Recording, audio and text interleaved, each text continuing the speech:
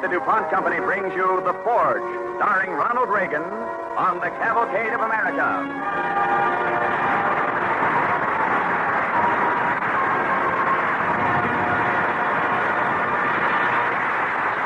Now, first, here is Gain Whitman. Good evening. Bring new beauty to your home with Speed Easy, the easy-to-use resin oil emulsion paint. You can choose from 11 fresh, lovely colors. There's a true white for ceilings, too. The cost? Only $3.49 a gallon. And a gallon will paint the walls and ceilings of the average size room. One coat usually covers, and it dries in an hour. Remember, it's speedy, it's easy. It's Speed Easy, made by DuPont, maker of better things for better living through chemistry.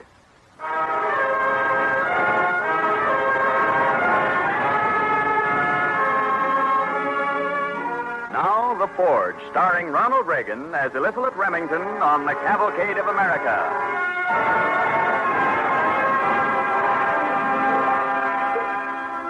The year, about 1815. The place, a little silversmith shop in Herkimer, New York.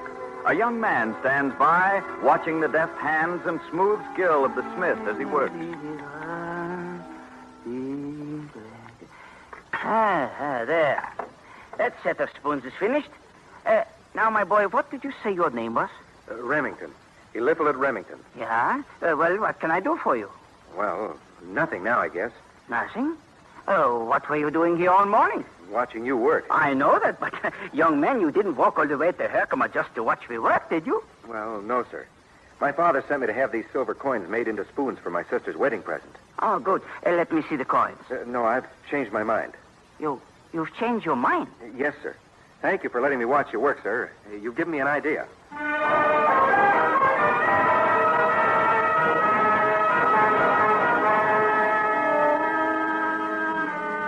Of all the foolish things, you went all the way to Herkimer and you've come back with the coin. But I've got an idea, Father. So have I, Eliphalet, and you're not too big yet for me to carry it out. Here, you two. What's the matter? Mother, he went all the way to Herkimer and came back with the coins. They would have been made into silver spoons for Elizabeth's wedding present. Not so loud. Elizabeth will hear you. Eliphalet, I told you to have those coins made into spoons. Why didn't you? If I could have a chance to explain. Explain? Explain what? Father, I watched the silversmith make a few spoons. It's easy. I could make them myself. What in tarnation are you talking about, son? You're not a silversmith. Oh, we better get those coins back there right away. Please, wait a minute. Father, you taught me how to use the forge and the tools. Well, what's that got to do with the spoons? I'll make them. Overnight, he's an expert silversmith. Eliphalet, I could... Father, careful. Son, I could... Come in? Why, Abigail Paddock, come right in. How are you, dear? Very well, thank you. Good evening, Mr. Remington. Eliphalet? Good evening, Abigail. Hello, Abigail. I hope I'm not... Oh, no, dear. How's your mother? Oh, she's fine, thank you. Did you order the spoons for the wedding present, Eliphalet? Ah, spoons. I send him Father? to Herkimer with this money to be made into spoons. He watches the silversmith for a few minutes, then brings the coins back. He tells me there's nothing to making spoons. Anybody can do it. I want to make them myself, Abigail. And I can do it, Father. I know I can. Why don't you let me try? It's a question of time, Eliphalet. There's only 3 weeks. I think I can do it. In 3 weeks?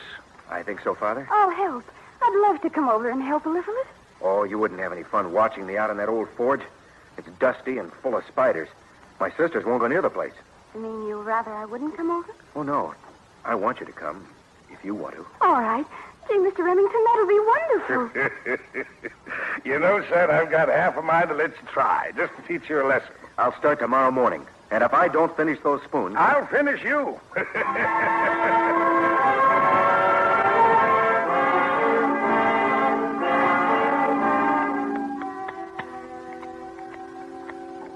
There, all finished, Abigail. The last one. As soon as it's cool, you can polish it. It's the most beautiful set of spoons I've ever seen. And finished ahead of time, too. That's because you helped me. I'm glad you said that. Well, it's true. I worked faster because you were here. But I wasn't much help. And just you being here helped a lot.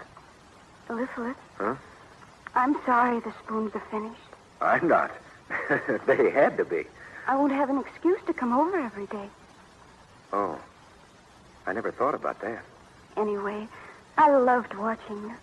I liked the way the silver took shape when you worked it. You're an artist, Eliphalet. It's funny. What's funny? Abby, I got so used to your being here every day, I sort of took it for granted. Never thought that, well, when I finished the spoons, maybe... You never thought what? Look, Abby, I guess we could see each other pretty often, huh? Do you want to? Well, I was going to say something the other day. About what? Well, you're pretty, Abby. What were you going to say? Well, just because the spoons are finished, that's no reason for us not to see each other, is it? No. I guess I love you, Abby. Will you say that again? I love you, Abby. Little at Remington, it took you long enough. Long enough? But I've been thinking about it for weeks. Then why didn't you say it? Well, look, I haven't got much. But someday I'll have a farm and a forge of my own. And then you and I don't want to wait for a farm or a forge. Why don't you ask me now? All right. Abby, will you marry me? I've been thinking about it for weeks.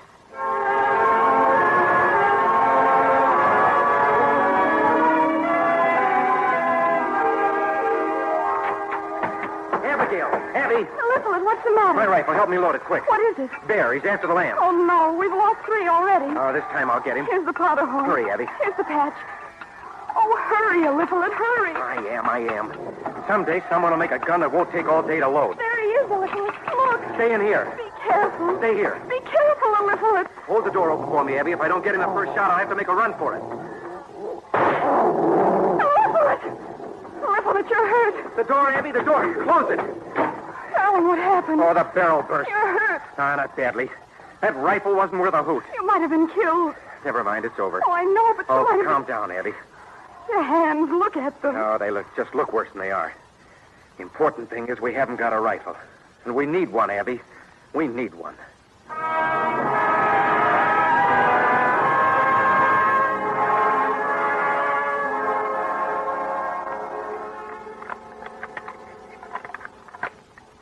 Oh, it's no use.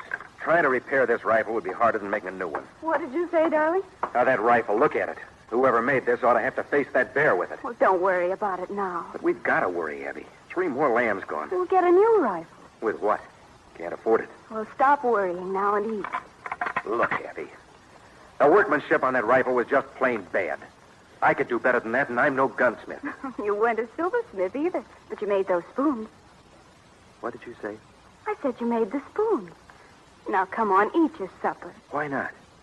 Why not make my own rifle? Now, a little at spoons were one thing, making a rifle... Wait a minute. I've got my hands, a forge, anvil, hammer. But, darling... Why not? Abby, will you help me? How can I help you make a rifle? Listen, honey, pick up every piece of scrap iron you see. What? Well, not if they're too heavy. But pick them up. I've got some good pieces that'll be fine for the barrel. That has to be best. And I can use small pieces for bands, trigger guard. I'm going to start now. Elizabeth, come back here and eat. Look for iron, Abby, and bring the pieces to the forge. I want to get started while there's still some light.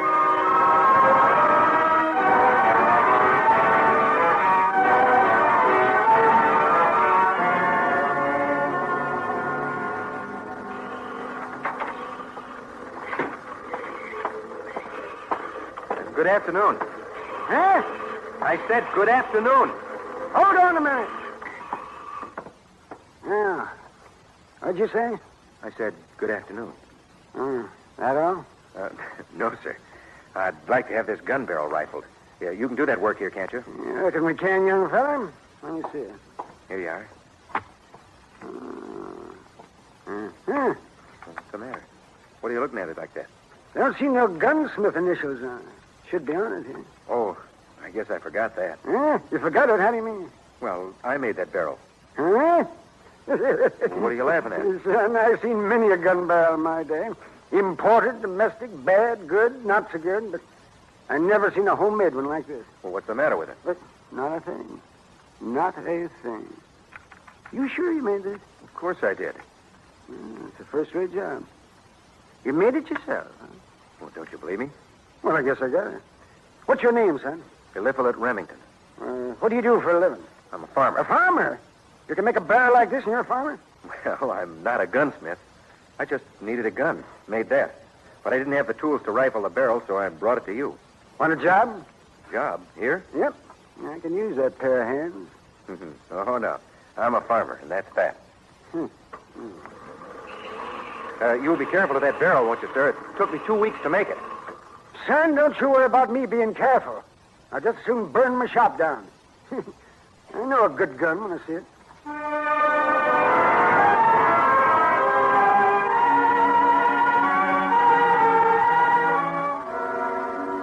But it's all right, Abigail. The gun's all right. How do you know? You never made one before.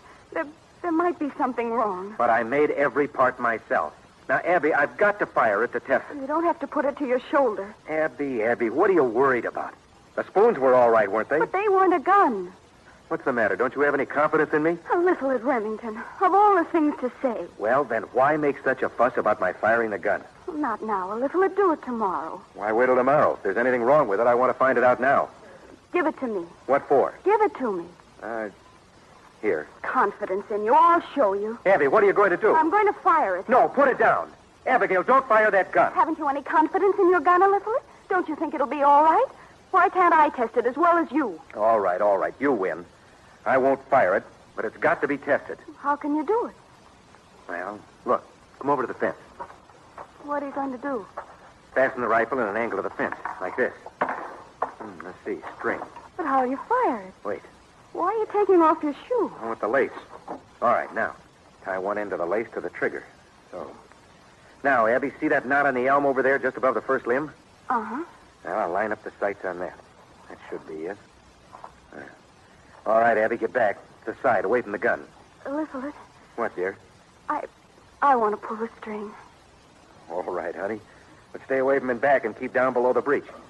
Got it? I'm ready. Now, when I count 3. Go ahead.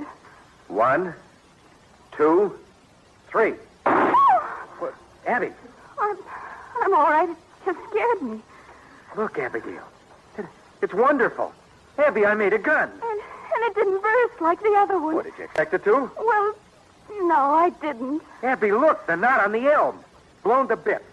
The gun's true, Abby, it's true. All right, now let that bear come back.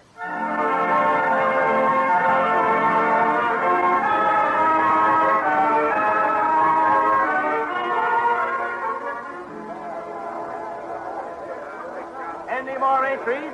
Any more entries for the free-for-all turkey shoot? Excuse me, mister. Well, hello there, fella. Do anything for you? Well, I'd like to enter the turkey shoot. Sure thing, laddie. No law against it. The 3 bullets closest to the center wins a 20-pound turkey. All right. My name's Remington. E. Remington. E. Remington. Hey, I'll send you down. Now, what make of rifle you using? Mine. This one. Yeah, I can see it, son, but who made it? Oh, I did. You what? I made it myself. Oh, wait a minute, young fella. Maybe you better wait a couple of years. Well, I thought anyone could enter. Well, sure. But I'm thinking about you. What do you mean? Well, just to show you what I mean, you see that fella standing over there talking to the big man in the buckskins? Yeah? That's Ben Slight. And right back of him's Deering. I've heard of him. Yeah, so was anyone who ever packed a rifle to a turkey shoot. And say, look, that's Jocelyn right over there. Won 2 years in a row. Best shot in the state. Oh? Now you want to enter? I do. All right. But don't say I didn't warn you. All right. Now, what do you call your rifle? What do I call it? Why, I don't know. Just mine. Yeah, I gotta have a name for the record. Suppose I just put you down as shooting your own rifle. That'll be all right with me. Thank you. Don't mention it, young fella. Any more entries? Any more entries? All right. Ladies and gentlemen, closest of 3 bullets to the center wins the turkey and the shooting meat. Best entry, E. Remington, shooting with a Remington rifle.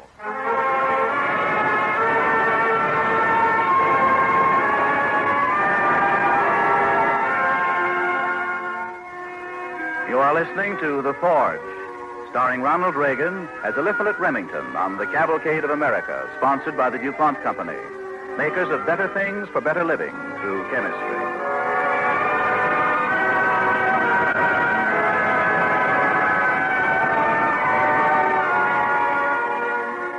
Entering a turkey shoot with his homemade rifle, Eliphalet Remington finds himself pitted against the best shots in the state. As the contest goes on, Remington amazes the onlookers by his skill and by the performance of his rifle. As the second part of our story opens, there are 2 contestants left. Eliphalet and the winner of the past 2 years, Mr. Jocelyn. All right, folks, all right. Step back and give the contestants plenty of room. Finalists, Mr. Jocelyn and Mr. Remington.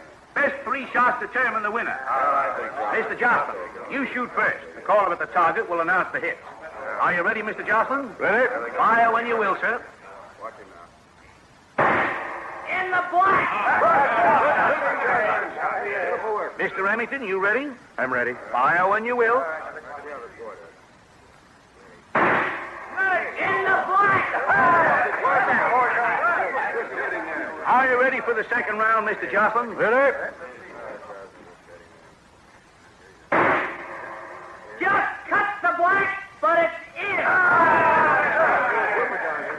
All right, second round for you, Mr. Remington. I'm ready. Dead center in the black. Good work. And the third and last round, unless one of the contestants is eliminated, another round will be fired. Mr. Jocelyn, you ready, sir? I'm ready. Just in the black, but in. Mr. Remington, are you ready for your third round? I am, sir. 1/2 inch for Mr. Jocelyn's shot, just outside the black. Congratulations, Well, thanks. Thank you, gentlemen. Mighty close. Oh, just a minute, Mr. Remington. Just a minute. Congratulations, Mr. Jocelyn. Thanks, Remington. I think I was lucky. You? Shooting like that isn't luck, Mr. Jocelyn. Maybe not, but I think differently. Mind if I take a look at that rifle? Of course not. Here you are. Say, wonderful balance. Lighter than mine. I tried to make it light. True barrel on it. Wonderful. I didn't groove the barrel. I had to have that done in Herkimer. How long did it take you to make this? 2 weeks. Think you could make another one just as good? Oh, I can make one that's better. Look, Mr. Jocelyn, I learned a lot while making it. I can reduce the trigger pull, get better iron, and make the whole gun lighter. And I'll make the sights better. The sights weren't quite true. That's what threw me off, and I... Oh, yes? What else? I didn't mean it that way, Mr. Jocelyn. I just... Well, I think you'd have won anyway. I don't know about that. Listen, let me take this gun and try it out, all right? Why, sure. I'll bring it back to you by tomorrow afternoon, and I'd like to say something to you then, something that might interest you.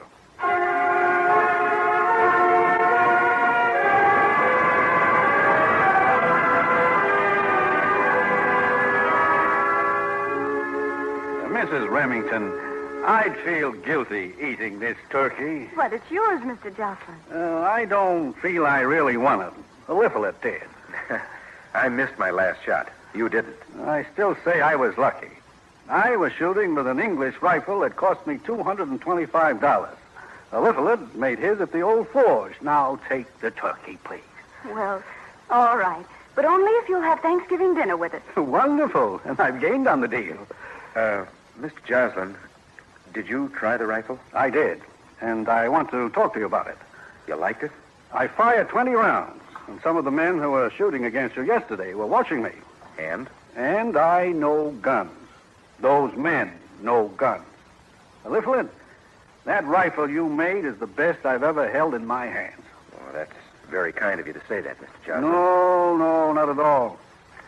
Look, Liffelet, I want a rifle like this. Will you make me one? Set your own price on it. Oh, but I'm not a gunsmith. He made the rifle because we needed one. You're not the only one who need a rifle. Well, what do you mean, sir? Well, look what's happening. The frontiers are widening, son. Our country's expanding. A man's life in the wilderness depends on his rifle for food, protection. It's lonely and wild out there, Liffelet. Are you trying to say that I should, make guns for these men? Why not? Lives depend on good firearms and ammunition. You've got the skill, Liffelet, the skill and the brains to help your country. I didn't think of it that way, Mr. Jocelyn. I think you should. I think you owe it to those men and women who move out into the wilderness every day. Evie, what do you say? Well, you're a farmer and you like it. But there's always what Mr. Jocelyn said. Well, it's up to you, Liffelet. Mr. Jocelyn. Yes? Maybe making this first gun was, lucky. Suppose the next one or the next one isn't as good. Eliphalet, I examined this rifle for an hour. I fired it. Gave it every kind of test I could think of. It held up.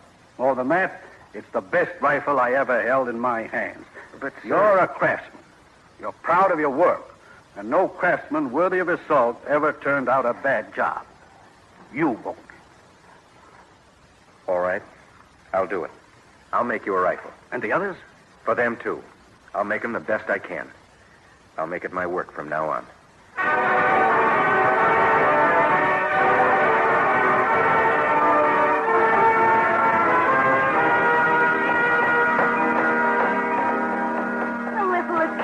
You must stop work long enough to eat. Bring something down to the forge, Abigail. I've got to get these 2 rifles out. The men have been waiting for them. I know, and you know where they wait? In my front room. Well, the sooner I get the rifles made, the sooner we'll get them out. When there's such a demand for your gun, you can't just say, sorry, but I can't take any more orders. You make more guns. Eliphalet, Remington, if you speed yourself up any more, you'll be jumping around this little forge like a grasshopper. As it is, I never see you at home except now and then to eat and sleep. You put your finger on the trouble. The forge is little. I'll have to expand and hire someone to help. I know 2 good men in Herkimer I can get. Well, I'm going back to the house now. Those 2 men asked me to find out when their rifles would be ready. Better invite them for supper, Abigail. But tell them they'll be able to leave first thing in the morning with their guns.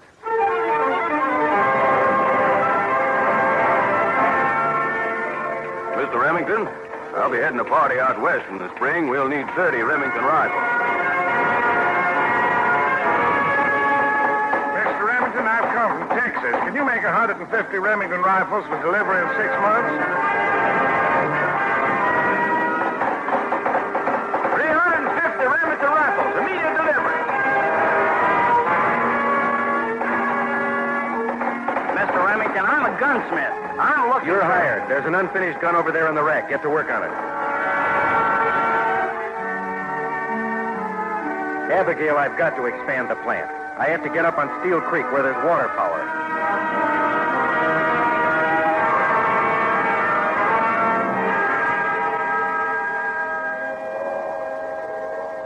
Erie Canal. Look at it down there, Eliphalet. It's finished. Barges are on it, cargo. Going to Albany, down the Hudson to New York, and then to all parts of the world. Abigail, I'm going to buy this piece of land. Which piece of land? Right where we're standing. But how much of it? 100 acres. 100 acres? So much? I'll need it. I've got to be on the canal. Well, I can understand that, but why so much land? The business is growing, and orders for rifles are coming in faster than we can make them. I've got to expand the plant again. And this time I want to settle for good. You can put a whole town on 100 acres. Someday there will be a town here, Abigail.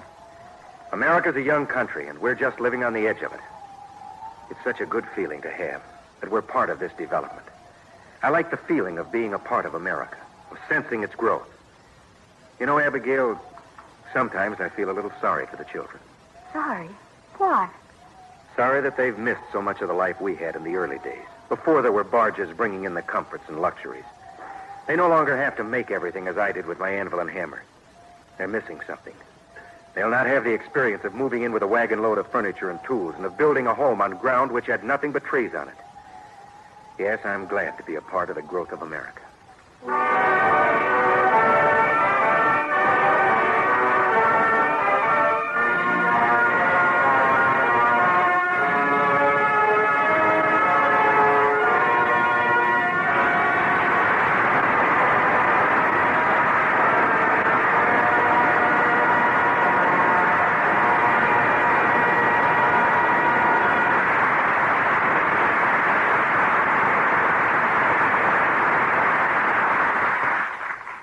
Now, here is Gain Whitman speaking for DuPont. Today, millions of men and women, boys and girls of all ages, participate in active sports. They like them. As a result, sales of sporting goods are on the increase. For instance, more than 20 million hunting and fishing licenses were issued that last year. More people are playing tennis. More people are playing golf. More people are playing, period. If you live in a part of the country where it snows, you will hardly be able to find a snowdrift this winter that doesn't have a pair of skis sticking out of it, with a student skier fastened to them somewhere. There is more interest, too, in spectator sports, as they're called. The World Series attracted great crowds. Football games are played at night as well as in the daytime. More women as well as men attend the games and are in the gallery at tennis and golf matches. Yachting and boating enthusiasts are found from coast to coast. In your own neighborhood, hardware, sporting goods, and department stores are responding to this increased interest in sports. They have larger displays of finer sporting equipment. Usually, nowadays, you find somebody in charge of the department who is really interested in sports. Whether your particular interest happens to be fly fishing or table tennis, your local dealer today offers you the best equipment and good advice on the best way of using it. In many of the great sports, DuPont products find ready acceptance.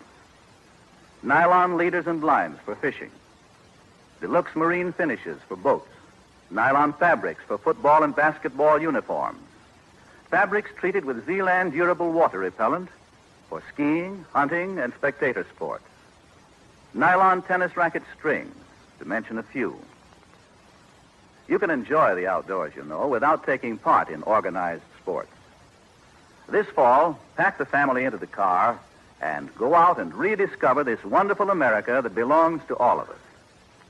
Go aboard the Freedom Train, which is on its way to your city. There you will see the precious documents which guarantee our American heritage of freedom. See them by all means. But then get out of doors and see what it is that they protect. The land itself. The land is part of your precious heritage as an American. And never is the country more beautiful than in its autumn colors. A day in the misty hills, a walk under the red and gold leaves, a picnic beside a clear, cool brook. That is better living. We have that kind of better living in mind, as well as the advances made by science, when we speak of the DuPont Company's better things for better living through chemistry.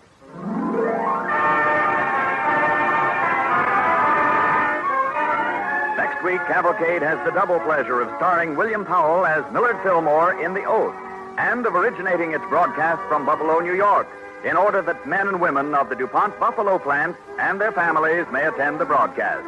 We invite you to listen next Monday when William Powell and June Dupre star on the DuPont Cavalcade of America.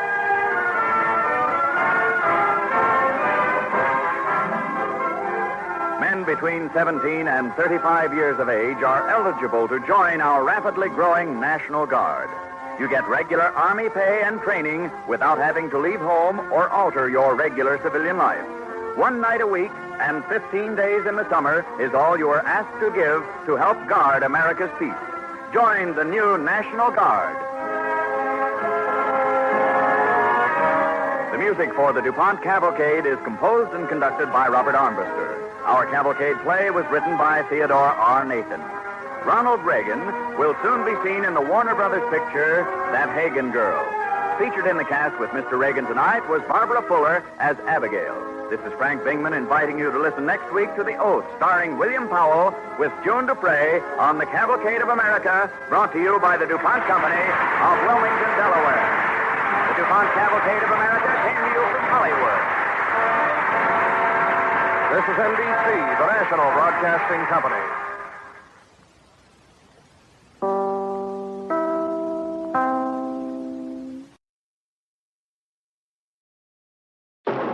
The DuPont Cavalcade of America, starring William Powell with June Dupre.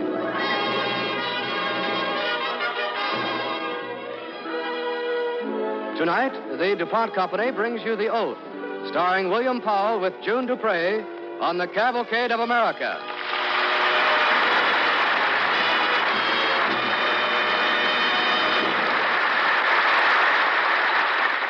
First, here is Gain Whitman. Good evening. Tonight, the Cavalcade of America comes to you from Buffalo. In our studio audience, our very special guests are DuPont men and women from 3 DuPont plants in this Buffalo area. The products of these plants, despite the fact that they are different, are chemical first cousins. They are made of the one raw material, cellulose. It is the men and women of the DuPont Company, as typified by the men and women of this audience, who help to create and who indeed express the true significance of these and other DuPont better things for better living through chemistry.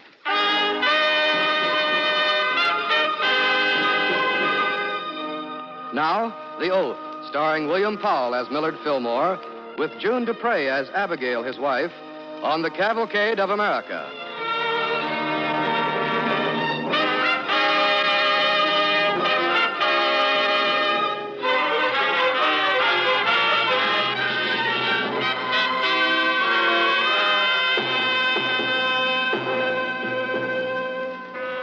The wind that rises on Lake Erie, a chill, gray day in March 1849, sweeps up the lanes of Buffalo with the rush of history and envelops a stately gabled mansion standing on a small hilltop. Here lives the most distinguished Buffalo citizen of his day, a man now sought by many reporters. Mr. Fillmore will be down right away, gentlemen. Thank you, Mrs. But please don't hold him long. Our carriage is waiting. Mrs. Fillmore, are you looking forward to living in Washington? Oh, yes. Yes, but I know we'll always long to come back to Buffalo. You know, we came here when it was just a frontier settlement. It means so much to us. Is it true your husband was born in a log cabin? Oh, yes. And is it true that you were his school teacher? Yes, I had a one-room schoolhouse, and when he was 20, he came there to study. Did you suspect right away you were going to marry him? Not the first day. Or did you think he'd become vice president of the United States? Well, here you are, dear. Good day, gentlemen. Good day, sir. Welcome. Hey, Mr. Thank you. It's kind of you to drop in on us before our departure. Well, Mr. Vice President, you seem to be calm as you face your new duties. People are always telling me I look calm, especially when I feel least calm. Perhaps that's because the more serious the crisis, the more I feel we've got to keep our heads. Then you feel a crisis is gathering? One of the most serious our country has known. Gentlemen, we are very fortunate to have Zachary Taylor as president. Being a war hero, maybe he can give us the unity we'll need if we're to hold our land together these next few years. God help us to get through those years.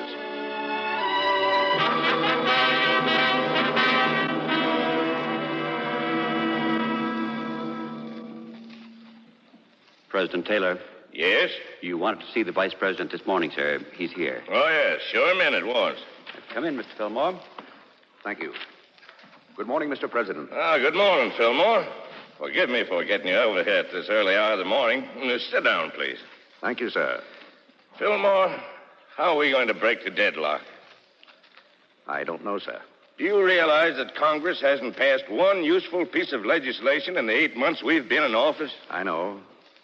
Everything stumbles on the one main issue. Yeah, it's exasperating. Look at California. Why can't she be admitted? She's ready and waiting. Everyone wants her in the Union. Why in blazes can't we move ahead? You know the reason, sir. The South won't admit her as a free state, and the North won't any other way. Well, last night, some of the congressmen brought me a plan for breaking the deadlock. The compromise that Clay's been working on behind locked doors. Oh?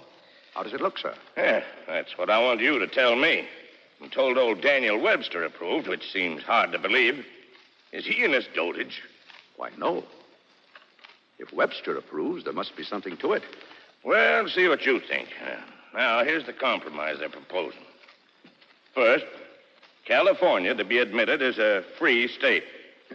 The North will cheer for that. Yeah, indeed, yes. Next, New Mexico and Utah to be organized without reference to slavery, the question to be decided by the people. That will please the South. Right.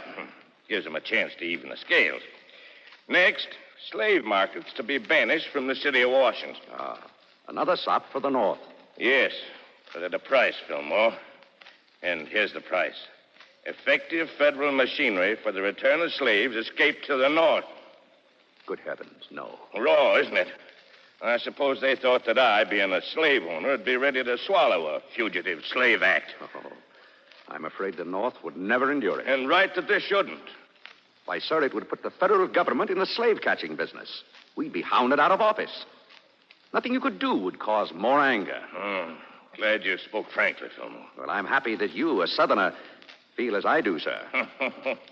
I think the politicians are surprised about that. I kind of think they nominated me with the idea that I'd be easy for them. But believe me, I'm not. I'm going to fight it out if it takes months. You see if I don't.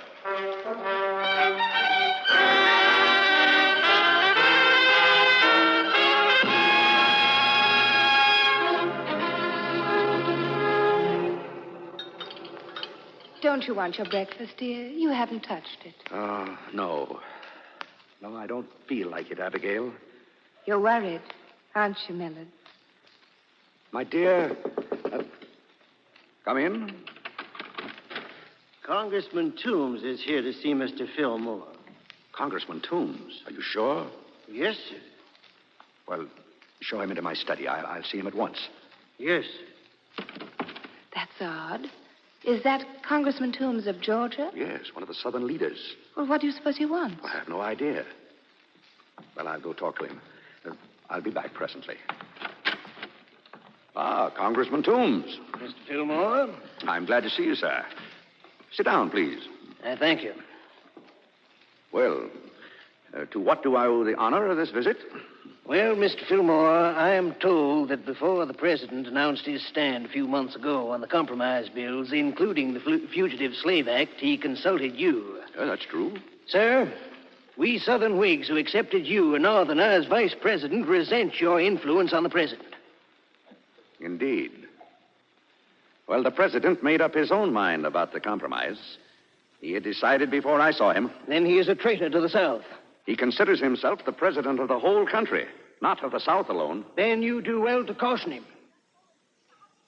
Mr. Fillmore, I come to you because we Southerners no longer have the ear of the president.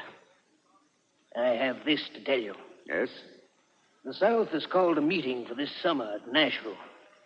A meeting of Southern states. To what purpose? To vote on secession. You can't mean it. I do mean it. President Taylor has stated that disunion is treason. If any state secedes, he swears he himself will take the field against it. My dear sir, the soldiers who followed Zachary Taylor to victory in the Mexican War were mostly Southern soldiers. Do you think those Southerners would follow him now against their own people? But secession, that's monstrous. What did we fight for so many years? What is independence without union? The South, too, fought for union. But today, the South knows we no longer have a union. What do you mean? The North is an independent land, sir. And the South is its colony. Ah, how can you say that? It's true. You yourself helped pass a tariff act some years ago for the benefit of the North. A tariff of abominations, we called it. We later revised it. Not until it had ruined the South. For the North, it meant wealth. For the South, high prices. That showed us the way the wind was blowing, Mr. Fillmore. If we're to have a land run for the benefit of the North, then better that we pull out now and found a glorious confederacy, not a colony. I see. Good day, Mr. Fillmore. I'll see you to the front door. Don't trouble. Indeed, I will, Congressman. Mr. Fillmore, I understand the president will lay the cornerstone of the new Washington Monument on July 4th. That's right. And will make an appeal for national unity. I hope you'll advise him how that unity may be won. Good day, Mr. Vice President. Good day, Congressman. Millard, has he gone? Yes. Well, come back to breakfast now, dear. I'm shaking like a leaf inside. I know. Look, I fixed you what you always like when you're upset. Bread and milk. What an absurd dish. I wonder what the voters would say if they knew that the vice president calms his nerves in a crisis by eating bread and milk. Never mind what they'd think. It makes you feel better. I wonder why. You know, I used to eat this all the time when I was a boy. Maybe that has something to do with it. Maybe. Eating bread and milk for breakfast, and then tramping to school to study with the beautiful young schoolteacher. Everything I learned seemed so exciting then. You know, I thought it was the stories of Washington and Jefferson that were having such a heady effect on me, but I guess it was also you. Those wonderful days. You know, history, when you studied in school, has to do with heroes who face clear-cut moments of right against wrong, freedom against tyranny. It all looked so beautifully clear from that frontier schoolroom. Why, what do you mean, dear? Suppose Instead of becoming one nation, the states had split apart. Could we have kept our freedom? Of course not.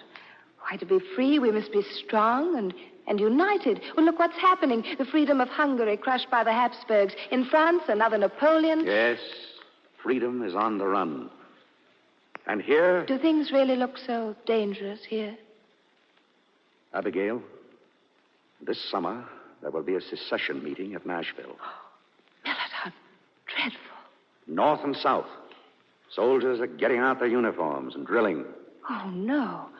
Oh, poor old General Taylor. No wonder he looked so weary the last time I saw him. He's not beaten yet. The president entered office as a war hero, hated by no one. That glamour still clings to him.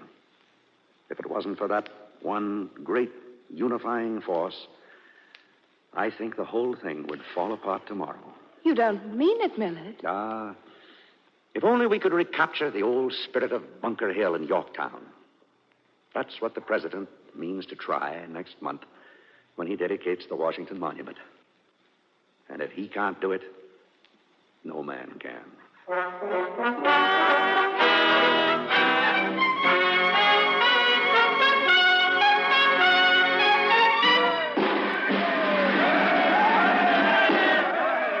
Ladies and gentlemen, I give you the President of the United States.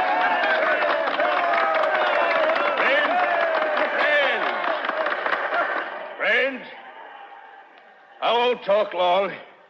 It's too blasted hot. Fellow citizens, a great stone shaft will rise here, honoring a man who led us in an hour of danger.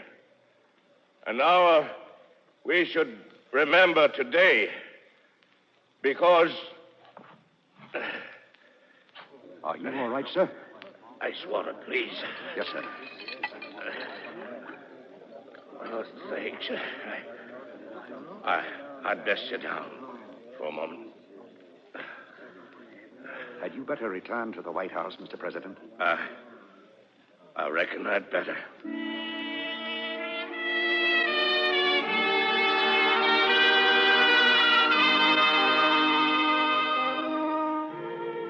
You are listening to William Powell and June Dupre in The Oath on the Cavalcade of America, sponsored by the DuPont Company, maker of better things for better living through chemistry.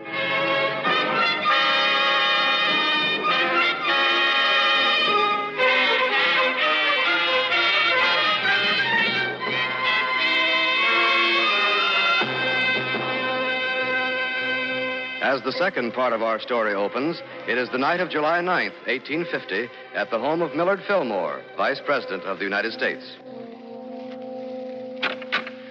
Oh, Millard, there you are. I was so worried. Yes, I couldn't sleep. So I put on my dressing gown and came down to read. You want to sit with me a while? Of course. Would you like me to read to you? I'd love it. My eyes are so tired just now. All right. Is this the book you were reading? Orations of Daniel Webster? Yes. Oh, he's a wonderful man, Millard. For 20 years, American schoolboys have been learning his speeches by heart. Yes, he's a kind of symbol of the Union. Oh, here's a place you've marked. When my eyes shall be turned to behold for the last time the sun in heaven, may I not see it shining on the broken and dishonored fragments of a once glorious Union, on states dissevered, discordant, belligerent, on a land rent with civil feuds, or drenched, it may be, in fraternal blood. Let their last feeble and lingering glance, rather, behold the gorgeous ensign of the Republic. You know it by heart. Now known and honored throughout the world. Oh, that's the front door. Well, I'd better open it. The servants are asleep. Be careful, dear. Mr. Fillmore, the president has taken a turn for the worse. Would you come to the White House, please, sir? Oh, yes. Yes, I'll get dressed and come at once.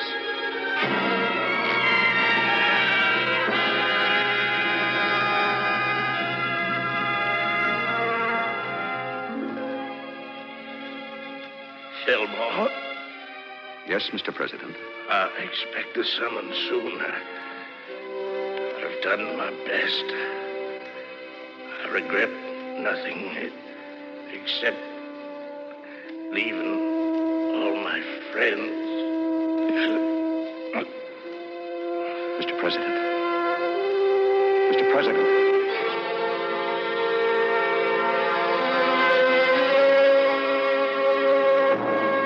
I do solemnly swear that I will faithfully execute the office of President of the United States and will, to the best of my ability, preserve, protect, and defend the Constitution of the United States.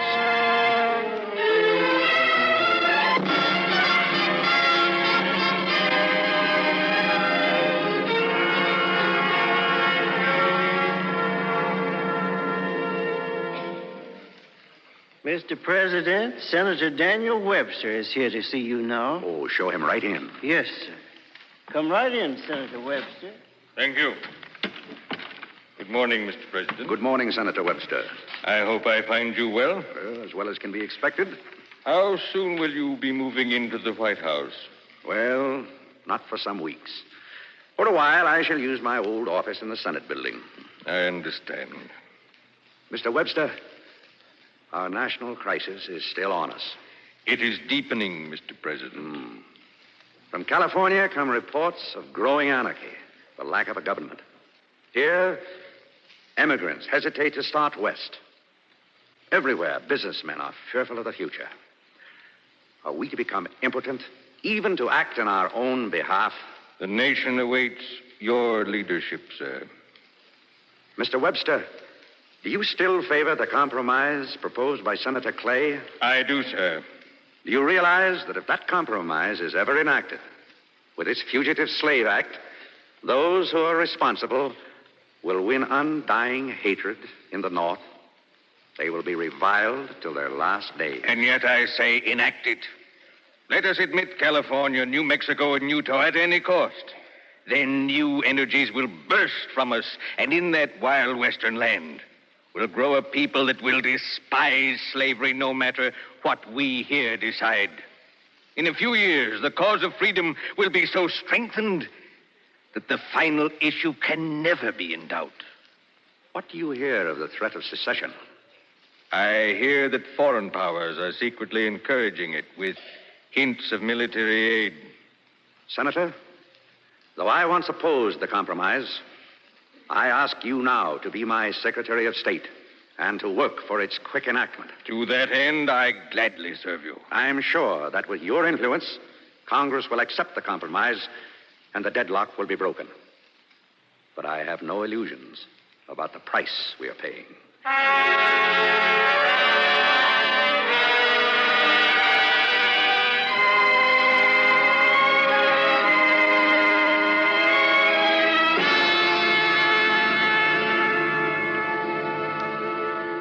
Furniture's all on the wagon, Mrs. Fillmore. You want us to start for the White House? Yes, please, go ahead. Yes, ma'am. Come on, boys. Get up. Well, Abigail, all ready to go over? Oh, darling, I didn't see you. Well, I just drove over from the Senate building. I knew you'd be about ready to go over to the White House, so I thought we might ride over together. How wonderful. Come then. Carriage is there in the driveway. But how could you get away? Oh, I've signed 11 bills this morning already. Congress is rolling them out fast now. The session may end next week. How splendid. Get in, dear. Thank you. Go ahead, William. Yes, Mr. President. Come on. Oh, dear. I've been back and forth all morning. There's so much to be done. How's it going? Fine, but there's so many problems. The rug in that oval room, you know. Yes? Well, it was in a terrible condition, so I had it taken up. And what do you suppose? There was another rug under it which was even filthier. It must have been there since James Monroe. And do you know, Millard, they've been using an open fire for cooking in the White House. Do you think they'd mind if I put in a range? Well, now, don't make everything too perfect for us. Remember, our lease is short. Oh, what a way to talk. No, I'm serious. In 2 years, you'll have your wish. We'll return to Buffalo. But after the start you've made. I mean it. I don't want you to have any false ideas of how it will be. The long deadlock is over. But now the letters are coming in. What do you mean? Well, I brought some with me. Here's one. Mr. President, Benedict Arnold was our first great traitor. You are the second. Yours is the greater infamy. No. How could anyone... Here's another. Mr. President, the Abolition Society of our city has voted to do everything in its power to drive you from public life. Oh, darling, how unfair. Oh, I'm so sorry. There he is. There's the president. Look out. That man's going to throw something. Oh, thank heaven it missed you. Driver, faster, please, faster. Yes, sir.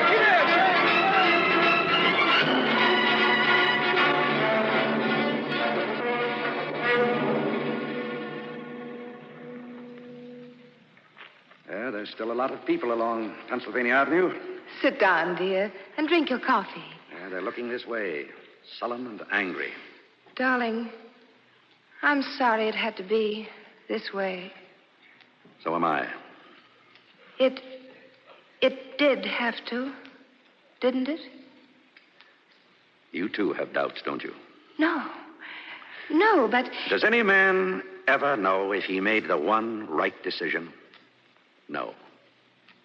My moment came even before we moved into the White House. And it wasn't as simple as it looked to a Buffalo schoolboy. I know, darling. But just think, from a log cabin schoolroom to the White House. You mustn't doubt your decision. Have faith. Have faith in a country that guarantees everyone a chance to do the right thing, even though many may not understand. Thank you, dear. When the time came, one thing seemed most important.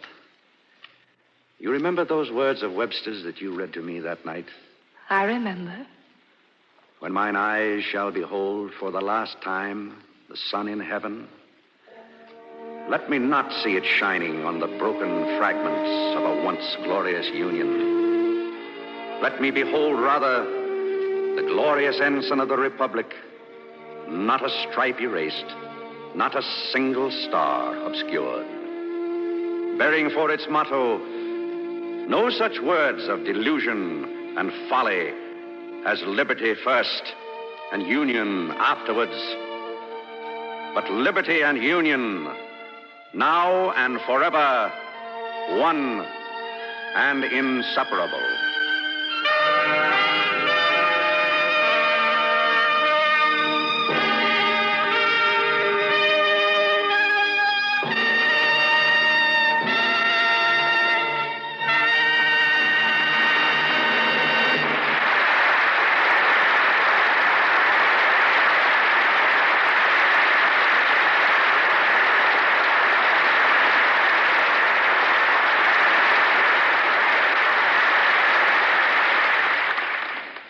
Now, here is Gain Whitman speaking for DuPont.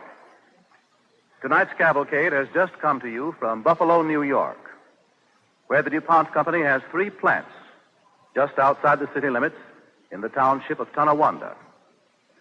One of them is the original DuPont rayon plant, opened in 1921. The others make cellophane, cellulose sponges, and celloseal cellulose bands. The first cellophane ever made in the United States, in fact, was manufactured here in Buffalo. DuPont chose the Buffalo area, conveniently located for rail and water shipments between East and West, because the products of these 3 plants are chemical brothers, or at least first cousins. The sparkling cellophane that protects so many of the things you buy, rayon yarn from which so many beautiful fabrics are made, cellulose sponges for washing dishes and washing the car, those tight-fitting little bands that close the tops of bottles securely. How in the world are they related? The answer is they are all made of one material, cellulose, which comes from wood pulp or cotton minters. Here, in a nutshell, is a picture of the healthy growth of the chemical industry in the United States. When the first DuPont plant opened here, it had about 300 employees. Today, the 3 DuPont plants employ nearly 3,000 men and women. You would have to look a long way to find a more highly trained, cooperative, responsible group of people. Something of the scientific spirit gets into the minds and hearts of men and women who make the products of chemical science. the care, painstaking accuracy, the conviction that what they are doing is worthwhile. Take DuPont cellulose sponges, for instance.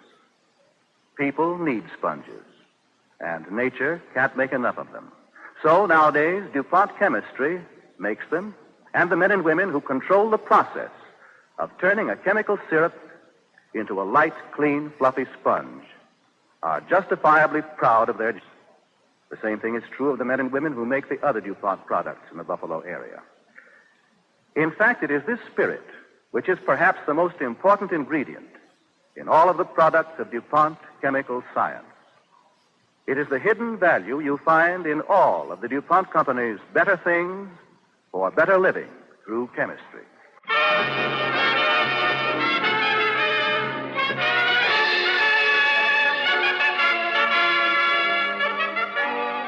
Next Monday night on Navy Day, Cavalcade is proud to present Robert Montgomery in The Admiral Who Had No Name, an exciting little-known story of our Navy's first hero of the seas, John Paul Jones. Our story is one of mystery and romance during the decisive days that led to the Revolutionary War. Next week, be with us for The Admiral Who Had No Name, starring Robert Montgomery as John Paul Jones on the DuPont Cavalcade of America.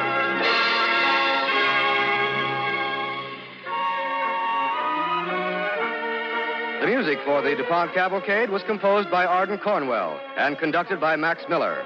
Our play tonight was written by Eric Barnow. On last Monday's Cavalcade, our play The Forge was written by Joseph Cochran. William Powell may currently be seen in the Warner Brothers production Life with Father. Featured with William Powell in tonight's play was June Dupre. This is Bill Hamilton inviting you to listen next week to The Admiral Who Had No Name, starring Robert Montgomery on the Cavalcade of America. Brought to you by the DuPont Company of Wilmington, Delaware.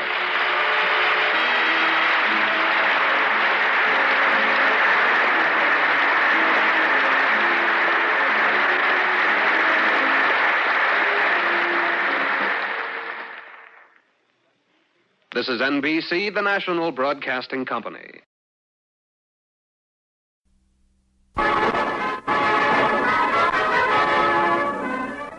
On this Navy Day, the DuPont Company brings you The Admiral Who Had No Name, starring Robert Montgomery on the Cavalcade of America.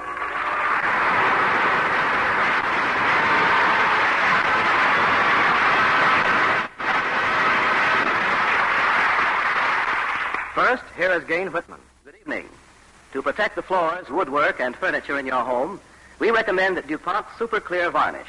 Clear and sparkling, it enhances the natural beauty of any wood surface. It does not appreciably darken even light-colored woods. Whatever your varnish needs, you will find a DuPont varnish that will do the job. Varnishes made by DuPont, makers of better things for better living through chemistry.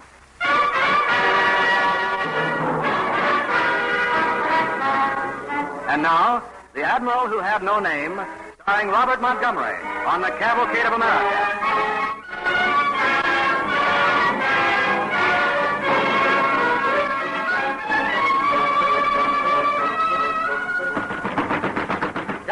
John, open up. Who is it? Wait. Hurry, John. Open the door. Close it. What's the matter, Blake? You've got to get out of here. Leave Tobago? Now, right now. You stay here 2 more hours and you're liable to find a rope around your neck. You want me to run like a coward? Don't be a fool. We know you're not a coward, but you killed a man, John. A mutineer who attacked me first. It was his life or mine. I'll stand trial. What kind of a trial? You wouldn't stand a chance. That speaks well for justice. There'll be no justice, and you know it. You've made enemies. Because I speak my mind against tyranny and oppression. Don't argue principles now, John. Just listen. There's a horse for you outside, and passage on a ship leaving in an hour for North Carolina. America? But what could I do there? Stay alive, which is more than you do here. Now, get out of the West Indies, John, and stay out, or you'll dangle from the end of a rope.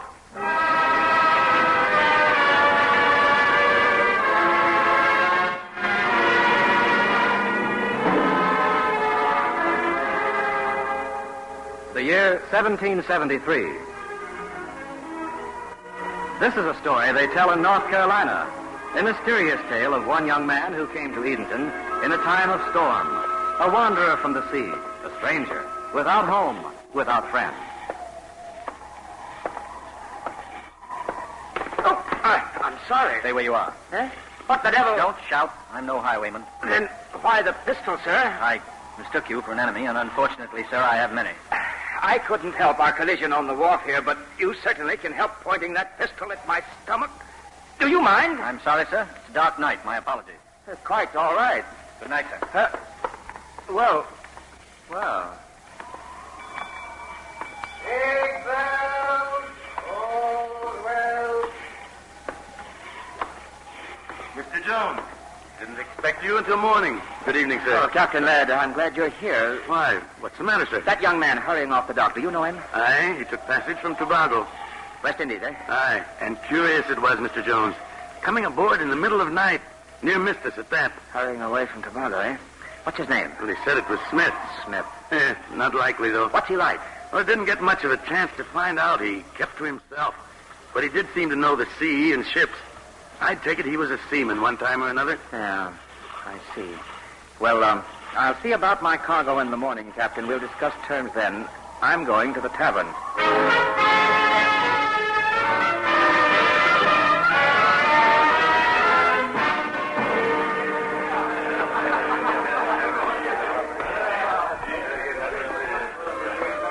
What do you have, Mr. Jones? Why, nothing, thank you, but tell me, bartender, did you see a young man come in here a minute ago, a seaman in a hurry? I did that. He went in that room. Thank you. Keep a bright lookout. I'd say he was looking for a squall. Careful, Mr. Jones. Well, we meet again, Mr. Smith. What? Oh, it's you. May I join you? If you'll excuse me, sir, I was just leaving. Oh, wait a minute. Why the hurry, Mr. Smith? Is there something wrong with that name, sir? Wrong? Well, I don't know. Is there? Sir, as neither of us was hurt earlier in our encounter, why can't we let the matter stand? Because I'm curious. I'm sorry, I can't satisfy that curiosity. I could call the watch, Mr. Smith. Then go ahead and call them and have it over with, sir. I'm sick of running and hiding. Call the watch and tell them that John Paul is here. Return me to Tobago. I'd rather hang 100 times than hide my head and my name. Go on, call them, sir. Mr. Paul, will you join me in a drink? What are you going to do? Mind my own business, of course. Whatever made you run from Tobago is none of my affair. Thank you, sir. Good. Now, I'm Wiley Jones, planter. My home's not far from here. My name is John Paul. As for my home, nowhere. Well, you're in America. Why not make it your home? Doing what? Oh, probably your old profession. Anyway, you know my name, Wiley Jones. If ever I can help you, please don't hesitate. America's a wonderful place, Mr. Paul. Someday, perhaps soon, it will be even more wonderful. What do you mean by that? Good night, Mr. Paul. I hope we meet again soon.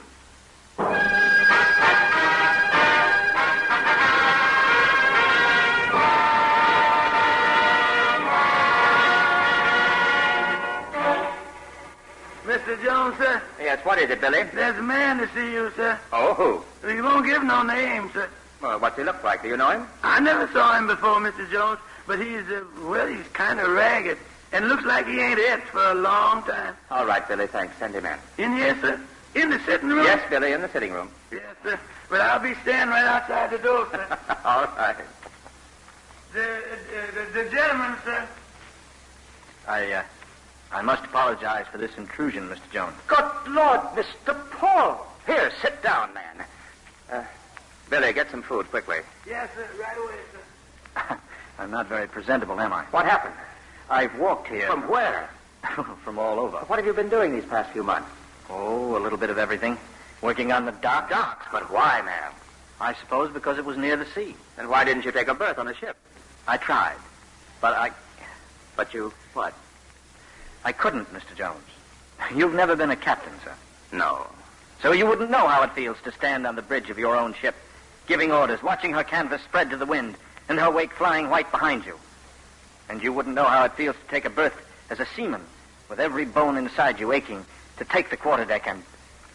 Well, pride goeth before a fall, I suppose. I see. Well... Put it down here, sir? Yes, Billy, in front of our guest. Guest? But I stopped only to see you, Mr. Jones. Oh, then you have a place to go? No, sir. Billy? Yes, sir, Mr. Jones. We'll have a guest for a while, Billy. Mr. Paul will use the big room upstairs. Better get it ready. Yes, sir. Mr. Jones, I can't. Why not? I'm a stranger to you. You don't know why I had to leave Tobago. I may be a murderer for all you know. I'll risk it, Mr. Paul. Why? Well, let's say that someday you may be able to do me a favor. Anything, sir. Anything. Oh, you better hold that answer until you find out what the favor may be, Mr. Paul.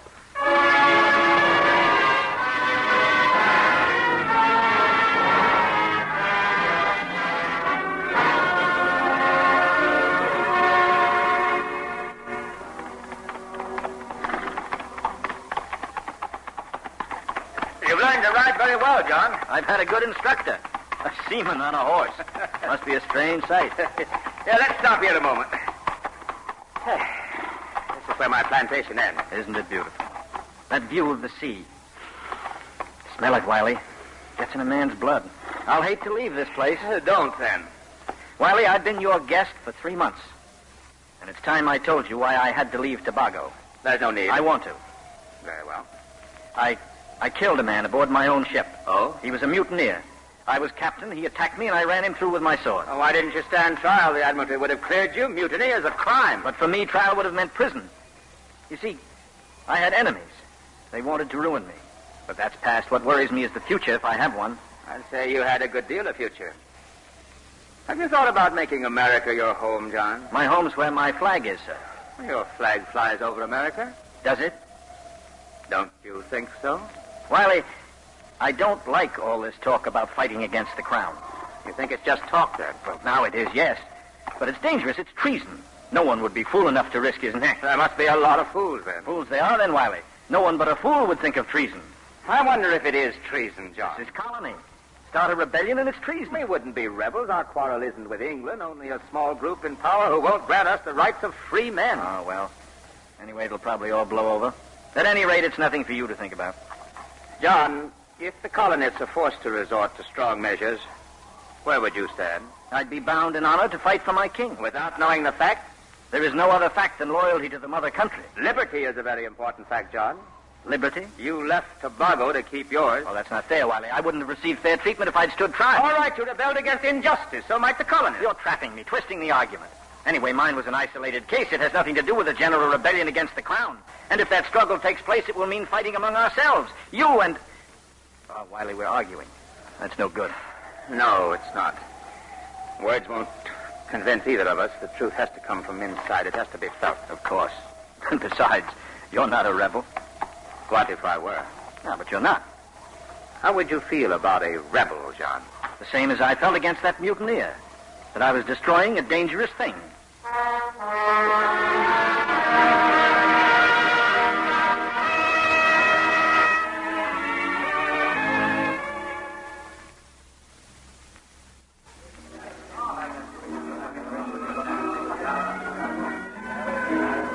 Your young protege, Wiley. Quite a handsome lad.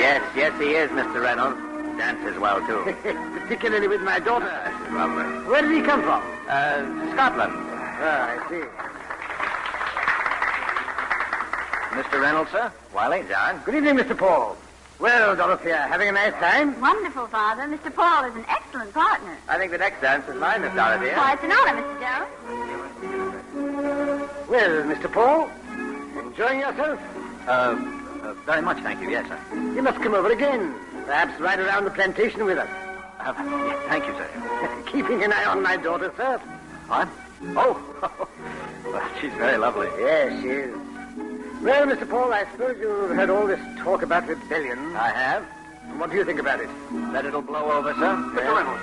Mr. Reynolds. Yes, what is it? I have a message for you, sir. Let me see. Excuse me, Mr. Paul. Certainly, sir. What? The idiots! The fools! It can't be true! What is it, Mr. Reynolds? Mr. Paul, something has happened. Excuse me. Will you stop the music, please? Please, stop the music! Reynolds, what is it? Jones, Smythe, gentlemen, please come into my library. John, what's happened? I don't know. Mr. Reynolds received some sort of message. If the ladies will excuse us for a few moments. This way, gentlemen. Certainly, Mr. Reynolds. Gentlemen, if you please. If you please. A moment ago, I received a message. One of most serious content. What is it, Reynolds? A crowd of hot-headed fools destroyed a cargo of tea. What? Dumped it overboard into Boston Harbor. When? Not over 2 days ago. This is treason. Exactly. The rebels have made the first move. They have deliberately confiscated His Majesty's cargo. We'd better wait until we get all the facts. What more do we need to make us realize that a few hotheads can bring on rebellion? But let us consider what prompted this action. Prompted? Mr. Jones, that tea belonged to His Majesty. It was destined for the colonies and the duty therefrom to go to the crown. Yes, duty to the crown, and without proper representation of the colonies. Gentlemen, it's time we renewed our allegiance to the king. The wine, please. Fill your glasses, gentlemen. Gentlemen, I give you the king. God bless him. The king! Wiley, you're not drinking. You'll have to excuse me, John. Gentlemen, you'll excuse me now. Wiley, wait. Wiley, why didn't you drink that toast in there? Whatever I am, John, I'm not a hypocrite. You can't mean that you're... No, Wiley, no. Shocked, John? Not you, Wiley. And why not? A rebel against king and country? A believer in human rights. You'd sacrifice everything you have for a dream? John, there's nothing for us to argue about. I've made up my mind as yours is made up. I thought I'd found a friend. You have. I thought I'd found a friend. Instead, I found a traitor.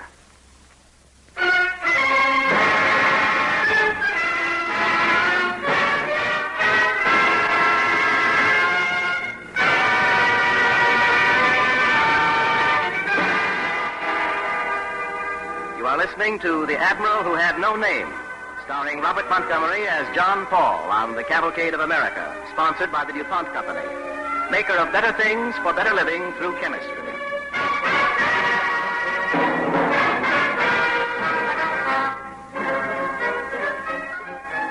Learning that his benefactor, Wiley Jones, is one of those who favor the revolution, John Paul turns bitterly against Jones.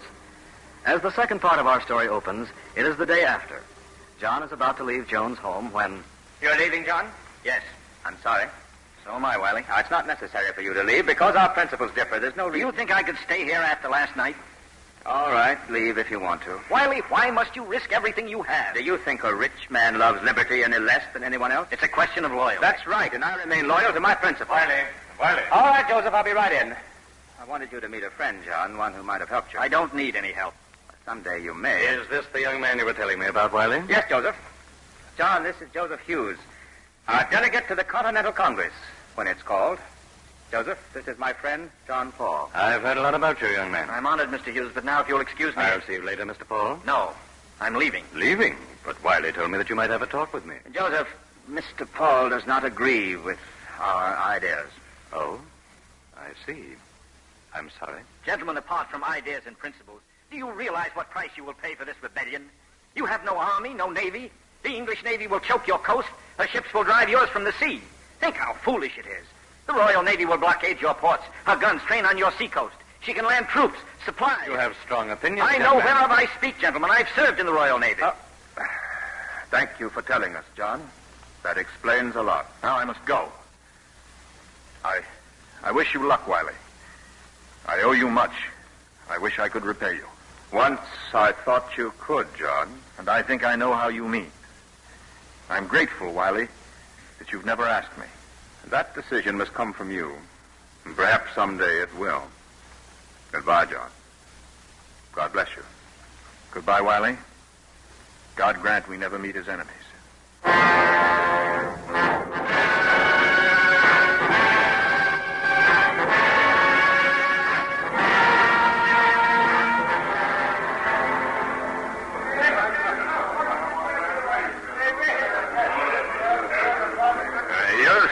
What'll it be? Something to eat. Anything. From the looks of you, I'd say you've come far. Is there news from other parts about the way things are going? What things? Oh, will there be a revolution? Do you want to fight and die? It ain't the dying, sir. It's the living that counts. What do you mean? The living free with your own country that you built. I see. Thank you. Now, I'll bring some food and we'll talk more. No, never mind. I'm going. There must be some place free of fools.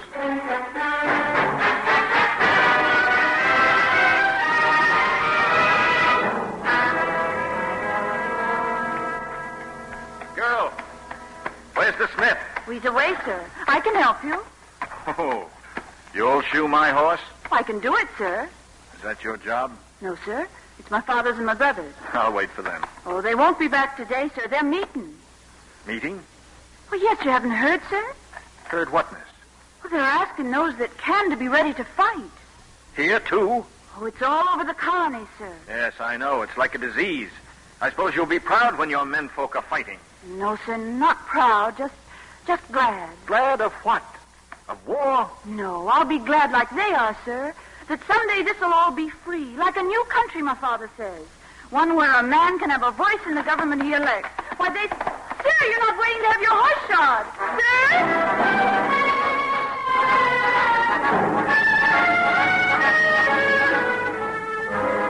we start, the better, I say. Will you tell me why you want to fight? I've no quarrel with England or the king. I follow my conscience.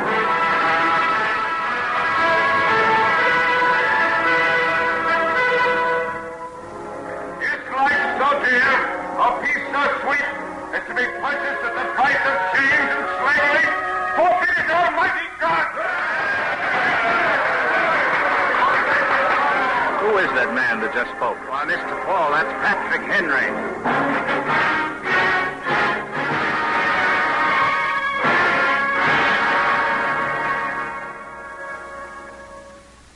Mr. Hughes. Mr. Hughes. Yes. Oh, Mr. Paul, isn't it? Yes. Yes, I'm Mr. Paul. Well, I haven't seen you since that night at Wiley's. What are you doing in Philadelphia? I don't know, sir. I thought you'd gone back home, overseas. Do you want something, John? I don't know. I started back to England, but I couldn't leave. Somehow I couldn't leave. There's still time. I know, but there's no time for me. I'm confused. About what? About myself, I guess. What I want. What's right and what's wrong. At first I thought it was all madness, that you and all the others, Franklin, Adams, all of them, that they and their followers were mad. Perhaps they are. Mad to rise up against the odds that face them. But it's a fine and wonderful madness, John. The same that made them cut a country out of wilderness. Fail or succeed, they're right. Because they believe in liberty. Liberty? Yes, you'll be hearing a lot about freedom and liberty these days, John. But remember this. Those words don't mean a thing unless they give you the right to have a voice in government. That's what this is all about. Mr. Hughes, for many months I've been traveling all over the countryside. A man hears things from people. I've talked and I've listened to them, to lots of Americans. What did you hear? That there's a fight against tyranny coming. But there's something remarkable about it. How do you mean remarkable? Well, it's something new, sir. Right here, it's going to be proved, and proved so that men in all lands will see it, that the people are capable of making their own decisions. And it's right. It's right, sir. John, you have defined what we're fighting for. I'm glad you feel that way. It's what the people feel, sir. And they made me feel it. As I said, there's something new in the land and in the sky. Something more than a word. Sometimes it's a look, a smile, a gesture. What is it? It's hope, John. The hope that someday our country will be the ideal of men who love freedom. What will be your choice? Where will your allegiance lie? I think I know, Mr. Hughes. And I think you know.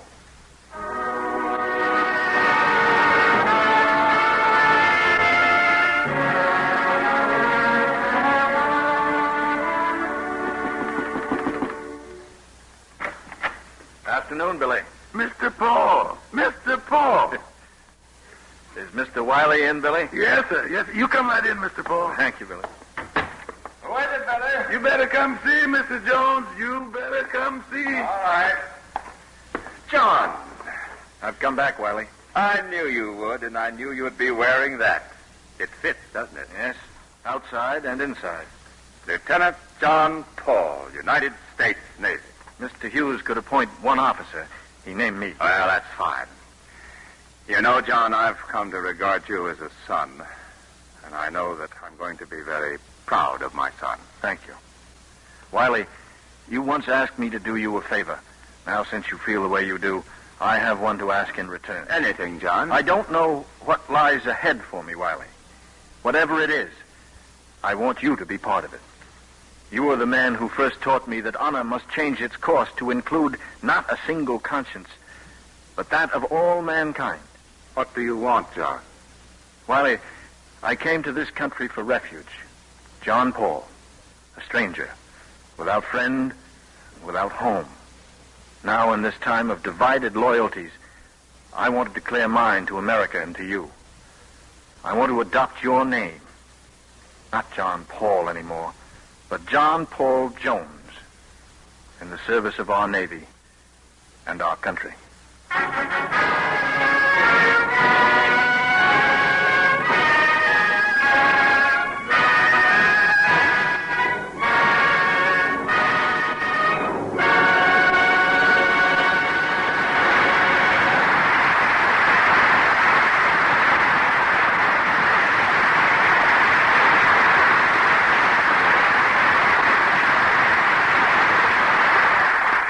In just a moment, our star, Robert Montgomery, will return. But first, here is Gane Whitman. Truly, chemical science makes for better living. You can start anywhere. Take your car. An automobile is 4 wheels, and while we don't think of it as such, it is chemistry in the sense that chemistry improves it in dozens of ways. I mentioned wheels, for instance. Well, wheels have tires. And tires contain chemically made rubber and chemically made DuPont Cordura rayon. In the body of the car, you find motor mountings, grommets, and many other molded parts that are better because they are made of DuPont neoprene. The heater hose and jackets on the ignition cables are heat-resisting, oil-resisting compounds made of this same chemical rubber. Take the metals in your car. Grills, bumpers, hubcaps are electroplated for protection and appearance. They're made better by chemistry. Look into the transmission. The gears are better today because they are made more resistant to wear by a chemical process. DuPont Butacite plastic interlayer in laminated safety glass protects motorists from flying glass in case of accident. DuPont Lucite plastic is used in dials, reflectors, lenses, and ornaments. Outside, on a great many cars, the finish is DuPont Duco lacquer or Dulux enamel, both products of chemistry. And you take care of these better finishes with other products of chemistry. The chemists who developed Duco and Dulux also developed DuPont No. 7 polish to keep these finishes looking beautiful. With No. 7, you can remove dull traffic film and restore the original luster quickly and easily. If your car is new, you can use DuPont Speedy Wax, which will wax polish the finish in double quick time. All these easier, better ways of doing the job are contributions of chemical science. And, of course, when those cold winds begin to blow and winter is here, you'll feel secure because you've taken the rust and sludge out of your radiator with DuPont Cooling System Cleanser, stopped any leaks with DuPont Cooling System Sealer, and protected your car against cold weather freeze-ups with 5-star, Zerone, or Xerex antifreeze solutions. All DuPont products. Chemical science contributes abundantly to the modern automobile and to its care. Many of the chemical contributions which have done so much to improve modern motoring are DuPont better things for better living through chemistry.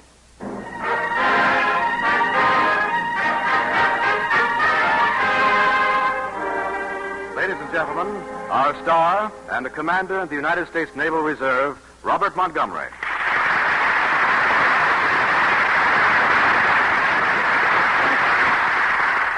It's been a pleasure to appear on Cavalcade and to play the role of John Paul Jones. He was a hero and a patriot who gave our Navy its first traditions of valor and victory. Those traditions, we who have served in the Navy, hope will be advanced today by the support of the American people. This support can be shown by an increase in naval recruiting and in any efforts to safeguard that liberty which men like John Paul Jones fought to establish. Thank you again, and good night.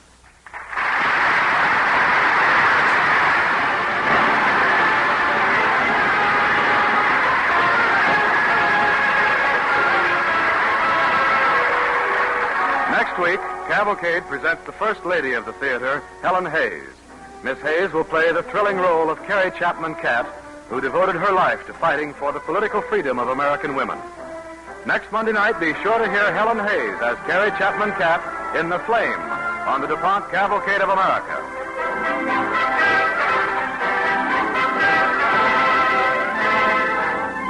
The music for the DuPont Cavalcade was composed by Arden Cornwell and conducted by Don Bryan.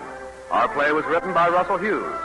Robert Montgomery is star and director of the current Universal International production, Ride the Pink Horse. Featured with Robert Montgomery in tonight's play was House Jameson as Wiley Jones. This is Bill Hamilton inviting you to listen next week to The Flame, starring Helen Hayes on the Cavalcade of America, brought to you by the DuPont Company of Wilmington, Delaware.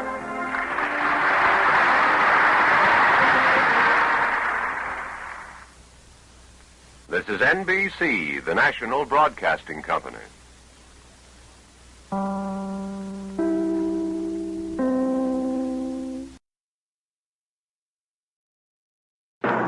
The DuPont Cavalcade of America, starring Helen Hayes.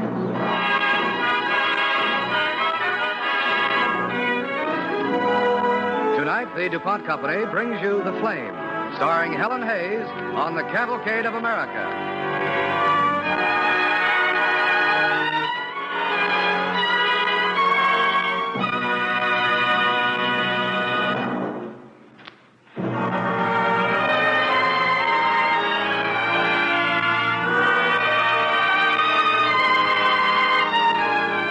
And now, The Flame, starring Helen Hayes on the Cavalcade of America.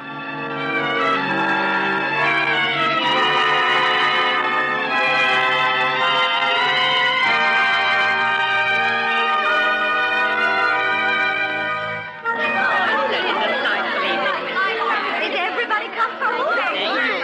Delicious dinner. Well, fine. The men are downstairs happy with their cigars, and here we await them in the drawing room. Thus, all bow to custom. We certainly do, and I like it. Well, I don't like it, Aunt Minnie. Eleanor. No, truly, Mother, I don't like it. I don't always have to agree with Aunt Minnie, do I? The trouble is, darling, you never agree with your elders. I agree with Mrs. Cat. Oh, I'm very much flattered to have you agree with me, Eleanor. You wouldn't be Mrs. Cat if you knew the ideas this young lady has. Oh, Aunt Minnie. What ideas? I'm sorry to say, Mrs. Cat, that my daughter is entranced with this Susan B. Anthony person who goes around speaking out for women to vote. Is that so terrible? Why, she's a suffragist. Yes, I know. I've heard of Susan B. Anthony, but I still say, is it all so terrible? Why, of course it is. I don't see why. Surely the idea that women are human beings with intelligence enough to distinguish a rascal from an honest man and to vote for the honest man, why, surely such an idea isn't complete heresy. Well, it goes much deeper than that. Yes, indeed. These suffragists forget a woman's place. Why, Eleanor here has grieved her father. How? He's arranged a fine marriage for her. A young man. Young? He's 37. A young man with an excellent position in the Shawmut Bank. And her ladyship says he isn't good enough for her, if you please. Oh, I'm sure she didn't say that. I'll bet all Eleanor said was that she didn't love him. That's just what I said, Mrs. Cat. He's too solemn, and he treats me as if I were... Well, a piece of property? Yes, that's it exactly. I know that sort of man, Eleanor. Oh, I know the sort of man you mean, Eleanor. Nevertheless, you'll marry him, young lady. Yes, no matter who advises you differently. I'm sorry. I didn't mean to meddle in the affairs of your family. All right. Now quiet, everybody. Men are coming back. We've got to act like ladies. Very good cigar, George. Very good. Glad you like it, William. Well, and now how have the ladies been enjoying themselves in our absence? George and I were speculating as to what you were talking about. Crocheting, cooking, new hats. We've been talking about Susan B. Anthony. Susan B. Anthony? That suffragist who wants her sex to have the right to vote? Yes. How could a woman vote when she doesn't even know one officer of the government? Well, yes, that's sensible. A person ought to know the officers of the government if he's to have the vote. Well, of course. Who's the Secretary of Agriculture? The Secretary of Agriculture? All right. Who's Chief Justice of the Supreme Court? Why, wait a minute, it'll come to me. When you give up, just ask me. I know. Well, I suppose you do. But that silly Susan B. Anthony wants all women to have the right to vote. I don't call Susan B. Anthony silly, Daddy. No, I know you don't. You don't call anybody silly except the good, solid citizens of the community. But I've had enough from you, young lady. You're going to do what I say from now on, you hear? But, Daddy... No buts. You'll do what I say. I won't have a daughter that tries to get me to send her to college, that tries to vote, that turns against her father, that refuses to marry the man I pick for her. And just so that you'll have time to think that over, young lady, I suggest you get your coat and hat, order a hansom cab, and go home immediately. Yes, Daddy. Mr. Courtney. Yes? Your daughter's a guest in my home. Yes, and I must apologize to you, Mrs. Cat, for her behavior. Her behavior, indeed. It's your behavior, your autocratic assumption of superiority, your tyranny over this young girl that you should apologize for. You think so, eh? I think so. Then all I can say, Mrs. Cat, is that if your husband hasn't given you a sound thrashing yet, he should, and soon. Has Eleanor gone? She's gone, William. She obeyed you, of course. Get a grip on yourself, Carrie. I'll be all right. Thank you, George. Well, everyone, shall we go into the music room?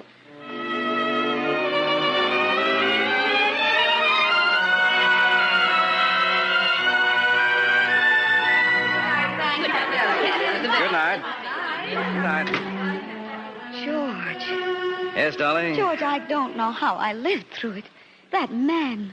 And the subservience of those women to him. The things they're doing to that nice young girl. Yes, I understand, Carrie, but couldn't we discuss it sitting down? Of course. Well, Carrie. George, I've come to a decision. Yes? Tonight decided me. That man tonight. It's just impossible, of course. Yes, but why, George? Well, now you're being cryptic, Carrie. You're trying to drive me towards some point or other. What is it? I'm trying to make you associate one idea with another idea. The idea of this man's being wrong with something that you said to me once. Something that you said about me, George. Is this a guessing game? It's more serious than that. I see. Well, that man was ridiculing the idea that women had any rights, that they should vote even. Whereas I once said of you, not just that you should vote, but that if you had been a man... Is this it, Carrie? This is it. If I'd been a man, I could have been a governor of a state or a senator. That's what you said about me, George. Yes. That must be true of many women. Well, not many women have your abilities, Carrie. As many women as men. That's quite true, I'm sure. I want to talk about all those women now, George. They have ability. This means that they have energy. A little more energy than most people, men or women. How do you think they feel, George? What do you mean? I mean, well, look at them in their kitchens, in their drawing rooms, in their nurseries. Don't you find them sometimes sad?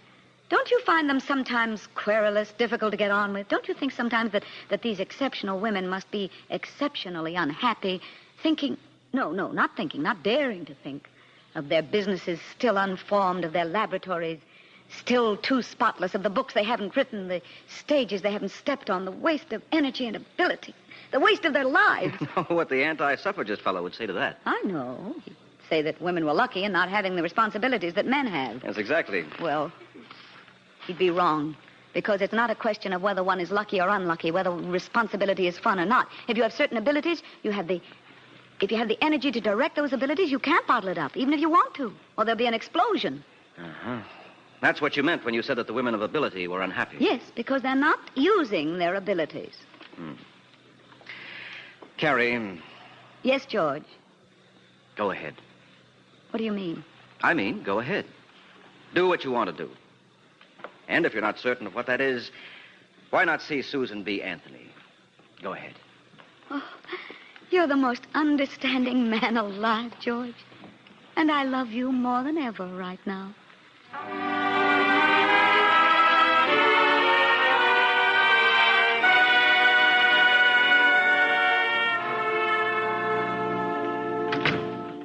Well, here we are, Mrs. Cat. This is my study. I believe that is the most comfortable chair there. Well, then you should take it, Miss Anthony. Me? Oh, no. I've spent my life being uncomfortable in a good cause. It's no time for me to start being comfortable now. I suppose you're right. I suppose it's never easy being a suffragist. Yeah, that's one way of putting it.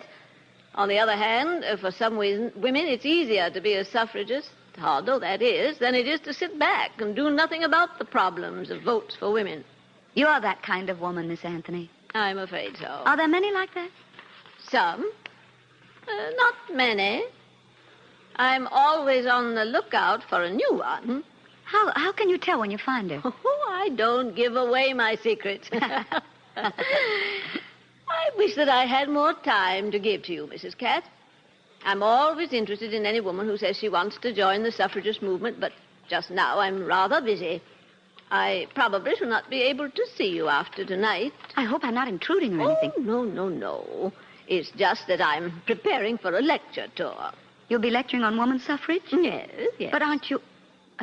won't it be a very difficult journey? You mean I'm old? All right, Miss Anthony, you're old. Thank you for not pretending. I won't pretend either. I am old.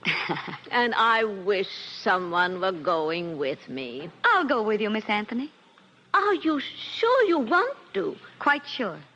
It will be months before you'll see your husband. He'll understand. Well, you'll only have a few days to get ready. That's all right.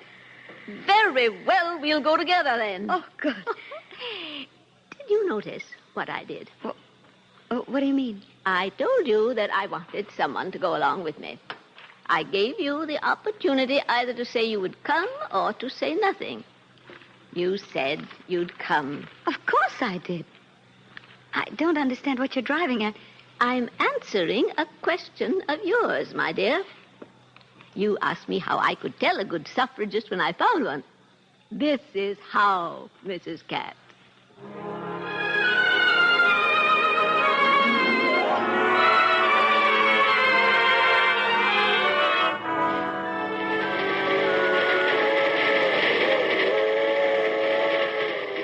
Well, Carrie, how do you like speaking in the cause? I like listening to you better than speaking myself. But you're a good speaker. You're a great speaker. Did you know it? I think from now on I'll make shorter speeches and you'll make the longer ones.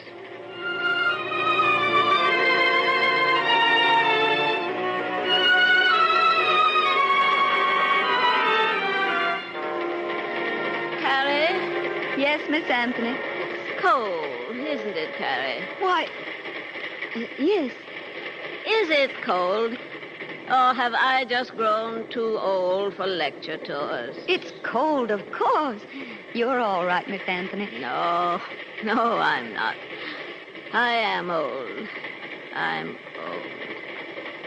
You're going to have to carry on for me, my dear. Nonsense. You're the greatest and the most vigorous woman I've ever met. You'll be able to stand up on a platform and sway people when the rest of us have grown tired in the service. Do you know, Miss Anthony... Why, Miss Anthony. All right. Sleep, you great woman, you. You've earned it.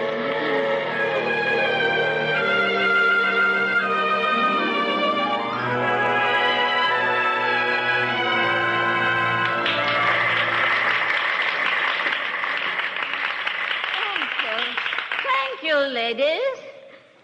My friends, yours is the 11th state that Mrs. Cat and I have come to. We are women, and we have been speaking for 2 months now to other women like yourselves. We have a message for you. We are women, and we have been speaking for 2 months now. We have a message for you. Yours is the 11th state. Miss Anthony. Oh, my dear, I'm all confused. Miss Anthony, can I help you? No, I'm quite all right now, but I'm tired. Ladies, Mrs. Cat will carry on for me. I must be excused, please.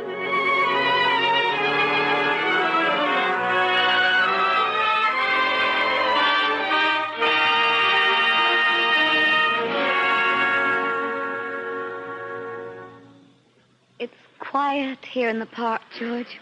Yes, Carrie. Quiet and dark and beautiful. I've been appreciating quiet more than ever lately. Getting old, I guess. Of course not. Everyone loves quiet. I love it. You're just collecting the dividends you've earned, Carrie. Do you know something, George? No, what? I'm grateful to you. Why? Because you've treated me like a human being. I wasn't aware that you were an ogre. We live in a day and an age, George, when not many women are treated like human beings. They're respected, yes. They're worshipped even.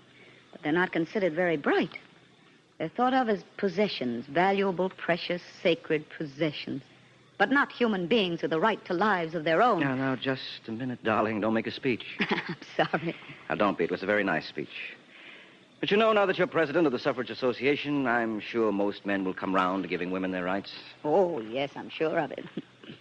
But I'm grateful to you, darling, for not waiting until later. Carrie. Yes? You know I'm devoted to the cause of women. But that isn't why I've acted as I have. I'm in love with you. That explains most of the things I do. I know, George. Well, I wanted to get that said tonight. And I'm glad you said the things you did tonight, too, Carrie. Why? What's special about tonight? I'm very tired tonight. George, what's the matter? And I'm very happy tonight. Is anything wrong, George? No, You look so... No, nothing wrong. I'm very happy, but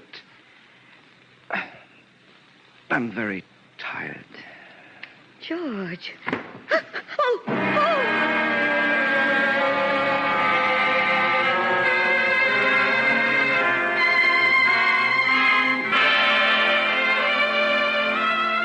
You are listening to Helen Hayes in The Flame on the Cavalcade of America, sponsored by the DuPont Company, maker of better things for better living through chemistry.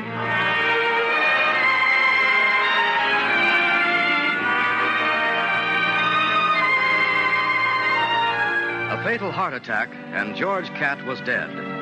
Then came the dreary days, the hard years, years filled with work, until there came the time when Carrie Chapman Catt needed rest. She went to Europe with her secretary, Mary Hay. Just now, they're in a hotel room in Paris. Oh, Mary, isn't this wonderful, this luxury? Wonderful. Not like sitting in hotel rooms back home waiting to receive delegations, telephoning instructions, waiting for news of how this or that state is going. Now, Carrie. All right. I'll relax. Well, that's what you're here for, you know. Come in. Hello. I have been sent here with the extra blanket you wanted. Oh, yes, I'll take it. Thank you. Pas de quoi, madame. Wait a minute. Huh? Oh, what is it, Carrie? I'm sorry. I wonder if you'd mind talking to me for a few minutes. Not at all. Oh, what on earth, Carrie? Could we close the door? Well, of course, but... I'm sorry, madame, but you look like a good, honest woman. A woman of the people. I am a woman of the people. Certainly. And I am far from my country where I know so many women like you. It would be wonderful to talk to you. It would be like talking to them again. Madame is homesick? If I am, I hadn't realized it until this second. Surely, madame, you, a woman of wealth, do not know many common people. Yes, I do. In America, it's been my business to know the common woman, to try to improve her lot in life. Yes? Yes. And how do you do this? By agitating for the politicians to allow her to vote. That is good. That is fine for women to vote. In Europe, we have a long way to go before that becomes the problem. What do you mean? Here in Europe, women cannot own property. Oh, the law allows it in many places, but custom does not. I have traveled, madame. I have an inquiring mind, so I have traveled over most of Europe. I have seen those of my sex acting as beasts of burden. In many villages, for a man to beat his wife is nothing. Even his wife expects it. I myself work in this hotel because I will not go back to my province, to my family, to the man they want me to marry. He's of good family, but he's a drunkard. I prefer to remain here. I should think so, indeed.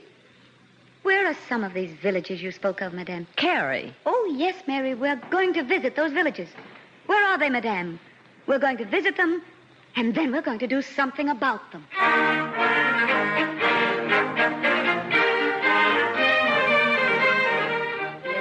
Very happy to receive you, Mrs. Catt. You'll forgive me if I stay seated. I've been plowing all day.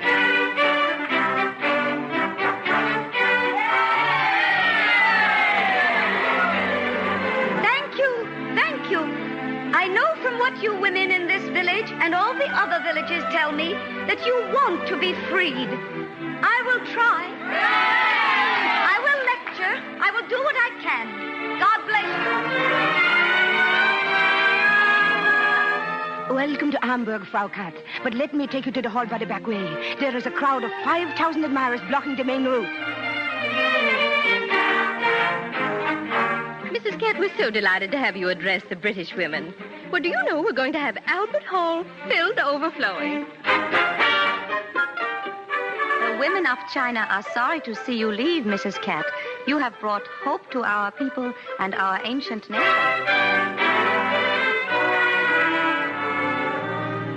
Mary, it's no use. We're going home. Conceding defeat, Carrie? No. Just changing tactics. The best way to bring emancipation to the women of the old world is to have the women of the new world lead the way. In America, let's build an example for Europe. Let's get suffrage in America. The rest will follow.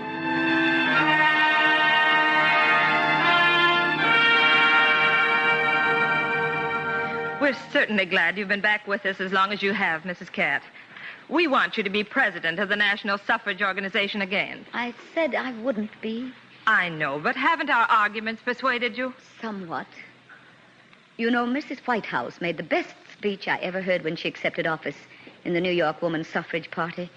She said, I'm young, I'm healthy, I'm willing to work, and I'll do my best. Now, I'm old. I'm not healthy.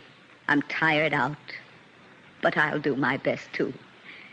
And my first task will be to win over Woodrow Wilson.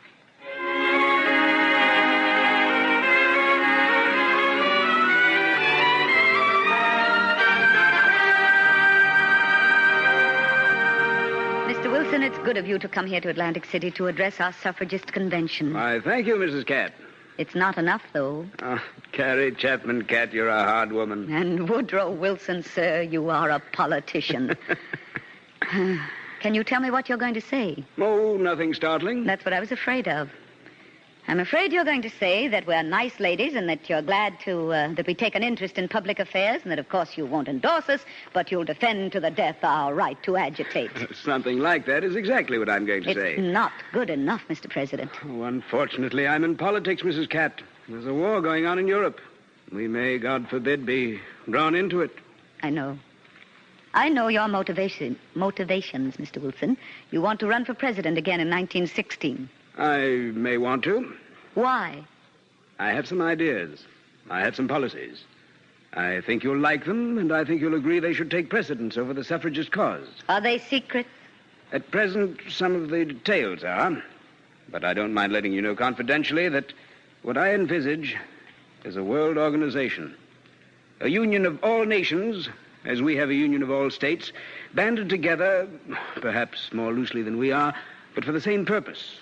To promote the world's general welfare. It's a grand concept. It's necessary, too. After this war, after the next war, after some war, sometime, the nations will have to come together with the serious purpose of stopping it. But you know what they'll say about you when you propose it. I know. Visionary, idealistic, it'll never work. Exactly. Why don't you address our convention tonight and say that you favor woman's suffrage? I don't see the connection. What would happen if you did that? Why, suffrage for women would prevail. Suffrage for women would prevail, exactly. Oh, it might take a few years.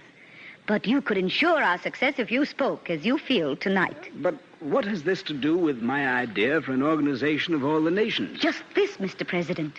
Suffrage for women is visionary, idealistic, too. People have been laughing at the idea for a century now. What if we win? What if we win because you push us on to victory? It would prove that a visionary, idealistic president can actually achieve his dreams. And you mean it would serve as an answer to critics of world organization? Wouldn't it? I'll think it over. I might do what you suggest, Mrs. Catt.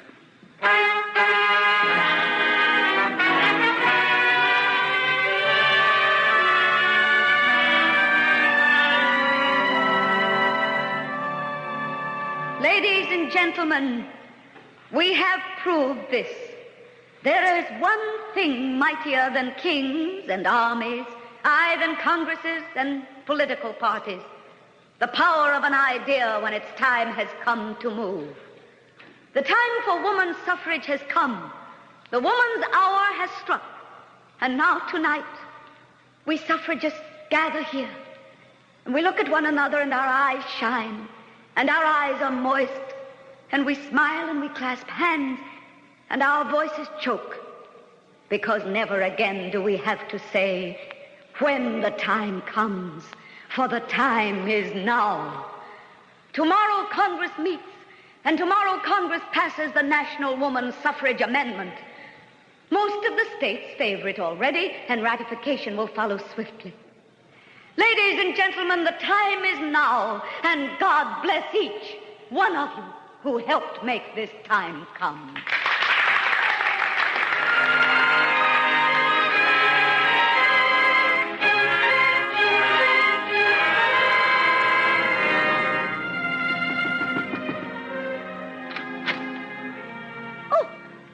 Hello. Mrs. Cat, Yes?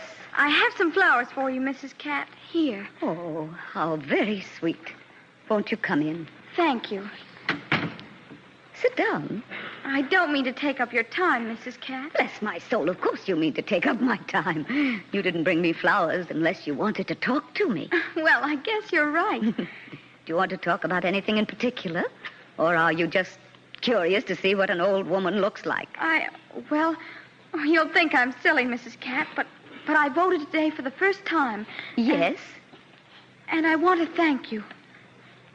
My child, forgive me. You've moved me more than I realized was possible any longer. I only wish there was something I could do for you. Something I could do for all of you who fought before I was even born. Well, you did something for us when you voted, child. I suppose when you look at it that way, it's true. Of course, it's quite true, quite true. You know, a suffragist is just one of a long and ancient line of women who changed your status and mine from bondage to freedom. You thank those women when you go to school, when you work, when you marry into partnership rather than household slavery. Of course, you thank us when you vote. And you know, we old ones who worked for all this, we have something to thank you for, too. Something to thank girls like me for? What? For being alert and intelligent and alive. For being awake to what is going on around you. For being fresh and sweet and independent. You're what we had in mind, my dear. Thank you. Now, I'm an old woman. I must take my nap. Do you mind? Oh, of course not. I'll go. Thank you for coming. I think my dreams will be pleasant ones. Goodbye.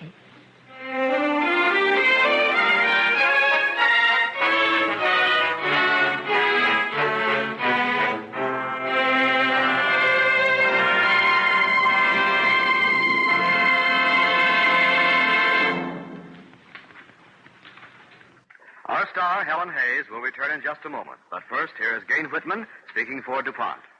Somewhere in your house, there is a bottle or a jar that was wearing a little collar when you bought it, of colored or clear cellulose film.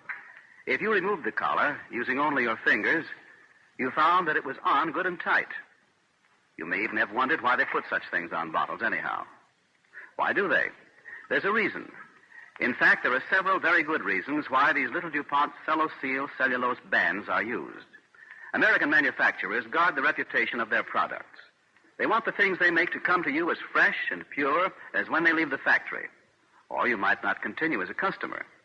So many of them give their containers the double protection of Celloseal bands made by the DuPont Company, which are essentially tamper-proof because they are put on wet and shrink to a tight fit as they dry. For example, if a bottle of vinegar in a grocery store is opened, it is liable to develop vinegar mother. The mother doesn't really do it any harm, but it looks bad. Everybody prefers vinegar that is clear and sparkling. So many vinegar bottles are protected by Celloseal bands to keep the screw caps from backing off and letting air in. Here's another example. Take a bottle of perfume, witch hazel, or some other product which evaporates. When an ordinary closure is used on such a bottle, you can open the container and smell the contents. It's quite a temptation to take a really good sniff. And every time anybody does that, a little of the contents evaporates. Some of it may spill and be lost. When a manufacturer seals his bottle with a DuPont Celloseal band, he knows and you know the product is coming to you untouched and with no loss from evaporation or spillage. The same thing is true of a wine bottle. Celloseal is for your benefit as a consumer. But if you are a manufacturer and you'd like to see what Celloseal will do for your product, just mail one of your containers to the radio section, DuPont Company, Wilmington, Delaware. We'll send it back to you wearing a brand new Celloseal collar, one of the DuPont Company's better things for better living through chemistry.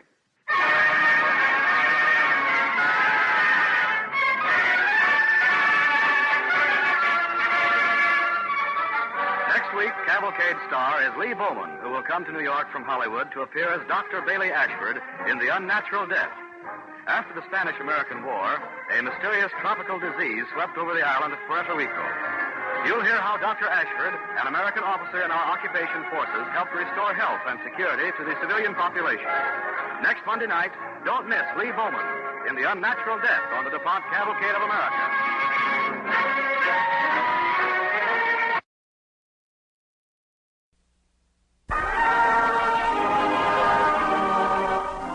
Tonight, the DuPont Company brings you The Unnatural Death, starring Lee Bowman on the Cavalcade of America.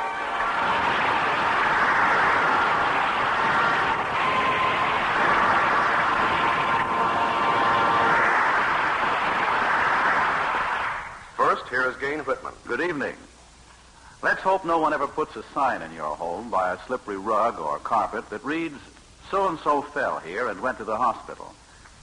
A rug on a slippery floor is one of the most dangerous spots in any home. You can help make rugs and carpets in your home stay put and keep them from slipping with DuPont Rug Anchor, one of the DuPont Company's better things for better living through chemistry.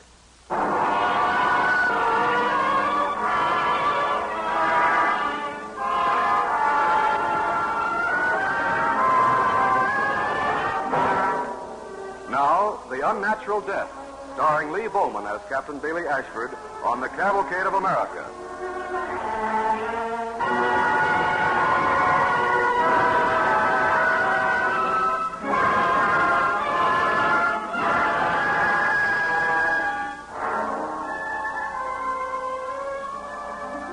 We're doing our best, General. Nobody can stop an epidemic in one day, sir. Listen to me, Colonel. The shooting part of this Spanish-American war may be over, but I still have to run on the fiction-American occupation of the island of Puerto Rico. General, And I expect my medical officers to back me up. Captain Ashford is just the man Captain Ashford. You mentioned him before, Colonel. The epidemic won't wait. Where is this brilliant young research doctor of yours? We're still trying to locate him, General. Trying? An epidemic sweeping the island, and you're trying to... Colonel, the natives of Puerto Rico are convinced that the American occupation forces have made the epidemic disease worse. It's a loaded cannon right in our faces. Sir, as soon as I locate Don't Captain try. Find it. Get Ashford here.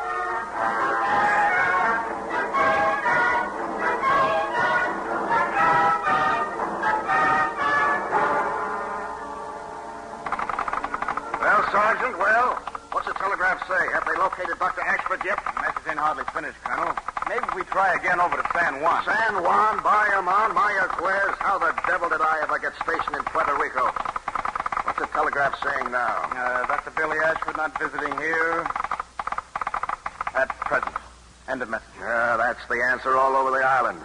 Sergeant, get me a half-dozen native runners. But, sir, most of the runners are down sick with the epidemic. Well, then stay on your wire. Call Ponce, Yauco, all cavalry posts. I want a company of troopers to scout every inch of Puerto Rico until they find Captain Ashford. Yes, sir.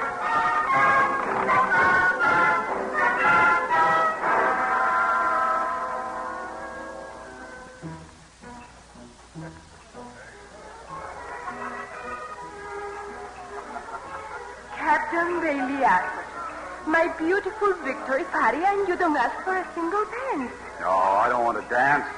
I want to be out here with you, Maria. Oh, Bailey, I'm so glad you could come tonight. It was almost a command performance, Maria. Your father asked me to come.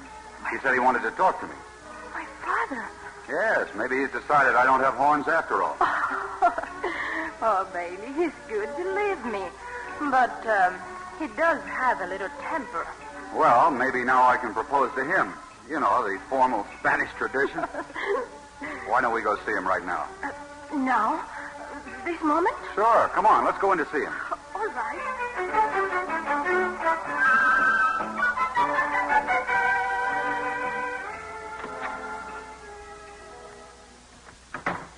Good evening, Father. Ah, Maria. Dr. Ashford. Good evening, Don Ramon. I believe you wanted to see me? Yes. Sit down. I thought I'd come in to see you with Maria. Dr. Ashford. The Spanish-American War is over now. Finished. Yes, sir. Absolutely. I am most glad to have this victory party in my house. Oh, it's very kind of you. But please know, victory does not include my daughter Maria. Papa. Spain has lost the island of Puerto Rico. But my daughter Maria is not one of the fruits of victory. Oh, Papa, how can you say so? Maria. Yes, Papa. Sir, you're allowing your imagination to run away with you. Imagination? I want to marry your daughter. Maria, you know this? See, Papa, I love Bailey. Maria, do you realize? The doctor is in the army. The war is over. How long do you think he stays in Puerto Rico? Well, sir, I think I'll be stationed here for quite a long while. Can you be sure? Well, no, of course not. Orders come in unexpectedly sometimes. And these orders, these unexpected orders, could they not come soon and you will leave? Papa, if you will only listen... Maria, an army is for fighting. Now the war is over. And how much do you think Captain Ashford cares for staying on this island, for the welfare of the people? Huh? It's my duty to care, sir. Why, half your population is down with tropical diseases. Ah, yes. Tropical diseases. The benefits of an occupation army. Your people had a high mortality rate long before we ever came. But this epidemic, have you seen the funerals in the streets? Of course I've seen them. But surely you can't blame us. La muerte natural, Dr. Ashford. The natural death. My people say the disease is worse every day. Oh, that's true. But, sir, your people who work on the farms, in the fields, have been dying of that disease for years. It is worse now. If you check the actual number of deaths, I'm sure you'd... Ashford! Who is that? Open the door, Maria. See, Papa. Dr. McIntyre, come in. Bailey. Hello, Scotty. Bailey, there's a troop of cavalry outside looking for you. For me? Why? I don't know, but they want you at headquarters right away, pronto. Bailey, what does all this mean? I don't know myself, Maria. What's the trouble, Scotty? Where's the difference, Mon? Let's get going. It's urgent. All right, come on, Scotty. Let us see what the colonel wants.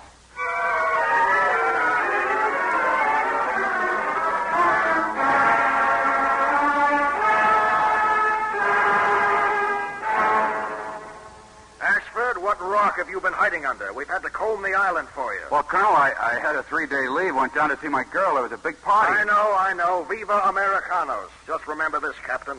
There's a price for victory. The general's tearing the roof down about this epidemic. Lots of Puerto Ricans are dying. It's our job to stop it. Well, here I am. Where do you want me to start? That's what bothers me. I don't know. Nobody knows. All we have is the name, La Muerte Natural, the natural death. The Spanish have a longer handle, La Muerte Natural de la Anemia, something. De la Anemia? That's the first time I've heard the whole name. Well, the devil with the name. We've got to find out what causes it. Well, maybe I'd better do some research to follow up the anemia idea, huh? No. That's been tried already. The Puerto Rican doctors got rid of that theory years ago. Well, let's see. The epidemic might be a blood cell problem, might be a germ, an exceptionally virulent bug, maybe a parasite, might be a dozen things. I'll settle for one, Captain, but find me the right one.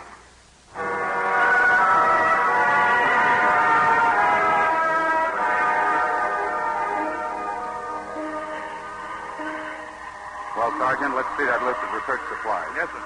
Took us 3 days to round it all up. Shall I shut the windows? Oh, please. Now, let's see. Autoclave, test tube, pipettes, microscope. Hello, Colonel. Hello, Captain, Sergeant. Just checking our list of research equipment. Put it away, pilot. The natural death was an emergency, sure, but now we've got a bigger one. You hear it? That wind outside. Ever see a hurricane? No, sir. Well, you will now. Warning just came over the wire. San Siriaco. A hurricane. The elements against man. War, Ashford. Cuts, bruises, broken bones. That means hospital. But the research work, all these laboratory supplies. Change the list. Make it tents, operating tables, first aid material, all the rest. Get an emergency field hospital set up in Ponce. I'll put the microscope back, Captain. No. We'll still take it with us. A microscope for first aid? Well, I'd like to get back to the research later. Research won't stop that big wind out there. Well, that'll blow over, Colonel, but the epidemic won't. All right. Take it. But get that hospital up quick before this island goes off the map.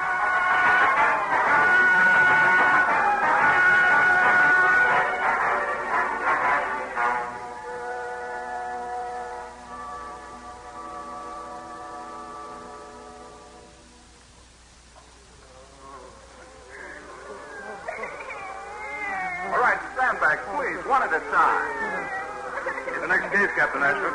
Hold that lamp closer, Sergeant. Yes. No, I won't hurt you. Calme, amigo. Let's see now. Fractured tibia, Sergeant. Corporal, splint this first chance you get. Yes, sir. As soon as I finish here. Dr. McIntosh will set it later in the orthopedic tent. Adios. Don't worry. We'll fix you up. Pronto estará bien. Sabe? No more hurt. You next? Si. Doctor. Let's see. Simple laceration, antiseptic, and dressing, Corporal. Yes, sir. And this next man, Captain. Hello, Pepe. Hello, Sergeant.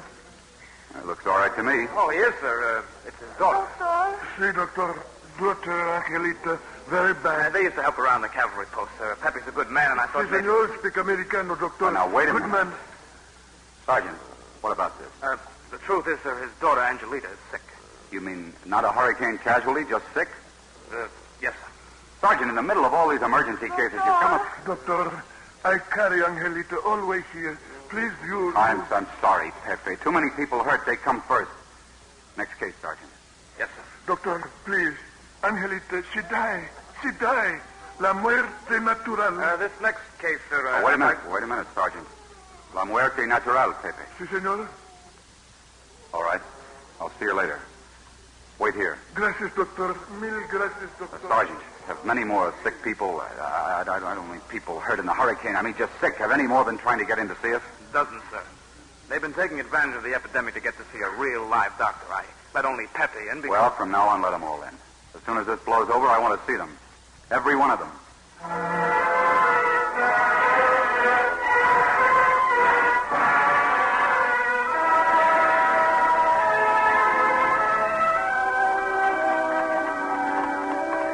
Look, Papa. Look at all the tents. Remarkable, this Americano. Yesterday, nothing. An empty field. A hurricane. Today, a hospital. Bailey built it, Papa. Oh, there he is. Over there. Bailey. Bailey. Maria, sit down. Such Hurry, display. Papa. We'll miss him. Bailey. Well, hello. Hello there. Hello, Bailey. It certainly is a nice surprise having you call at our hospital. Buenos dias, Dr. Ashford. How do you do, sir? Let me help you down, Maria. Gracias. Captain Ashford. Yes, Sergeant? Excuse me, sir, but you wanted to see the next post-mortem. Oh, yes. Ask Dr. McIntosh to start the autopsy. I'll be along in a few minutes. Yes, sir. The hurricane has killed many? Not so many, but it did blow in a lot of sick people. La muerte natural. That's what's killing them. The epidemic is worse, Bailey? I'm afraid so. Modern hospitals, modern science, and there are more deaths? Not a modern hospital, no. An emergency hospital. But modern science? Yes. But more deaths from the epidemic? This I do not understand. Oh, no doctor can just wave a magic wand over an epidemic. Of course, that I do understand. No, sir, I don't think you do. If you'd come with me for a minute, let me show you the size of the problem. Well, if you think It's what you think that concerns me. I want to introduce you to your people's trouble, face to face.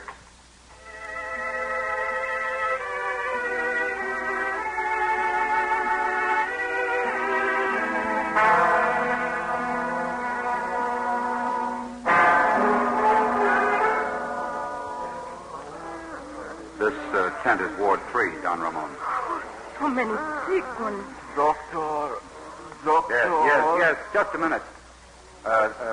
Esperen un momento. Now, over here, this patient is Angelita. Her father, Pepe. ¿Tanto gusto, señor? Angelita was my first epidemic patient. Sí, doctor. Hoy estoy muy débil. She feels very bad, doctor. Oh, how pale she looks. Most distressing, Dr. Ashford. Now, you see, sir? The hurricane victims, the broken bones, they heal fine and walk out. It's these people here, Ward 3. Not a scratch, just sick. They run downhill. And clinically, I'm helpless till I find the answer. Papa, I must stay here. They need help. Maria, what kind of... Oh, Papa, you talk about the people, the sickness. But now you see it with your own eyes. They need help. Bailey needs help. But the young girl in the hospital... Here's where we need help most. Look, sir, all your people, especially the poor... The shivers, the barefoot ones. Yes. Sooner or later, most of them contract the disease. Until now, nothing has been done about it. It's been a mystery. Still is. I see. Papa, we must help the Americans who are helping us. Very well. Stay, my child, and help fight this unnatural death.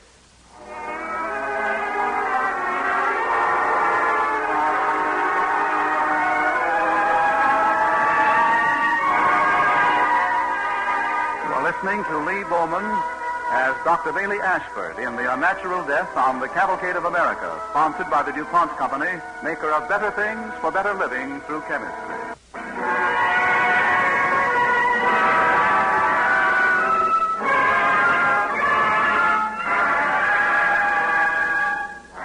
Captain Bailey Ashford of the Army Medical Corps has orders to find the cause of a mysterious disease which is raging on the island of Puerto Rico at the close of the Spanish-American War.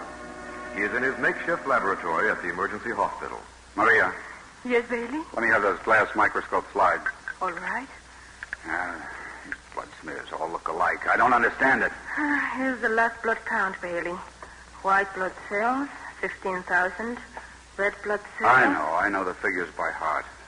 If I only knew where to start this research, Maria, if there was only a single clue to help me get started. Oh, don't worry so hard, Bailey.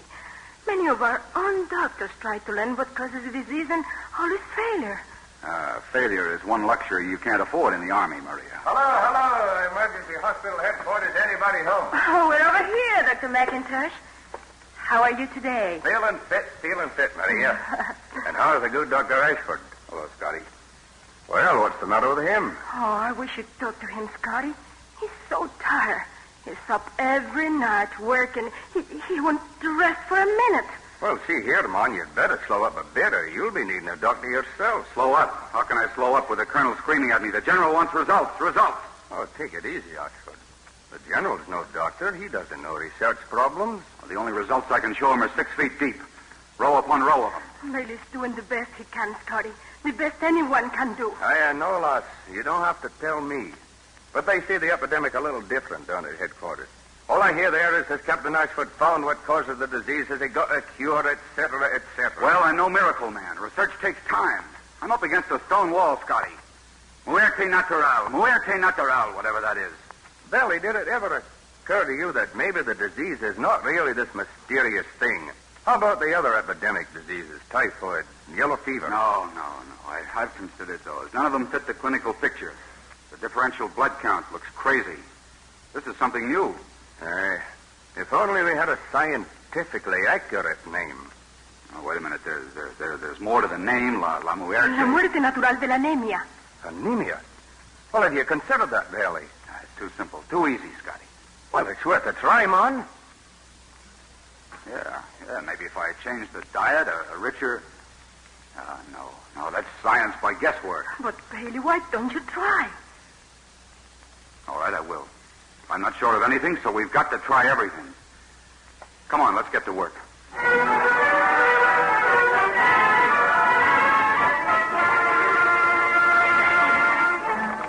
To Commanding General Headquarters by a medical officer in charge. Permission is respectfully requested for undersigned to use U.S. Army food supplies for hospital patients. In connection with the research on la muerte natural, this new diet treatment will be used for health. Sergeant. Sir? All the natural death patients in Ward 3 go on a new diet, a richer diet. No more of the other Give food? them meat, plenty of meat and fresh vegetables. Starting tonight.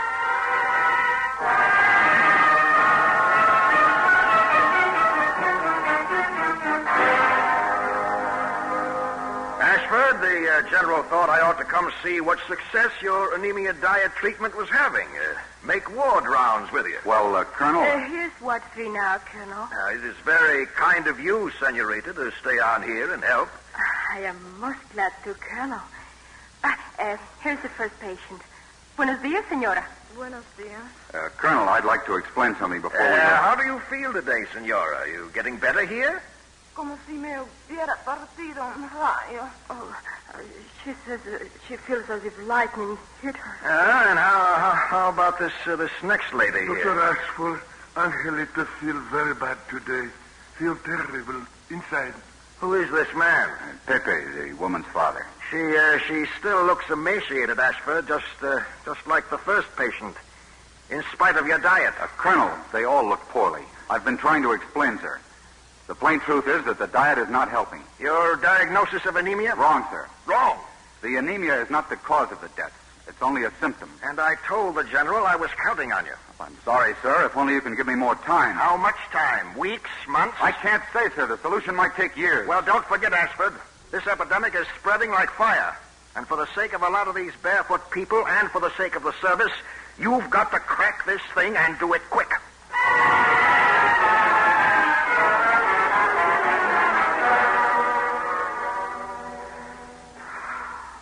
Almost morning. Put the microscope away, Bailey. You'll burn your eyes out. I'll just finish up. Scotty, let's see that last batch of specimens. Where'd you get him? Where'd you get him? Ward 3, Angelita. Bailey's favorite patient. Now, let's see the specimen under the microscope. Don't drop the slide. It's still wet. Hey, wait a minute. This is strange. Move the light closer, Maria. Yes. Thanks. What did you see? Scotty, you're sure this specimen came from Angelita, Ward 3? Of course. What's up? Here, let me have a look down that lens. See it? You see it? Good heavens. Please, let me look, too. There. Just look at it, Maria. It's alive. Fine threads. A little tiny ball of fine threads. Scotty, get me Manson's book on tropical diseases, quick. Here is more right here. Easy, it's my only copy. 20. Look how the little threads move. It's alive. Here we are. Look at this drawing. The details. The same thing. What is it? What does the medical book say? The intestinal parasite. Hookworm. Let me take another look. By gosh, that's it. It matches our specimen exactly. That explains the prolonged anemia. There's our diagnosis, Scotty. Right, man. Now we've got to find a cure.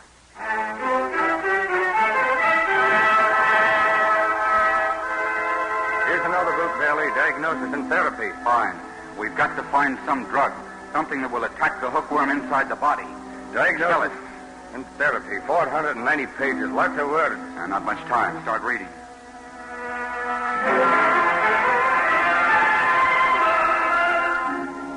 I've just finished this book on quinine derivatives, Scotty. Any luck? Negative. We've got to keep searching.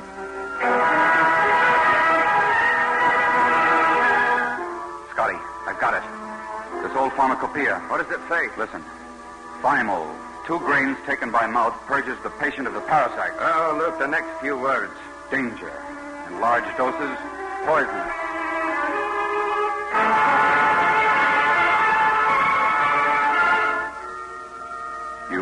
You understand me, Angelita? Pepe? Entiendo.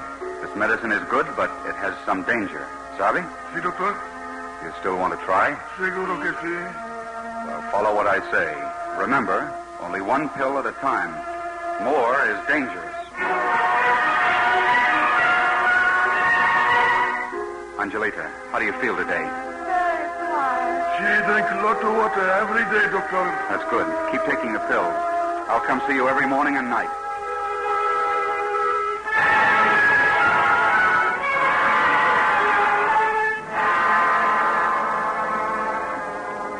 May I come in?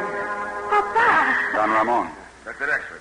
Maria, we don't see you at home for 5 days. Well, she's been helping us, working like a trooper, too. Bailey found the cause, Papa. It's hookworm. Maria, what a word to use. It's much less objectionable than your people dying, sir. You are a doctor, fine, but such words are not pronounced in polite society. Polite society doesn't die of this unnatural death. But the jibaros do because of accident and ignorance. You see, the soil is infected with certain tiny parasites, and the people walk barefoot. The worms attack their skin and the blood. And your cure? Thymol. I'm giving it to 1 patient only, Angelita. It's a test. I have to go slow at this stage because the drug is poisonous when taken in large. Poisonous? Do you realize the risk you run, doctor? All medical research is a calculated risk, sir. But this patient is Angelita. If she dies, then what? Poison. If Angelita dies, you will frighten everybody on the island. The people have little education. They will say the American doctor experiments with the helpless. It was Angelita's only hope, don't you see? The only hope right now for thousands of your people. But poison! It's not poison in small doses. I watched the dosage carefully. Angelita and her father agree freely. Freely? You, the military authority, the occupation army, you say freely? You got a minute to spare. I have a friend outside. Bailey wants to see you right away. Scotty, if this is one of your jokes, No. Come in. Look, Dr. Ashford. Look. Angelita. You say you want better. Oh, let me look at you, Angelita. Oh, you look fine. Fine. Dr. Ashford, you Americans can do this for all our people? Angelita, it's wonderful. Yes, sir. I believe we can if they take the medicine, wear sandals, better sanitation, better food. I'm sure our army will help make these changes. If you can do this cure for all our people, we will be grateful. It will be like a miracle. No miracle, Don Ramon. It will take hard work and good old American horse sense. And Bailey, Yes, Maria. welcome to Puerto Rico.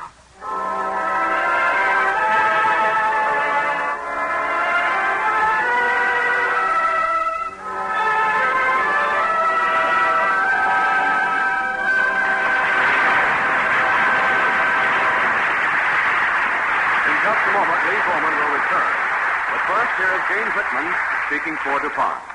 Who doesn't admire the gleaming beauty of a new car? Glistening in a show window, flashing by on the highway. The finishes on today's cars are as beautiful as they are because early in the 1920s, a group of DuPont chemists pursued a course of research which resulted in an entirely new, fast-drying, and durable automobile finish. DuPont Duco Lacquer. The discovery of Duco reduced automobile painting time from weeks to days, broke the paint shop bottleneck that was holding back real mass production of motor cars. Further, it meant that then, for the first time, it was possible to buy a new car with assurance that the finish would stay beautiful.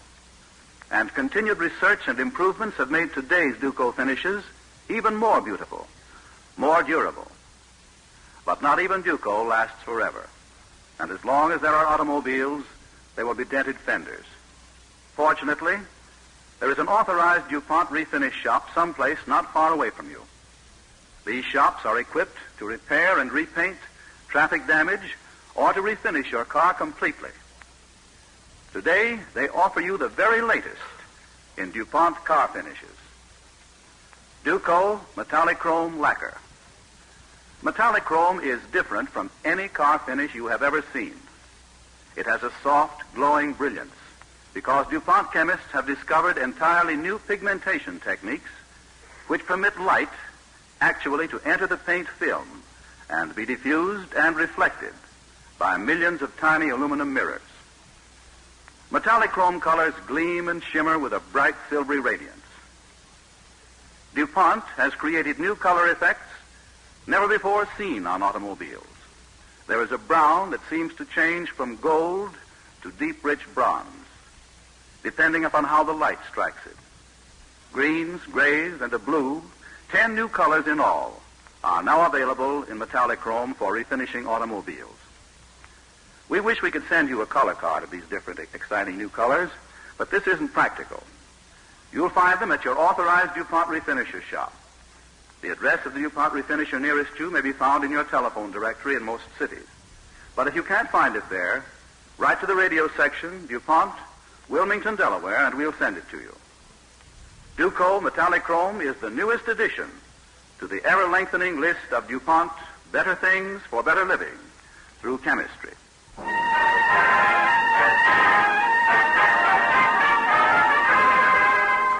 Now our star, Lee Bowman. Thank you. I've enjoyed appearing on Cavalcade tonight, and it gives me pleasure as well to say a word on the 172nd birthday of the United States Marines. Men between the ages of 17 and 32 are eligible to join a new group of Marines, the Citizen Marines of the Marine Corps Reserve.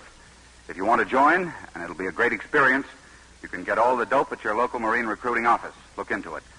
Thanks, and good night.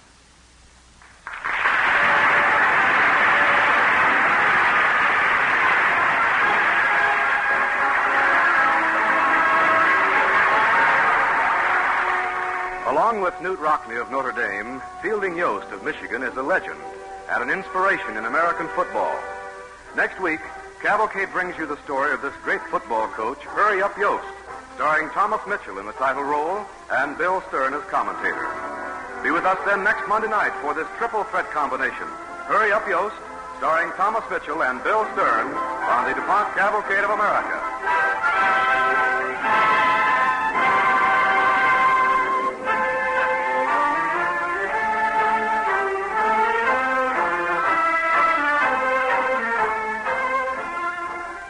Music for the DuPont Cavalcade was composed by Arden Cornwell and conducted by Don Bryan. Tonight's play was based on the book Soldier in Science by Dr. Bailey K. Ashford and was adapted for radio by Bernard Victor Dreyer.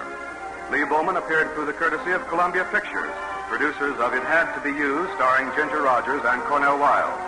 This is Bill Hamilton inviting you to listen next week to Hurry Up Yost, starring Thomas Mitchell and Bill Stern on the Cavalcade of America. Brought to you by the DuPont Company of Wilmington, Delaware.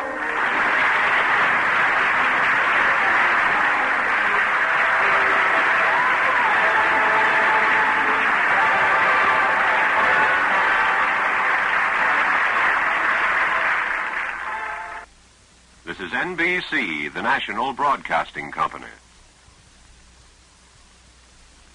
The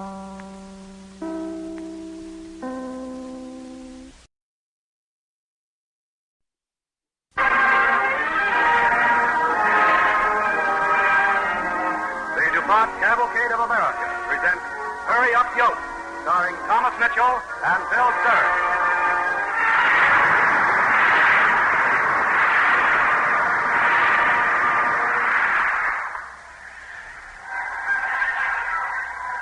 Ladies and gentlemen, this is Bill Stern speaking to you on this bright October day in the year 1924 from the Memorial Stadium at Champaign-Urbana, Illinois. Well, it's Michigan-Illinois in the gridiron today. Looks like we're in for another battle of the giants. The kind that always occurs when the Fighting Illini from the University of Illinois tangle with the Wolverines of Michigan, let go with everything they've been saving up for each other. There's the Wolverine band. Let's pick them up for a minute.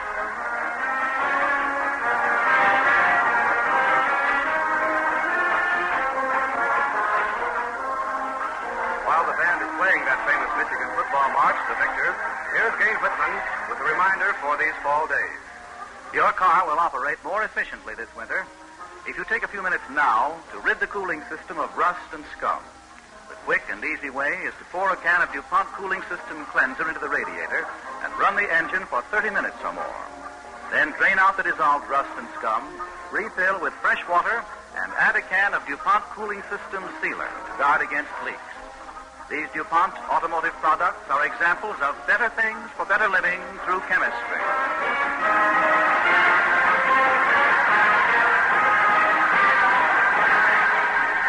This is Bill Stern again, ladies and gentlemen. This stadium is jam-packed with 55,000 howling fans for this 1924 homecoming, waiting for the opening whistle to blow.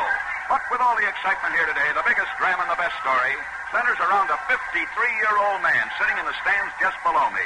His name, Fielding Harris Yost. This is the first time in 24 years Fielding Yost hasn't been pacing up and down in front of the Michigan bench, chewing a beat-up cigar and leading his teams to more Big Ten championships than any other school in the conference. Remember those point-a-minute teams from 1901 to 1905? They played 56 consecutive games without a defeat. Ever hear of Willie Heston and Germany Schultz, Dan McGugan, and Harry Kipke? Yost made them, and many other gridiron immortals. And on this day in 1924, he's sitting in the stands just like anybody else, watching a football game.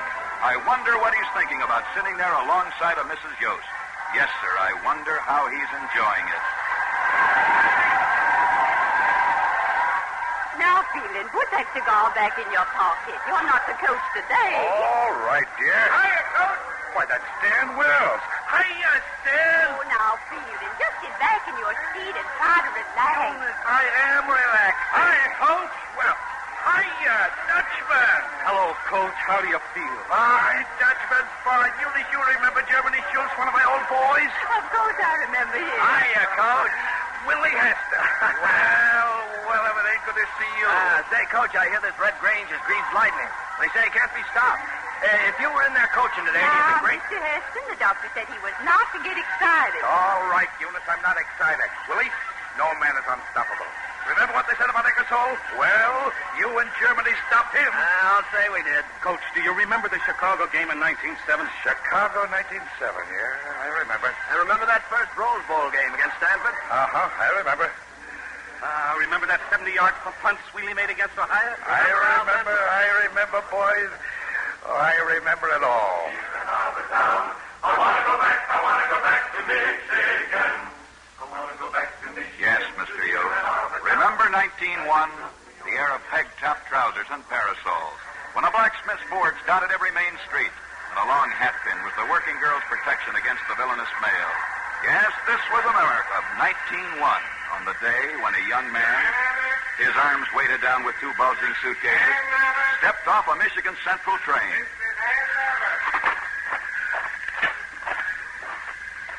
I beg your pardon, sir.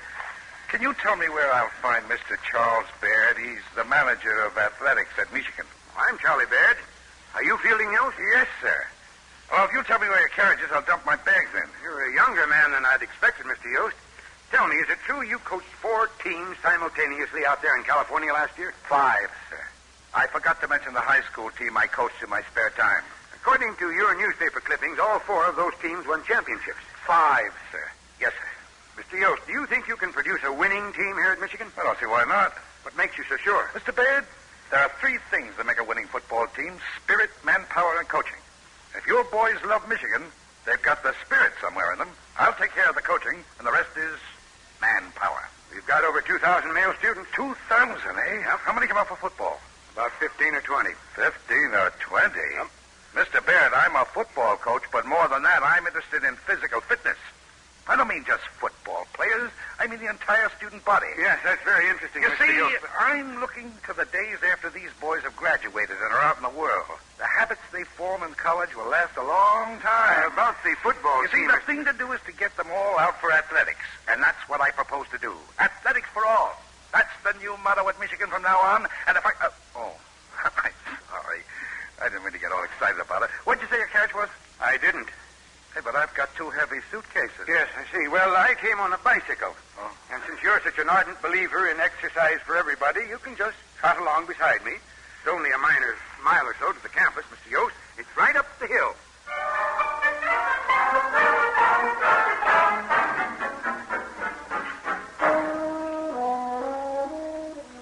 Football was a rough, tough sport in those days, with a nose guard and a shin protector, of flying wedges and mass tandem plays. 1,000 spectators at a game was considered a banner crowd, one that drew headlines in the Detroit papers. It was a few days later that the new coach had his team out on the field for a practice session.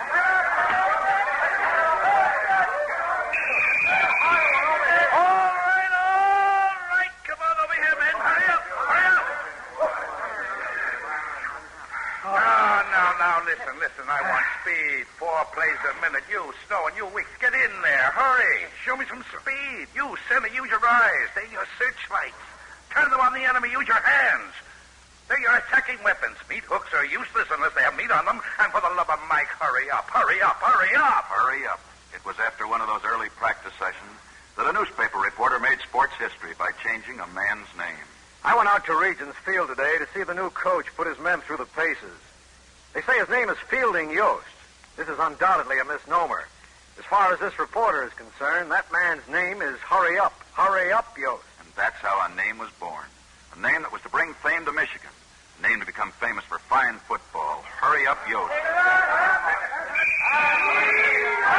up, you fellas. Get your backs into it. Hurry up. Excuse me.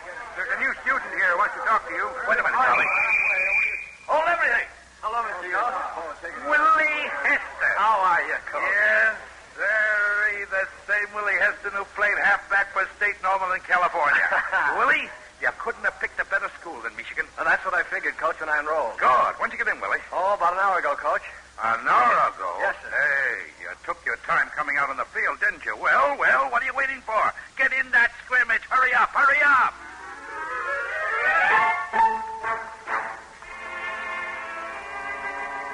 Thus appeared the first of Michigan's immortals, Willie Hester, all-time All-American halfback, one of the fastest backs in gridiron history, a man who scored more than 100 touchdowns for the Maize and Blue.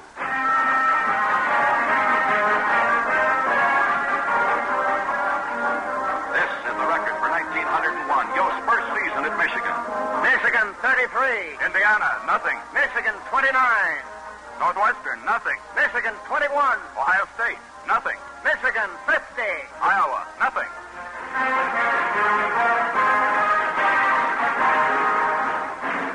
It was early in that first season, during the game with Buffalo, that a funny incident took place on the Michigan bench.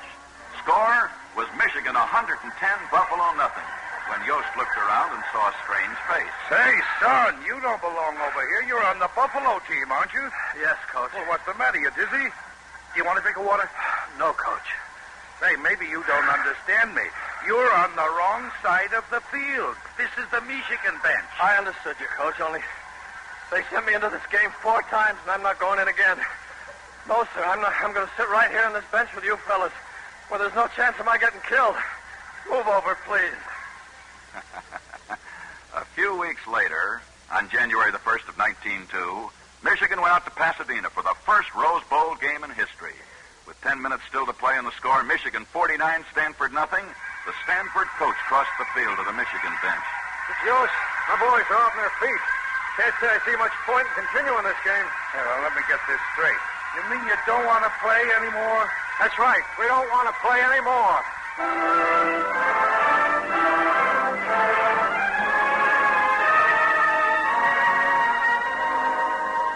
Undefeated, untied, and unscored upon, that's Yost's record that first season. Fielding Yost lived, breathed, and ate football. Ask him about a particular play, and he'd drop everything to demonstrate it. One day, Yost was in his own home explaining a new play to Germany Schultz, Michigan's great all-time All-American center. The chairs and cushions were arranged in formation, and Yost was playing quarterback. Dutchman. Yeah? On this play, the end comes around as a decoy. I see. The halfback fades and comes around with him. Well. The quarterback takes the pass to the end and hands the ball. Where's the ball? Eunice, what can I use for the ball? I'm sure I know, dear. We haven't any football. What do you mean you haven't any? I know. Come here, Sonny. That's our good boy. You put that baby down, you hear? Put that baby down.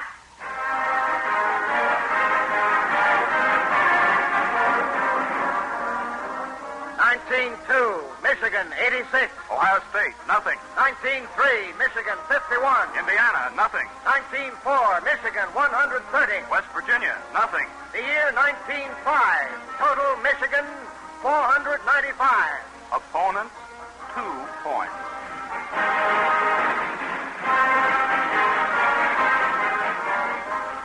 Those were the famous point-a-minute teams. Want just one more bit of statistics?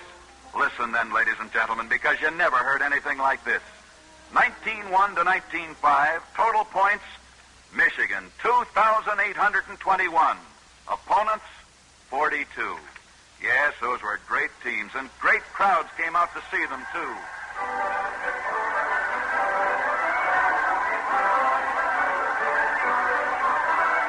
Well, Charlie Baird, how do you like sitting on the bench during a football game? I like it fine, Coach. I can count the house better from here. Quite a crowd. Must be 4,000 at least. Easy. Fielding, you've done a great job. You know something, Charlie? Someday, Michigan is going to have the finest athletic plant in the country with every conceivable kind of equipment. Sounds fine to me, Coach, but who's going to pay for it? Football. Charlie, when I came here a few years ago, these stands at Regents Field seated 800. Now you fix them up so they hold us at 4,000. And in a couple of years, you'll fix them up again so they maybe they'll hold 10,000. And that won't be enough. Coach, if it were anyone but you telling me this, I'd put in a call to the booby head. Charlie, someday we're going to build a real stadium here at Michigan. It's going to seat 50, maybe 75,000 people. Who's going to pay for that? Football. Fielding, I think I will put in that call to the booby head. Wait and see, Charlie. Wait and see.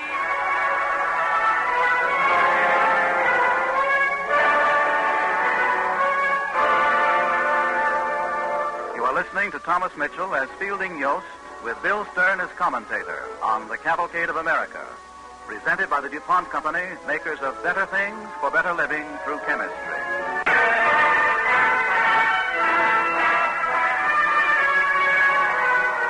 Athletics for all, exercise for everybody. Fielding Yost lived that faith. He preached it. He wrote articles about it. He talked about it. You couldn't shut him up. He told everybody about it. Coach, will you pass the bread, please? Certainly, Professor. Say, I heard your debating team lose last night over at the auditorium. Awful, weren't we? Well, things might have been different if we were up to full strength. That Somerville boy, I could wring his neck. Hey, you fellas take this thing seriously, don't you? You take football seriously, don't you? Well, it isn't the particular sports that counts, you know. It's the spirit of competition. Yeah, that's right. Of course, I never thought of it that way. Say, what's the matter with him, Professor? You know, young Somerville. I don't know. He's been looking kind of peaked lately. Run down, I guess. Anyhow, he never showed up last night. Wait a minute. Tall and rangy, yes. Wears glasses. Oh, I know him. Probably doesn't get in a lick of exercise from one year to the next. Exercise? Coach, you're forgetting. Mr. Somerville is the intellectual type. Phi Beta Kappa. Then he ought to have enough brains to take exercise. Send him around to me. I'll fix him up. But, Coach, he's not the type. By the way, he's a scholarship man. On the honors list. Just what I need in my backfield. Send him around.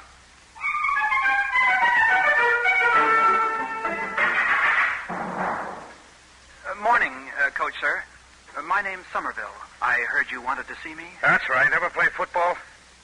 Me? When was the last time you took any form of exercise? Well, let's see now. I used to do a bit of swimming, but I had to give it up. Bad heart? No. My heart is fine. Just got tired. I'm always tired. And lately I've had insomnia. Insomnia, eh? Okay. Go in and tell Charlie to fit you up with a uniform. Oh, Coach, you're not serious. Why, I get tired just walking from one class to another. Mr. Somerville, you're going to put on that uniform and you're going to have yourself a workout. And tonight you're going to be so doggone tired you'll sleep all right. Don't worry. Now get into that uniform.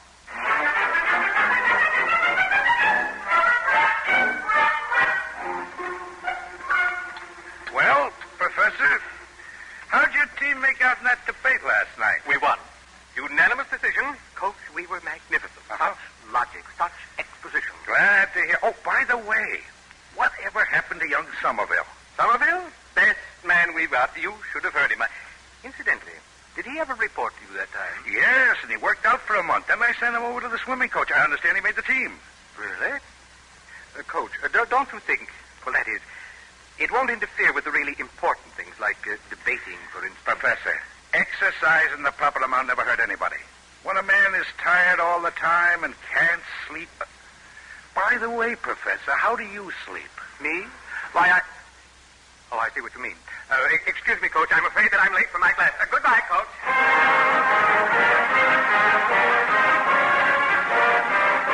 1913, Michigan 43. Syracuse, 7. 1917, Michigan 42.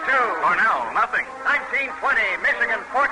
Chicago, nothing. 1921, Michigan 38. Minnesota, nothing. So the years went by at Michigan. In 1921, Fielding Yost was appointed director of athletics. He continued to serve as football coach without pay through 1923. It was coming on towards Thanksgiving that year when a rather serious discussion took place between Mr. and Mrs. Yost and their family physician. Fielding, I told you before, and I tell you again, you've got to give up coaching. No more football. Not me, Doctor. Why, I wouldn't know what to do with myself. You could go on a trip to Europe, dear, with me. We could visit all those battlefields you're always talking about. That's an excellent idea. But why the battlefields? Are you a military expert, Fielding? Of course he is. He knows more about the Napoleonic Wars than any professor at the university. Now, Eunice. Does this great interest have anything to do with football? Well, you see... Come on, out with it. Doctor, those old battlefields are an inspiration to a football coach. Why, I've learned more strategy by studying Napoleon's campaign. Take the Battle of Waterloo, for instance. Now, Napoleon was over here, where that chair is. Blucher was lined up over there near the Victrola. Now, where's the baseball? Eunice, is there a baseball in the house?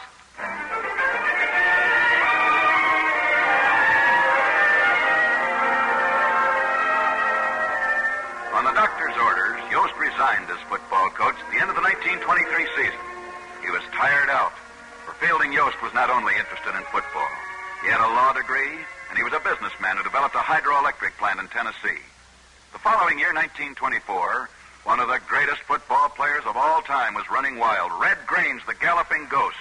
And this, as the saying goes, is where we came in. Remember the beginning of this story? We're back to that game.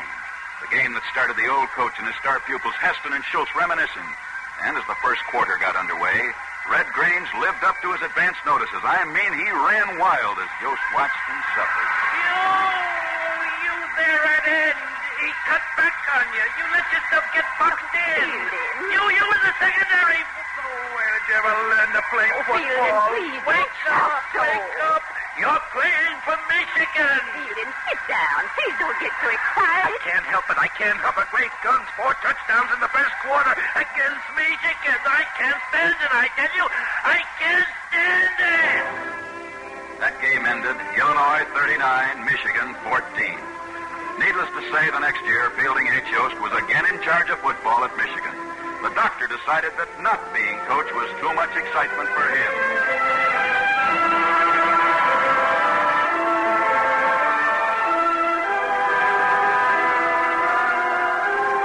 It's 1925 now, 1 year later. The locker room a few minutes before another Illinois game. All right. Now, down, everyone. Now, you, Boosterman. Yes, sir. I want you to do it this way. You don't go in, and you don't let yourself get boxed. You just keep running, Benny, parallel with Grange, forcing him toward the sidelines. Got it, Coach. And you won't touch him. You won't even try to touch him. You'll just ooze him out toward the sidelines and out of bounds. You get it? Gotcha. Now, this is for everybody. Use your eyes, use your hands, and use your heads. And you backs, move in fast. Last year against these babies, something happened that never happened before. We had 4 touchdowns scored against us in the first quarter. That won't happen today, not if you carry out your assignments. Remember, you're representing a great school with a great tradition. No, tradition isn't something you can put on like a coat. It's got to be built up day by day. Love for the school, love for the game, love for the team. That's what makes men and wins games and builds up tradition. Now go on out in there and help build it up for Michigan. Play like a Michigan team. That afternoon, the Michigan team went out on the field and stopped Red Grange cold. Then, as a result of Benny Friedman's field goal, Michigan won 3-0. And another well-coached team from Ann Arbor was on its way to another Big Ten championship.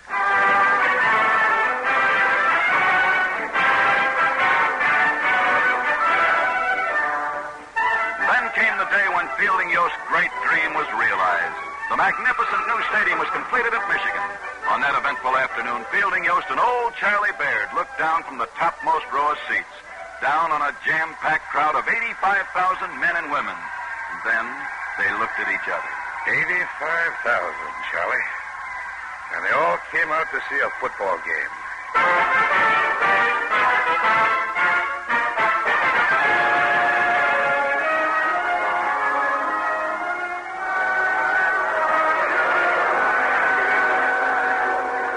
Oh, Yost, Mr. Yost.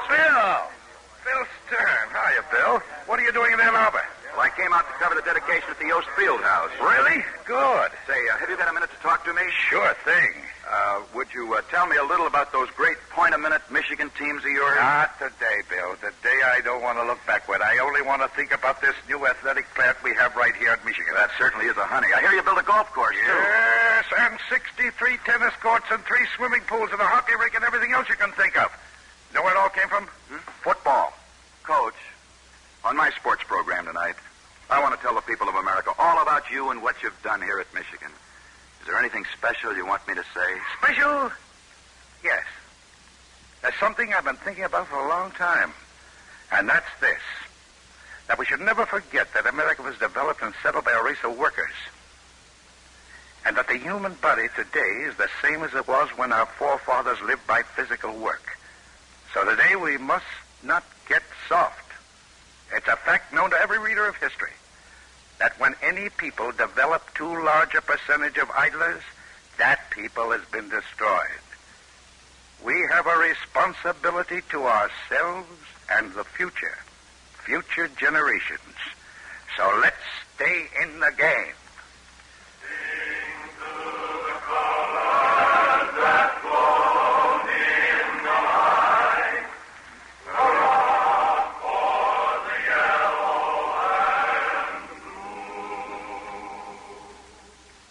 Yost is dead.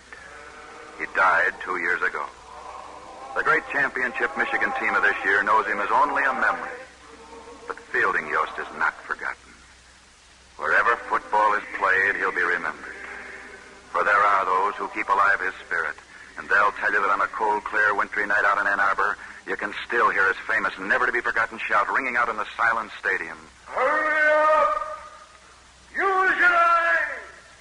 Use your hands! Hurry up! Hurry up! Yellow the fields where ripens the grain, and yellow... Fielding Yost dead? Not a chance. Not as long as football lives will they ever forget the one and only, the immortal, Hurry Up Yost.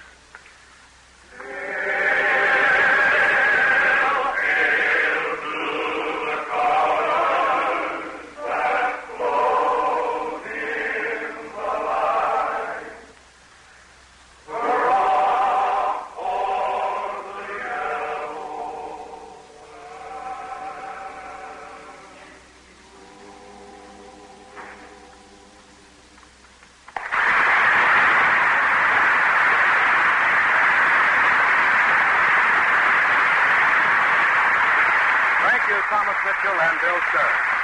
Now, Gene Whitman speaking for DuPont. Nowadays, more people eat their breakfasts, and sometimes other meals too, in the kitchen or in a breakfast nook. The saying used to be, come out of the kitchen, Mother. Now we go into the kitchen with Mother. The reason is that a kitchen today, its accessories gleaming white with DuPont Dulux and Duco finishes, is one of the pleasantest rooms in the house. The youngsters do their homework on the kitchen table. Even Dad tiptoes out to the refrigerator when he ought to be in bed and goes through the leftovers like a snowplow. Every woman wants a spick and span kitchen with the sink gleaming and the floor so clean you can eat off it. But with kitchens coming in for greater and greater use, and with children in and out of the house all day, keeping a kitchen clean is a problem. Here's one way to make the job easier. Use a cleanable tablecloth in the kitchen or breakfast nook and clean it with a damp cloth. Cleanable fabric tablecloths are a development of chemical science. They are made in an entirely different way from the old-fashioned coated fabric tablecloths. The plastic now is bonded to the fabric in such a way that it actually penetrates into it and becomes part of it. The whole cloth is flexible and pliant. The DuPont Company was one of the first companies to make coated fabrics, you know. We've been making them since 1910. In those days, most automobiles had rubberized cloth tops, and many had DuPont Fabricoid upholstery. For 37 years, DuPont has manufactured coated fabrics for book bindings, upholstery and luggage, and tontine washable window shade cloth. And now, Fabrilite vinyl plastic-coated tablecloths. We think our new Fabrilite tablecloths are the best ever. The colors and designs are gay and attractive. And all you need to do to clean them is moisten the cloth and wipe them off. They're clean in a jiffy. Fabrilite plastic tablecloths, on sale at leading department stores, are among DuPont's better things for better living through chemistry.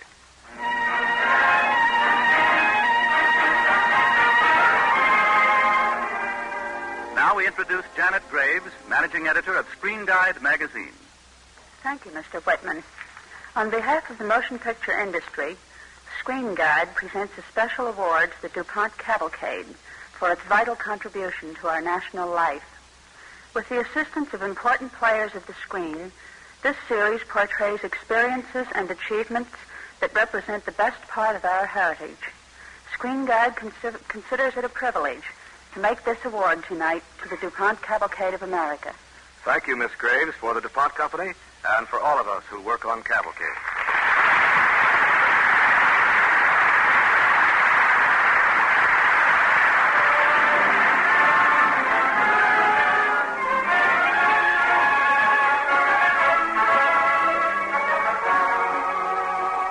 Next week, Cavalcade presents George Tobias in an original and unusual radio play called Us Pilgrims, the story of an immigrant and Thanksgiving.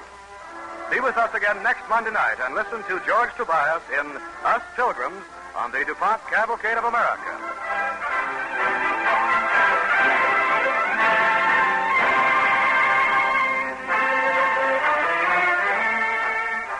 The original music for the DuPont Cavalcade was composed by Arden Cornwell and conducted by Donald Bryan.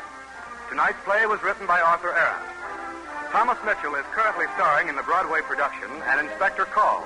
And Bill Stern, in addition to his football broadcast, may be heard on his sports newsreel Friday nights over many of these stations.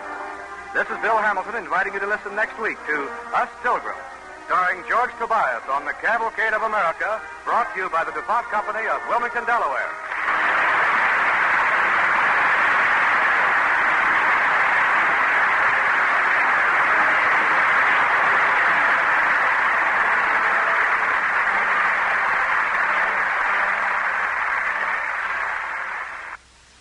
This is NBC, the national broadcasting company.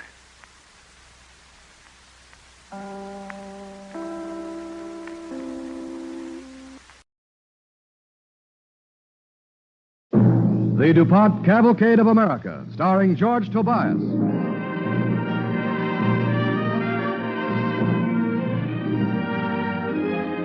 On this Thanksgiving week, the DuPont Company brings you Us Pilgrims, starring George Tobias and featuring Ralph Bell and Mercedes McCambridge on the Cavalcade of America.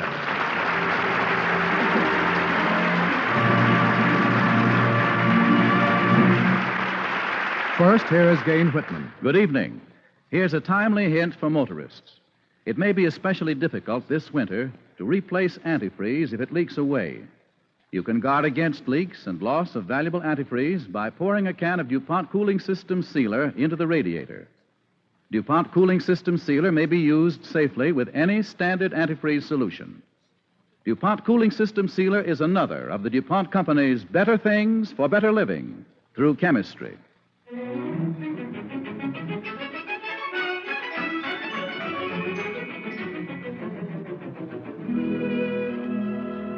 Now, Us Pilgrims, starring George Tobias in the dual role of Mr. Baracek and Boss Pilgrim on the Cavalcade of America.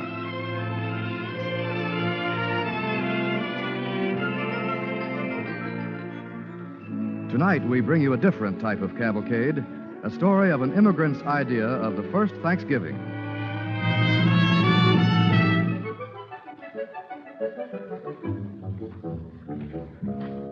Our story begins in a classroom. Now write a row of W's, please. But the pupils are grown up. It is night school. Don't hold your pen so hard, Mr. Baracek. It'll get away if I don't, Miss Teacher. No, it won't. Just relax. Baracek can't even hold pen right. No talking, please, Mr. Bauer. These are aliens learning to read and write simple English in order to become citizens of our country. Now a row of X's. Mrs. Hanson, you put an umlaut on your O's again. Ich could swear every time I do it. Now the L's, class. You're making J's, Mr. Baracek. I sorry, teacher. I fix. Baracek can't even make L's. No talking, please, Mr. Bauer. And now the Z's. Good, class. Much better. Now, are there any questions? Miss Haskell, why we have in America Thanksgiving? What's so amusing, Mr. Bauer? Some question. What Thanksgiving got to do with how we write with pens? I think it's a very good question, Mr. Bauer. And the more you know about the United States and its history, the better citizens you'll make. Mrs. Hanson has asked why we celebrate Thanksgiving. Who can tell her? Teacher. Can you, Mr. Bauer? Sure. It's holiday. But why? Says on calendar. But who first made it a holiday? Why did they have the first Thanksgiving? Mr. Bauer doesn't seem to know. Does anyone else in the class? Excuse, please, teacher. Yes, Mr. Baracek. I know about first Thanksgiving. I bet he does. Mr. Bauer, please. Could you tell the class about Thanksgiving, Mr. Baracek? Think so? I got a little nephew, very smart. Last night, nephew recite piece in school exercise. Piece all about first Thanksgiving. Why don't you tell us as much about it as you can, Mr. Baracek? Sure. One question first, please. Who's Pilgrims? Well, they were a group who came to America in 1620. They came here to find religious freedom. Oh, then Pilgrims immigrant like us. In a way, they were, Mr. Baracek. Now, suppose you tell us how you think the first Thanksgiving came about. All right. It's like this. A long time ago in old country, things very bad. Bad king. One day, Boss Pilgrim is walking down street with other Pilgrim. They talking. All country is no good, say Boss Pilgrim. Not so loud, boss, say other Pilgrim. Soldiers hear you. Teacher. Yes, Mr. Bauer. Does Baracek mean Pilgrims talk like that? Sure thing. They speak English just like you and me. Let's not have any interruptions, please. Go on with your story, Mr. Baracek. Well, long time ago, in old country, things very tough. The king is bad. And one day, Boss Pilgrim is walking down street with Pilgrim named Benny. And Boss Pilgrim say, Benny, old country's no good for us, Pilgrim. Shh, boss. Soldiers hear you. Tell King. Now, somebody ought to tell King. Tell King let us Pilgrims pray like we want. Tell King we want religious freedom. Go church like we please. Nobody got religious freedom in 1620. That's this year. They got in America. Huh? What's America? His new country Columbus discovered. And can pray any way darn please there. And that's the way it should be in old country. King or no king. Not so loud, boss. Shh, you get us pinched. It's better be pinched than not pray like we want to. I show, King. What you doing, boss?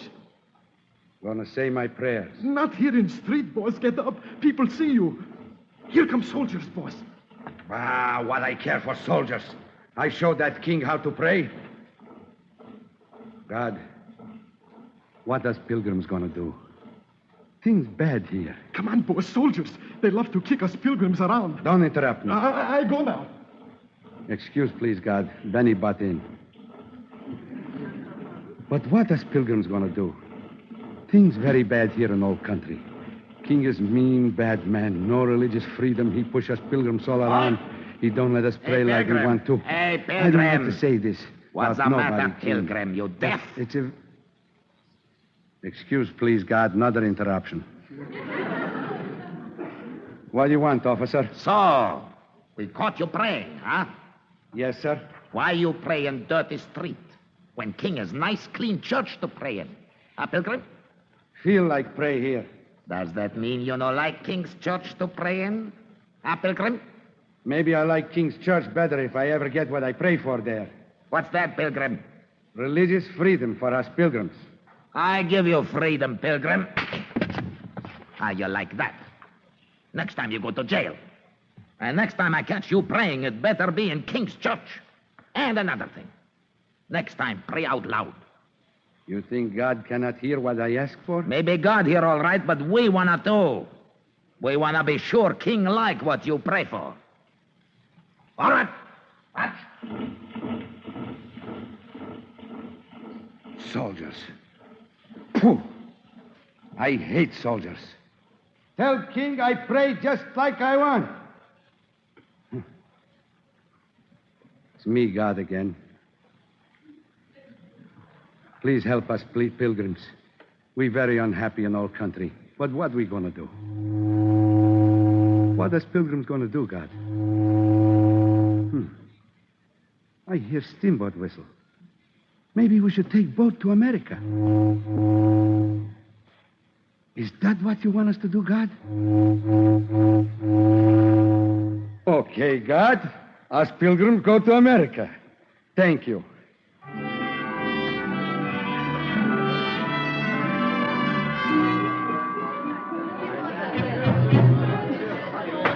Meeting will come to order, please. Fellow pilgrims, I call you here tonight to tell you big news. God wants us to go to America. America? You mean it, boss? America? Today I pray, and God tell me personal, I should take boat right away and go to USA. That's other name for America. Boss. Oh, it's you. You What do you mean- want? What do you want, Joe? You mean us pilgrims should go to this America place to live? That's right, Joe. And give up my fruit stand?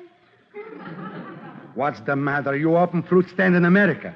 People got to eat there, same like here. Another thing, boss. I don't think my wife like idea. She gets seasick. What you care how your missus feel, Joe? Important thing, do you get seasick? No, but I don't want wife to need it. She tough enough to get along with when feel good. Never mind who gets seasick. We're talking about going to America. I don't think it's good idea, boss. We don't know nothing about place. If it's good enough for God, it's good enough for us. You think we find jobs and make living there, boss? Benny, what kind of pilgrim you? God wouldn't tell us to go no place where there's no work. Did he say just what USA was like? No, but I bet it's big, beautiful, wonderful country. Hey, boss, if it's so big, how come they just find it? All I care is new country and can pray any way we like there. You mean, boss, you mean they got religious freedom? It's in Constitution. Then I vote we go there. Good. Then we go tomorrow night. In harbor is boat called Mayflower. Third-class steerage tickets, very reasonable. But, boss, what about my fruit stand? Sell it, give it away, take it with you. Only stop worry about it. Well, all right. I go Fresco, but I still say it's bum idea. It's not my idea, Joe. It's God's. And I sure he have wonderful country there for us pilgrims. I bet there is big cities with tall buildings and farms where things grow like anything. And mines for coals and railroad trains and trees to chop and factories for work in, and schools for kids, and pretty scenery to look at. Don't God's country sound nice? Well, if only is where you think it's going to be, boss. God's so good to us pilgrims, Joe. I bet your wife not even seasick on way to USA.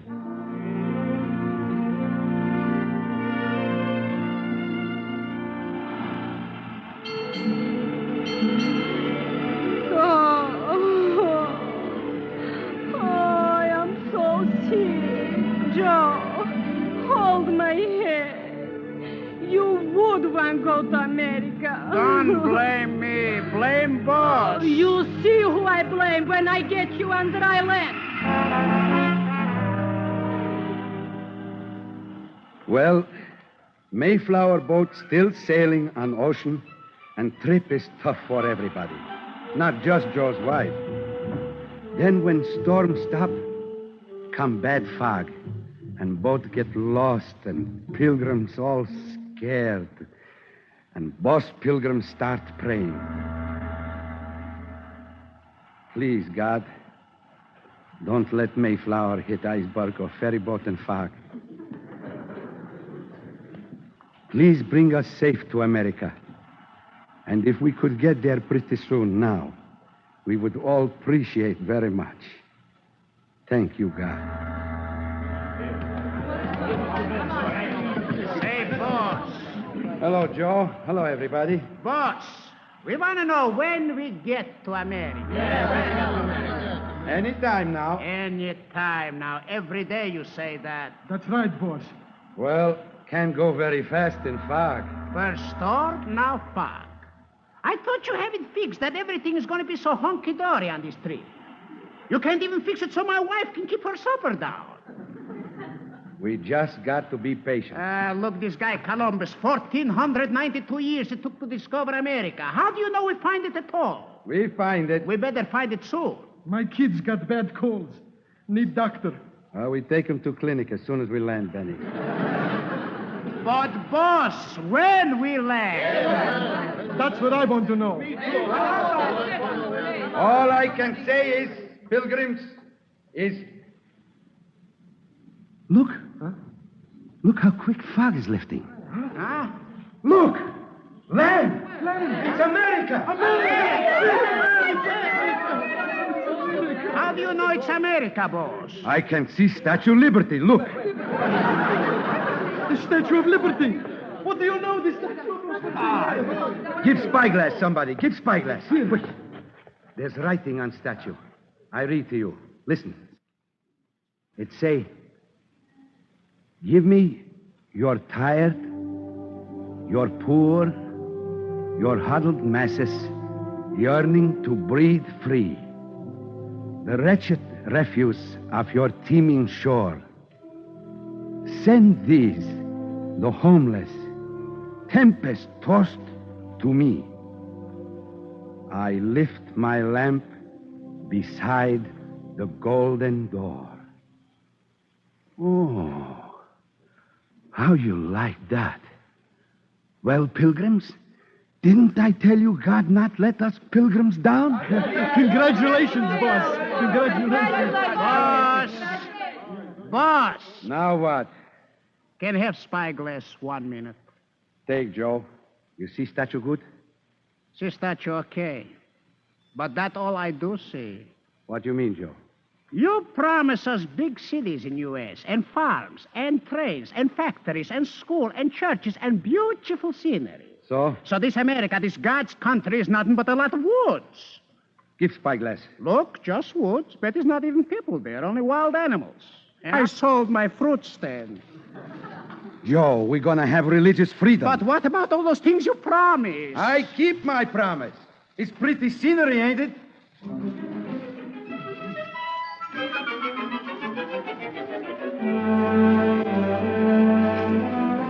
You are listening to Us Pilgrims, an unusual story of an immigrant's idea of the first Thanksgiving, starring George Tobias on the Cavalcade of America, sponsored by the DuPont Company, makers of better things for better living through chemistry.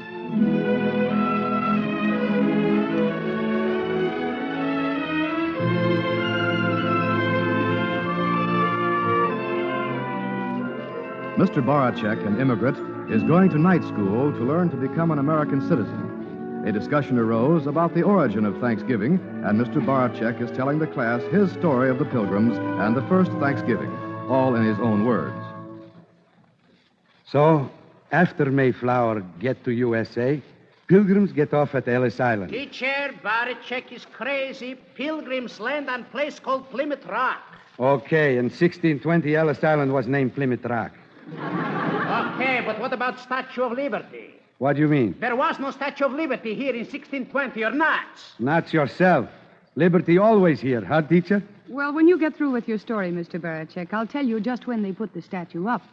But you've got the right idea. Bauer don't know so much. Go on with your story, please. So, Pilgrims get to America. It's very wild place. All woods. It's winter time. And it's very cold, and snow is very deep. Boss! Hey, boss! Boss, listen! Hey, boss! What do you want, Benny? A whole bunch tough-looking guys coming. Some kind of savages. Got red skins and feathers in hair. I bet it's cannibals. I ain't scared of no guys who wears feathers and hair. Come on.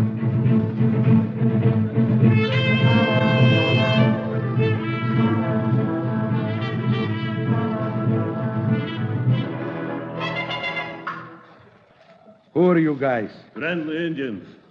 Us Pilgrims. I boss Pilgrim. I chief of friendly Indians. You fellas live around here? Long time. You fellas new here, ain't you? Just got off Mayflower. Proud to meet people who came over on Mayflower. Say, is good country here? The best. You like it fine. Only may take you a few days to get used to the water.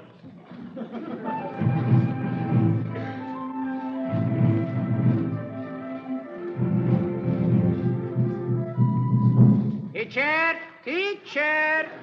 Now, what is it, Mr. Bauer? Baracek don't know what he talk about.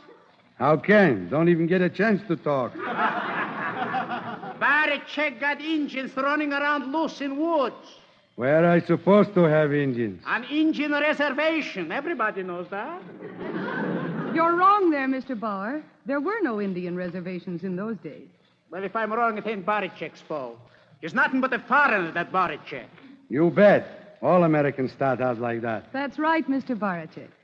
Now, will you go on, please?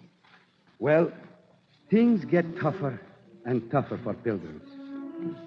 Winter get worse. Pretty soon, they almost out of food. Please, help. Who's calling? He's following snow over here. Oh, it's Chief of Friendly Indians. Come on. Who's there? It's me, Chief. Boss Pilgrim. It's me and Joe. Give me food. Please, food. What's the matter? What's the matter, Chief? I get lost in woods. Not eat for days. Food. Oh, Joe and me got pockets full sandwich, Chief. Here, take. No, don't, boss. We need them sandwich, too. Oh, this is starving man, Joe. What I care is nothing but a foreigner. He's starving man. He's starving man, and I give him sandwich whether you like or no. See? Here, Chief. Take. It's good. A good sandwich. Chief of Friendly Indian, never forget it.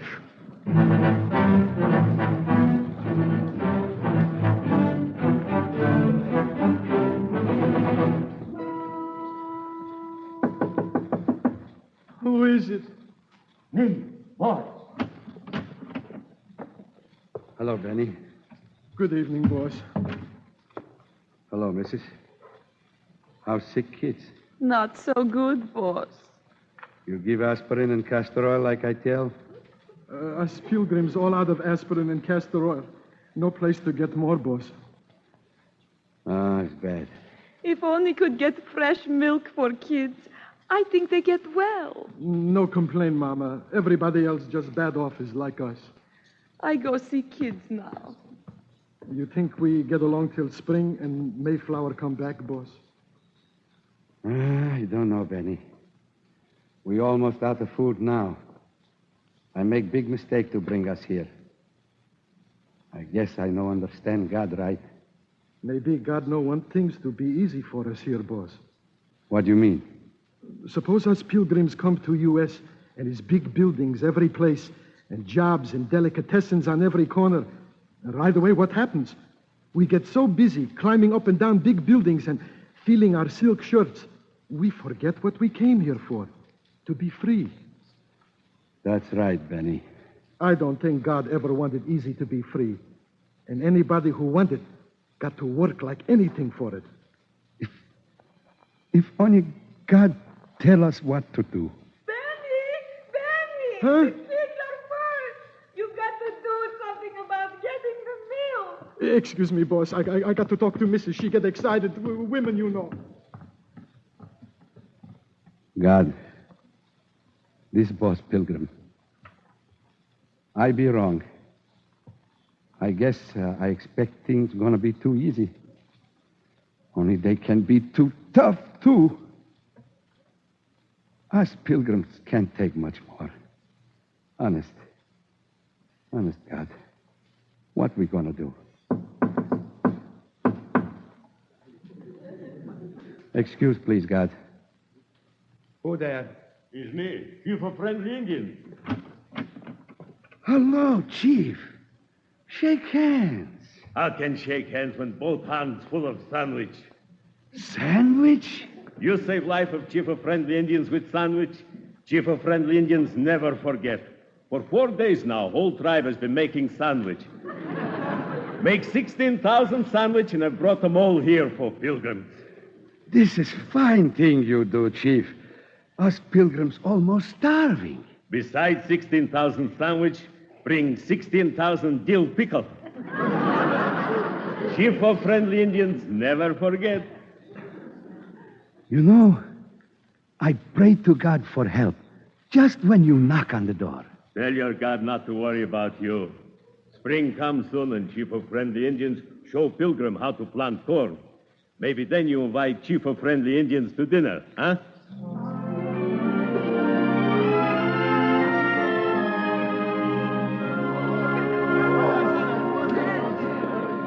This is most beautiful table full of food I ever see, Mr. Boss Pilgrim. No wonder. His first Thanksgiving dinner. Let me at that turkey. Oh, just a minute, Joe. What's the matter with you? Say prayers before we eat. This is Thanksgiving. God, us pilgrims want to thank you for everything. For this turkey and cranberries and all good things you let us grow.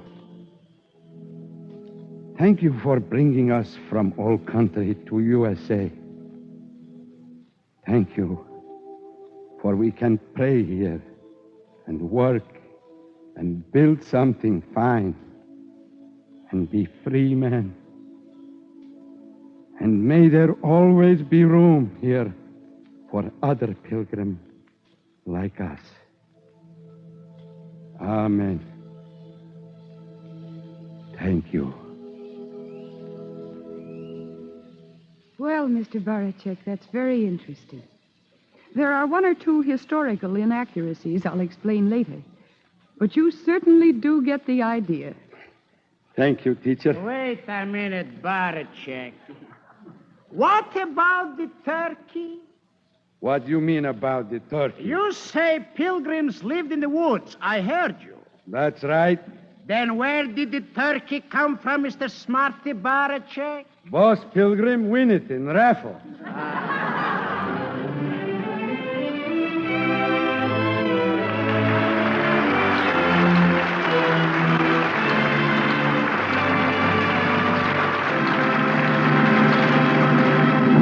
Our star, George Tobias, will return in just a moment. But first, here is Gain Whitman speaking for DuPont. Other eyes than yours. The eyes of your grandfather and grandmother, your father and mother, when they were young and very much in love, have looked upon the soft fading colors of autumn leaves and found them beautiful and a little sad, discovering in them the truth that every summer must come to an end. At this time of year, with Thanksgiving Day drawing close, we are particularly conscious of those that have gone before us, conscious of our place in the endless cavalcade, which reaches from far away in the past to far away in the future. It is from the long, reassuring past that we draw strength and courage to go on. We look to the future with hope and confidence. For if we know how to give good gifts to our children, then how much more shall our Father in heaven give good things to them that ask him? No one can really doubt who knows that 7th chapter of Matthew. Shall we, as we think on the past, on the future, give thanks? Yes. Has there been no other time in the world when clouds have darkened the horizon? There have been many such times, and we've always come through. Let us give thanks. Let us give thanks as our forefathers did. Americans have much more for which to be thankful than they ever had. Let us count our blessings, our better things for better living, not merely from the world of science, but from the world of the spirit, in which mankind is also learning lessons, though they be slow and arduous. Let us be thankful for our freedom, symbolized by the precious documents aboard the Freedom Train.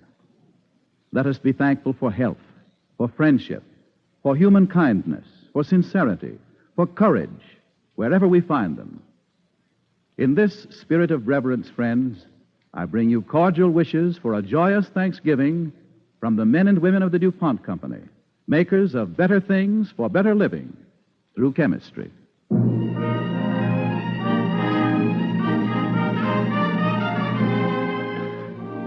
Now our star, George Tobias.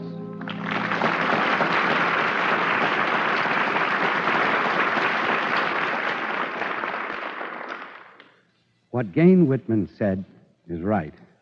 Over here, we have a lot to be thankful for.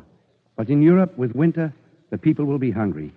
We have been asked to save food for them. Friends, let's not make a mockery of Thanksgiving. In giving thanks to him who said, "I was hungered, and ye gave me meat." Let's express our thanks in a practical way. Let's share our food with those who are hungry. Good night.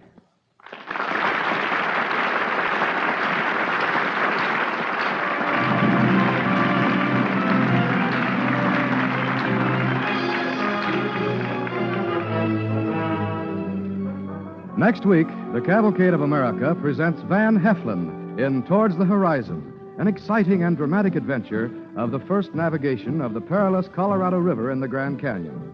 Be sure to join us again next Monday night at this same time for Van Heflin in Towards the Horizon on the DuPont Cavalcade of America.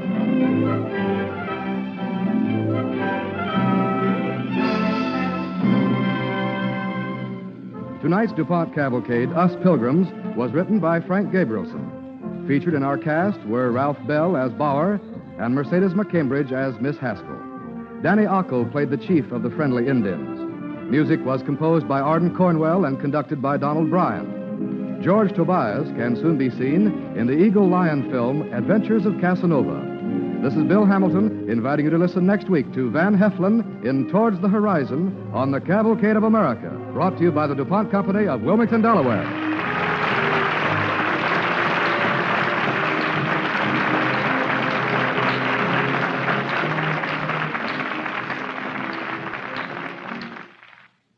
This is NBC, the National Broadcasting Company.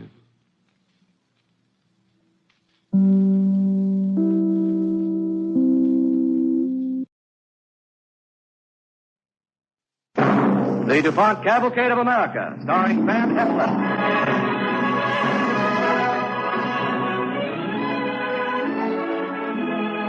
Tonight, the DuPont Company brings you Towards the Horizon, starring Van Heflin on the Cavalcade of America.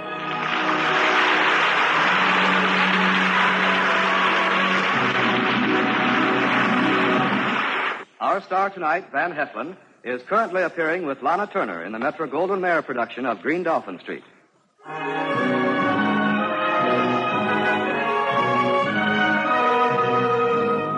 Now, Towards the Horizon, starring Van Heflin as John Wesley Powell on the Cavalcade of America.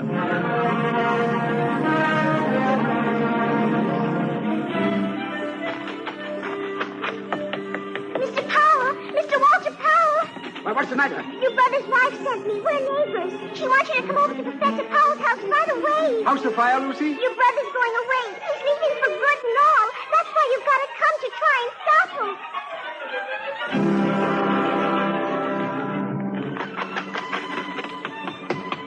Doctor!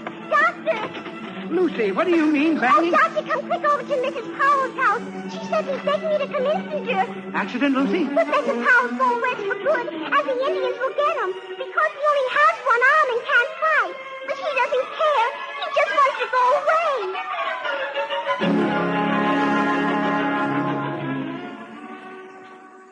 I should have thought of this 3 years ago, Emma, when the war was finished, instead of fooling myself that I could come back to everyday life. Oh, John, darling, sit down and listen to me. I've been up at the college. The president's willing to give me a year's leave, and I fixed things at the bank. Now, if you live as we have been living, there's enough for a year and a half. John, when you keep walking up and But down that's like... not including the pension for my arm. Is that the reason you're leaving? No. My clothes don't fit. Why should anything else? John, don't turn away. Is that the reason? Or is it me? Is it me? No, darling. If you don't love me, all you have to do is say so. No. I'm not angry. I'm not crying. I'm not even clinging. But for good heaven's sake, hasn't a woman a right to understand? John Powell, will you sit down, look me in the eye, and tell me? All right, Emma. Why, darling? Why? I don't know why. Emma, I don't know. Another woman? No, darling. Tired of teaching? Teaching is all right. Tired of me? No, dear, of course not. Well, say so, John, if that's it. I could understand that. So we were married during the war, and now it's 3 years after the war, and the sparkling artillery officer is a geology professor. The girl you used to walk with under the stars is a housewife. Is that it, John? No, dear. No, it I isn't. wouldn't blame you. Look, ever since I was a boy on that farm in Wisconsin, I've had what they used to call a hankering for book learning. When I was only 18, I started teaching, and I've been teaching and studying geology ever since, except for the war years.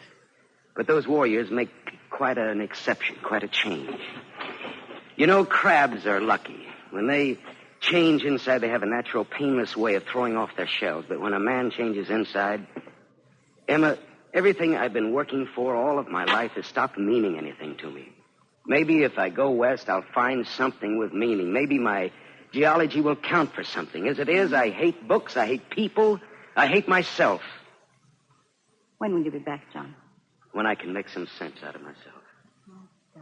Emma, look at me. I'm just a dumb man, that's all. I'm gawky inside, like an adolescent boy. I have to find myself all over again. Oh, dear, why isn't the world made up just of women? Well, maybe the war did it to me. Maybe when they hack off an arm, they hack off something inside, too. It must be. All I know is that in my heart, I'm all left-handed. All right, John. You go. As long as it's not me you question, I can stand it. When you're ready, come back. Emma, I don't question you for a second, and I never have. I'm the question. I'm my own big question with not enough inside to answer it.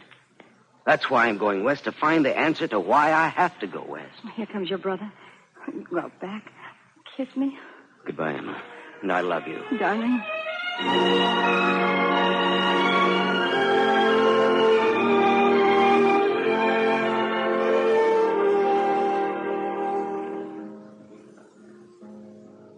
Weep, all ye little rains, wail, winds, wail, along, along, along the Colorado Trail.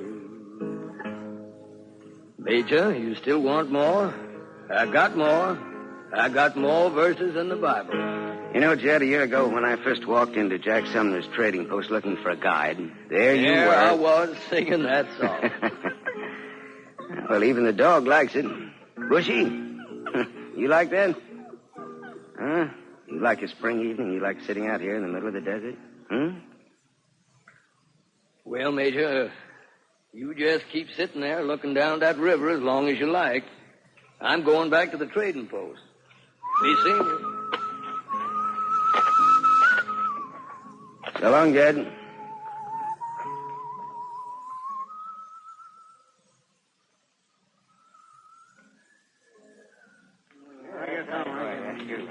Yeah, here you got yourself a new neighbor, Jack. Yeah, this trading post of yours will be turned into a town if you keep that up. How's that, lad? Oh, you mean the major? Yeah, the school teacher from back east. One arm. Did he ever say exactly what he come out here for? Never did say, and I never did ask. He weren't a trapper, I know that. Tight-lipped fella he is. As far as I know, he's never opened up wide enough to spit. Figure maybe he was in trouble back east? Here's Jed now. He's guiding for him. Jed, that major you take around. What do you figure he's after? After? How do you mean? What's he doing out here? What's he after? Oh, nothing, I expect. Now, take last fall, before the snow set in. He kept riding out across the desert till he found a river. Then he just kept following the river. Following any river? Any river. And now, take this spring. Soon as the first big thaw, out into the desert he goes again, following the rivers. What could it be? What could a fella see in flowing water to follow it like that for no reason all the time? Maybe he's loony from the war. Maybe, being of a simple mind, he finds a river just plain fascinating. Well, you know, there is something about a river. How do you mean, Jed? I mean a river. Just a river, running on and on. What's he mean? I know what he means. He means just a river. Yeah, when you come to think of it, it does kind of catch your fancy. A river, running on and on. It does that. That it does.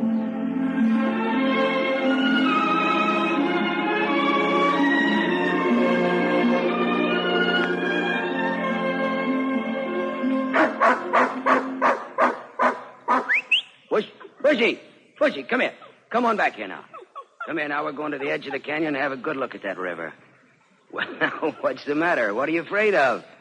Gray wolf? Mountain lion? Bushy, now, what are you shaking for? Wolverine? Bushy, now, come here. Come on now. Right here to the edge.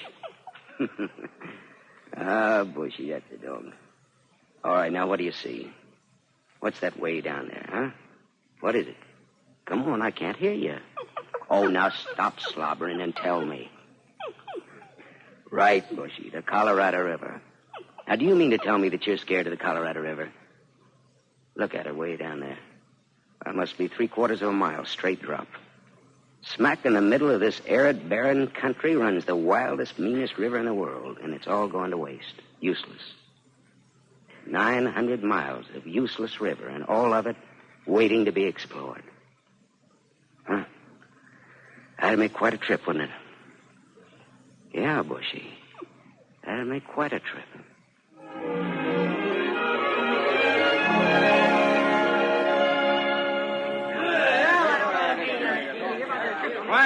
Quiet. Will all the gentlemen trappers present kindly shut their gentlemen traps? Now, there's a proposition coming up, and before Major Powell makes it, I might tell you that Billy Hawkins, Jed, and me has already took it. Yes, sir. I'm closing down this trading post come Monday fortnight. That's what I think of the Major. But we need a few more men. Go ahead, Major. We're making a trip. We're going to put 4 rowboats in the Green River up in Wyoming. Right where the Union Pacific crosses. And we're going to keep on coming until the Colorado comes out of the canyons at Virgin River. Through the Grand Canyon? It can't be done. That there river goes plumb underground. That's what the Indians say. You don't know that. Nobody knows nothing. Now, quiet. We live on the edge of a mystery. All we know is that between these 2 points, the river drops 5,000 feet. How much do you think the Niagara Falls drops? 170 feet. And this is 5,000. How does it drop underground? Is it all rapids, or maybe there's a dozen Niagara Falls along the way? That's what we'll discover. Now, how about it? Any more of you joining us? Well? What are you fellas waiting on? Waiting for you to give me the key to this here trading post. It's a thriving business, and you ain't a-coming back to thrive on it.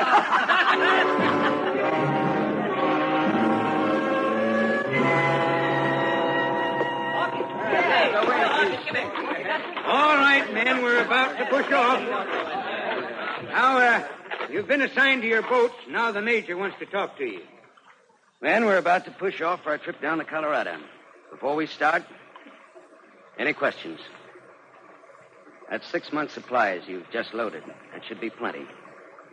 Because from all I can figure, if we're out of this canyon, well, let's see, this is May the 24th. If we aren't out in 4 months, well, then we won't be out at all. Now watch the water. Study it. The wildest current must have its laws. Somebody with a question? Around the fire last night, I heard some of you talking about the Navajos. Well, I wouldn't worry for the Indians. That current will be about 25 miles an hour. It's only when we get held up for portage that there could be any trouble at all. Even then, the high cliffs and sharp bends. Any questions? Major, if you don't mind, since I'm only the cook and you already said Andy Hall and me was too young to open our mouths. Well, as far as you know, well, I mean... You mean, are we going to be rushing downstream and suddenly swoop around a sharp bend and there's the very brink of Niagara Falls? That's right, sir. That's the main question we're all asking inside. Any other questions? All right, let's go.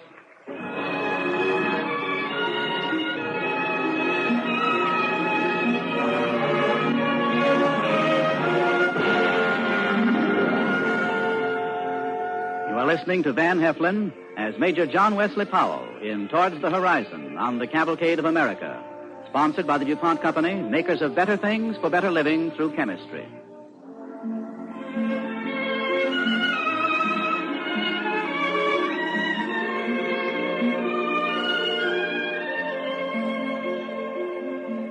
John Wesley Powell, Civil War veteran, geologist, is on his way down the canyons of the Colorado, never before explored by Indian or white man.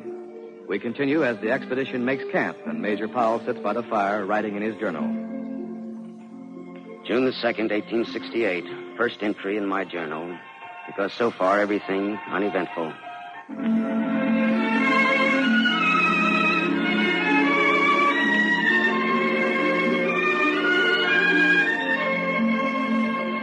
John Wesley Powell, Civil War veteran, geologist, is on his way down the canyons of the Colorado, never before explored by Indian or white man. We continue as the expedition makes camp, and Major Powell sits by the fire writing in his journal. June the 2nd, 1868. First entry in my journal, because so far everything uneventful. Men in excellent spirits. No rapids, swift, smooth water. Gives each pair of rowers chance to learn boats and each other. Banks not high, very rich green, but climb up banks and all is desert. Suggests Euphrates. Present delightful. Future waits.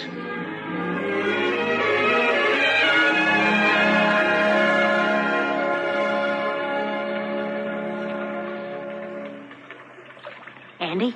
Keep your eye on the Major. You know what I've been thinking all this week? He's getting pretty snappy with his orders. I've been thinking this is the sweetest life a man ever knew. Oh, you mean just coasting downstream? Oh, look at us go, slicking by that bank. Yeah. Our water's smooth as a kitten's purr. Good food, duck soup and roasted ribs every night. Biscuits. Yeah, you're a fine cook, Billy. Except it's always so quiet. Take like now. What are we whispering for? Oh, we could talk loud. You want to talk loud? No, not particular. Do you? I don't mind whispering. Oh, me too. Saves the voice. Guess the Major figured because you and me was boys, they'd put us in the last boat because we didn't count so much. It's all right by me. Me too. That way we're together. That's all right, too. Sure. That way we're in the same boat.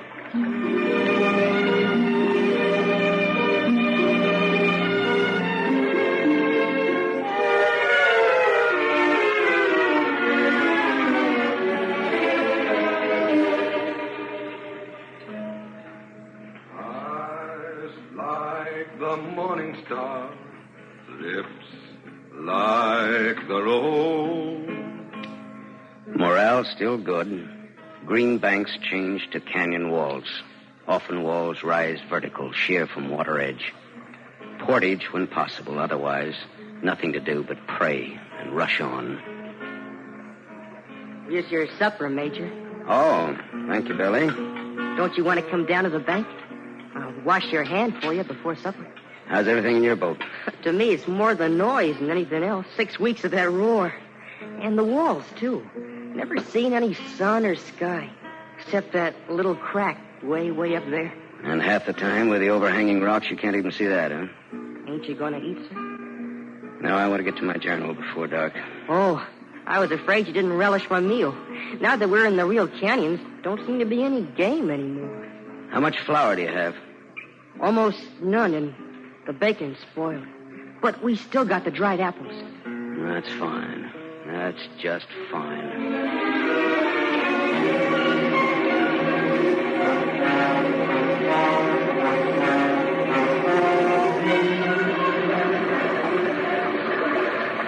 Looks bad ahead, sir. I'm looking ahead. You mind your oars.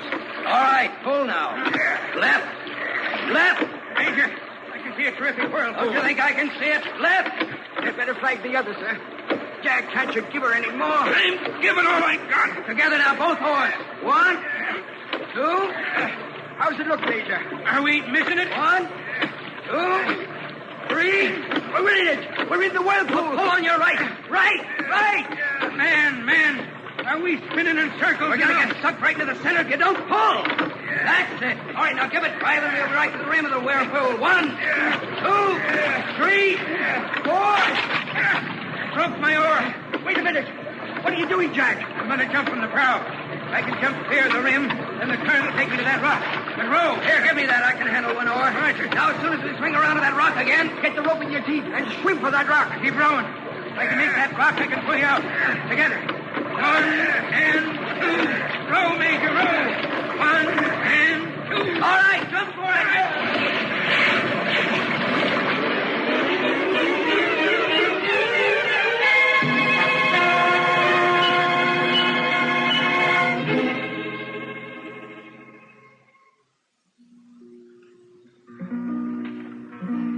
August 18th, Desolation Canyon. For the last month, every day has been worse. Hunger and constant duckings in the rapid weakens the men. Frequent rain. There seems to be a tiny invisible net that's the curse of all of us. Everyone short-tempered. But in all of this, there is one consolation. If I ever get out, I think I'll be able to figure out why I got in.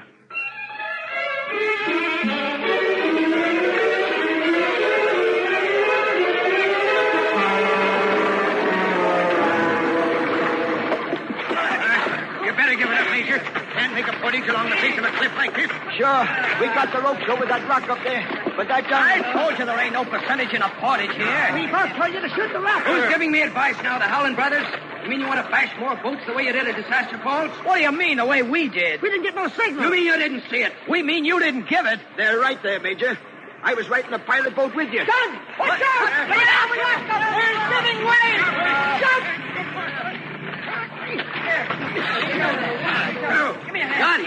Don, somebody pull him up. He's all right, Major. I got him. Now he's ruined my watch. How can we fix our position without a watch, huh? Do you know how much that watch costs? Well, you're going to pay for it. No, sir, I ain't going to pay for it. Why should Don? If you don't pay for it, then you'll leave the party now. Now, do you hear? Major, he can't leave now. Can't even climb out of here. All right, then let him stay here and starve the no-good Missouri mule. And don't you Howlands tell me what to do. It's too bad that you didn't crack up with your boat. All right, Don, you can stay until we find a place to get rid of you. But every day is going to cost you $1 a day for food. You get that? That's final.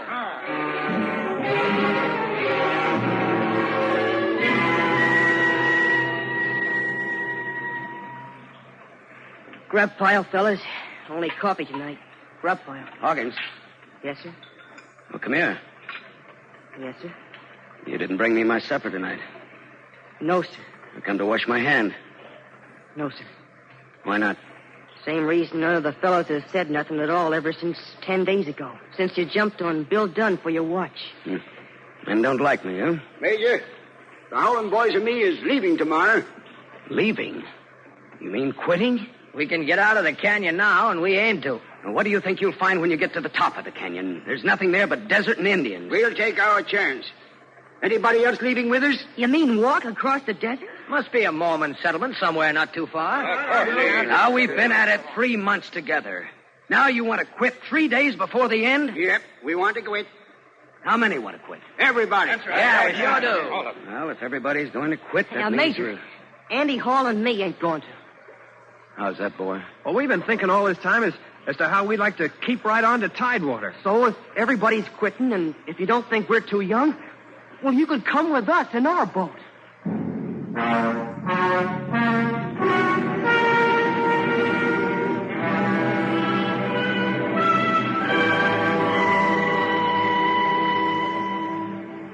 August 29th. Tomorrow will be the end. Out of the canyons. Onto the great sunlit plain. 6 of us left. 2 boats. Spirits up now. Can't wait to see the horizon.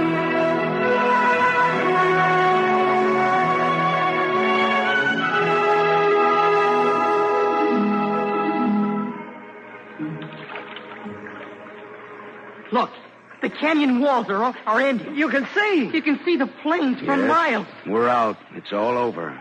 We've made it. Man alive, ain't this smooth water pretty? Like a holiday, just sitting in the boat. No worries, safe and snug in the sun, kicking our heels. Just the 6 of us, and the earth flat, and the sky big. Major, why don't you keep on with Billy and me? It's the Gulf of California for us. How about it? No, I'm going back east home, where my wife is. And then to Washington. Major, whatever brought you out here in the first place? Well, back east I used to teach geology. But I got to be as dry and arid as this cactus country, so I came out here. You know, I made a discovery. I discovered that I wasn't using what I knew. I wasn't building out of myself toward others. Now that I've seen what this country is, I've seen what it can be turned into. There's a whole world here drying up. A river is wet. It should wet something. It has power. It should push something. Deserts can be irrigated. Floods can be controlled. It only takes the time and the doing. And it's time to start. The way you talk, Major, I reckon this country could turn into Eden Garden itself. Well, it could if we work at it together. The trouble is that most folks make a beginning and they stop. I've found what I came out here for. Now I'm going back east to do something about it. We've made a beginning, and we must never stop in this land.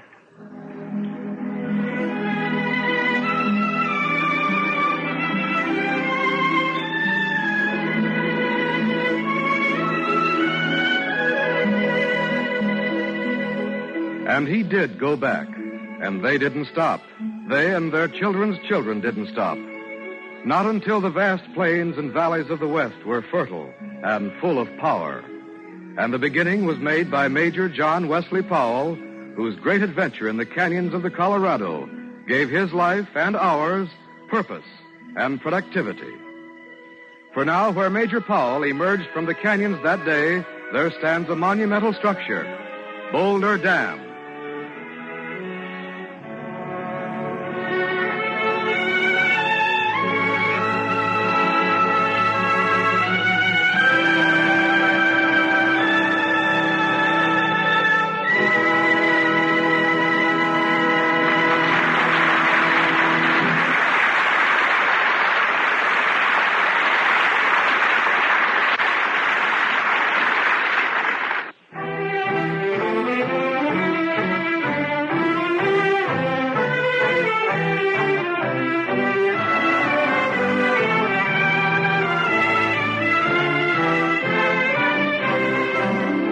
Next week, Cavalcade has a real treat. Our play, Diamonds in the Sky, the sparkling story of Maria Mitchell, America's first woman astronomer, discoverer of stars.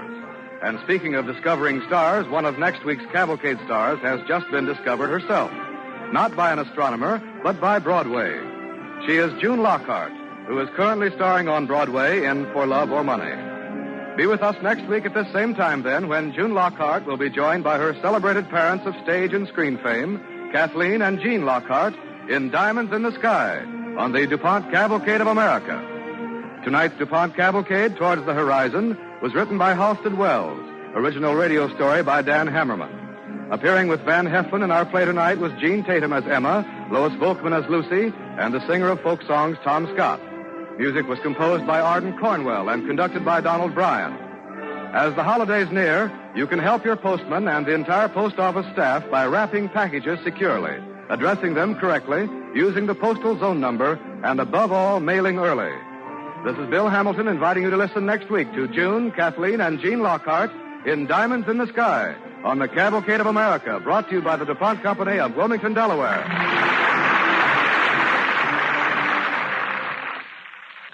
This is NBC, the National Broadcasting Company.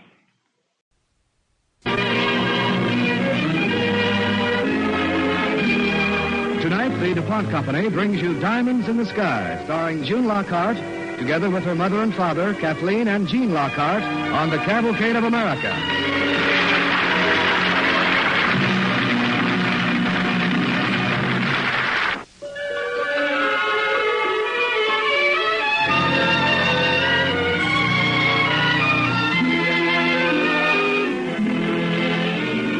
Now, Diamonds in the Sky, starring the Lockhart family with Kathleen as Maria Mitchell, June as Gladys Susan, and Jean as Mr. Moats on the Cavalcade of America.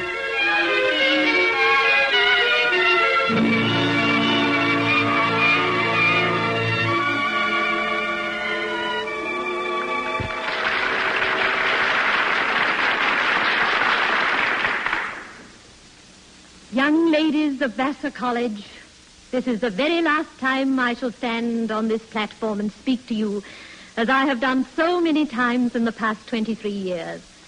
It is another century, and the voice is that of Maria Mitchell, America's first great woman astronomer, whom Lincoln called an important American natural resource. She is addressing the students at Vassar College the day she retires from the faculty. I leave here with something less than elation. I've loved being one of you. Loved being one of you, although there was a time.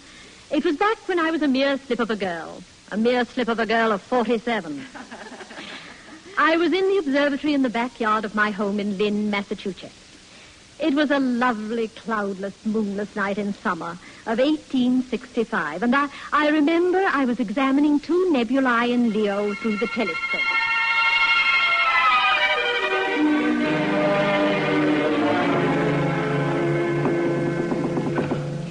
Yes, who is it? Miss Mitchell, Dr. Sanderson. Dr. Sanderson. Am I disturbing you? Oh, no, not at all. Come in. So this is the famous observatory. Well, it's where I work. But why didn't you let me know you were coming? I wanted to surprise you. I'm flattered you thought of coming to see me. It's really quite a trip. Yes, and I came on a very special mission. The students, faculty, and alumni of Vassar want you back. And I better warn you, they have sent me with instructions to bowl you over. And I'd better warn you, Doctor, that I don't bowl over very easily. I'm content and busy here. I'm sure Vassar can struggle along without me, but do sit down, Doctor. Thank you. But, Miss Mitchell, I assure you, you would have your observatory at the college, too. Time to continue your researches and more money than you could ever earn by writing. Why won't you come? I must take your point scientifically, Doctor. Point one, I have enough money. But I mean for clothes or hats or whatever women... Oh, everything I own is so ugly, and I'm so ditto, that a few dollars more or less couldn't make me look better even in a storm. Point two, Doctor? Well, the good you could do toward furthering the education of women. No, Doctor. Suppose you suggest a professorship at a men's college. I could do something for women's education if that's what you're offering me. I'd teach men how to boil their own breakfast eggs, for instance, and a few other things. Point three, Doctor? I fear I am not bowling you over. Yes, who is it? Miss Mitchell, it's Mrs. Remsen here and Mrs. Moe. Oh, Mrs. Remsen and Mrs. Moats. Well, ladies, please come in. Oh, thank you, Miss Mitchell.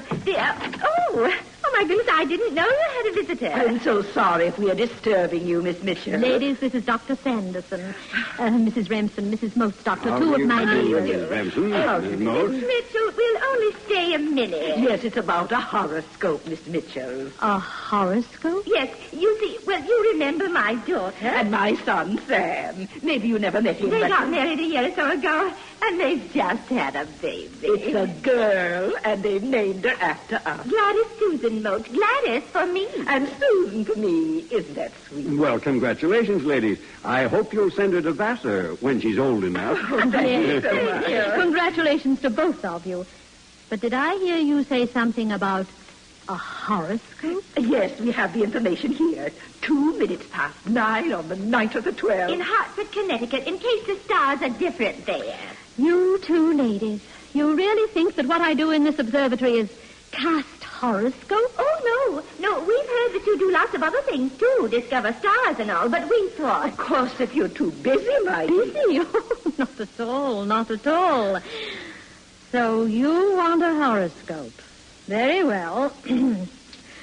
On the night of the 12th, Venus and Mercury were almost directly over Hartford, Connecticut.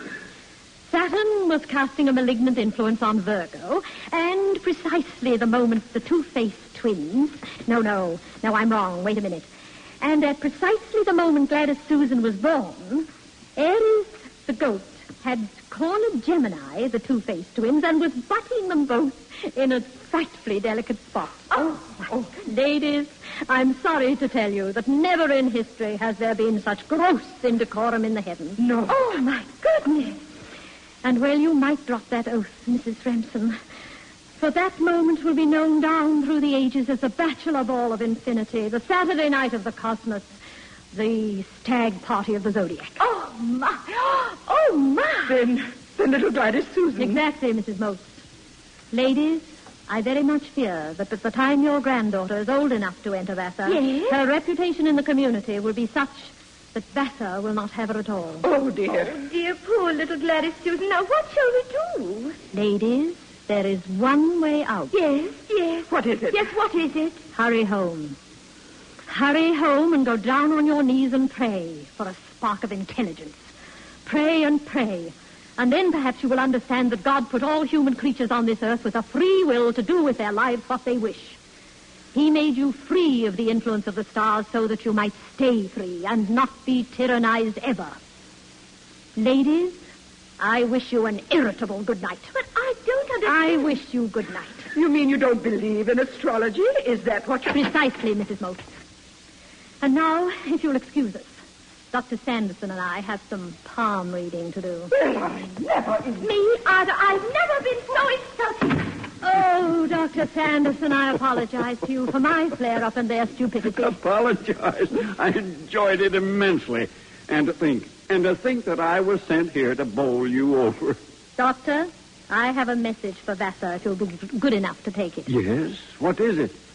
I think now that perhaps female education in this country needs every ally it can get. Doctor, you may report to the faculty that I have been bowled over. Very thoroughly bowled. I accept.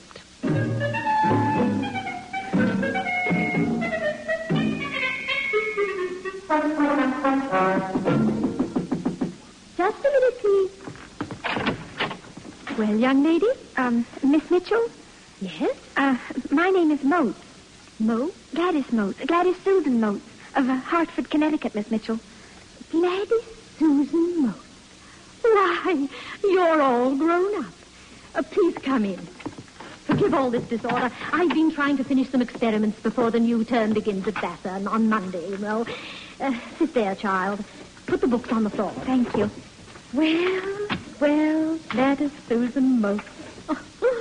You're a pretty wide-eyed little thing. And you're wonderful looking. Oh. You've been about the most important thing in my life. And what you did to my grandmother's 18 years ago. They talked about it until I know the story by heart. Then as I grew older, I began to hear more and more about you, and I became interested in astronomy. You're sure you mean astronomy and not astrology? Oh, I read Herschel and Bridges' conic sections and Hutton's mathematics, and... Did you understand them? Well, I read them from cover to cover. But did you understand them? Hardly one single word. Oh, but I wanted to. I wanted to so hard. I want to understand everything. Ah, now that, Gladys, that was spoken like a true student. I hope you'll take my course when you're at Vassar. I'd give anything to study under you, Miss Mitchell, but... Well, that's just it. I'm not coming to Vassar. You're not? No, they want to send me to cooking school. Oh, excuse me. I took it for granted if you were here. Well, I want to go to Vassar. I want to terribly, but... Well, Mother died almost 10 years ago, and Daddy... Well, he's sweet, but... Well, he doesn't believe in education for women. And, of course, my grandmothers don't. Well, that's what I meant when I said that you were about the most important thing in my life. I begin to see. Your family hates me. And with typical logic assumes that because I'm educated, it must be the education that makes me hateful. Poor Gladys Susan. A stupid, heedless prank of mine 18 years ago, and I've cost you an education. Oh, child, how can I ever make it up to you? Well, I did think perhaps... Well, It seemed to me that anyone who could discover a comet ought to be able to convince old Dad. Convince old Dad? Oh, Gladys, I want to help you, but here I am, a traditional family enemy. The minute you mention my name, you'll disagree with me. Before I said boo. I'm everything in the world he doesn't want you to become. Then you mean you won't come home with me and talk to Daddy? Oh, please, Miss Mitchell. Well, child, I suppose I owe it to you to try. Where did you say you live? Hartford, Connecticut. Hartford, Oh, of course, right under the stag party of the Zodiac. Well, Gladys Susan, I'll do my best.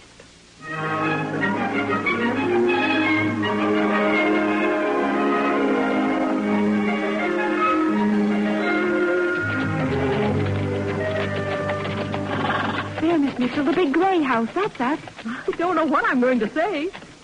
What will your father do when he knows who I am? Well, I thought I wouldn't tell him who you are at first. You said yourself as soon as he hears your name that he'll... How are you going to introduce me? Well, as our new housekeeper. Housekeeper? Gladys, are you mad? Well, you see, Daddy sent me to pick up a new housekeeper. He's written her letters and everything, but he's never seen her. So why couldn't you be Minerva Higginbottom? Just until we can catch him in a good mood. Minerva Higginbottom. Gladys, I think you're out of your mind. I've not lived 65 years to become something called Minerva Higginbottom. Whoa there. Here we are, ladies. Here we are indeed. Where are we? Well. You're late getting back, Gladys. Hello, Daddy. Daddy, this is... Yes. Miss Higginbottom, of course. How do you do, Miss Higginbottom?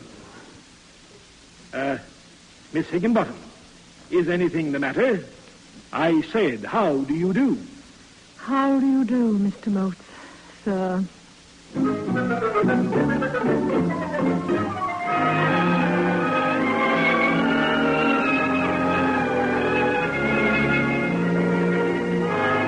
You are listening to Kathleen, June, and Jean Lockhart in Diamonds in the Sky on the Cavalcade of America, sponsored by the DuPont Company, makers of better things for better living through chemistry.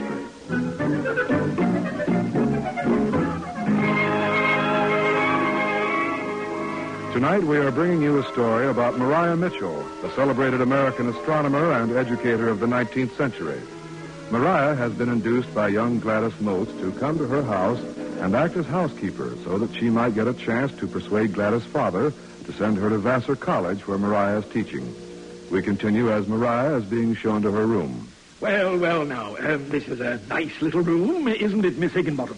Yes, it is, Mr. Motes.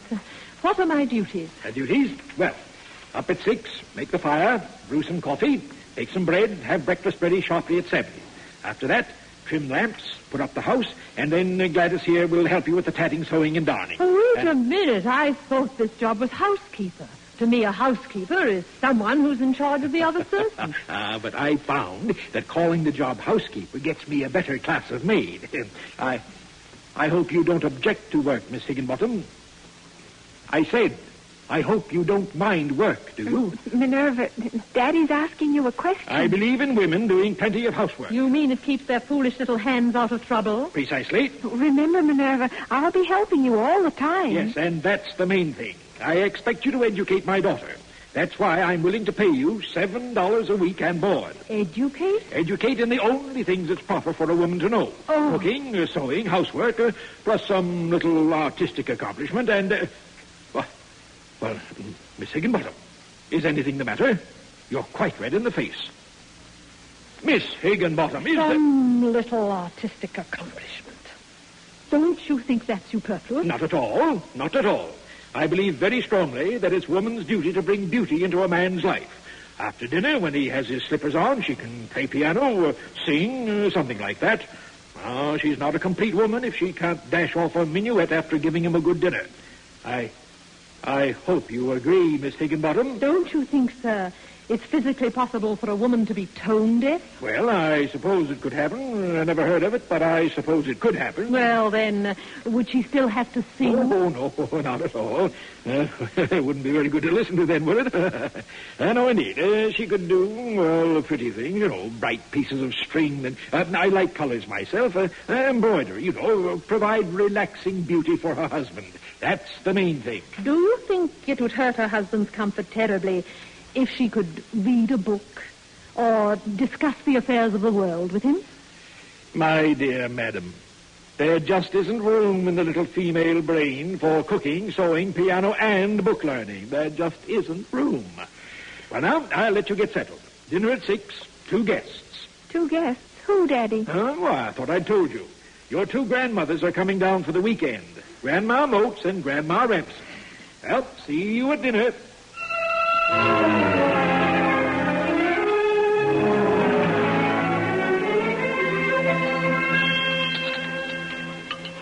Well, Mother, now how about some more of this pudding? Oh, I couldn't. I just couldn't. Well, how about you, Grandma Remsen? I couldn't eat another mouthful, Sam, and I do think your new housekeeper's a jewel, Sam, just a jewel. Well, I must say, that's as good a dinner as was ever set before a king.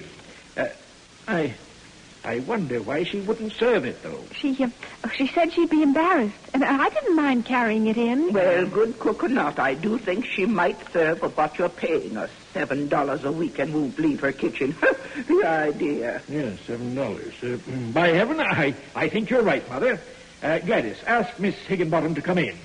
Anyway, I want to compliment her on the dinner. Oh, I don't think she will, Daddy. She's shy. Shy? Well, I'll see about that. Oh, Daddy, please sit down. What? What's this? Why, she has the kitchen door locked. Miss Higginbottom? Miss Higginbottom, open up. Now, what is it you're wanting? What? Why, she didn't have an accent 2 hours ago. Oh, it comes and goes. Miss Higginbottom, I will not be locked out of my own kitchen. Well, I never heard of such a thing. Maybe she's what they call a character. Are you saying it's not to your liking? The dinner was fine, but you open that door or I'll break it down. All right, I'm coming. Oh, Daddy. What can I do for you? Mariah Mitchell. What? No, why, that's Minerva Higginbottom. Minerva Higginbottom, indeed. That's Mariah Mitchell. How do you do, Mrs. Remsen and Mrs. Moats? I believe you were going to compliment me on my dinner. I listened to it just as cool as you please. Oh, Miss Mitchell, I'm so sorry. Daddy, it's all my fault. I pleaded with her to come. You mean Miss Higginbottom really is Mariah Mitchell, the scientist at Vassar? Oh, I apologize for the deception, sir. I came to try to convince you that your daughter deserves an education. This masquerade, I'm afraid it just happened. I thought that if I cooked a good dinner, it might dissuade you from your belief that only women with no education could shove a roast in the oven. I'm sorry. Of course, I'll be on the first train in the morning. Miss Mitchell, for a woman of your standing to come here this way, it's very generous. I only wish, frankly, that I wish you could convince me. It's no pleasure to me, ma'am, to deny my daughter her heart's desire. Let me ask you, Miss Mitchell, can you play the piano? Unfortunately, sir, I am tone deaf. Well, can you do embroidery? That sort of thing. I can turn a hem, Mr. Moats. I'm afraid fancy sewing always bored me. Well, madam, your honesty becomes you, but I'm afraid your answer is just what I expected. I think under the circumstances, we'd better say good night. Miss Mitchell, we'll be honored to have you stay with us. Gladys, Miss Mitchell will share your bedroom. And now, good evening, ladies. Mr. Moats, you're being very kind. But before we say good night, I'd like to apologize. No. I apologize to you, madam. We know better how to entertain distinguished guests. And incidentally, I believe I owe you a day's wages. I'll send a check for $1 to your favorite charity. If you don't mind. That's the hardest dollar I ever earned in my life. I would like it myself. And in cash.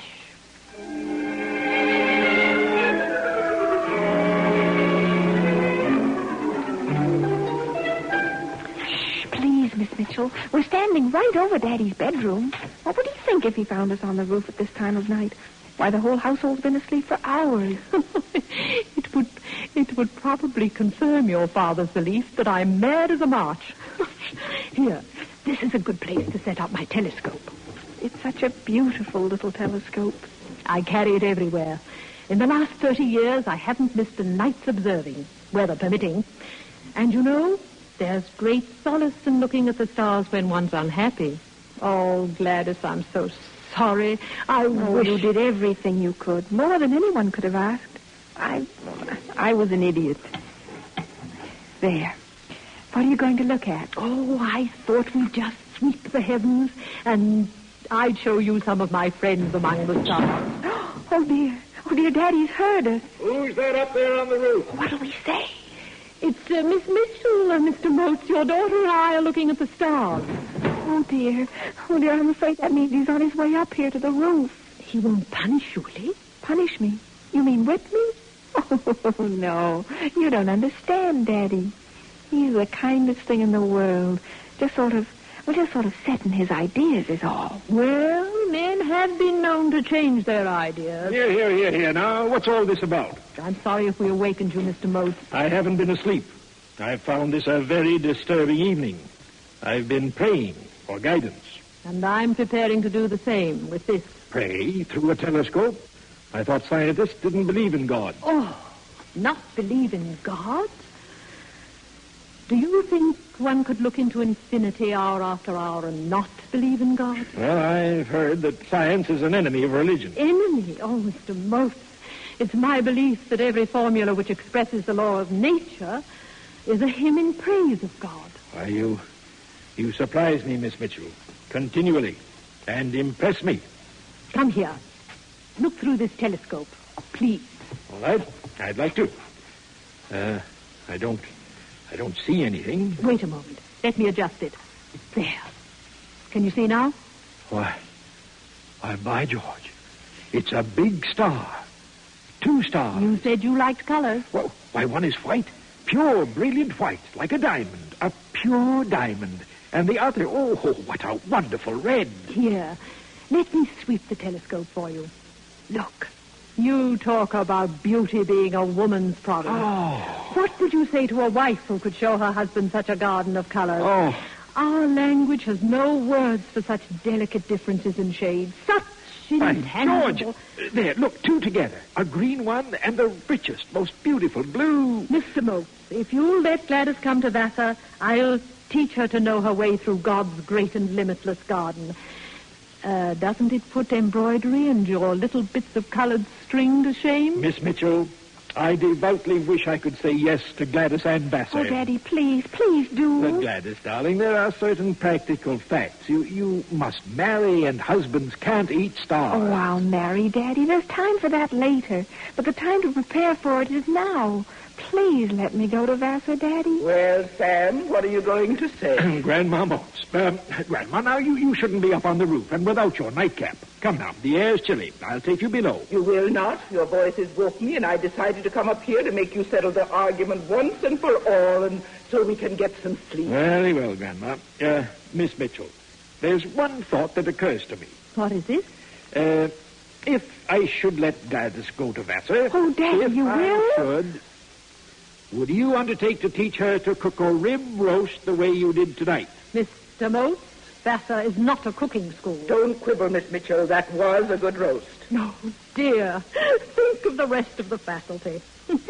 I can hear them now. Maria Mitchell, professor of astronomy, advanced mathematics, and basic. Oh, Miss Mitchell, no one would know. Please, here's my chance. Oh, Gladys, I was only teasing. Of course I'll do it. Well, that's settled. Now we can go to bed. Gladys, attend your grandmother.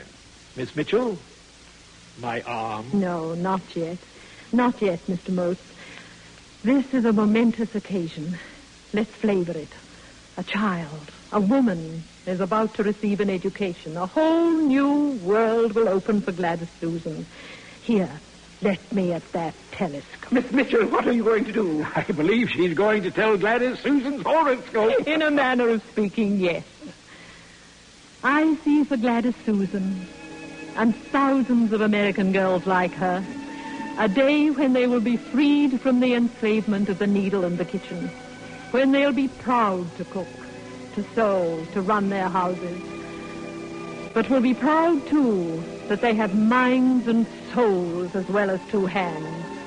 Minds that through training and education will help make this country and this world a better place to live in.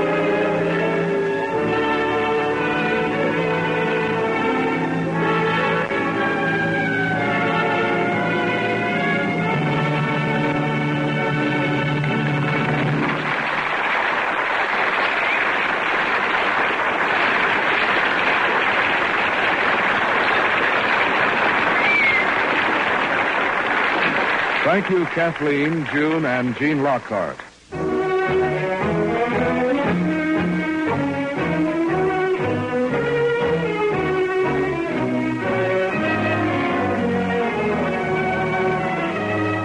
Next week, Cavalcade will star Claude Jarman, Jr., whose tender and rewarding performance as Jody in the motion picture The Yearling we'll all remember for many years to come.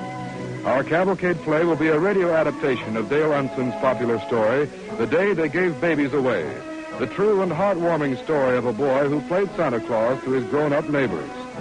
Be sure to join us then next Monday night at this same time for The Day They Gave Babies Away, starring Claude Jarman, Jr.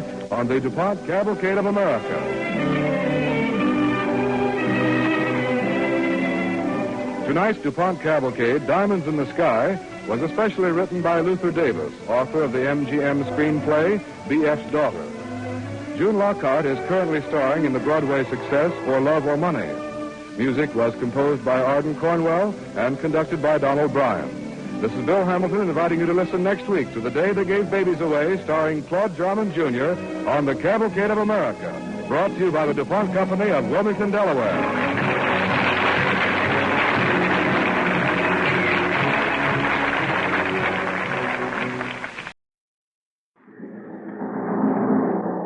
DuPont Cavalcade of America.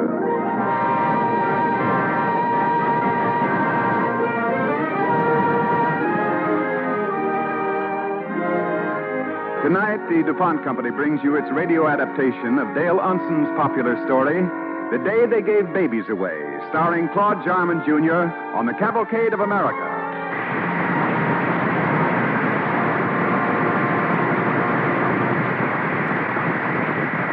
Now, here's Bill Hamilton of the DuPont Company. Good evening. Christmas morning will find many little girls happy and in love with their brand new dolls. Many of these dolls have lifelike skins, as soft and smooth as a real baby's. They can be bathed without being hurt by soap and water. That's because many doll manufacturers have used neoprene, the rubber made by DuPont. Other toys made of DuPont neoprene will also rate high on Christmas morning. There's Poochie, the pup with the whimsical look, clever little animals in gay colors, play balls, and bright balloons. Neoprene toys can be sterilized in boiling water without becoming soft and gummy. This helps keep them clean and free from germs. Neoprene chemical rubber is one of the DuPont Company's better things for better living through chemistry. Claude Jarman, Jr., who won the Academy Award for his portrayal of Jody in The Yearling, appears by arrangement with Metro-Goldwyn-Mayer, producers of Sinclair Lewis's Cass Timberlane, starring Spencer Tracy and Lana Turner.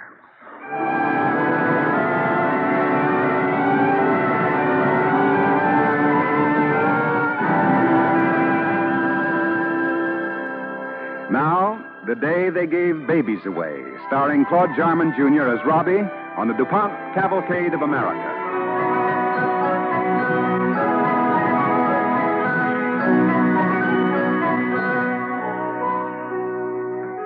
This is a true story.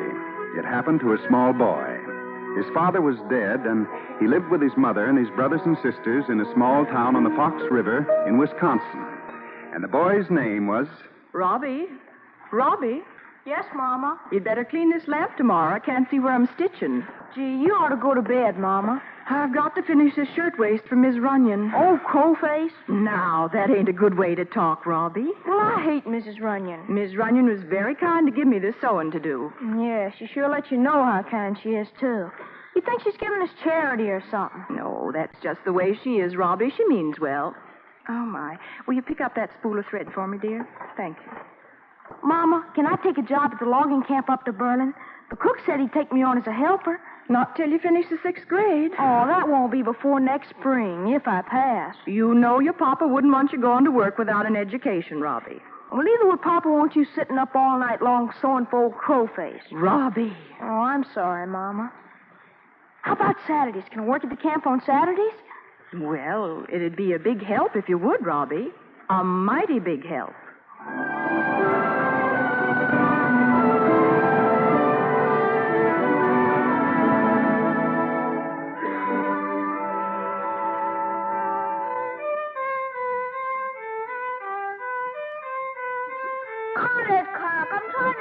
Geography. Mama said I had to practice, Jimmy. Oh. I like to hear Kirk play. That shows what sense you got, Annabelle.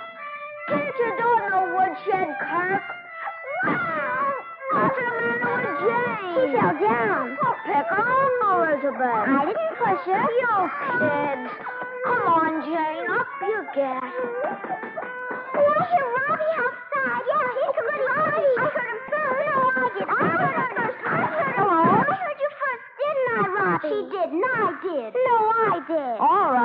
You both did. Now, let me in the house. Hi, Bob. Hi, Kurt. How much did you make today, Rob? Same as last week. How's chances on taking me next Saturday? You're too young for this work, Jimmy. I'm only a year younger than you. 2 years. A year. All right, a year and 10 months in. What's the difference? Well, it ain't 2 years.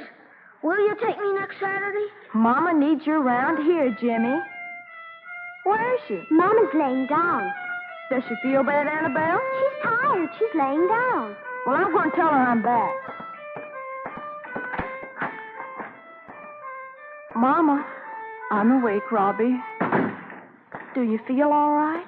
I'm a little tired, that's all. I can work full time at the camp if you'll let me, Mama. I think you better finish school, Jimmy. I'm Robbie, Mama. Are you sure you're all right?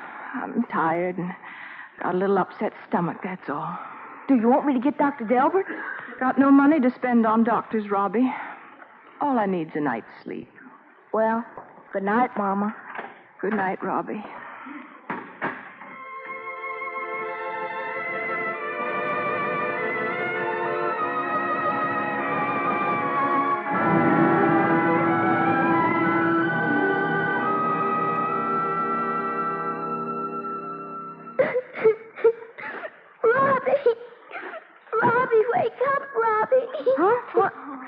What are you doing out of bed, Elizabeth? Mama scares me. What do you mean? Why does she talk so funny? Oh, Rob, why it's so rough. That wind. And when we reach America.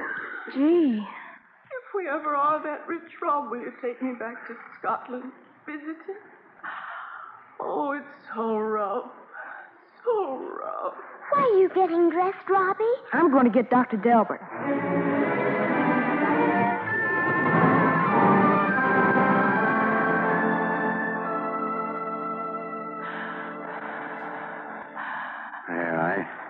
I think she'll sleep for a while now. What's the matter with the Dr. Delbert? Typhoid fever. That's bad, ain't it? Your mama's a very sick woman. A very sick woman. Do you understand, Robbie? You mean she might not get better? Well, we can always hope. But I want you to come a-running if there's any change. I'll be here every morning and every night to see her. But in the meantime, you better get Mrs. Driscoll next door to come in and take over. She's gone. She's down to Ormo visiting her daughter until after New Year's. You ought to have somebody. Oh, we'll get along. I'll stay home from school. You kind of like that, don't you, boy? Yes, but not on account of Mama. You're a good lad, Robbie. Well, Mrs. Delbert will be over every now and then to look in on you. Don't worry about us. We'll be fine.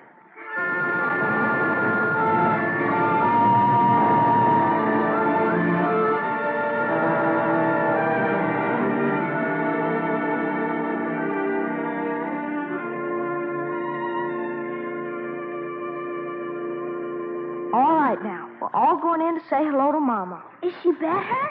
Well, she knows me this morning. Mama's been delirious. Dr. Delbert said so. Now, don't you go saying anything to her about it, Annabelle. Is Mama going to be well for Christmas? And don't go asking her that either. Come on. For Pete's sake, somebody wipe Jane's nose. Want Mama to see her like that? Shh. Now, here we are. Hello, Mama. Hello, children. Are you better, Mama? I guess so. Are you being good children? Mama. Annabelle took my hair ribbon. I did not. You did, too. I did not. You two cut that. Mama don't want to hear about an old hair ribbon. We're all getting on fine, Mama. I've been practicing. I'm learning a piece for Christmas. That's nice, Kirk. Jane talked. She said dog. Say dog, Jane. Oh, Annabelle, Mama don't want to hear Jane say dog. Not now. Do you want to sleep some more, Mama? Isn't it time for school? School's over, Mama. It's supper time. Oh, I wondered why it was so dark. Come on. We'll let her sleep. Is Mama going to be all right, Robbie? Sure. Come on. Robbie? Yes, Mama. Robbie, you stay. Yes, Mama. Robbie, I'm going to die. No, you ain't, Mama. I can tell, Robbie. You mustn't go grieving because there won't be time. I'll get Dr. Delbert. No, not yet, Robbie. First, I got to tell you what to do about the children. They're all nice, good children, Robbie. You've got to get decent homes for them. Understand? Yes, Mama. I guess 6 is too many for any one family to take, so you'll have to break up. I want you to see they all get homes where they get the same kind of love they had here. I will, Mama. You're all used to brothers and sisters. Better try to find families with children of their own. You won't be so lonesome for each other. I'd better get Dr. Delbert. No, wait. Tyler's and the Ravens are good people, too. The Ravens like Jimmy a lot. And then the... Oh, can't think. None of us have to go to Mrs. Runyon's, do we? I don't want any of you going where you won't be happy, Robbie. Not if you can help it. You got to decide who's right and who isn't. Now, don't let anyone else tell you. You're to decide, remember. I will, Mama. You watch out for the others. Go and see to it as often as you can they're taken care of. And, Robbie, get a good place for yourself. Promise me. I'll get along all right, Mama. Don't worry about me. I know you will, Robbie. I know you all will.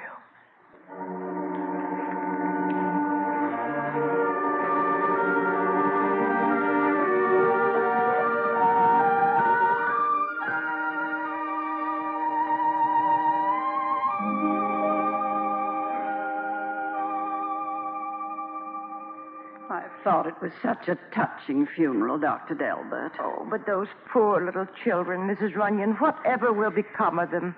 Yes, those poor children. Well, I guess we'd better get the boys in here. Now, Bob, Jim. Did you want us, Dr. Delbert? Come in, Bob. We want to talk to you and Jimmy. Yes. Yes, sir. Now then, it's not easy to say, boys, but you Unson children will have to be put out for adoption. We know that, Dr. Delbert. I'm afraid we can't expect any one family to take on 6 youngsters. We don't. We've been figuring out what folks might be talked into taking one apiece of you. Now, there must be 6 families in this town to whom duty means more than inconvenience. There's the McDonalds, for instance. Excuse me, Mrs. Runyon. You mean to be kind, I know. But I'm the oldest one, and Mama said I was to decide where we were going. Oh, why, you're just a little boy. Well, just the same, Mama said it was my responsibility. That's ridiculous. How could a child your age be expected to know what's good for children? Doctor, I say we should decide here and now where these young'uns are to be packed off to. Well, you may be right. Look, Dr. Delbert, tomorrow's Christmas, and it'll probably be our last chance to be together on Christmas. Now, would you please go away and leave us alone? And the day after tomorrow, we can decide about this. I don't see why we don't settle things right now. To be together on Christmas isn't very much to ask, is it? No. No, you're right, James. That's not very much to ask. Well, we'll see you boys day after tomorrow. Coming, folks?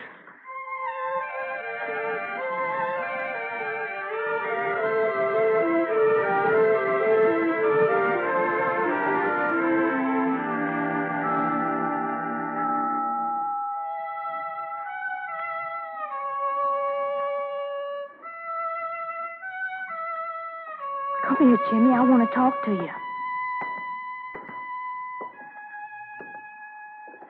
Kirk plays that good, don't he? Yeah.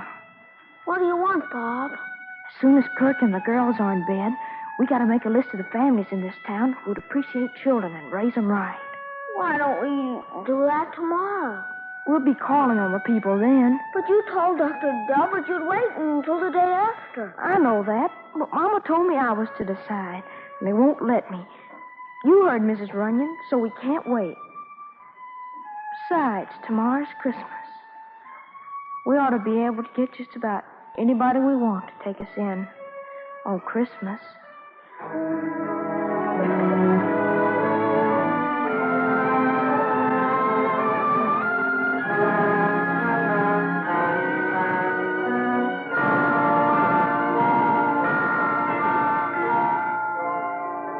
You are listening to The Day They Gave Babies Away, starring Claude Jarman, Jr., on the Cavalcade of America, sponsored by the DuPont Company, maker of better things for better living through chemistry.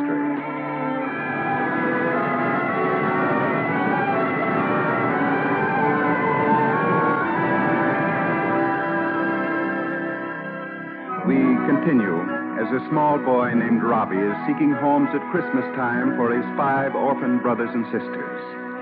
It's 1 o'clock. Mr. and Mrs. Tyler and their 2 small boys are seated at the dinner table for their Christmas dinner. And give us grace even as you have given us this food we thank you for. Amen. Can I have the wishbone, Pa? You and Bruce can pull it between you. Somebody's knocking on the kitchen door, Ma. Well, I'll see who it is. Who on earth could it be? Everybody should be home enjoying their dinner this time of day. Hello, Mrs. Tyler. What, Bobby Unson? And one of your sisters? Well, I thought you'd be with the Bradleys or the Delberts. Oh, come in. I'm Annabelle. Yes, she's my sister Annabelle. Look who's here, Howard. Why, Bob and Annabelle. Good. You'll have Christmas dinner with us. And we won't take no, will we, Emma? We certainly will not. Begging your pardon, Mrs. Tyler, but I was wondering, that is, Jimmy and I were wondering that, well, if you didn't need a sort of sister for Howie and Bruce. Annabelle here's a good little girl. She'd be an awful lot of help to you. She was learning to sew. She can wipe dishes, and she knows her ABC. A, B, C, D, E, F, G, H, What you got in that bundle, Annabelle? My clothes, Howie. M, N, O, P, Q, R, S, T, U, V, W, and X, Y, Z. Howard, it's Christmas. We've got to. Mm-hmm. Well, you think you're going to like living at our house, Annabelle? Oh, she'll like it a lot, Mr. Tyler. She likes anybody that's good to her. We'll be good to her, Bob. I guess you and I know each other. Sure. I know you, Mr. Tyler.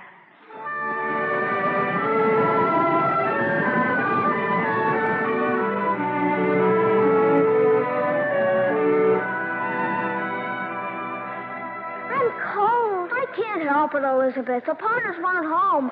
We gotta find Bob. I'm cold. Hey, Jimmy. Here he comes now. What's the matter? When the Potters take her? They've gone away. Oh, now what'll we do? We can't keep her out much longer. She's getting blue.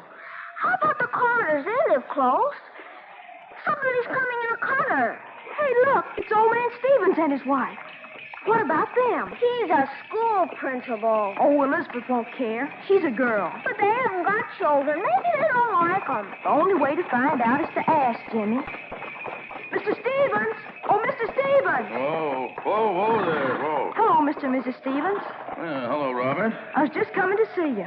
You were? Well, Mr. Stevens and I have just been over to your house. We wanted to see if there was anything we could do. There is, ma'am. Well, that is, it's quite a lot to ask, but I thought that since you and Mr. Stevens didn't have any children, that, well, you might like to take Elizabeth. That's her. That is she. Take her? You mean... Well, sort of adopt her. She doesn't look very pretty now, but you'd learn to like her. Mama and Papa did. She's quiet. I'm cold. Usually. Mama never had any favorites, but if she had any, I guess Elizabeth would have been the one. Wouldn't she, Jim? Sure. Wouldn't you, Elizabeth? I'm cold. Look, Frank, her eyes are like yours. Yeah, so they are. So they are. She's a little hard to understand at first. She lips, but you get used to that. You bet we'll get used to that. All right, young lady, you crawl right up in this cup. Oh, get under this robe here, darling. That's it. There we are. Well, you boys come and see us whenever you can. Whenever we can. Bye. Bye. Did you see that? Elizabeth jumped right into Mrs. Stevens' arms as if she'd known her all her life. I think she never had a mama. Kids forget awful fast. Yeah. Hey, here's Kurt. Bob, I've been looking every place for you. Mrs. Runyon's at the house. Says she's going to take Jane. What'll we do, Bob? We'll just tell Mrs. Runyon that she just can't have her. Come on.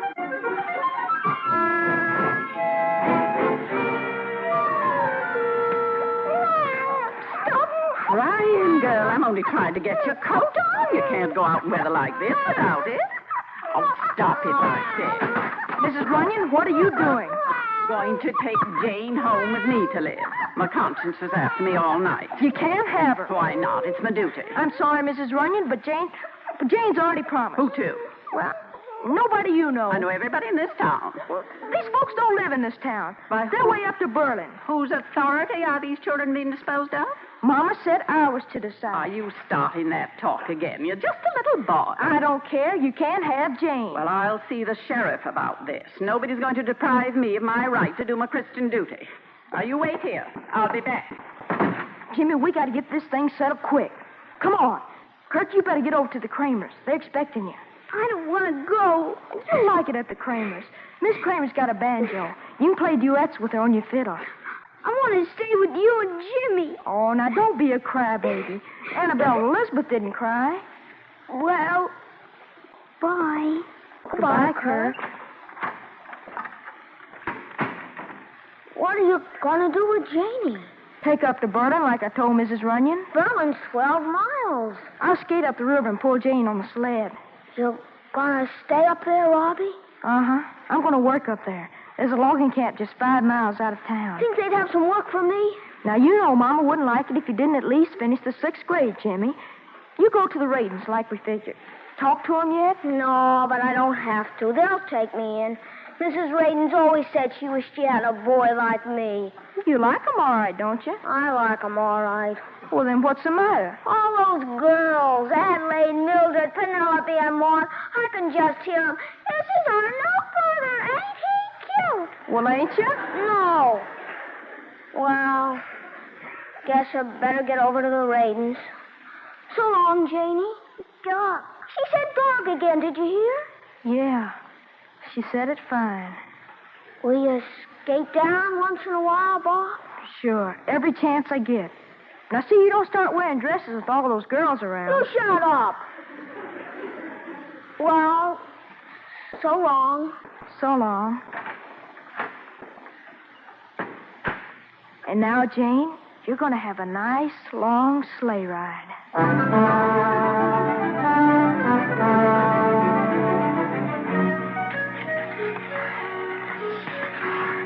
Look, Jane, those men got a fire. They're fishing through the ice. Hey, mister, how far from here to Berlin? 8 miles, kid. Thanks. Getting colder every minute. You'll never make it. We'll make it. We gotta.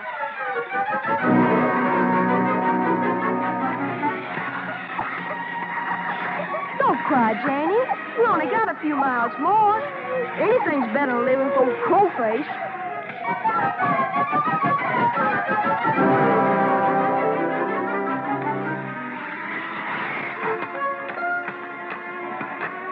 Wake up, Jane.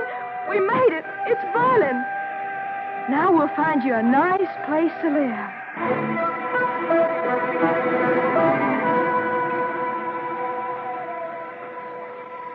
Somewhere on this street there ought to be a home just right for you. Look, there's a house with a Christmas tree inside. And if they've got a tree, they must have kids, Jane. Let's take a peek in their window.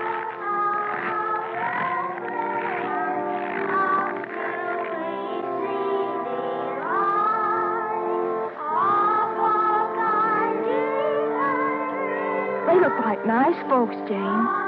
They've got 2 boys and a little girl. That's just about right. Let's go in.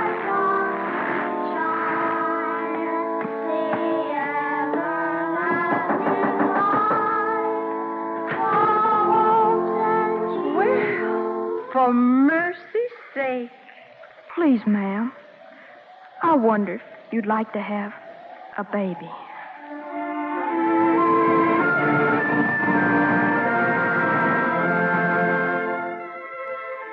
Well, that's the story. They all got homes. And when the last and smallest of them, Jane, was safe in the hands of the Clarys, Robbie said goodbye and walked up to the lumber camp in the woods where he became a helper, later a logger in his own right.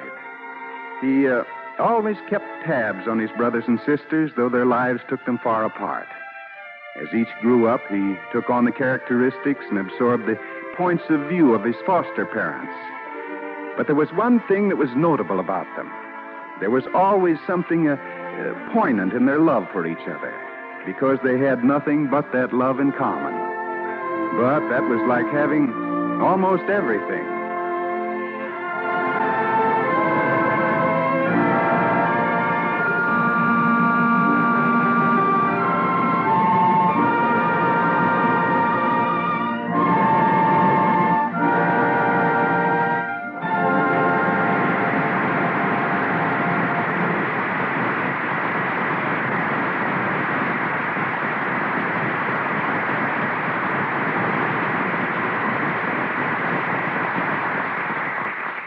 Our star, Claude Jarman, Jr., will return in just a moment, but first, we'd like to present the author of the original story we dramatized tonight, Dale Unson, fiction editor of Cosmopolitan Magazine. I'm very grateful, Mr. Hamilton, to the DuPont Cavalcade of America for broadcasting the day they gave babies away. I want to thank Frank Gabrielson especially for his understanding adaptation of my story for radio. I'm also more indebted than I can say to Claude Jarman and these fine players who made all those people come to life for me again. You will appreciate my reason for saying that when I tell you that I had a particular reason for writing this story and wanting you to hear it. Robbie was my father. Good night and thank you. Well, thank you, Mr. Unson. Now, here's Bill Hamilton of the DuPont Company. Human nature being what it is, most of us are inclined to think now and then that we can do it better. Maybe we hear somebody sing a song, or maybe we look at something we've bought. Well, we say to ourselves, that's all right, but I'll bet I could do it better. Well, now that's a healthy feeling. It's just because Americans have this competitive spirit that American industry provides the world with such an amazing variety of products. Products which do get better year by year. For instance, not long ago, hairbrush manufacturers were faced with a problem. They wanted to improve their products, but lacked the materials with which to do it. Knowing this, the chemical industry set out to help them, all in the American tradition of doing it better. For improved bristles, brush manufacturers and chemical engineers said, the bristle we need must be sanitary. It ought to be stiff, but not too stiff. It must be springy. It must wear well and be easy to clean. And because some people brush their hair wet, the bristle must not take up much water. And the quality must be constant, always the same. The final answer was bristles made of nylon. But that was only half the problem. Now the manufacturers and plastics men agreed, we need a back that will hold bristles tightly. It must be light in weight and very strong. It must feel smooth and pleasant to the touch. It must be good to look at, too, and easy to keep clean like the bristles. The answer this time was lucite acrylic resin. And today, a whole line of better brushes is on sale in stores near you. Hair brushes, shaving brushes, baby brushes, military sets for men, hand and nail brushes. Just for a reminder, they make wonderful Christmas gifts. There's a thought. For Christmas, a brush of nylon and lucite, both developments of chemical science from DuPont, maker of better things for better living through chemistry.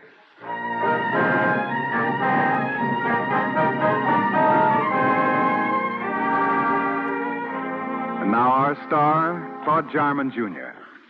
I'd just like to remind you that this is the time of year we can buy Christmas seals. They help fight tuberculosis, you know. So buy Christmas seals. Your pennies will help save lives. Thank you.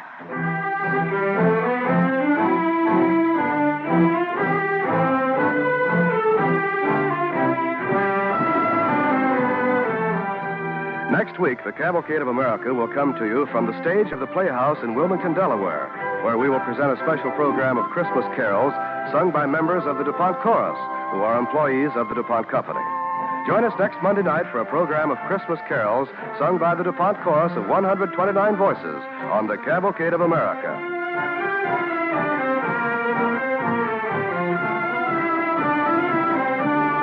Tonight's story was dramatized by Frank Gabrielson, based on the book The Day They Gave Babies Away by Dale Unson, published by Farrar, Straus and Company. The music for the DuPont Cavalcade of America is composed by Arden Cornwell and conducted by Donald Bryan. Supporting Claude Jarman Jr. in tonight's cast were Sarah Fussell, David Anderson, Judy Loxer, and Lois Volkman as children in the Unson family. This is Ted Pearson inviting you to listen next week to our special program of Christmas carols sung by the DuPont Chorus on the Cavalcade of America and brought to you by the DuPont Company of Wilmington, Delaware.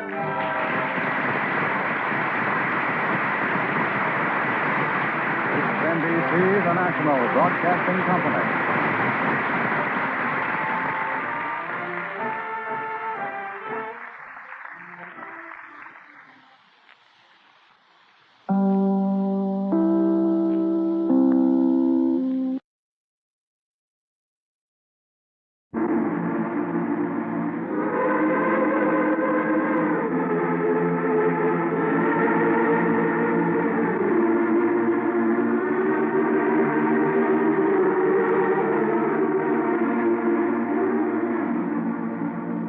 Good evening.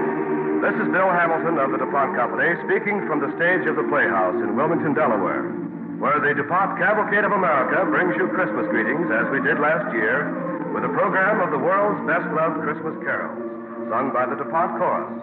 129 men and women of the DuPont Company under the direction of Daniel W. Boyer.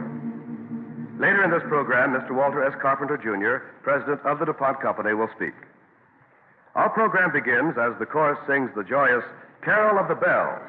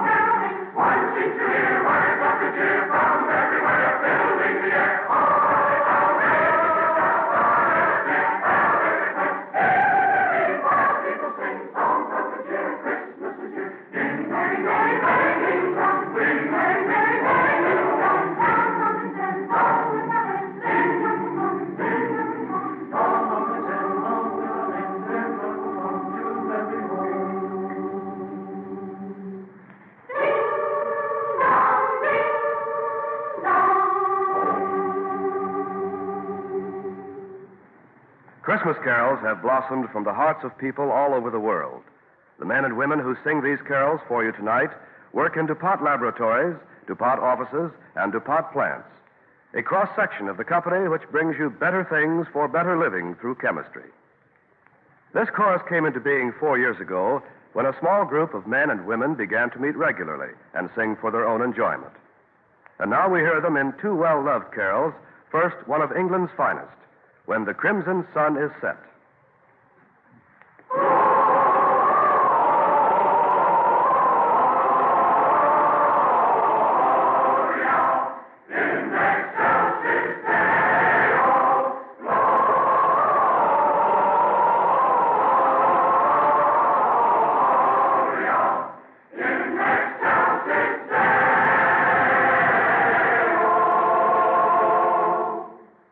Yeah.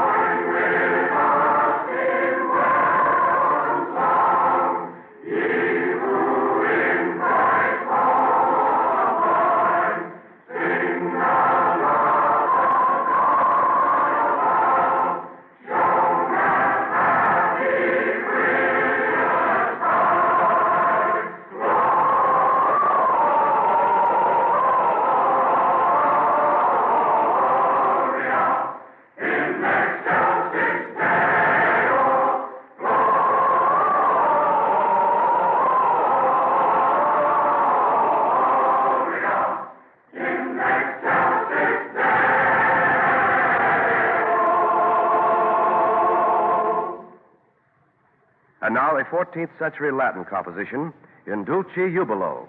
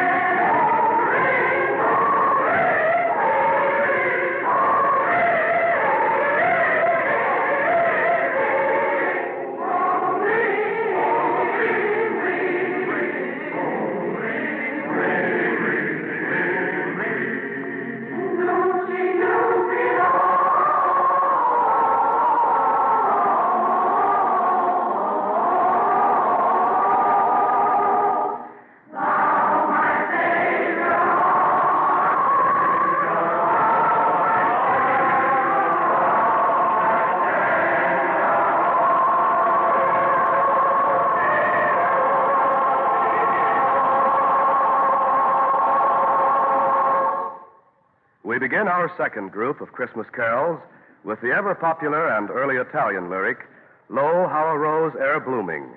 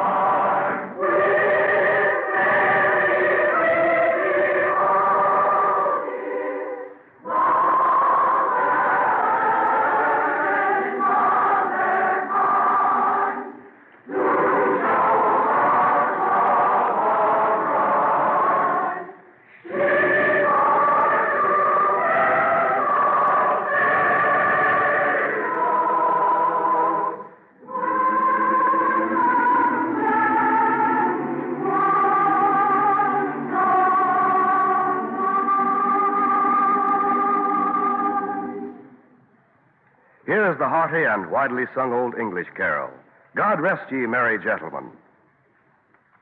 God rest you merry gentlemen, there's nothing new to say. Remember Christ our Savior was born on Christmas Day to save us all from Satan's power when we were gone astray. Oh, tidings of comfort and joy, comfort and joy. Oh, tidings of comfort and joy.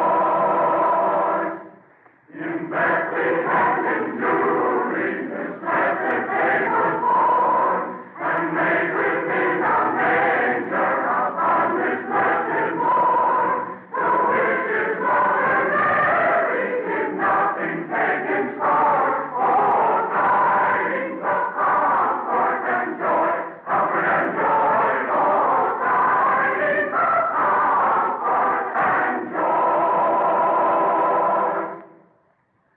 Next, the DuPont Chorus sings two sacred and traditional carols dedicated to the Nativity. First, the well-known children's carol by Martin Luther, Away in a Manger.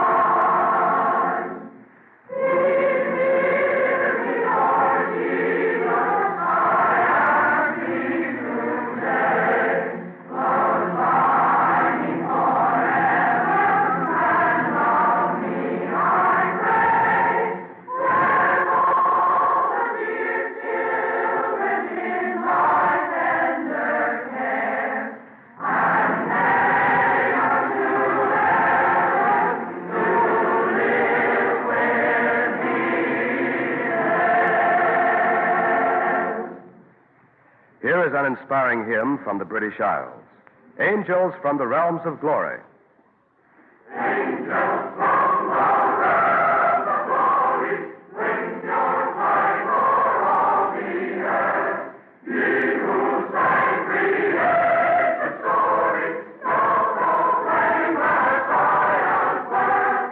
Come and worship, worship Christ the newborn King. Shepherds in the field abiding, watching o'er your flocks by night. God with man in loving guiding, yonder shines the infant's light. Come and worship Christ the newborn King. We complete this choral setting with the reverent and inspiring carol familiar to us all, O Holy Night. Mr. J. Clark Gonzalez of the DuPont Chambers Works, Penns Grove, New Jersey, will be the soloist, and the organ accompaniment will be played by Mr. Branson Fry of the DuPont Engineering Department. Now, O Holy Night.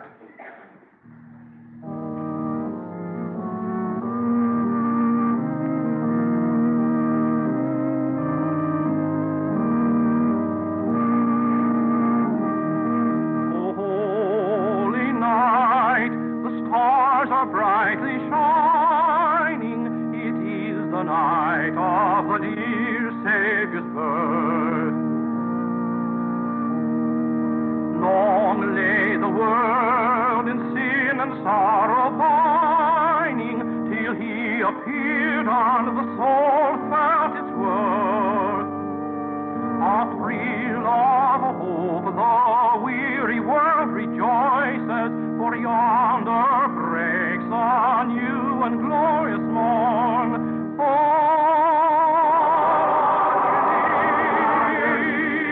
Oh, hear the angel voices, oh, night divine.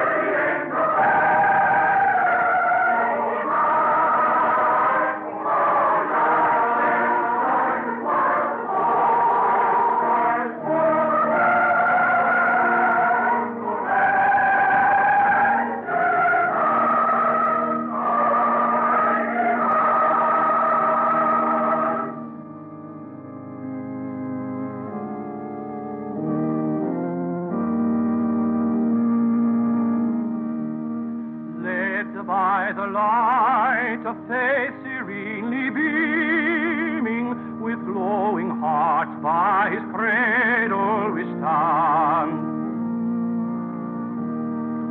So led by light, a star sweetly gleaming, then came the wise men from the Orient land. The King of Kings lay thus in lowly manger, in all our trials born to be a friend. He knows our need, who are we?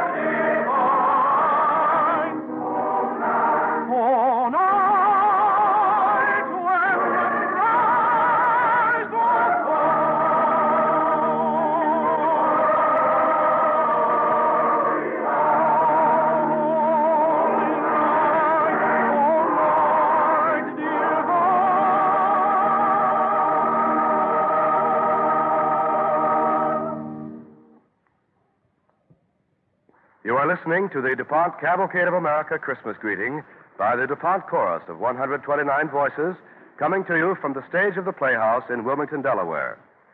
At this time, we are to hear from the president of the DuPont Company, Mr. Walter S. Carpenter, Jr. Mr. Carpenter.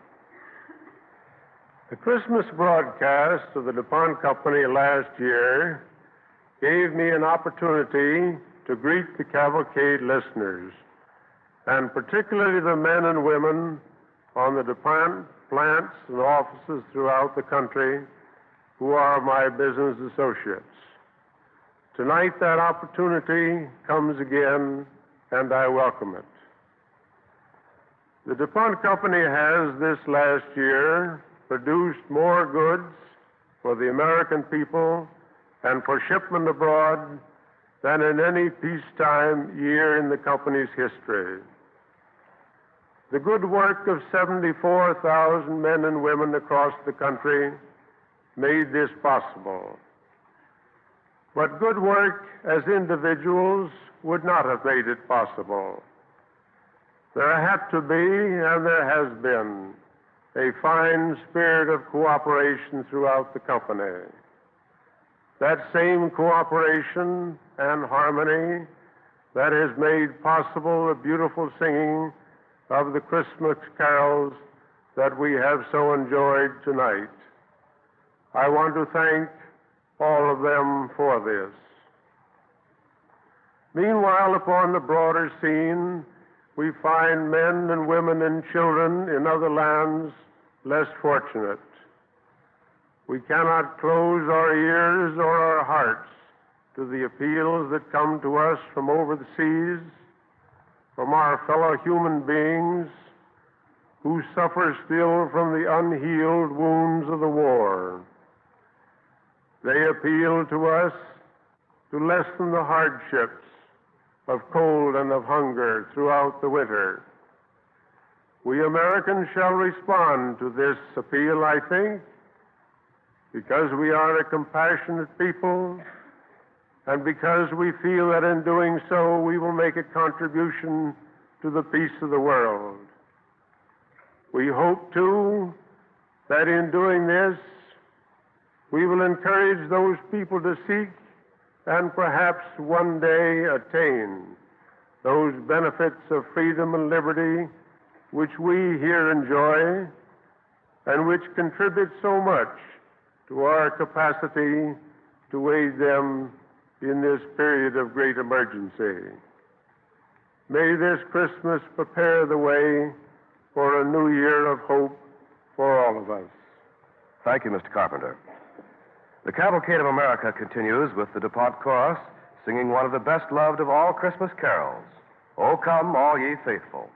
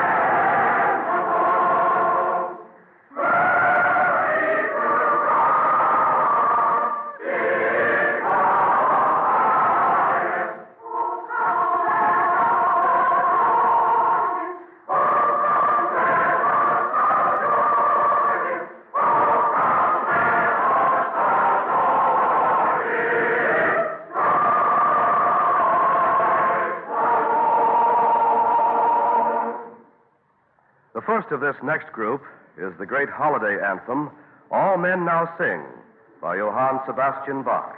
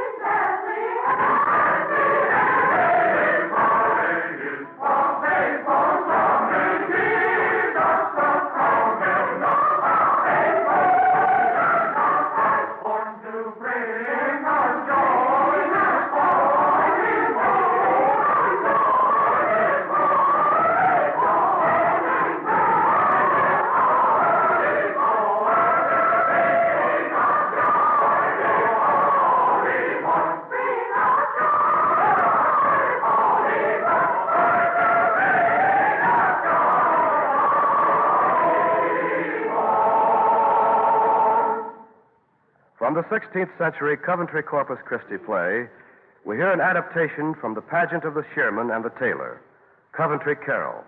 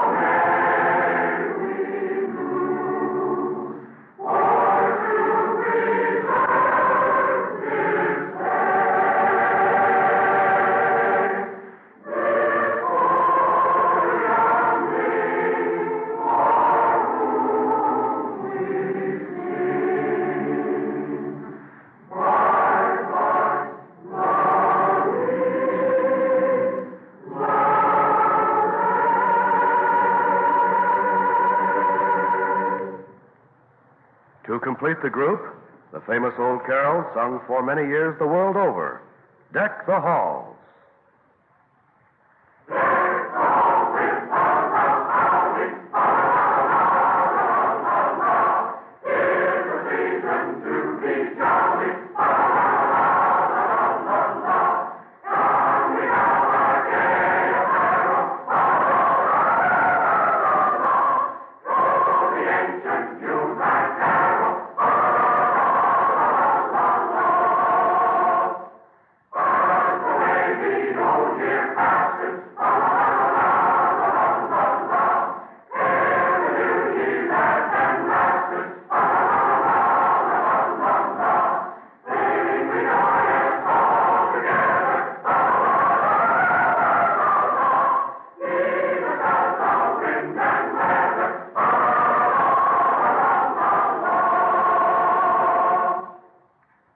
The DuPont Chorus closes this program of Christmas carols with what is probably the favorite of all Christmas hymns, Silent Night. We are asking our audience here in the theater to join in singing with the chorus. And we hope that you at home, from coast to coast, will sing along with us too, if not in voice, at least in your hearts.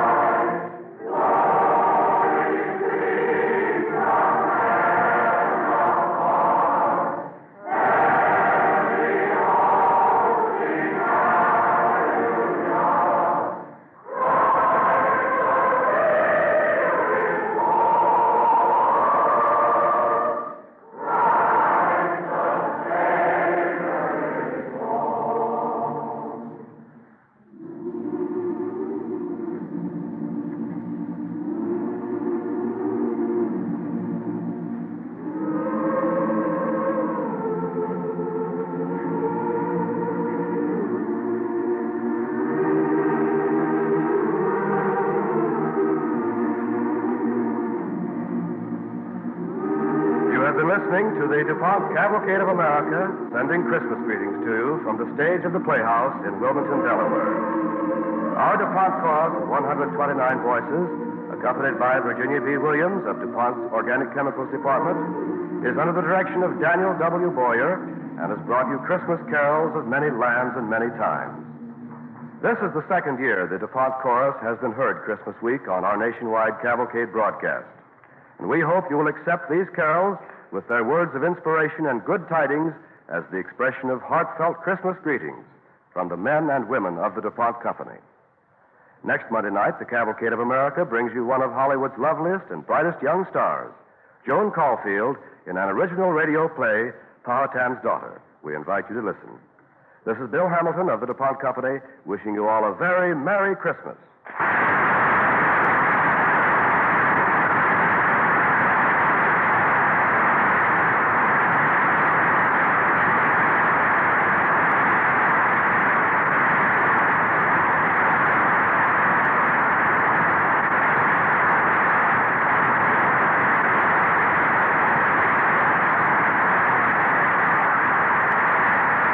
This is NBC, the National Broadcasting Company.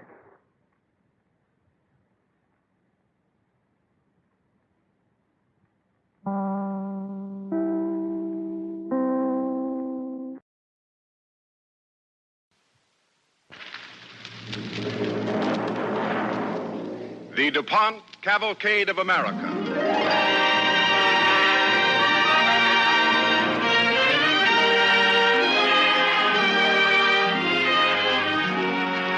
Tonight, the DuPont Company brings you Powhatan's Daughter, starring Joan Caulfield, on the Cavalcade of America.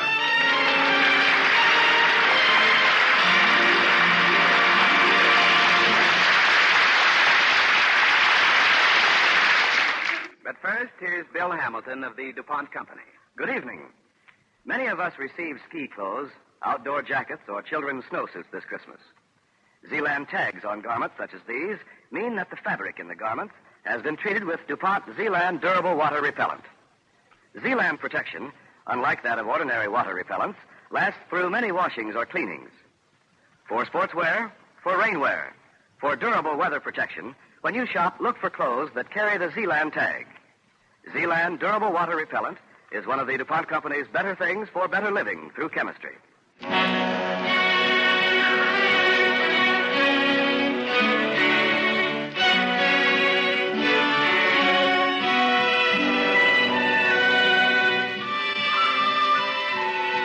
Now, Powhatan's Daughter, starring Joan Caulfield, on the Cavalcade of America.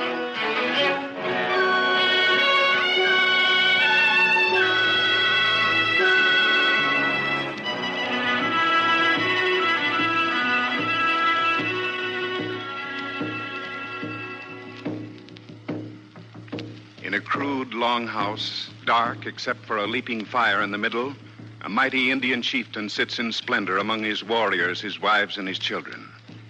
Beyond the fire stands the prisoner, a white man wearing the doublet and high boots of the Virginia colonists. Is there no mercy in your heart, Chief Powhatan? For white man who sees my land, none. Those clubs your warriors are holding make the manner of my death all too plain. I take it they're going to beat out my brains. Bring prisoner to the block. Yes, great Powhatan.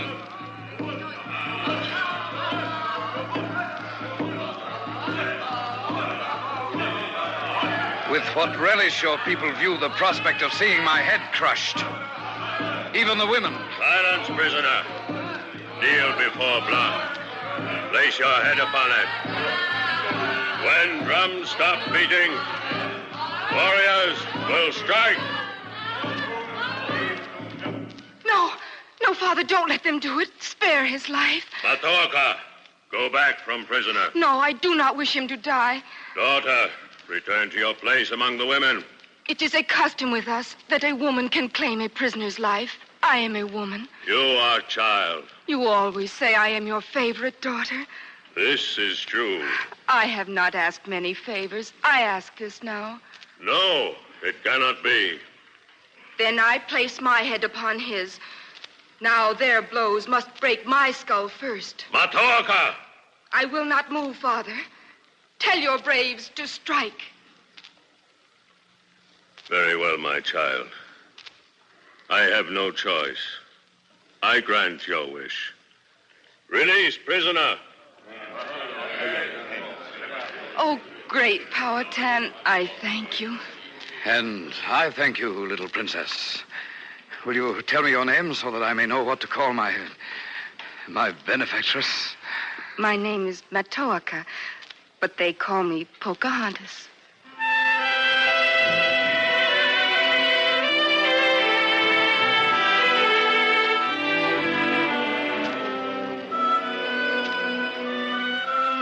And so in the winter of 1607, the young daughter of the Indian chief Powhatan saved the life of Captain John Smith, set him free to return to the colony of Jamestown in Virginia. In so doing, Pocahontas rendered an important service to the struggling little settlement, for Smith was one of its few capable administrators. But no one realized how vital a contribution she was yet to make to the dream that was America. For when Smith returned to the Jamestown colony... Pity the Indians did not detain you a day longer, Smith. Had you come back to Jamestown tomorrow, you would have found most of us gone. Yes, gone? Gone where? Home, Captain Smith. Back to England. Our plans are made, Smith. We've outfitted the small boat for the voyage, and we are prepared to sail with the tide. What ridiculous nonsense is this? It's the only sensible thing to do. Winter is already upon us. We are completely without adequate food or shelter. Archer, we were sent here to found a colony in the name of His Majesty King James I. To explore the lands hereabouts and to build houses and plant crops. I've had enough of this argument. To remain in Jamestown means to face starvation. I sail for England this day. All those who are of my mind, follow me now. One moment, Captain Archer. What? Sir, do you make so bold as to point your pistol at me? I and any others among you who think to leave this colony. You dare to call yourselves Englishmen? Have you no courage? Courage will not fill our empty larders, nor our empty stomachs. Let courage fill your heart. Your stomach will not seem half so empty. No, Smith. I agree with Archer. We cannot remain here without food. Our stores are dangerously low as 'tis. Captain Smith! Indians! Indians? Indian attack. They've almost reached the clearing. Gentlemen, prime your guns. We had but gone aboard the ship earlier with... Quiet, Archer. Guard, open the door. Yes, Captain Smith. How large is their number? 20, perhaps 30. When they reach the clearing, give the signal. Then we fire. They're at the clearing now. Open the door wider. Gentlemen, take aim. Hold your fire. They carry no weapons. No weapons? They bear great baskets of food. And they're led by a mere girl. A girl, you say? See for yourself, sir.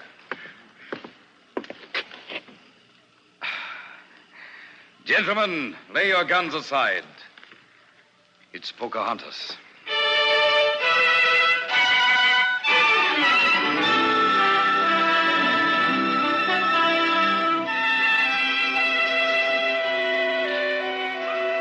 Princess, ever since the first time you came to us with food and provisions, I've wondered why you do it. Your people have nothing, Captain Smith. Mine have more than they need. And so every week you have brought us corn, deer, and turkey. Pocahontas, without you this winter might well have been our last. You alone have kept our men from sailing home, defeated. I wish to see you remain here and prosper. But does your father, the great Powhatan, share that wish? I do not think so. But I will speak with him. Oh, the words of a woman carry little weight in such matters. Yet I will speak with Powhatan. For sake of friendship, I bear you and your people. Thank you, my princess.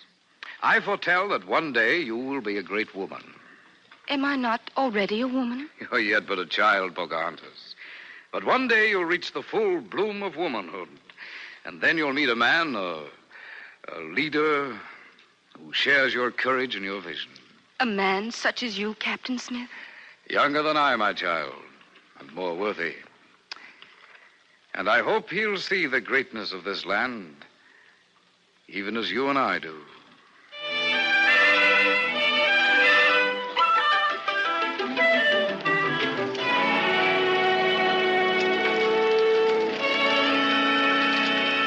Gentlemen, she's done it. What's that, Smith? Pocahontas has persuaded her father to talk peace with us. Peace? Food is on its way to be served to us here, and at length Powhatan himself will arrive. That's splendid news, Captain Smith. Why splendid? So that we may remain in this accursed land, huddling about open campfires like this every night? Archer, do you not see what this means? If Powhatan stands ready to extend the hand of friendship toward us, we can abandon these warlike expeditions. We can direct all our energies toward developing the colony, investigating its resources. To wit, its gold mines. Captain Archer, I have said many times I am convinced there are no gold mines in this territory. But the land itself, man, is gold. The opportunities on every hand are golden in their prospects, if we have but the heart and the will. I wonder what costume would be appropriate for receiving an Indian emperor. Dignity and wisdom, Captain Archer. I doubt if your wardrobe includes either. I bid you good evening. Redcliffe, throw more wood on the fire and we freeze to death. Captain Smith. What? Princess, what brings you here so late at night? I come to warn you. Warn me against what? My father. He means to trick you tonight. How? The food he sends you is poisoned. Poison? You've done well tonight, Pocahontas. Again, we owe you our lives. Oh, if Powhatan suspect I betray him, he will have me killed. You did not betray him. You followed the promptings of your own heart. Yes, you feel as I do. There must be peace between red man and white. This land is large enough for both. There's freedom and fortune and happiness here for anyone who's willing to work. It is so. This great and bountiful land, many people could live here in peace. They will one day, my princess. And now I must warn the men to be on their guard and not to eat the food. And I must go back before I am missed. Oh, take care, Captain Smith. It is your life that is in the greatest danger.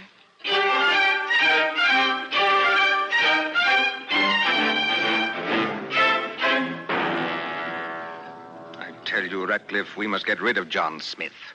He tries to make peasants and common laborers of us all. But, Archer, we must build houses and grow food. There's no one to do the work for us. Why must we have houses?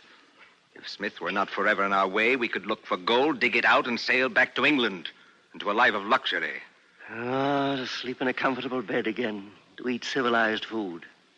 Yet to kill the man, Archer. Desperate times make desperate deeds, my friend. And if the others find out that we have murdered him? They need never know. Be made to look like an accident. An accident? Listen to me. I heard Smith say that he plans to look over our gunpowder stores this very afternoon. Long fuse, set alight at the right moment, and we should no longer be troubled by Captain John Smith. And no one would ever know it was not an accident. I tell you, we cannot fail. Ratcliffe, are you with me in this? All right. All right, we'll do it.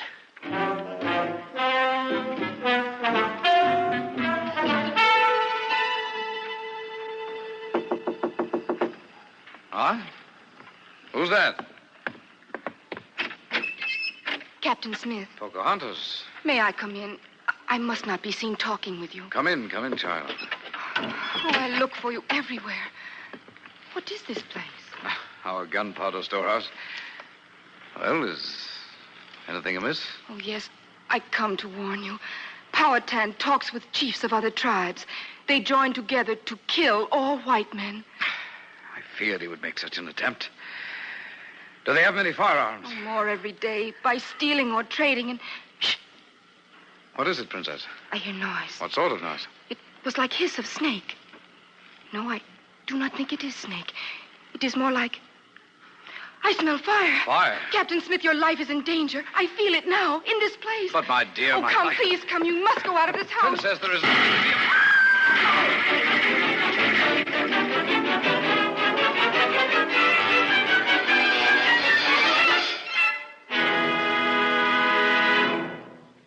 You are listening to Joan Caulfield in Powhatan's Daughter on the Cavalcade of America, sponsored by the DuPont Company, maker of better things for better living through chemistry.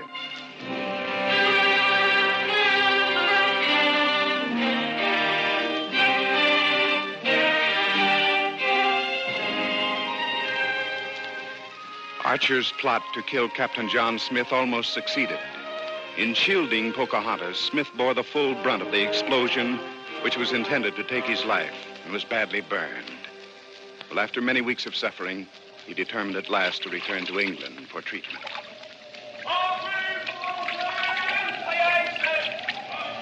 We're prepared to weigh anchor, sir. Thank you, Captain. You must leave the ship now, Pocahontas. With your going, Captain Smith, the sun will set in my heart. I do not wish to leave, but these burns I bear need the attention of skilled physicians. I ask one promise. That the friendship and love you have shown the colony will not end with my departure. But it will not be the same. There is no man who understands my people as you do. Only men like Archer. New men will arrive from England within the next few days, among them Sir Thomas Dale, who will be the new governor. He will need your help, Pocahontas. Do not withhold. Since you ask it, I will promise. Captain Smith, will I ever look upon your face again? Do not weep, Princess.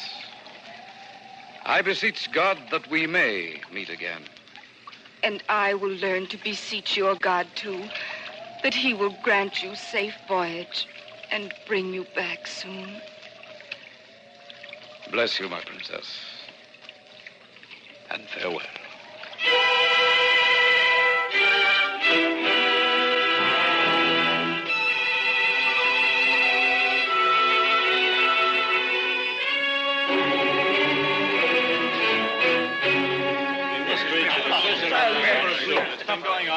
too long. Gentlemen, if you please, this council must come to some agreement. From the day I reached this colony to become governor a year ago, we have known nothing but continued hostilities with Powhatan and other tribes. And yet the records reveal that heretofore fairly amicable relations existed between us. That was before Captain Smith left. He had great influence with Pocahontas, Powhatan's daughter. She used to bring us great stores of food.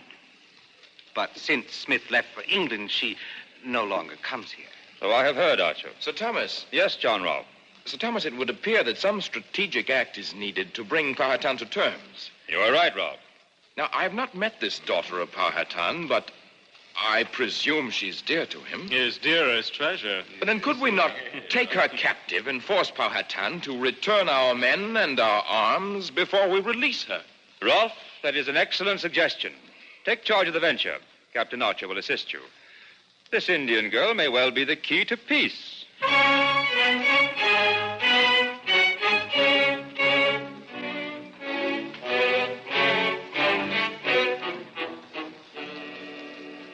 Your pardon, Princess, for calling on you without your leave.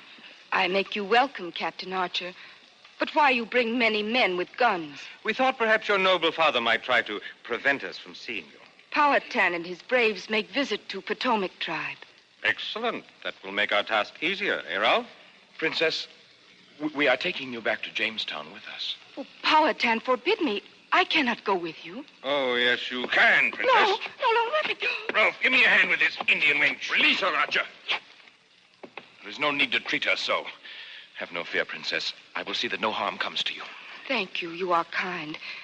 If Captain Smith were here, this man would not dare to touch me. I'm happy to say we'll never be troubled with Captain Smith again. What do you say? You have news of Captain Smith? Great news. The ship he sailed on was captured by French pirates and sent to the bottom of the sea with all hands. I do not understand. Captain Smith is dead, my pretty savage. Dead? My Captain Smith? Dead? Oh, she's fainted. Here, let me see to her. Don't bother. Now we can easily get her back to Jamestown on a litter. It will not be necessary. I will look after her and carry her back myself.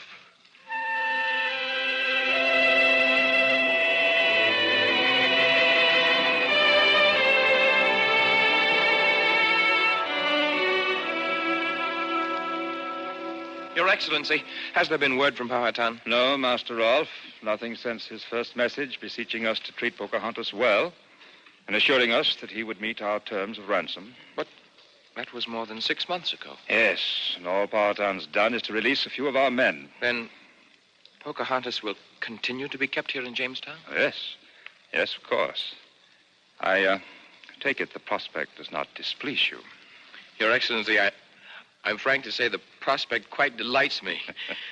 Her presence lends dignity and sweetness to our colony, and Mrs. Horton tells me she's most apt at learning our language and our customs. Yes, so I hear. Ralph, I sent for you today to commend you on your experiments with tobacco plants. You are responsible for the improved quality of our tobacco shipments to England. Thank you, Sir Thomas. You're making Virginia prosperous, Master Rolfe. And you have our thanks and approval in all things.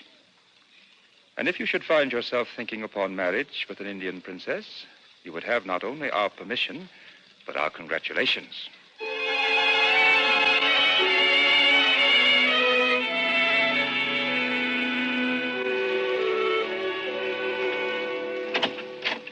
Good morrow, Master Rolfe. Have you come to call upon the Princess Pocahontas again? Yes, I have, Mrs. Horton, if I do not disturb her at her tasks. She's in her room at prayers, but she will soon come out. Will you please to wait? I'm happy to know that the princess has taken so quickly to our religion. She is a devout and gentle maiden. No English girl could be more so. It's a pleasure to have such a prisoner to God. Mrs. Horton, does she ever speak to you of Captain John Smith? Oh, often, Master Rolfe. And always with such warmth and affection. I see. She will probably never put him out of her heart. Here she is now. Princess, you have a caller. Good day, Princess. Welcome, Master Rolfe. Well, I must tend now to my children. Oh, but before I go, Master Rolfe, will you please to set aside a supply of your new tobacco mixture for my good husband? He finds it much to his liking. With the greatest of pleasure, Mrs. Horton. Thank you very kindly. So many people speak of your fine tobacco crop, Master Rolfe. I shall plant 10 additional acres this spring. Oh, that will be much work. Yes, it will. But work does not trouble me. Oh, your words would have found great favor with Captain Smith. Master Rolfe, you are much like him, in many ways. Thank you, Princess. I know how dearly you held him, but I must speak to you of a matter that's been in my thoughts for many weeks. Since we brought you here to Jamestown, I've watched you. Nay, I've not been able to keep my eyes from you. Princess, I've fallen in love with you. Master Rolfe, I know we differ greatly in background and education. In fact, in every possible way, and yet I love you deeply. Princess, is there room in your heart for a man other than John Smith? I loved John Smith as a child loves, because he was strong and wise and fearless. I love you as a woman loves, because you are gentle and good and loving. Oh, my princess. Nothing would give me greater happiness than to make you my wife. Will you marry me? Yes, John, I will be your wife.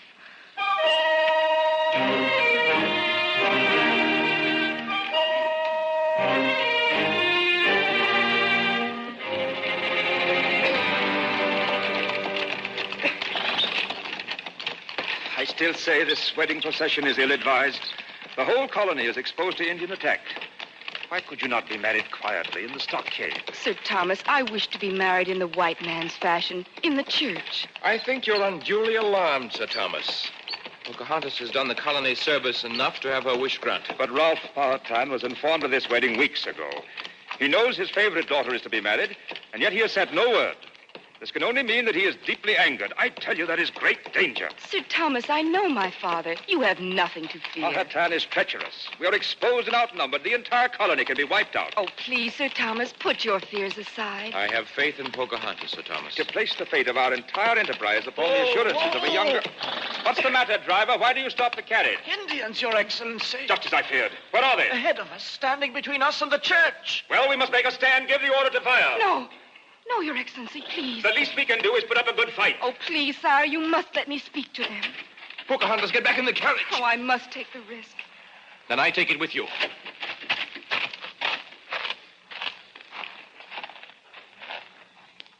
Welcome, Father. Welcome to my wedding. There will be no wedding, Pocahontas. We come to take you home. This is my home, Father. These people are my friends. And this man beside me will soon be my husband. You will marry with your own kind, Pocahontas. You will return to your people. Or there will be war. Father, once many years ago, you granted me a favor and a man's life. I make mistake. No, Father, it was no mistake. It was an act of love and mercy. Now I ask you another favor, to show the love you bear me by loving those who have become dear to me. They have won you with false promise. They turn you against your own people, your own father. No one could turn me against you, Father. No one has tried. The white men only want your friendship and goodwill. Oh, Powhatan, let there be peace and friendship between Red Man and his white brother. I love John Rolfe with all my heart. Let our marriage mark the beginning of a new happiness for everyone. My daughter, your heart speaks to mine. It shall be as you ask. Oh, Father. I, Powhatan, make vow of peace and friendship with white man for all time. Oh, Father, you have shown the greatness of your love and your wisdom. This land is large enough for many people to live in peace and plenty. And as the white man prospers, the land will flourish and its bounty increase. And all will live here together in true brotherhood. And that which is the dream of today will be the destiny of tomorrow.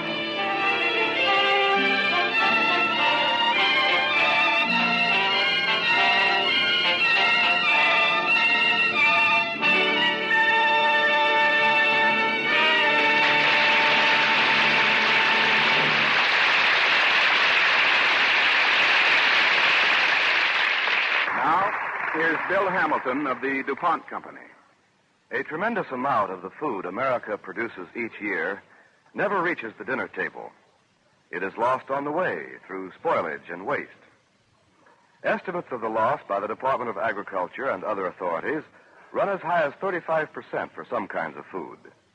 The cost is figured in the billions of dollars. American consumers pay for the loss in higher prices.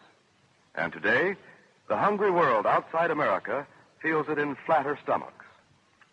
Staggering as are the figures on American food losses, they were much higher in the Cracker Barrel days of not so long ago.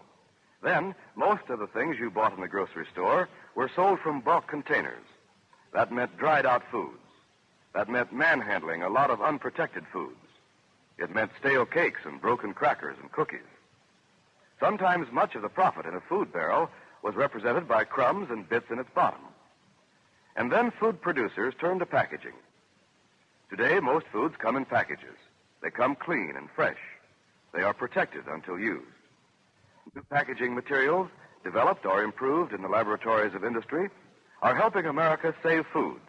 But the job is a long way from finished. In the case of highly perishable foods, such as fresh fruits and vegetables, annual losses from spoilage are particularly high. The produce industry is in a constant race to get food from grower to table before it spoils. It's a race against time and the relentless working of nature's chemistry.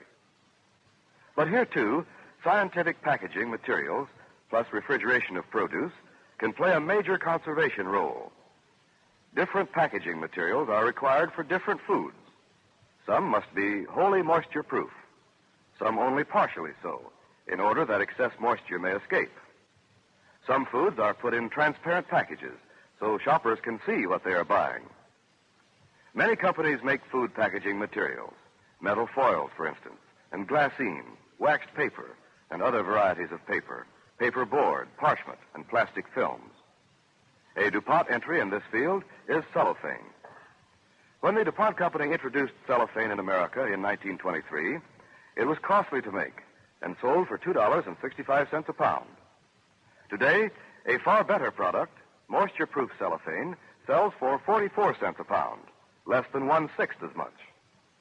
21 price reductions in 24 years were made possible by steady process improvement and constantly increasing production as cellophane became one of DuPont's better things for better living through chemistry.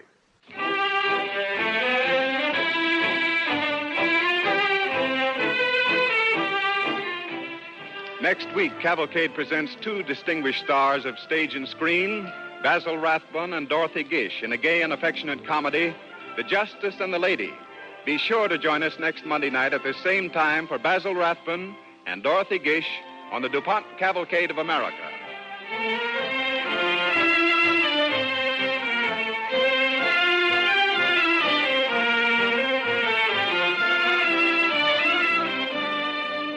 Tonight's DuPont Cavalcade, Powhatan's Daughter, was written by Priscilla Kent.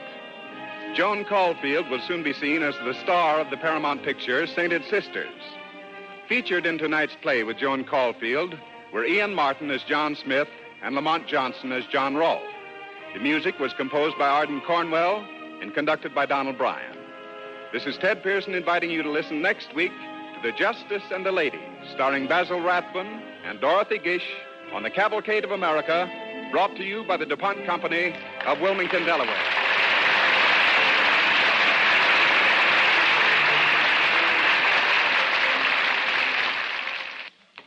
This is NBC, the National Broadcasting Company.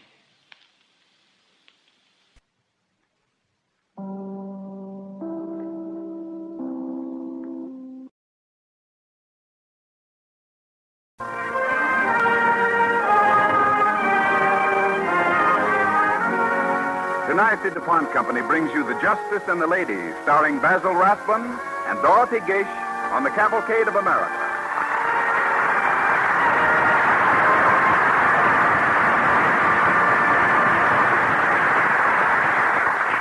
But first, here's Bill Hamilton of the DuPont Company. Good evening. For all kinds of outdoor sports this winter season, the swing is to sportswear made of fabrics treated with DuPont Zealand durable water repellent. Garments treated with Zealand continue to give dependable weather protection even after many washings or cleanings. So be sure to look for the Zealand tag when you buy sportswear for yourself or for your children. Zealand, spelled Z-E-L-A-N, is one of the DuPont Company's better things for better living through chemistry.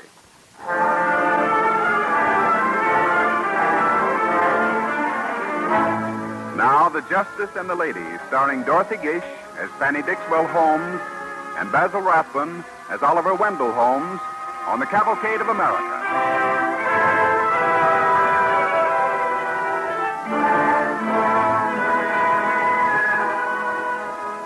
If, at the turn of the century, you'd come into the dark, oak-paneled hallway of a brownstone house at 296 Beacon Street, Boston, but you'd meet first... The crown's on bucket! Yes, that's Augustus, the mynah bird. And then in the library, close to the hearthstone, that's Ming, the Siamese. He glides noiselessly into the conservatory as the maid opens the door. Get along with you, you old reprobate. You know you're not to come in here with the birds.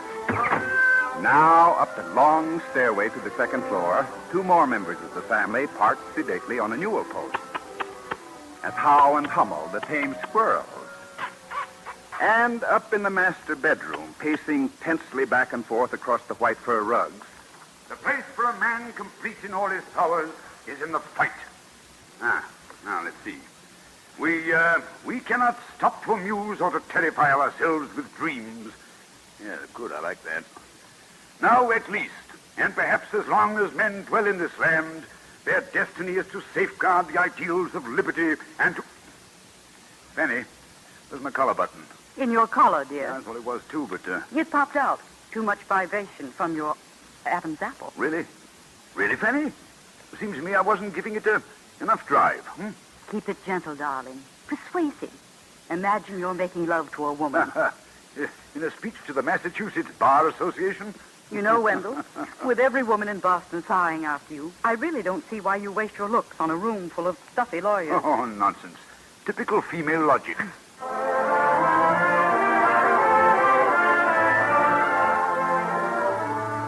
An old house, having weathered many storms, may look stern and forbidding from the outside. But if it's been occupied by warm and witty people, its interior will smile. For in this old house lives the Chief Justice of the Supreme Judicial Court of Massachusetts, Oliver Wendell Holmes and his lady. Fanny, have I no collar buttons at all? Well, that's odd. I was sure I put some spares in the chiffonier. Those squirrels of yours, they've been in here snooping again. Looking for nest eggs. My squirrels have more sense than to put a collar button in the nest. Think how uncomfortable it would be. Well, what am I to do? I can't have my collar popping out every time I clear my throat. There you are, see? All right, here. Here, will this do? It's a stud from my collar. Let me try it. All right. Look, Fanny, look, be careful. Hold still, will you? There. What will you do? Oh, I don't need it. Debbie Raymond is coming to spend the evening with me, and when we girls begin talking, I like plenty of room for my vocal cords. There, now, is that going to do? Oh, I suppose so. Now, where was I? Oh, you'd reached the part about man's destiny being liberty. Right. Now, let's see. The flag is but a bit of bunting to one who insists on prose, yet it's red as our life's blood. It's a fire. Where? Well, it must be close by. They're slowing down. Well, yes, I can see the lights in the sky. Fanny, come on. Oliver Wendell Holmes, you're not stepping out of this house without your tie. Oh, the devil with it. They'll wait for us. They always do. But Fanny, never mind. Stand still. Stand still. Fanny, I've never seen a woman quite so deliberate in tying a tie. It's a white one. It takes longer. Yeah, well, they won't wait for us this time. There, now, that's a passable boat. All right. Now, get your hat while I find my bonnet. Yeah. Here it is. Yes, come on. Good. Right. I hope it's that old eyesore on the corner. Oh, it's much closer. The engines had a sort of intimate sound as if they were about to pay a call. Why, it's the Wigglesworth. What? No, I don't think so. Oh, come on. Personally, I hope it's one of your old flames. Oh, no, Fanny. Not puns at a time like this. I promise. Oh, are you tired? Certainly not. You? Look at us. 60-year-old fogies. How many people of 30 could keep up with us? Smug. I'm not. I'm just happy. Wendell, wait. We forgot to bring your speech. Well, I'm not going back for it now. Can you remember it? Certainly. Where was I? The flag's red is our life's blood. Right, Fanny, right. It stars our world, it's blue our heaven. We must fix our eyes upon the ideal it represents and get there if we can. You've never spoken a truer word in all your life. Get there if we can.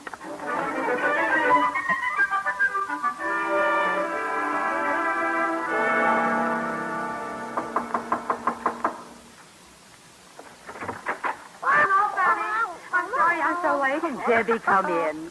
Here, take off your things and we'll go into the library. All right. Wendell's gone to make a speech. Your crown's on crooked. Oh, your crown's on crooked. You taught Augustus to speak. What's that he's saying? I've taught him the old joke about Caesar and his triumphal entry into Rome.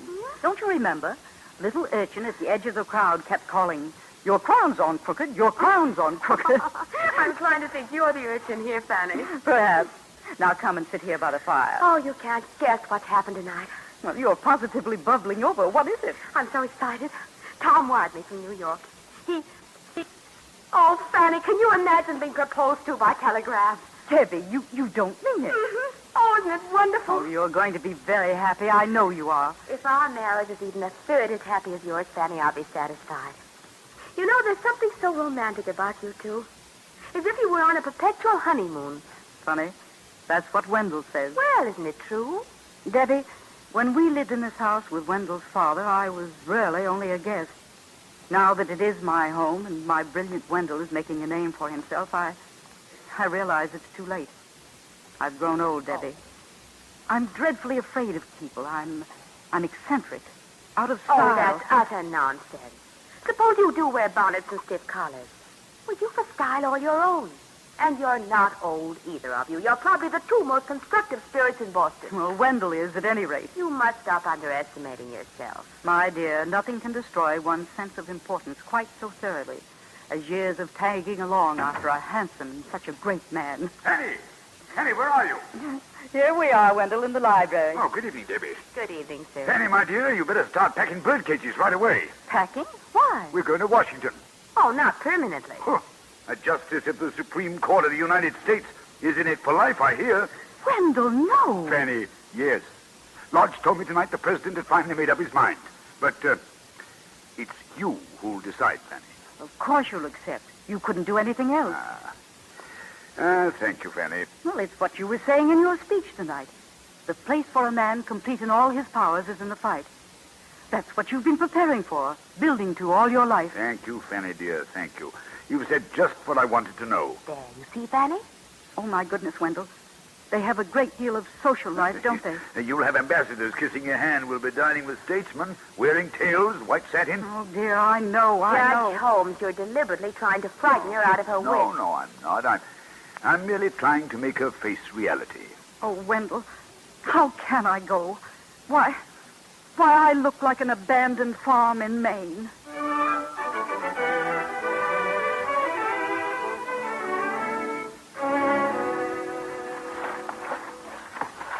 Sure, it's a shambles, this house. Oh, calm yourself, Mary. Well, I'd like to know what you've been doing with yourself, Jim Doherty, for 6 mortal days while the missus and I was getting to Washington. We'll have it all straight and touche. Touche. Never mind, Mary. I know the house looks dreadful, but we have plenty of time. I'm told in the South they have more hours in a day. 26, I think it is. I would like some cooperation in getting these books where I can reach them from the desk. All right, Well, excuse me for asking, Mum, but what I'd like to know is why haven't we any coal? It's colder than Kelsey's bald head in a blizzard. Jim? Yes, Mum? Is there really such a coal shortage? Didn't you tell the company it was for Judge Holmes? Well, I went to 3 companies, ma'am, and they all just shook their heads. Couldn't get it here today. At the last one, they says, who the devil is Oliver Wendell Holmes? They did. Did you hear that, Wendell? What's all funny about it? After 60 years, Wendell, we have achieved a life where your father's name is of no value, except as you make it so. Oh, no. Not company. Not so soon. I'll go, Mrs.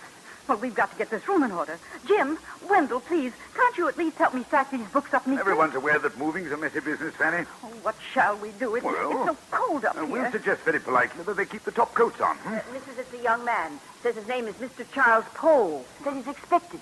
Who on earth is that, Wendell? My new secretary, law student. Going to be very valuable, very valuable. Well, I hope he has a talent for wangling coals. Send him up, Mary. Oh, yes, Mrs. Wendell, a secretary out of school? Yes, very ingenious plan. I hope to have a new secretary every year, fresh from the graduating class. He'll have the benefit of working near the highest court in the land, and I'll have someone with a modicum of intelligence. And I'll have someone to take me shopping. I think it's a delightful idea. Mr. Pohl, sir. Well, young fella, come in. Make yourself at home. This is Mrs. Holmes, the real justice in the family. You will find that he feels more comfortable when he's flattering me. How do you do, Mr. Poe? Mrs. Holmes, it's wonderful to be here. Good evening, sir. Good evening, good evening. I hope you don't freeze to death. There was a messenger at your door just as I arrived, sir. I took the liberty of bringing this in. Oh, thank you. It's a letter from the White House. Should I have done that? My boy, if we would be worthy of the past, we must find new fields for action and make ourselves new careers. Quote, O.W. Holmes. Here it is, sir. Oh, thank you. Wendell, we've got a son. Do you mind being adopted, Mr. Poe? Not if you'll call me Charles. Fanny, we're invited to dinner at the White House. Oh, formal. The White House? Tails and white satin, Wendell? I'm afraid so. Let me see. President Mrs. Theodore Roosevelt takes pleasure, etc., etc. Not this Friday night. Not so soon. I suppose you haven't got a thing to wear. You're so right.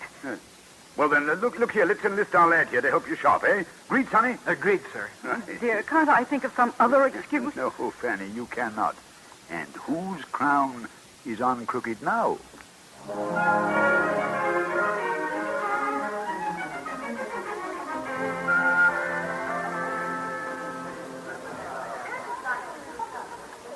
Mr. Justice and Mrs. Oliver Wendell Holmes. I can't go through with it. Oh, yes, you can, Fanny. Wearing my violets, you can't lose. Besides, Theodore Roosevelt is no ogre. Here he comes now. Our guests of honor. Delighted. Mr. President, may I present my wife, Mrs. Holmes? Delighted, madam. Thank you, sir. Oh, Mr. Roosevelt, are there any ambassadors here tonight? No, we decided to let foreign affairs just go hang for the evening. Why? Well, my husband told me when we came to Washington I'd have ambassadors kissing my hand. It isn't exactly an old Boston custom, you know, and I am a bit frightened. Calm your fears, madam. Tonight you go into dinner with a mere president who asks only that you take his arm. Mr. Roosevelt, your wish is my command. Now, if the justice will say the same thing to me when he's on the bench, everything will be just bully, huh?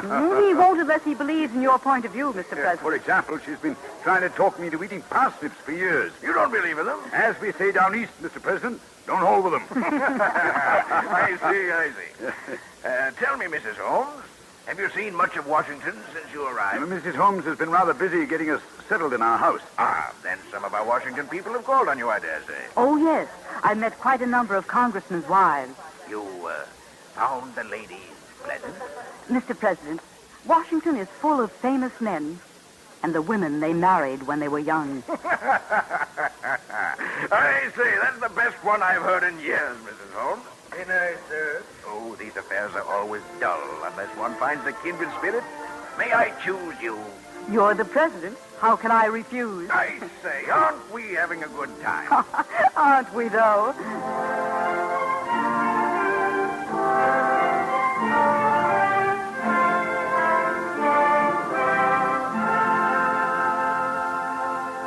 You are listening to The Justice and the Lady, starring Dorothy Gish as Fanny Dixwell Holmes and Basil Rathbun as Oliver Wendell Holmes on the Cavalcade of America, sponsored by the DuPont Company, maker of better things for better living through chemistry.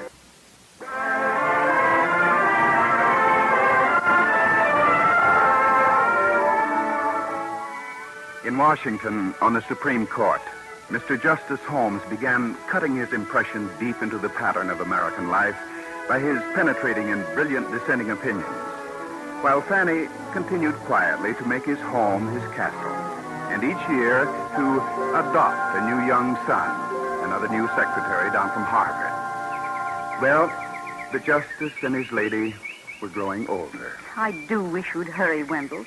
You oughtn't to race about at the last minute doing things to your blood pressure. Oh, nonsense. I feel fit 21 and ready to go. Of course you do, dear.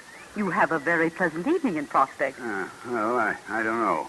Rather expected to be disappointing. Well, let's see. Who was it said, the man who believes he's fooling others merely is fooling himself? Oliver Wendell Holmes? His cliches aren't quite so monumental. Oh, it must be very exasperating to know that the older you grow, the handsomer you become. That sheer, bald-faced flattery. Well, now, what do you expect? Going calling on your old sweetheart? I want you to think of me at least once during the evening. I understand she's still very beautiful. Oh, I don't know, Fanny. As a matter of fact, she looked like an old... Careful. All right, you win, as always. Well, good night, Fanny, dear. Don't wait up. Why, that antique lock and bar. There must be something that I can... Yes, I think I know. Stanley? Oh, Stanley? Oh, here I am, Mrs. Holmes. Good. Stanley. Good. I want your opinion on a very vital question. Was there something wrong? No, but when a handsome old gentleman leaves his poor, faithful wife at home while he goes calling on an ancient sweetheart, well, he deserves reprisals, don't you think? Well, yes, I suppose so. Where's the opinion the judge takes to court tomorrow? Here it is. My, it looks so beautifully neat. Let's see. When men have realized the time has upset many fighting states, is there a blotter anywhere? Why, yes, but... Good. Well, it has a nice big block of ink on it. Let's just cut the ink spot out of the blotter, place it on the first page in a likely spot so the judge will think the ink was really spilled on it. You'll be furious. Here we are.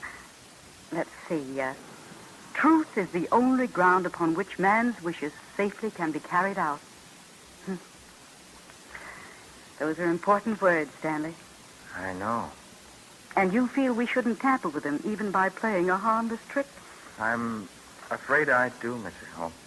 I'm glad you do. Because you're young and you'll live to see his words at work.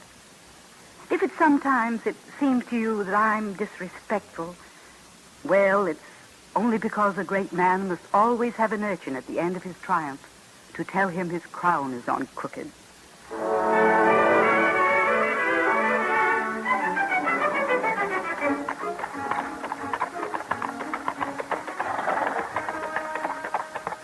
Irving Old, what's the matter? Are you embarrassed to be seen out driving with an old lady in a wonderful one-horse shay? Why, no, Mrs. Holmes, of course not. Most young men in your set wouldn't be caught riding in anything less elegant than a bear-cat steps. Well, If you could see the look on your face. I'm sorry. I suppose I can't help being old-fashioned. And frankly, I'm terrified of motor cars. Irving, do people laugh at me for clinging to my bonnets and my buggy?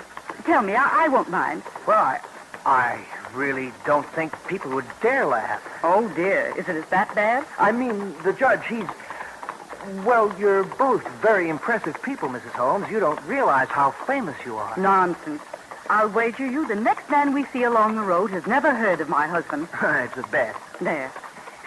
There's a man just stopped to fix his tires. Shall we ask him? He'll be ill-tempered. He's been betrayed by the machine age. But that makes it all the better. Oh, sir. Sir, would you mind answering a question for me? What was that? I just wanted to ask if you'd ever heard of anyone named Oliver Wendell Holmes. Huh? Oliver? Oh, Oliver Wendell Holmes, sure. He's that new young judge that got on the Supreme Court. Thank you. Thank you very much, sir. Irving, let's go back to town and get your car right away. Why, Mrs. Holmes? I don't understand. Well, if people think Wendell's a new young judge, I'm going to learn to drive a stuffed bear-cat.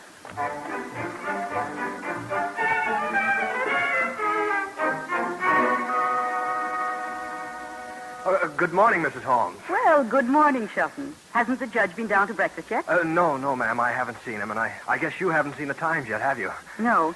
Wait a minute. I've got it right here. Here we are.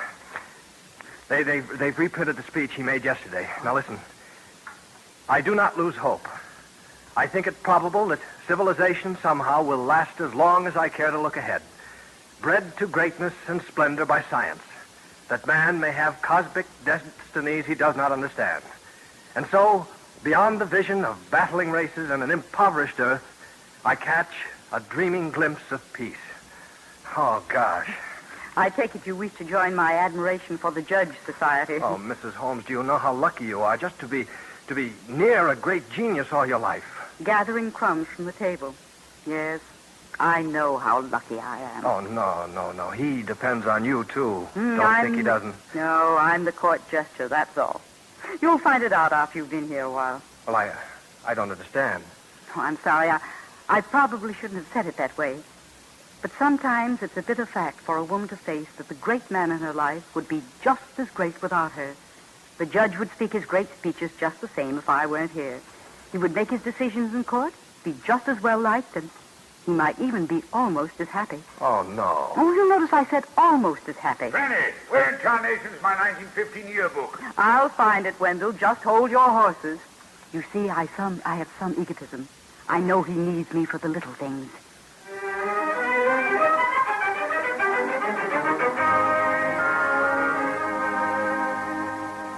So I told Brandeis he was merely suffering from the pessimism of youth. Yes, a young whippersnapper like Judge Brandeis, only 64. Aren't you going to say anything? I mean, a happy birthday or something of the sort? Oh, I'm really ashamed to, Wendell. Oh. The cook is ill. Oh, dear. We can't celebrate at home tonight, and well, I'm just terribly disappointed. You mean we got to go out for dinner? Don't bother to change, dear. We'll go someplace quiet and come home early. 80 years. Oh, well. I guess it's time to begin thinking about coming home early. I'm all ready any time you are. All right, give a man time to smoke a cigar at least, will you? Fanny, where the devil are my cigars? Well, I'm sure I don't know, dear. Have you looked downstairs? I have not. I could swear I left my humidor up here. Well, come on. Let's go down and look. Oh, I don't know why we can't have tobacco kept in the room where I usually smoke. Seems such a little thing to ask when man my age concentrates all day long. He likes to come home and find things in place, especially when he can't even have a sip of champagne on his 80th birthday and has to go out for dinner. Oh, well, forgive me, Fanny. I completely forgot to give you these. Wendell. Violet. After all, I'm not the only one that's 80 around here. Must you remind me? Oh, what a years. Man comes home on his birthday, can't even find his cigars. Try the dining room, why don't you? Well, what are they doing in there? I didn't leave them there. Oh, well. Phew. Black son of Satan. Does it have to be so dark in here? Can't we have a little light? Where's the switch, Fanny? Where? Ghosts. What the devil are you doing here, Fiddle? Hail! Crouch, you rascal! Harrison, what the... And Irving Old. Oh, well, good gracious. I say, wait a minute. Have any of you seen I hair my cigars? We came up through the cellar. Mrs. Holmes made us hide in the coal bin. Yes, it was nearly an hour. Oh, Fanny, come here this minute. You old grouch.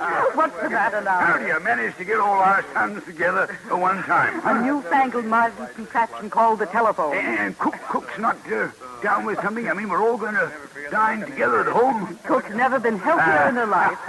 And here's champagne. Come on, boys. Close the shutters.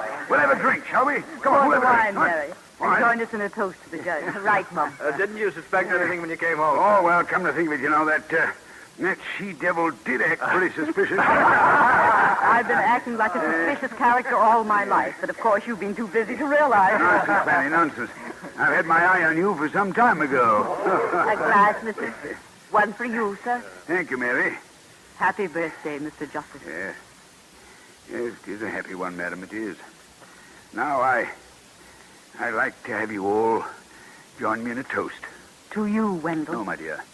No, not this time. Gentlemen, to the lady without whom I should never have survived for 80, nor 60, nor yet 30 years. Her smile has been my lyric, her understanding the rhythm of the stanza. She's been the spring wherefrom I have drawn the power to write the words. She is the poem of my life. Gentlemen, to the lady who wears the crown. Oh, thank you, Wendell. And Wendell, it is on straight.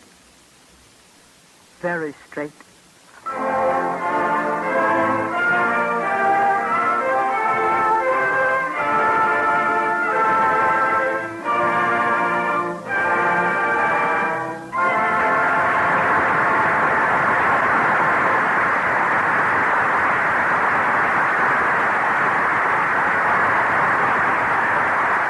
Thank you, Basil Rathbun and Dorothy Gish. Now, here's Bill Hamilton of the DuPont Company. Now and then you see automobiles on the road that are real old-timers, 20, even 25 years old. They must have been pretty good cars when they were built, or they wouldn't still be running. But compared with a 1948 car, their motors were cumbersome and inefficient, and they used to knock like a shoemaker's hammer when they climbed a bad hill. It was tetraethyl lead, a product of chemical science that helped to solve the problem of knocking. Shortly after the First World War, Kettering, Midgley, and Boyd of General Motors decided to try to find out what made engines knock. Working with a small Delco farm lighting motor and homemade instruments, they blended one chemical after another with the fuel. Several showed promise.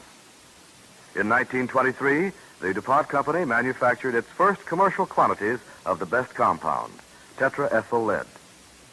Tetraethyl lead is a chemical compound made from lead, salt, and petroleum or molasses. Added in small amounts to gasoline, it makes the fuel burn more smoothly, deliver an even thrust of power without knocking to the crankshaft of an engine. It is largely because of tetraethyl lead that we have premium or high-quality gasoline and cars that get away to a quick start in traffic, climb hills without knocking, and travel more miles on a gallon of fuel.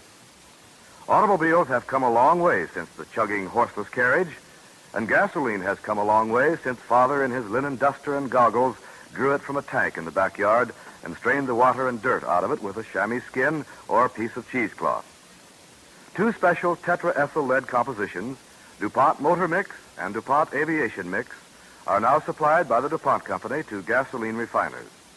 They reach you in the premium and high-quality gasoline you buy as hidden values, put there by chemical science, and are among DuPont's better things for better living through chemistry. Thank you. And on behalf of Mr. Rathbun and our cast, good night.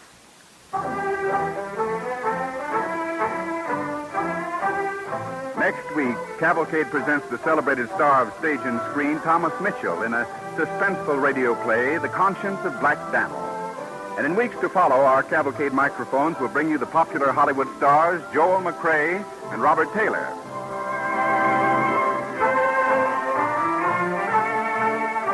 Tonight's DuPont Cavalcade was written by Virginia Radcliffe. Certain scenes were suggested by material in Catherine Drinker Bowen's biography, Yankee from Olympus, published by Atlantic Little Brown. Featured in tonight's play with Basil Rathbun and Dorothy Gish were Lon Clark as Theodore Roosevelt, Lyle Sudrow as Stanley Clark, and Jack Lloyd as Charles Poe. Music was composed by Arden Cornwell and conducted by Donald Bryan. This is Ted Pearson inviting you to listen next week to The Conscience of Black Danl, starring Thomas Mitchell on the Cavalcade of America, brought to you by the DuPont Company of Wilmington, Delaware.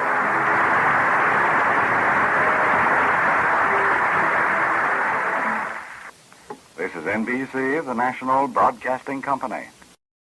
The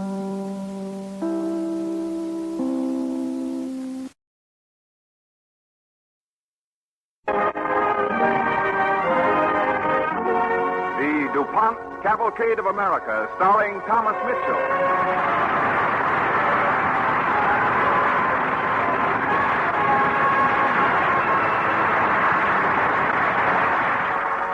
Tonight, the DuPont Company brings you The Conscience of Black Danl, starring Thomas Mitchell.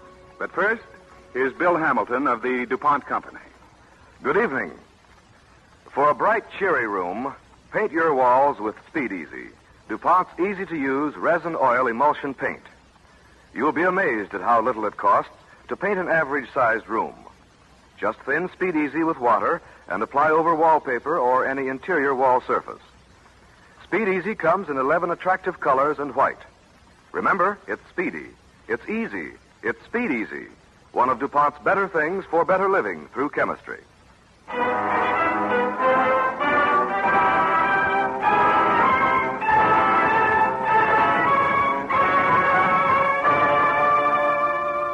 Now, The Conscience of Black Danl, starring Thomas Mitchell as Daniel Webster on the DuPont Cavalcade of America.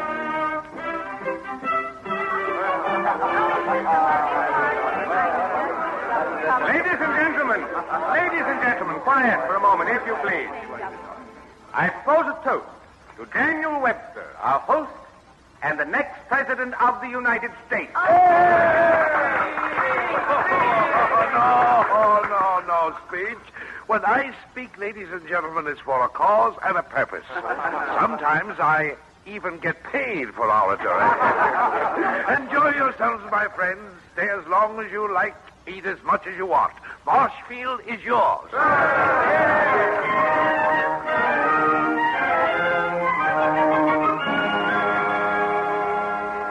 In 1830, the great Daniel Webster, with the magic of his oratory, had startled the country with his interpretation and defense of the Constitution.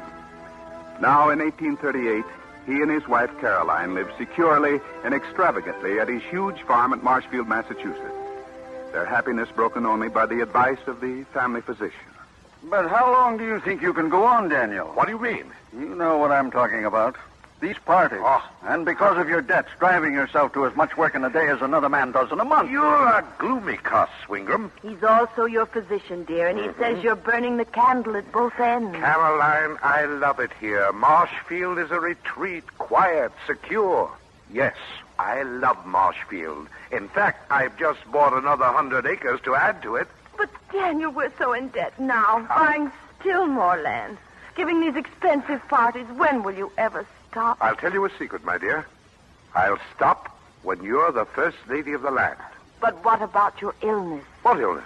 Are you trying to fool me, Daniel? A little pain, that's all. I'm warning you, Daniel. You need a rest. Stop working so hard. I want to work hard. It isn't worth it. Wingram, someday I'm going to be President of the United States. They passed me by in 1836, but they won't in 1840. You're confident, aren't you? Why shouldn't I be? They talk about General Harrison, I know, but it's only a rumor. They can't deny me the right. Politics can deny any man anything. You're both too pessimistic. I know what's going to happen in 1840. They'll nominate me. It's as good as done. And I'm planning and working for it.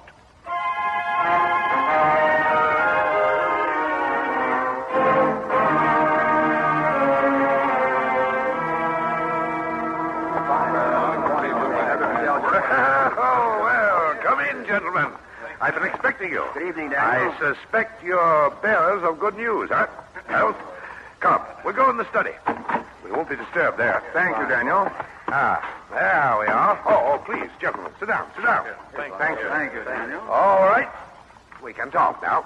Daniel, Yes? I'll sort of do the talking for all of us. All right, sir. I hate to say this so bluntly, Daniel, but the Whig Party is going to nominate General Harrison. Why? Why? Because we feel he'll be a strong candidate. In 1836, you said I was strong. But things have changed since then, Daniel. You see, we've got a hero in General Harrison. He's caught the public fancy. Wait a moment. You know as well as I that a campaign can be built for me as well as for General Harrison. Daniel, we came to you before the nominating convention to tell you how things stood, to spare you any possible disappointment later. Of course. This is no disappointment. This is mere routine. I expected it. There's no need for sarcasm. There's always need for truth and frankness. How do you mean that, sir? I'm not fit to be president. That's what you think, isn't it? Listen, Daniel. We've passed through the panic of 1837. The people are wary, a little afraid. Everyone knows how you've lived. Your lavish display, extravagance, your I see. They wouldn't trust me with the government because I can't be trusted with my own affairs. Frankly, that's most of it. And you wouldn't believe that I could change? Gentlemen, the duties of the president are sacred to the Union. I love my country. To me, it's as much a human being as my wife, my son, or any other person whom I love dearly. It speaks to me. Therefore, it follows that I must undertake responsibilities of office with devotion and high purpose. My personal life doesn't enter into... I'm sorry, Daniel. Our minds are made up. Perhaps another time. Will you believe that I love my country above all else? That I'd sacrifice anything? Anything? Daniel, we're sorry. I've never begged or groveled before in my life. Believe me when I tell you it is not personal ambition that drives me, but desperate and a passionate love for my union, for my country. Excuse me, gentlemen, Oh. Get out. Get out.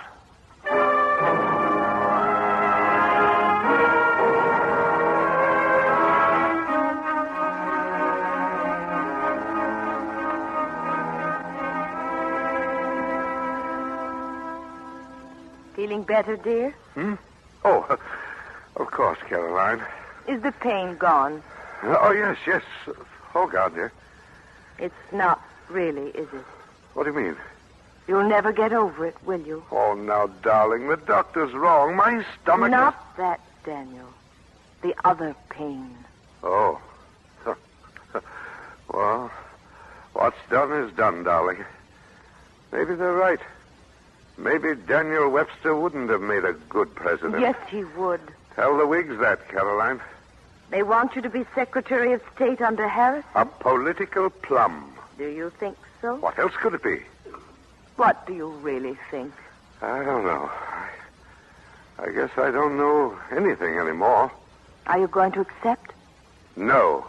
But, Daniel, what will they say if you Oh, don't? who cares what they say? I think you do. No, I don't. Listen to me, Caroline. I'm in debt. I've more creditors than supporters. I'm going on with my law business. I stay out of politics and government. I must, I tell you, for your sake and the children's, and to keep Marshfield.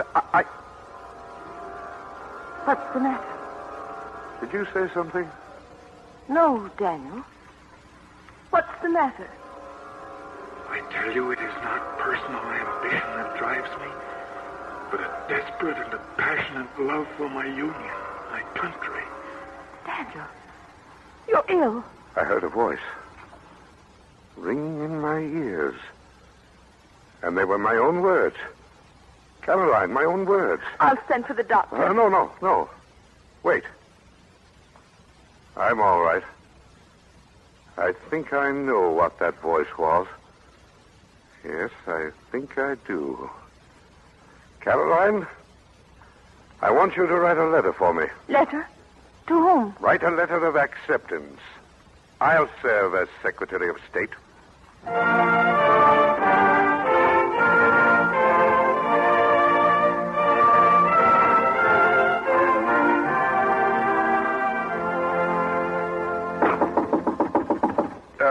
Yeah. Yes. Who is it? Daniel, are you asleep? Let me in. Surgeon. Oh, all right.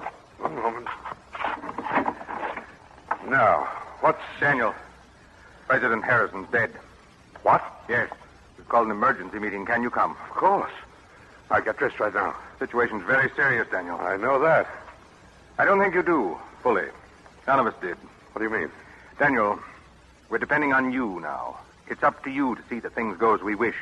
This is a great opportunity for you, Daniel. How do you mean that? Tyler will depend on you, too. As Secretary of State, you're in a position to advise, counsel.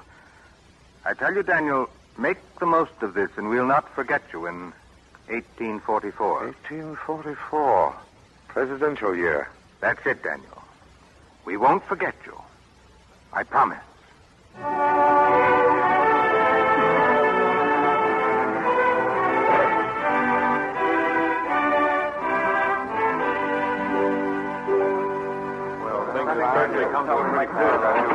Daniel, we've been waiting for you. Sorry to be late, gentlemen, but I couldn't help it. Daniel, we won't mince words. Tyler's impossible. Absolutely. This is a quick judgment, isn't it? No. Daniel, the entire cabinet's resigning in protest against Tyler's policy. Yes, I know. I've just come from the meeting. Everyone but you has sent in his resignation. Yes, and it's expected of me, too. Certainly. You're a Whig. I know, loyal, trustworthy. Yes, of course. Mm-hmm. No one's questioned those qualities in you. I know you have a problem, Daniel. The Canadian border dispute with England is bothering you, isn't it? You know as well as I that if negotiations in that border dispute fail, it might even lead to war. I know, but that's Tyler's responsibility. If he hadn't alienated his cabinet, there'd be no worry. But I feel as though I must go on with the negotiations. Let someone else handle them. Someone who isn't familiar with the situation? You might bungle it. Might destroy any chance for peaceable negotiations. Again, that's Tyler's responsibility. Now, look here, Daniel. There'll be another presidential election. You've got to look ahead to 1844. Always look ahead, always hope. Is that it again? Well, how much time do I have? We'll see you again tomorrow morning, Daniel. And I know you'll be sensible. Remember, 1844. President Daniel Webster.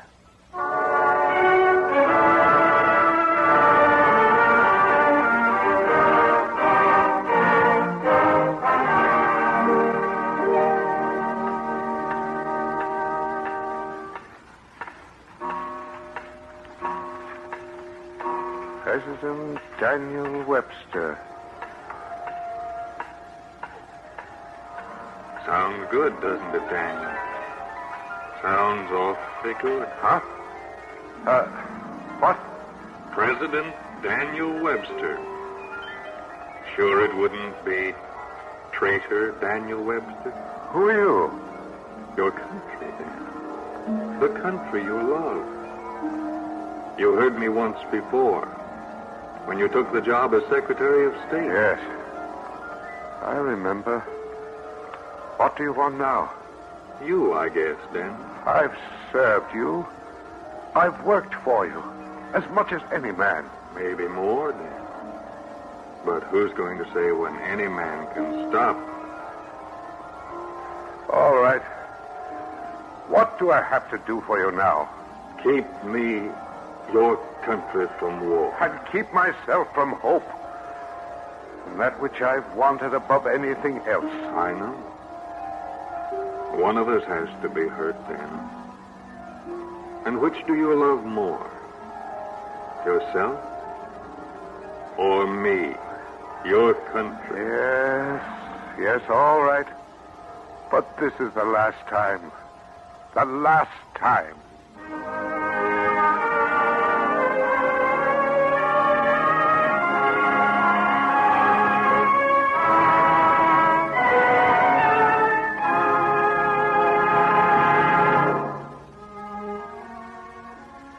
You are listening to The Conscience of Black Danl, starring Thomas Mitchell as Daniel Webster on the Cavalcade of America, sponsored by the DuPont Company, maker of better things for better living through chemistry.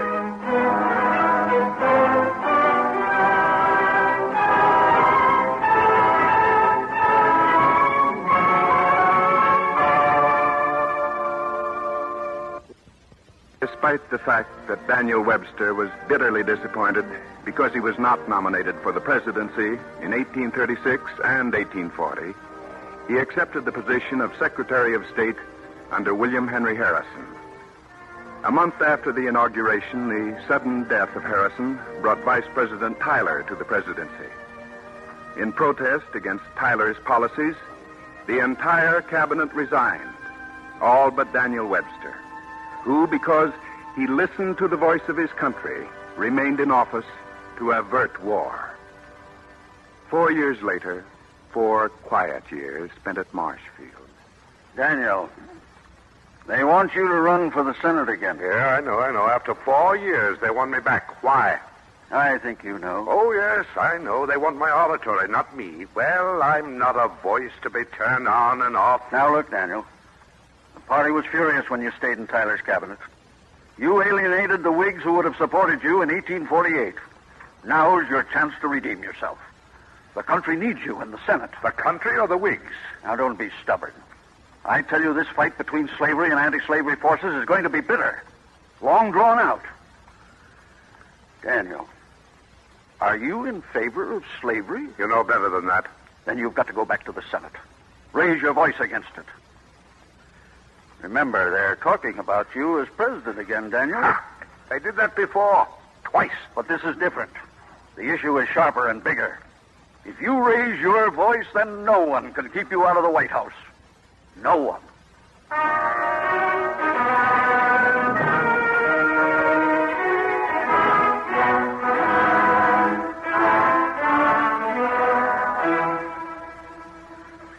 fight on our hands this time, Senator. Clay will give it to us. I'm sure of it. That's why I wanted to see you this morning. Oh. You read the compromise. You know it might extend slavery. Have you considered that there might be war with the South? What? Now, Daniel, that's absurd. George, I haven't much time. You wanted to see me, and I have a great deal of work to do before Congress meets. Good. Then we'll get right to the point.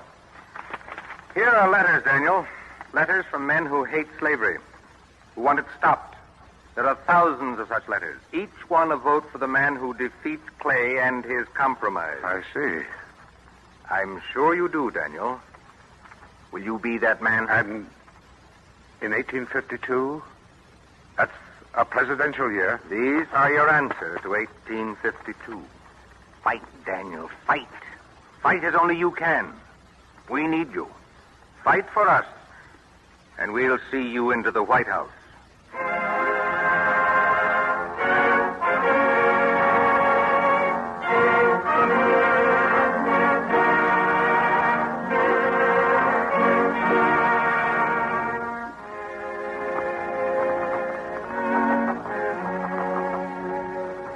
This compromise can mean only one thing.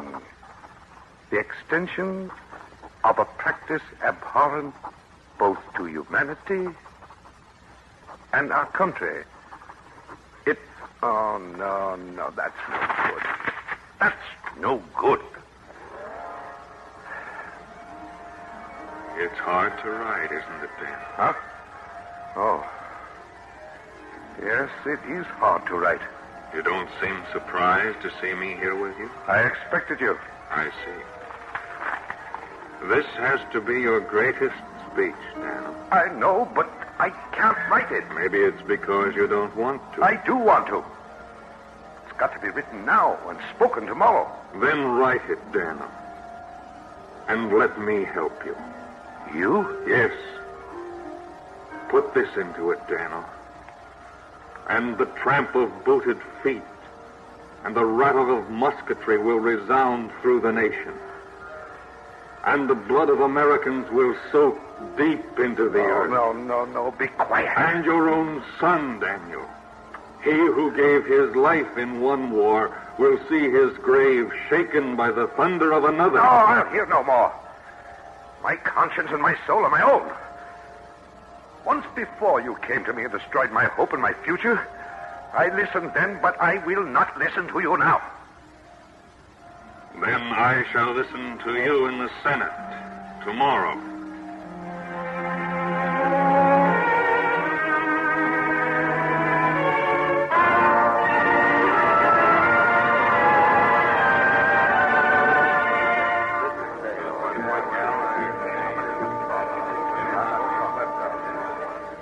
Well, Daniel, you all ready? I'm ready. Good. Show them we mean business, Daniel. Leave no doubt that we're against the compromise. Take the floor immediately. Yes, all right. Now listen to Black Danl, the next president of the United States. Mr. President! Mr. President! The senator from Massachusetts. Mr. President, what I have to say today is... What I have to say is... Daniel, what's the matter? Go on. Yes, I'm all right. I'm all right now. Gentlemen, today I shall speak not as a Massachusetts man, nor as a Northern man, but as an American. I shall speak in behalf of a client of mine, one to whom I owe much. One to whom I owe so great a debt that my conscience will not permit my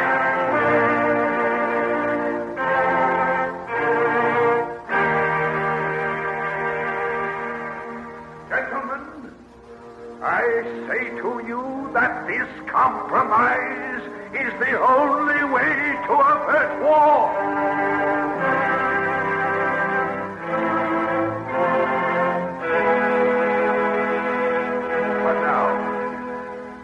I have finished. I plead with you. I beg you, as you love this country and as I love it, we must not have war. This compromise can keep it from us. You miserable traitor. Traitor, very well, traitor, yes. But I'm at peace with my own conscience.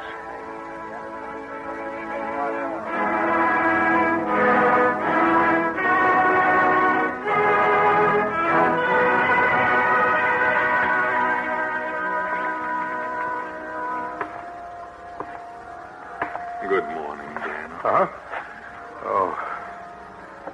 Oh, you've come to Marshfield, too. I've always been here. You're tired, Dan. Tired and beaten and hopeless. They hate you now, don't they, Dan? They hate you for speaking in favor of the compromise. Yes. They hate me and call me a traitor, the man who betrayed his own party. By serving his country first. Oh, why did you come to me? I could have been president. I didn't come to you. You always came to me. Come here to the window, Dan. Huh? Open the window. Look, Dan. The sky. The sea. And the fields. Is that all you see?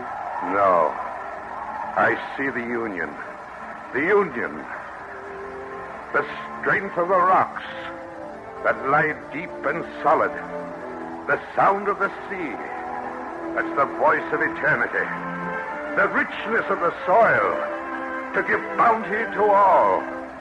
Black Dan, you're tired. Sit down. No, I'm not tired. Not now. No man is tired who serves well his conscience and his country.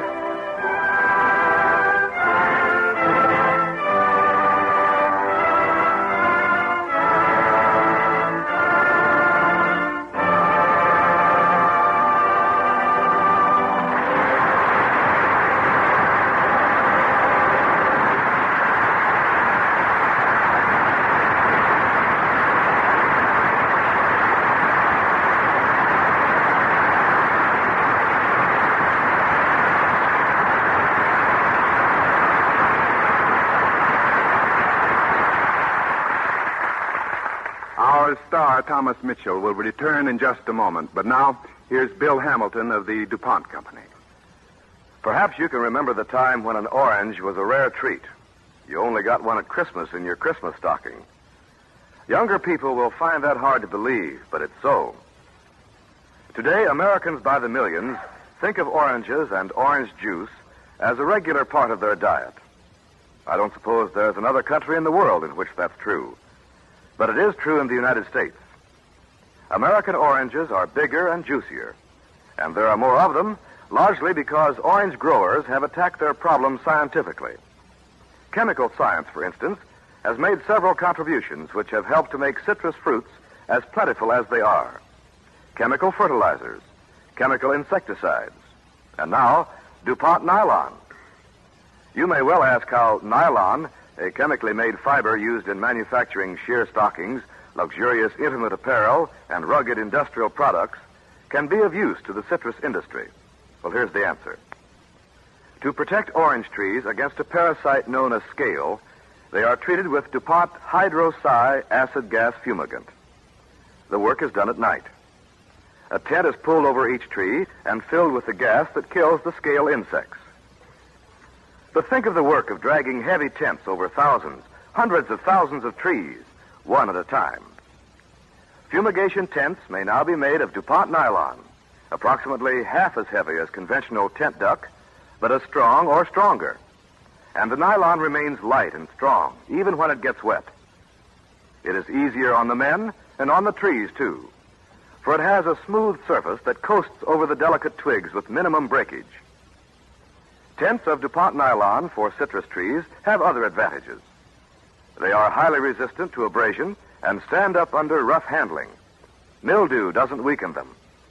They are little affected by rain or the fumes from the smudge pots that warm the groves when there is frost.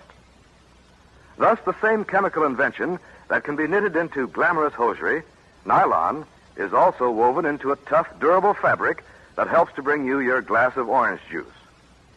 Nylon comes to you from DuPont, maker of better things for better living through chemistry. And now again, here is our star, Thomas Mitchell.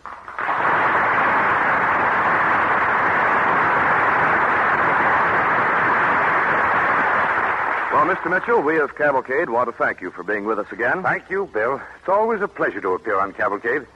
When I'm not here working, I'm at home listening. Good. You keep up that listening habit. Well, it might be a bit difficult for the next few months. I'm going on tour with my play and inspector calls. In fact, we open in Baltimore tomorrow night, then right across the country. Well, lots of luck, Tom. Thanks. But that's no excuse. You put a radio in your dressing room or in that derby you carry on stage.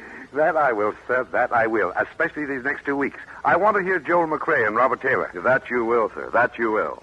So thanks again, Tom, and lots of luck. Oh, wait a minute, Bill. Can I squeeze in another few words? Sure enough. Well, I suggest that all you young men in the audience between the ages of 17 and 32 investigate the Citizen Marine Corps and learn how you can be a civilian and a Marine at the same time. That the Marine Corps is a great organization, I don't have to tell you. And now these hometown Marines are getting excellent training as Marines without leaving home and with the privilege of resigning any time. Well, that's all I want to say. Good night, Bill, and thanks. Good night, Tom, and good luck.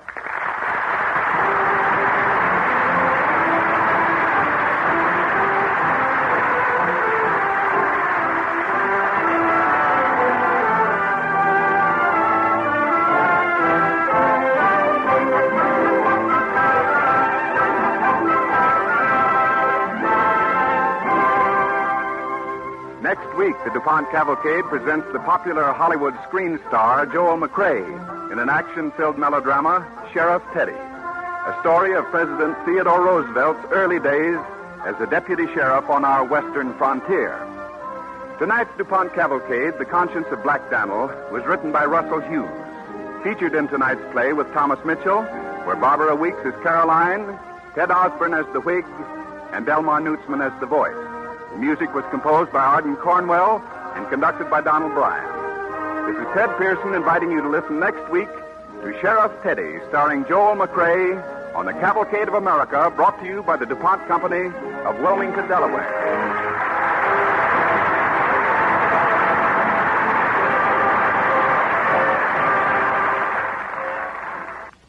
This is NBC, the national broadcasting company.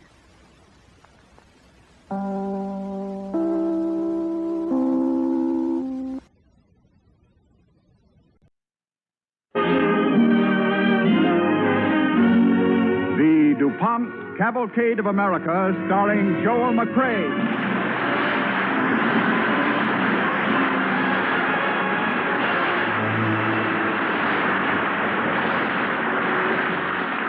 Tonight, the DuPont Company brings you Sheriff Teddy, starring Joel McRae.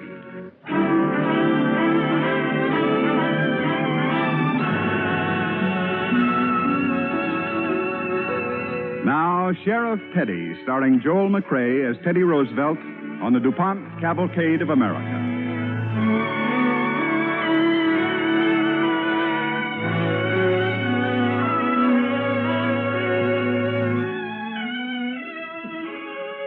Oyster Bay, March 12, 1885. My dear Commissioner, when you spoke to me a month ago, I was unable to reply. Even now, I cannot give you my answer. My health is poor, and the doctor says I must seek quiet and rest. And so today, I start my journey for the West. I write this only in token that before long you will hear from me and in full. Faithfully, Theodore Roosevelt. Come. Your luggage is packed, sir. Thank you, Sarah. Here's some soup. I thought something hot before you go thank you, out. but I won't have time for that now. I can just make my train. Mr. Roosevelt, I do hope you'll do all the doctor has told you. Do you know yet where you're going? Dakota, the Badlands. The Badlands. How long will you be? A long time. Then you won't be going back to Albany? Sarah, after 3 terms in the legislature and at the age of 25, the future I hope to make in public life has been closed. Come now, sir, I doubt that. That's the truth. That's what the commissioner was down here last month to tell me. So now you're going to Dakota. That's right. And turn cowpuncher and ranch away the rest of my useless days. Goodbye, Sarah. Bless you.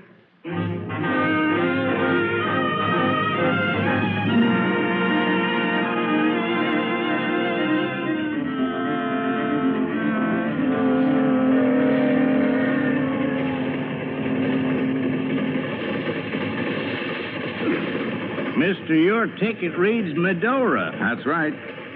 Sure you want to get off there? Well, isn't that where the Northern Pacific crosses the Little Missouri? We cross there, yes, sir, but we don't like to stop. Now, if you want to go to the next town... Thank you. But I picked Medora because I was in search of an extremely peaceful spot. I've been sick. I have to sit in a rocking chair for a year. That's why I insist on Medora. Lonely and peaceful. Well, it is lonely. Last time we stopped there, them Medora cowboys was so lonely they shot out all the windows in the train. Time before that, they climbed under the dining car and shot up the first-class passengers right through the floor. Now, if you want to ride on to the next station, we won't charge you. Thank you. But I still want to stop at Medora. All right. Come on. But do me a favor. Jump off fast, and we'll toss your baggage right after you. All right. Wait till it slows down a little more. And don't wear them glasses and that bowler hat. How's that? You got a fine, honest face, and I wouldn't like to see it all shot in before you get off the train, even. Well, why would anyone shoot at me? In Medora, they don't like glasses. And a bowler hat makes them think of a buffalo way off on the horizon. Say, the brakeman's throwing your baggage off, so jump now. All right. Goodbye, then. Jump. Mister, please take them glasses off. Without my glasses, I can't see. Well, then at least take off that bowler hat. Goodbye. A man should be allowed to wear the hat he fancies, anywhere.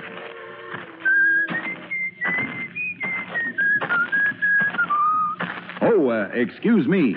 Do you men happen to know a good place to stay around here? Depends. Depends? Depends. Wouldn't you say so, Dynamite? Yeah, depends. Depends on what exactly? Well, depends on a lot of things exactly.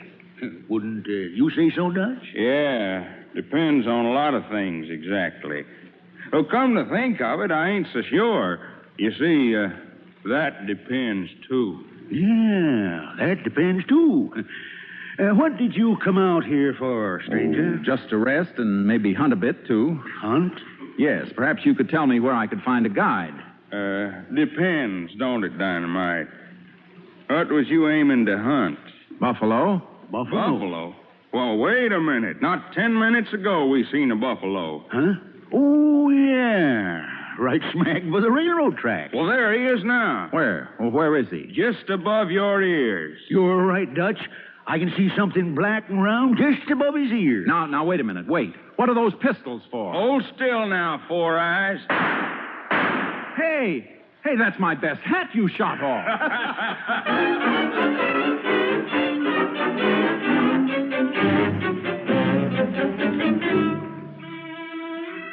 Maltese Cross Ranch House, Medora, Dakota. Date uncertain. Certain only the temperature outside. 34 degrees below zero. My dear Commissioner, it must be about 9 months since I promised to write you. Time in the Badlands stretches as far as space. I was soon at home in this country. I bought some cattle, built a little cabin, found a partner. A fine old Scotchman with blue eyes and mutton chop whiskers. His name is Lindsay Sutherland. Come on, laddie. Supper's ready. All right, Pop. Boy, thermometer outside the window says 35 below. Hey, and it makes our cabin snugger and better. And your biscuits the hotter and better. Smells good, too.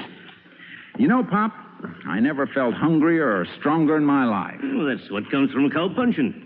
You can't put in 18 hours a day in the saddle and not feel a mite healthier than if you were running errands for Albany politicers. Yes, sir. That's gone. I'm finished with public life and finished with public responsibility.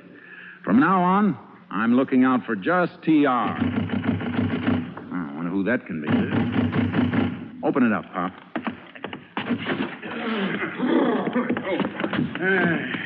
Hello, Grandpa. Don't you remember me? Dynamite here, Jake Saunders. Well, Grandpa, don't stand there looking at us like we was three ghosts slid down the North Pole. Brush the snow off and come up to the fire, boys. We was just passing your fine ranch house. And Jake says, let's go in and thaw out. What is it you're after, Jake Saunders? We told you, he wants to thaw out. There's only one place hot enough to thaw him out. Well, Mr. Roosevelt, as I recollect, you asked me to sit down. That's right, I did. Thank you. You see, I've been watching the way you're building up the Maltese Cross. Put quite a hunk of money into it, eh? Yeah, it takes a good deal to buy cattle and make a decent start. And a fine job you done. Sure did. Except for one little slip. How's that? A little item you overlooked paying for. Jake Saunders, there's not a thing we haven't paid for. Sit down, Grandpa. Not a thing we haven't paid for. Or else earned with sweat and honesty. Grandpa, sit down. Oh, I always thought the Scotch was cool-headed folk. God-fearing and debt-paying. What is it we haven't paid for, Jake? Well, I haven't wanted to mention it till you had a chance to get settled a little, but, But what? But this land you built on belongs to me. What? Take it easy, Grandpa. And these logs you built out of was cut from my trees. Nobody owned this land.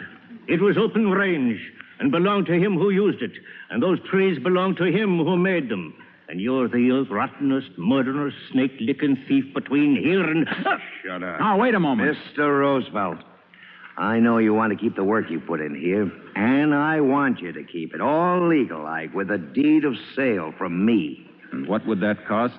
Why, from a nice, polite fella like you, I wouldn't want more than $500. I'll see you Monday night, the music parlor.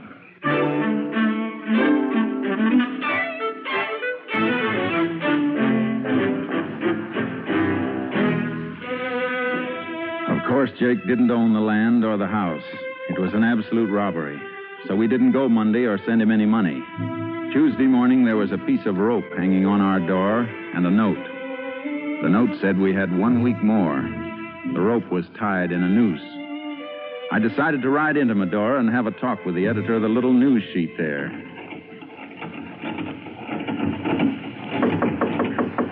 Come in. Come in. Mr. Packard? Glad to see you, Mr. Roosevelt. Have you a moment to talk? Of course. I was only getting my newspaper out early because there was no one to talk to. Sit down. Stretch your legs in front of the fireplace. Thank you. Mr. Packard, some trouble seems to be blowing up. Oh, here, you have the rocker. Old Grandpa says you'll love a rocker. Says you get so excited talking politics that you rock all over the room. Yes, well, as the editor of this paper for 2 years, you must know every soul in the county. I certainly do. And I know Jake Saunders, if that's what you're getting at. And what's your advice? If that squeak in that rocker bothers you... Come, Mr. Packard, what's your advice? Well, you have a choice. 1, you pay him the money. 2, you leave town.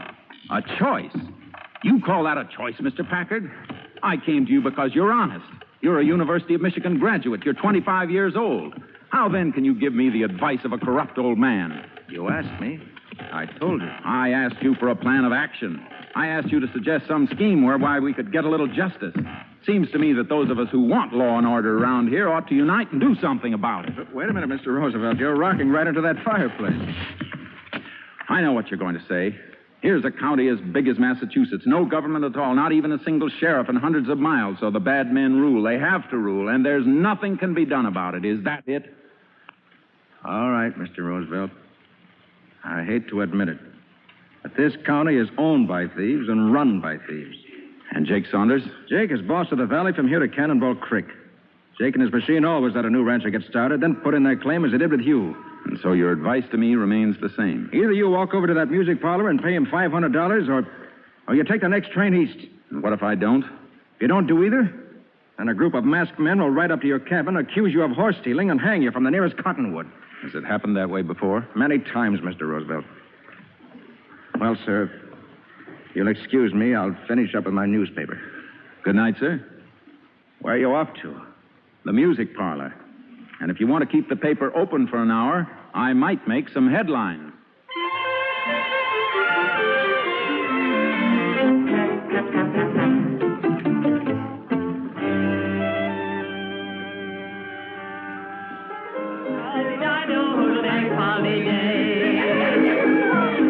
Don't you remember sweet Betsy from Pike? She crossed the big mountain with her lover Ike.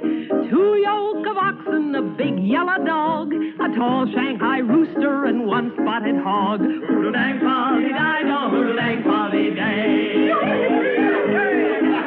Give us another, Shirley Bell. All right, boys. The Shanghai ran off and the cattle all died. The last piece of bacon that morning was fried. Ike was discouraged and Betsy was mad. The dog wagged his tail and looked wonderfully sad. Hey, Shirley Bell, cut it. Hey, what?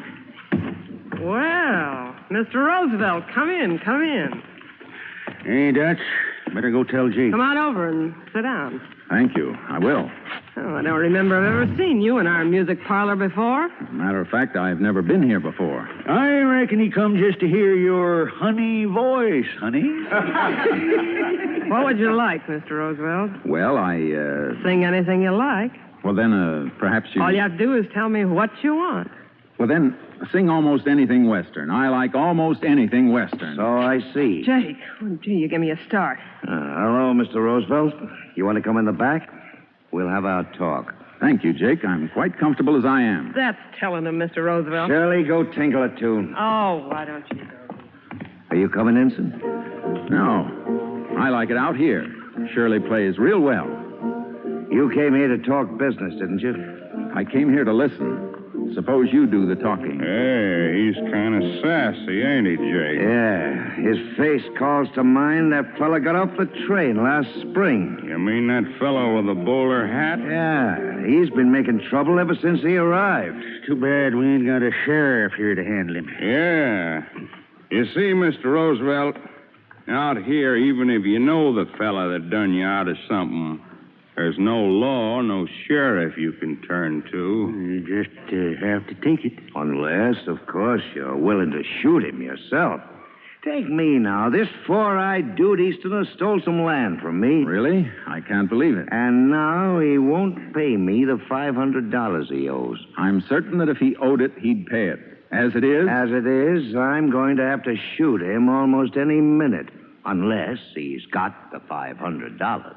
Jake Saunders, I don't intend to pay $1 to you. With my partner, I built the house, and with my partner, I own the house. I hear you use a toothbrush, Tenderfoot. Is that to clean out your lying mouth? Watch out, Jake. Hi, Charlie. He sure got him that time. Hey, Shirley Bell, Four Eyes got Jake. Say, Mr. Roosevelt, you better beat it. You're all right, but when Jake comes to, he'll start shooting. When he comes to, Shirley Bell, tell him he can find me at the Maltese Cross.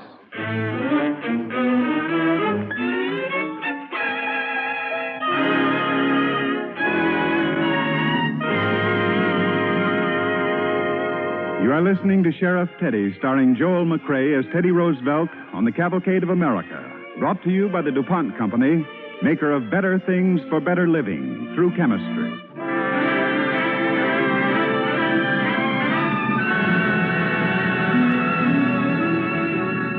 Ill health and political difficulties caused young Teddy Roosevelt to leave the East and journey to Medora in the Dakota Badlands, where he hoped to find quiet and rest as a rancher. Well, instead of the peace he sought, he finds himself dangerously involved with the lawless men who control the Badlands. Now he continues writing his experiences to his friend, the commissioner at Albany. And so, Commissioner, that was my last encounter with Jake for some time. He wasn't seen by anyone, yet his actions were felt by me and the rest of the peaceful ranchers. Cattle stealing, pillaging, knavery of all kinds. This whole section felt the evil effects of Jake and his gang. Spring came soft and willowy. Grandpa Sutherland and I rode the range as usual and tended to our business. It's a shame, laddie. Beautiful country like this. A man can't ride 20 rods from his house without going armed like a battleship. Can I put my mind to rest for fretting for what Jake's going to do next? Maybe they won't do a thing. They've been quiet for a while. Oh, there now. Who could that be? Don't shoot.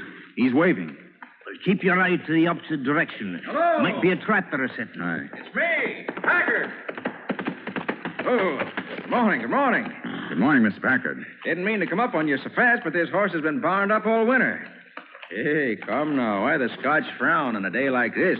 Mr. Packard, I cannot condone you for a company. No, sir, I cannot condone you. Come, laddie, we'll leave him. Hey, wait, Grandpa. Let me ride along with you. Wait, I have something to tell you, Mr. Roosevelt. Remember that scheme we talked about? About getting all the honest people in the county together? What about it? You said I could never do it. Now it's different.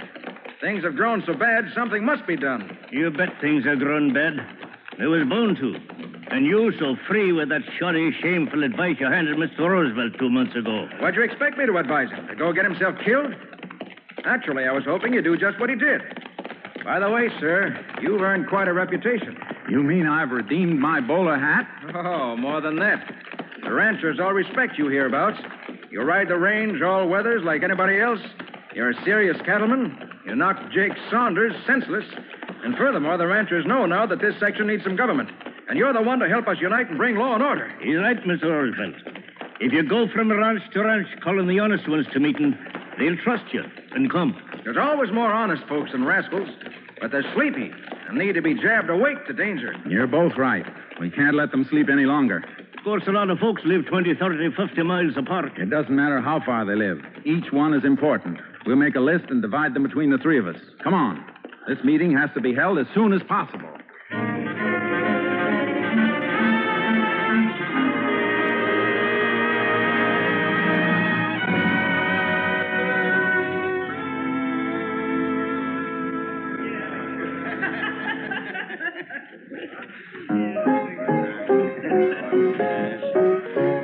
Jake. Huh? Come over to the window. Yeah, take a look. What's the matter? What do you see? There must be more than 40 people I've seen going in there to the meeting. Frank Vine, Joe Ferris, Bill Merrifield, the four Eaton brothers, Highwater Jim. Jake, I hear your young friend's been getting folks kind of stirred up. He's been getting me kind of stirred up. We're going to take his backwash, Jake. Look at them all going into that newspaper office like Arctic owls bringing on a hard winter. Be a hard winter for us, Jake. We let Four Eyes keep on like this. Well, then maybe we better start warming things up. Such as what? Well, just for a starter, is there any reason why a little prairie fire can't catch over the Maltese Cross? And while he's here talking against us, ain't it too bad but the whole gall-dang ranch house burns down?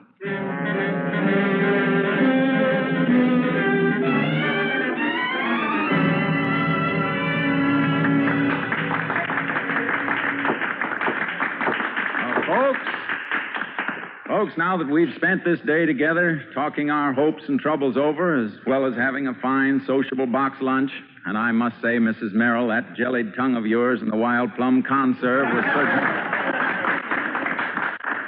Well, folks, after we've had this long Congress and confab, what do you figure's the next step? Elect the sheriff. I await your nomination. Packard, he's a fine shot. Here's Packard. Any other nominations? Any others? Or is it unanimous?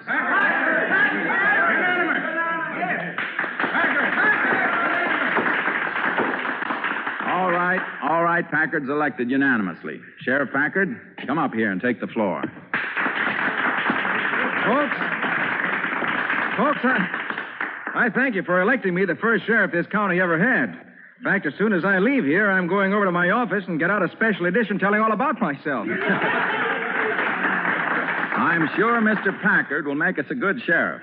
Now, until the regular county organization is set up, we're on our own. That means Sheriff Packard has only as much authority as we, the honest citizens, give him.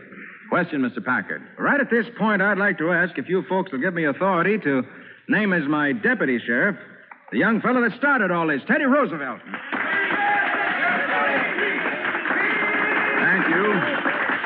Thank you. I'm sorry my partner, Mr. Sutherland, couldn't be here. This is a dream of his, too. But he's getting old and figured he'd done all the riding he could when he called on you folks. Well, what I want to say is this. The first step is for each one of us to be awfully careful, never to buy any stolen cattle. That's right. And the second step is that when an act of violence occurs, we support our sheriff with all the confidence. What's up, Frankie? Jake Saunders has been out to the Maltese Cross. What's that? The ranch house and all the buildings is burnt flatter than a burnt pancake. Well, what do you think of that? Grandpa Sutherland. I reckon that old Scotchman tried to stop him. Because they finished him off for good and all. For good and all they did. As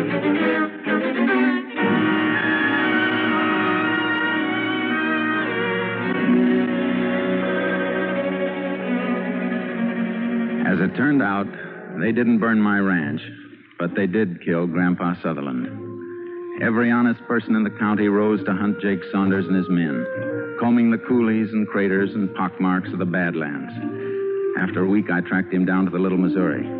He'd taken the only boat and gone downstream. My companion, a young cowpuncher, built a raft, and we set off to follow. After 2 weeks of miserable, hungry weather, we spotted his camp.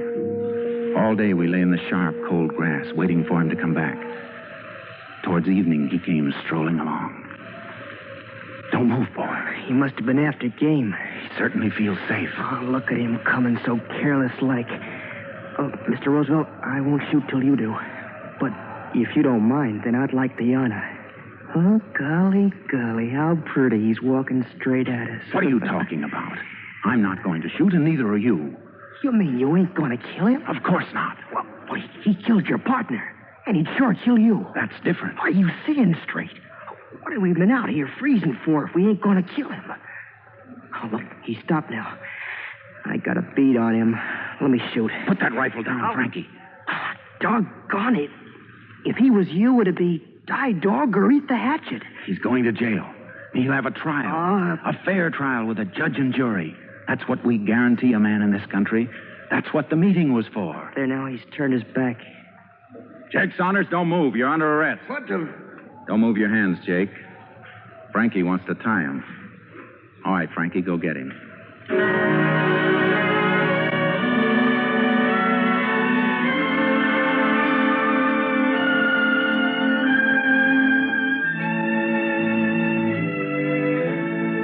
Well, my dear Commissioner, when I came out here, I meant to follow your advice and leave public life.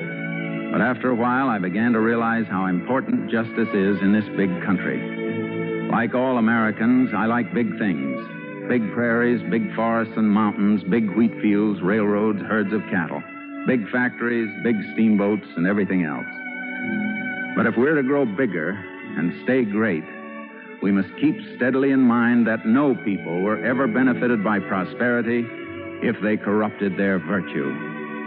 For it's not what we have that will make us a great nation. It is the way in which we use it. And so, let this letter serve as something of a notice. Tomorrow, I'm leaving for the East to return to public life. Hopefully, Sheriff Teddy.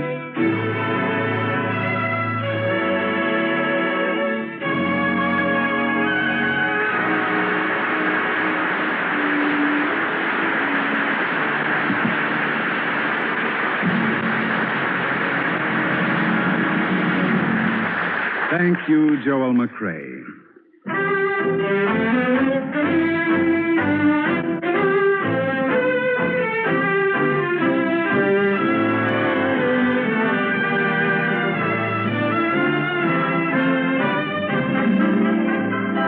Next week, Cavalcade presents the popular Hollywood star Robert Taylor in Perfect Union, a romantic story of young John Marshall and his bride Mary in the days when the future Chief Justice's legal career was just beginning. And the following week, on February 2nd, our star will be Helen Hayes.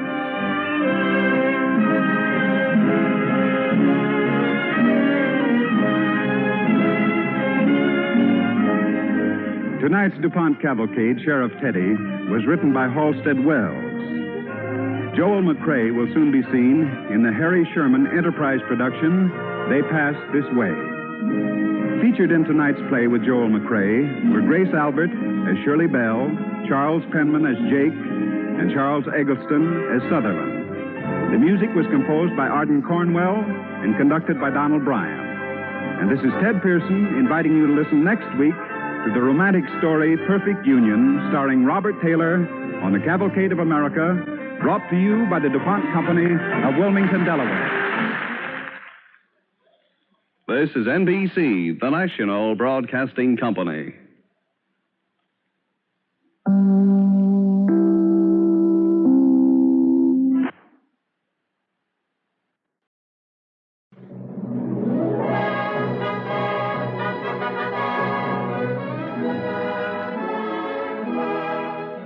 The DuPont Cavalcade of America, starring Robert Taylor.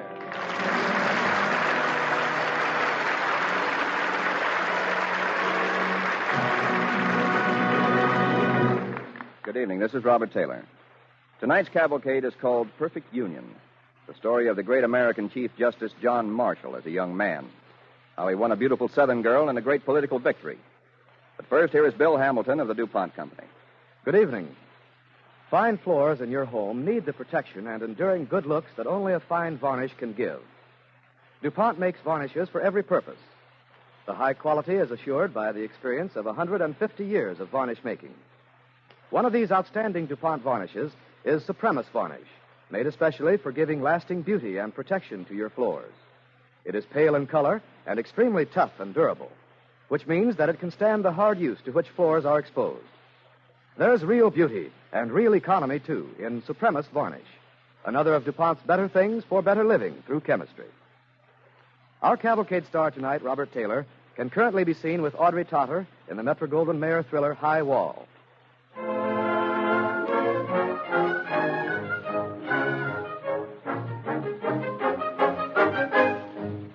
Now, Perfect Union, starring Robert Taylor as young John Marshall on the DuPont Cavalcade of America.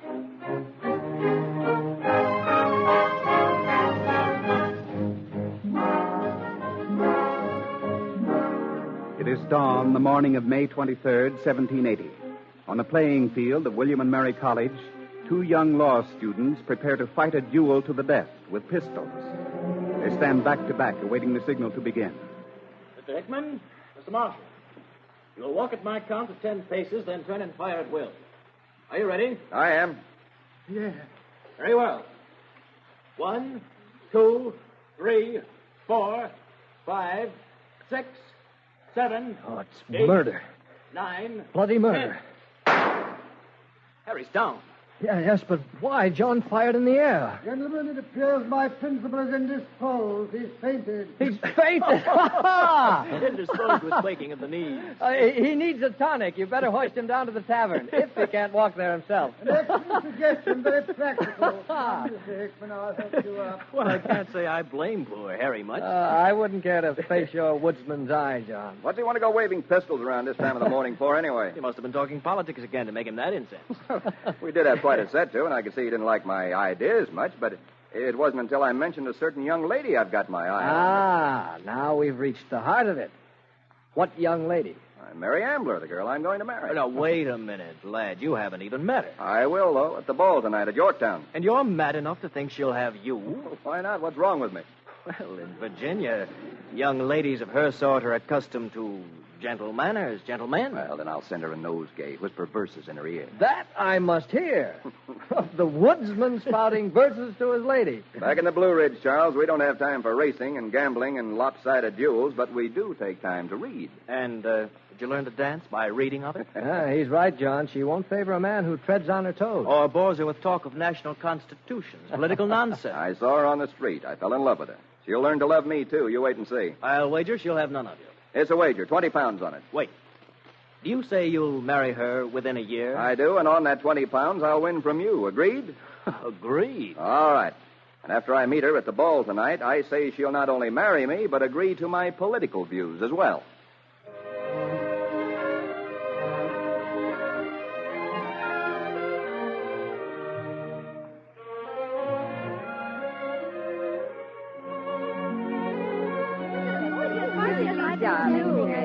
He fought a duel, Mary, with Harry Hickman. Almost frightened him to death. And he made a wager about you, Mary. What? He didn't. He did. Tom told me. Oh, it's delicious. I think it's absolutely vulgar. A charming backwoodsman. How dare he? I've heard he's handsome, but absolutely vulgar. Well, who cares? Did he really send you flowers, Mary? I gave them to Eliza. Oh, Mary, it's unfair. You've far too many admirers now. If we can't discuss some other subject, I'm going out to the ball. Oh, but Mary, he's so romantic. And so absolutely vulgar.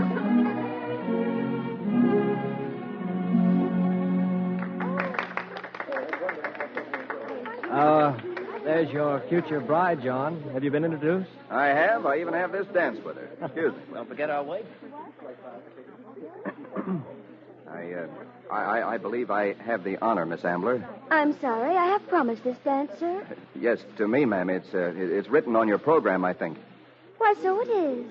I had forgotten to erase it. Why did you want to erase it? Sir, a gentleman does not use a lady's name as subject for a wager. Well, And another thing. Our young men here don't spend their time stirring up trouble as I hear you're doing.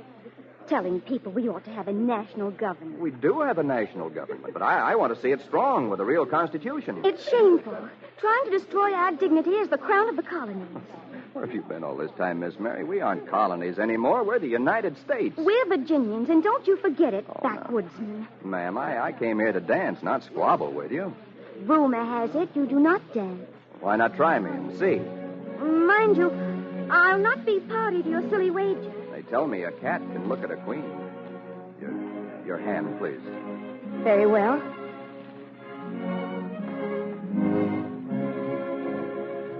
You do dance well. Thank you, ma'am. Your clothes are wrong. I'm poor. For a man of taste, there's always credit. For a man in love, there must be savings. Oh, you bore me, sir, with talk of that. And you delight me. Do not presume, because your name was written on my program. Will it be written on your heart? So hasty, so presumptuous. Miss Mary, the lad with fairest prospect may be sore defeated if, of his lady's glance, he is but one day cheated.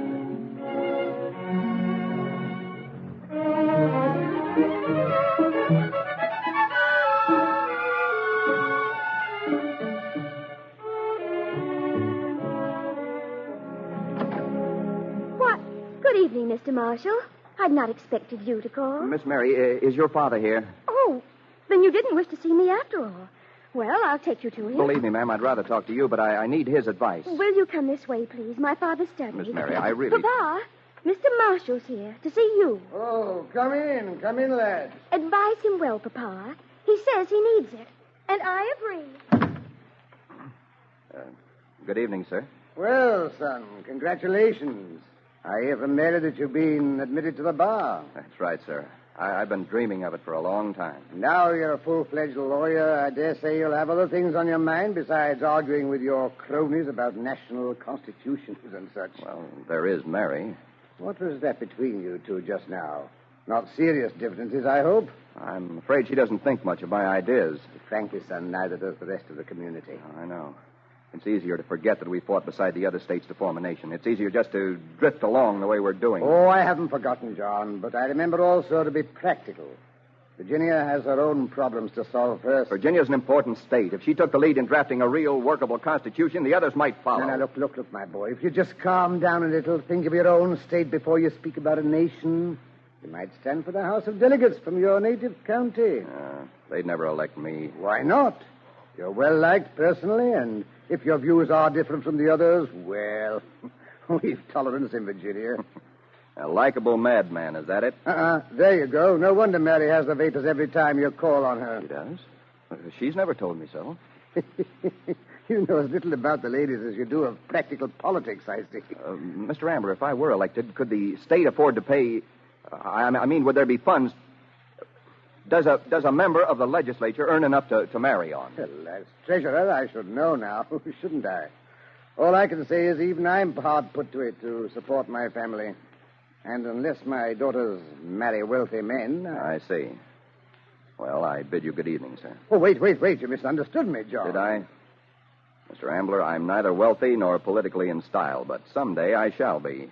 Because although this country's young, there's opportunity for each citizen to raise it into manhood. And in the doing, every man who participates will find some measure of success.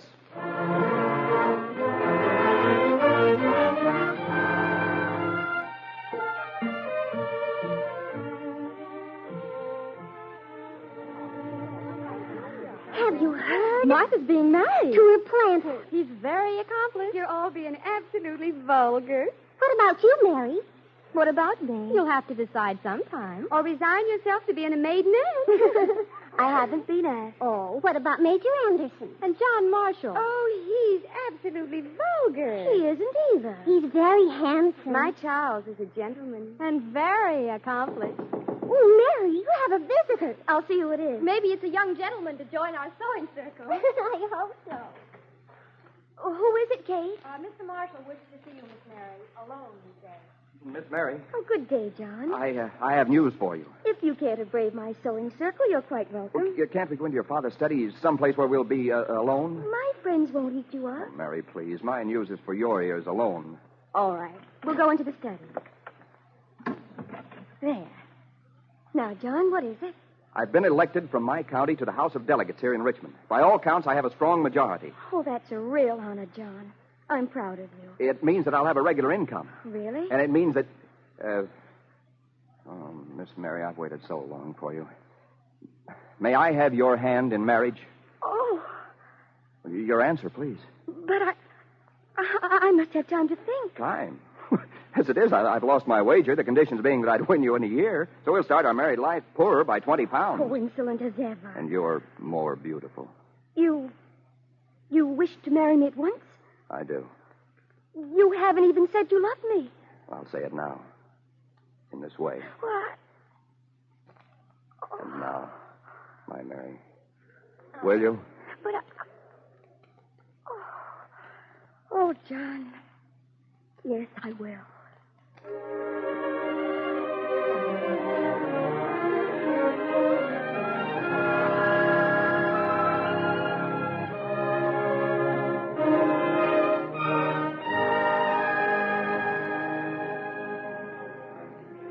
You are listening to Perfect Union, starring Robert Taylor as John Marshall on the Cavalcade of America, sponsored by the DuPont Company, maker of better things for better living through chemistry.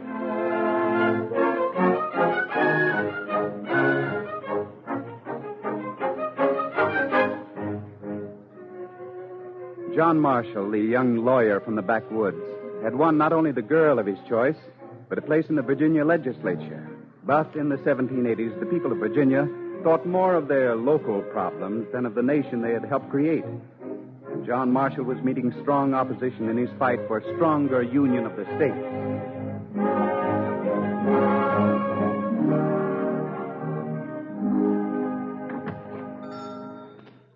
May I help you, madam? Why, yes, I'd like to see Bonnie. Oh, certainly. Did you have a particular color in mind? Well, my husband prefers blue. I was to meet him here. Perhaps I'd better wait. Ah, yes. Yes, madam, I understand. One pleases one's husband in matters of color, style. Oh, excuse me, please. Yes, sir? Was there something? Why, it's Mr. Patrick Henry. Oh, good morning, Mrs. Marshall. I just came in to... Buy a bonnet? How charming. Or perhaps it was something a bit more frivolous for your lady? Well, yes. By perhaps. all rights, I shouldn't offer to help you choose at all. But I shall. Well, why not? I'd be delighted. The things you say to my husband in the legislature. Really, we should be sworn enemies. Nonsense, Mrs. Marshall. Politics has nothing to do with society. I'm inclined to agree with you, sir, but John says it does. He says we cannot turn an ideal on and off like the spigot in a keg of ale. That's very pretty. I wish I'd said it myself. You attend the legislative session? I? Yes. Oh, of course not, but John tells me everything that happens. Oh, you must come to the Assembly House one day. Judge for yourself who's right. Sir, please don't think me a disloyal wife when I say that John's foolish to pit himself against a great orator like Madam, yourself. if I do speak well, it's because I believe in what I say. Mary. Oh, John. John, look who's here. I'm going to help him choose something very frivolous and very expensive. I see. Good morning, Patrick. Good morning, John. You picked out a bonnet, Mary? Well, I was waiting for you. Well, hurry and decide, will you? Well, a fine way to treat a lady on her birthday, I must say. Perhaps you would like to try this one on, madam. It's awful. Haven't you anything in pink? Well, Patrick, you had mentioned blue. odd place for us to meet, huh? Very. Are we to act like a pair of stubborn mules forever? Well, that depends on you, sir. I bear you no ill will, but if you persist in trying to rob Virginia of her rights... But I'm not. She can be greater by taking the lead in getting a national constitution. The Articles of Confederation are perfectly adequate. The people don't want a stronger Congress. What possible good is there in giving those idiots more power? You call General Washington an idiot? Benjamin Franklin? James Madison? Certainly They not. want a constitution that will work, that will make us United States in fact, not fiction. And in so doing, Virginia will become a hollow shell of her former greatness. Whatever we try to do will be stopped by a parcel of New England Puritans sitting up there in Philadelphia. Those men have the interests of us all at heart. I don't believe that. And neither do the rest of our citizens. I warn you, John Marshall, If you insist on this undermining of your state's prestige, you'll not be elected to the Assembly again. There'll always be a way to speak. Gentlemen, really, this is not the legislature. Oh, I'm sorry, Mrs. Marshall. John, you and Mr. Henry are really such good friends. Why do you always have to be fighting? And besides, neither one of you has even deigned to notice my new bonnet. Mary, Patrick, and I both believe in liberty. He for the state, I in the union of the states. Even if I'm silenced, there are others who will fight. Furthermore, It's a we'll keep very on beautiful fighting until... bonnet you have on, madam. Oh, yes, indeed it is, Mary. I'm sorry. Well, I'm glad you gentlemen finally agree on something.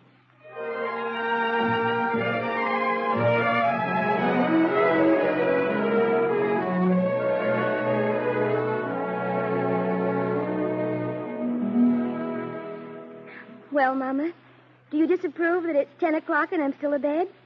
Well, sit down. We do have one good, comfortable chair. I worry so about you, Mary. You must try my doctor, dear. He's simply wonderful. But he'd be expensive. That's where you're so impractical, you and John. You allow him to buy you ribbons and gloves and furbelows, but you can't afford the leech. John likes to buy me little things. Then his conscience doesn't hurt him quite so much when he denies me big ones. Men are so willful, dear, unless their women choose to direct their ways. Subtly, of course. It's time you learned that.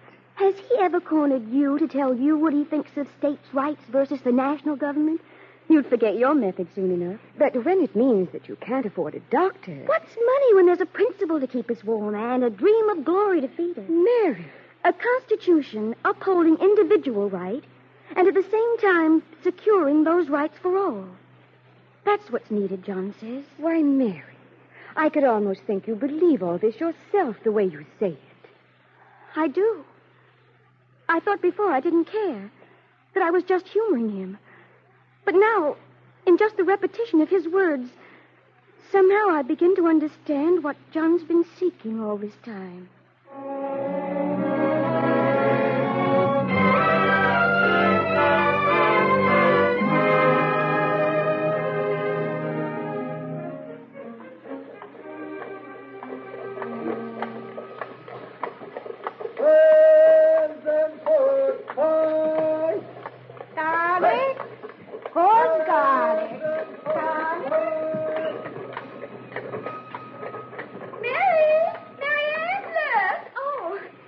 Martha. Oh, but of course it's Mary Marshall now. I'd quite forgotten.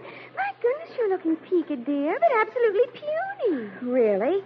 Well, I've not been feeling quite myself. So thin.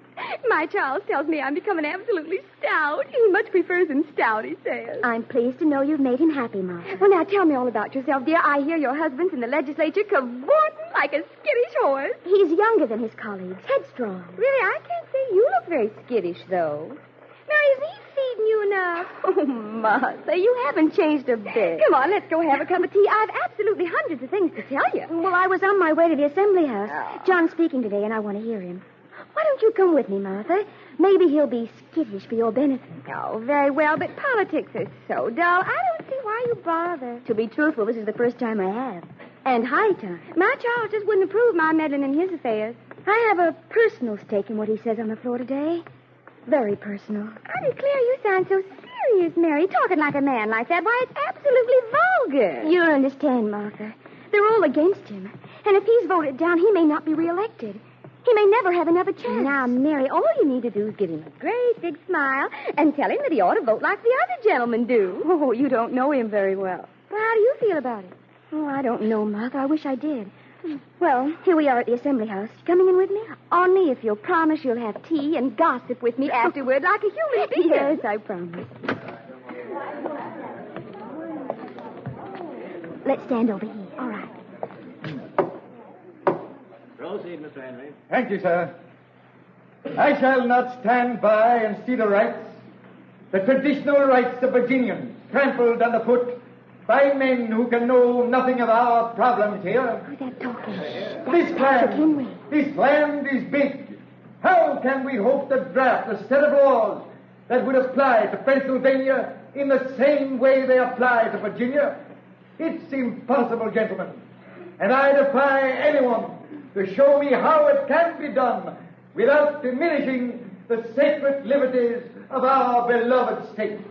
Mr. Speaker. It's John. He'll answer it. Well, Mary, I thought... The gentleman from Cavalcade County.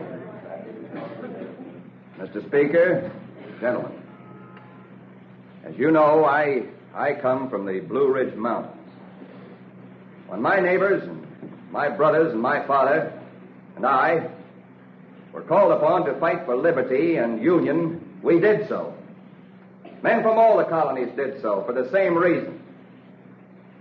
If we can fight together for an ideal, can we not solve the problems of the peace together?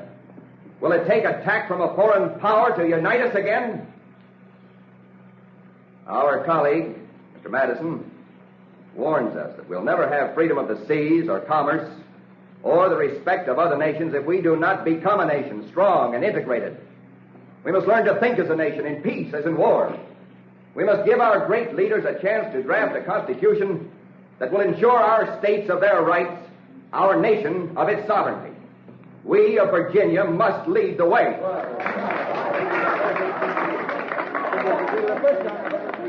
Martha, take me out of here. I feel pain. Mary, what's wrong? Send for John. Oh, dear. Help somebody, quick. It's Mrs. Marshall. She's fainted. Mary, what's happened? Oh, Mr. Marshall, I'm so absolutely frightened. Well, bring water, someone. Hurry, please. I'll get it. Mary, darling. John. I'm here, darling. What is it?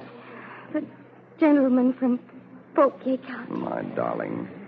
I was suddenly so dizzy. Oh, Johnny, you were convincing. I must have been. They'll just have to reelect you, and I'll help you campaign. Oh, I'm so proud of you. Our son will be proud, too. Well, what's that did you say? I mean, would you say that again? I said our son will be proud. Well, that's what I thought you said that. Oh, Johnny, what's become of all your fine eloquence? Mary, for the first time in my life, I'm speechless.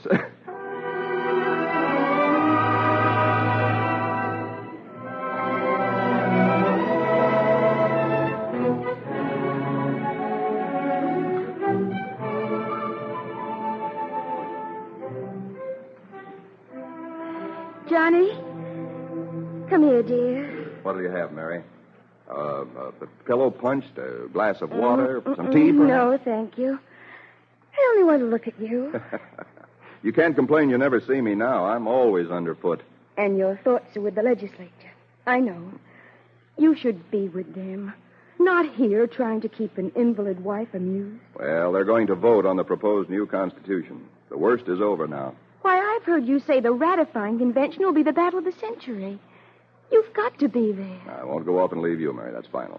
Johnny, think of General Washington, and Madison, Corbin, and Nicholas. They're depending on you. I'm thinking of you. And that Patrick Henry with silver on his tongue, Johnny. If you're not there, he'll win them over. You're tempting me too strongly, Mary. It isn't fair. Since when were a woman's tactics fair? Now, come here. Sit beside me. Now, read to me. All right. What'll it be? Shakespeare or Poor Richard? The opening words of the new Constitution they drew up in Philadelphia, if you please. I know those words without reading. We, the people of the United States, in order to form a more perfect union, establish justice, ensure domestic tranquility, provide for the common defense, promote the general welfare, and secure the blessings of liberty to ourselves and our posterity, do ordain and establish this Constitution for the United States of America. John, I'll wager you Virginia turns it down. Well, Mary, what do you mean? What I said. I'll wager you can't turn the vote in favor of adoption. Done. Well, what can you afford, 20 pounds? Well, I put up 20 pounds to win you, so I... Wait a minute. I'm not going to the convention. You accepted my wager. You've got to go through with it. You vixen, so that's your game. Oh, you must go, John. We, the people of the United States, in order to form a more perfect union. Oh, John, that's what you stand for. You must go. All right, my darling. I will. And I'll win this wager. So will you. So will our children. And all the children and their children's children in time to come.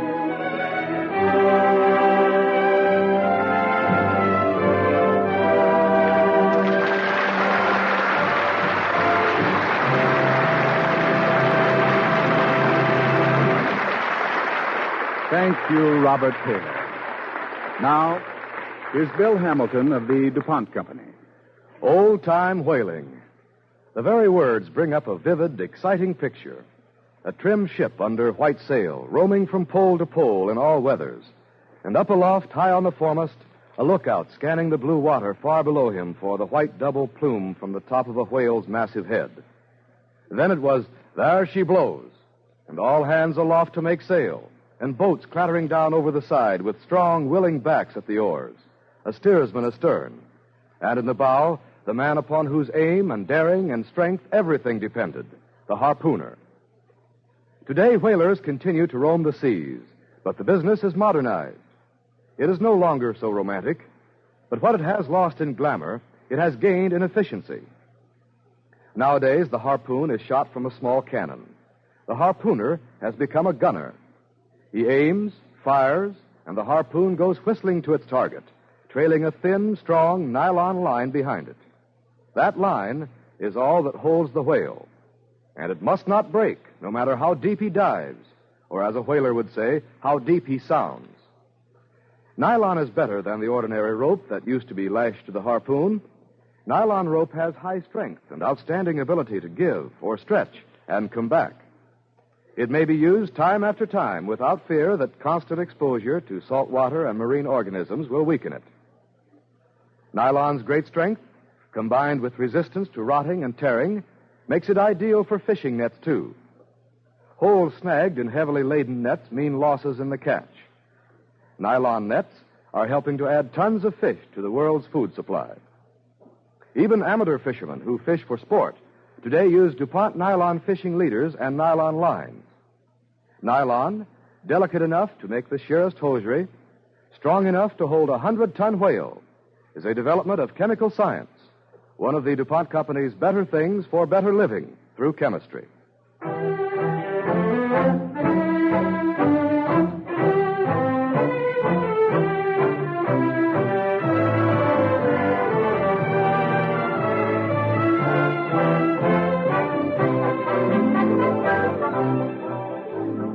Next Monday night at the same time, Cavalcade will present the distinguished star Helen Hayes in an original radio play, Good Morning, Miss Tyckman, a tender story of an American schoolteacher. Be sure to join us. Tonight's DuPont Cavalcade Perfect Union was written by Virginia Radcliffe. Featured in tonight's play with Robert Taylor was Patricia Ryan as Mary. Music was composed by Arden Cornwell and conducted by Donald Bryan. And this is Ted Pearson inviting you to listen next week to Helen Hayes on the Cavalcade of America, brought to you by the DuPont Company of Wilmington, Delaware. Cavalcade is presented each week on the stage of the Longacre Theater on Broadway.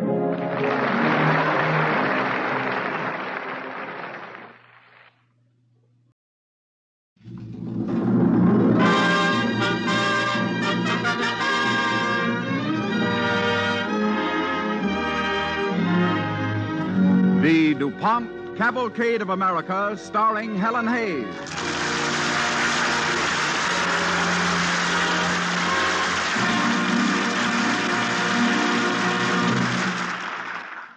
Good evening. This is Helen Hayes. I'm sure you'll enjoy our cavalcade tonight, an original radio play by Frank Gabrielson called Good Morning, Miss Tyckman. But first, here's Bill Hamilton for the DuPont Company. Thank you, Miss Hayes. 3 million persons are injured in their homes each year, and falls in the home account for 17,000 fatal accidents. To help prevent small rugs from slipping, sliding, or creeping, use DuPont Rug Anchor. Rug Anchor is a non-skid sponge rubber underlay that is dust-proof and waterproof. It won't harbor moths, and it can be trimmed to fit any size rug. You can help safeguard your family against costly, painful falls by putting DuPont Rug Anchor under floor coverings. Rug Anchor is one of the DuPont Company's better things for better living through chemistry.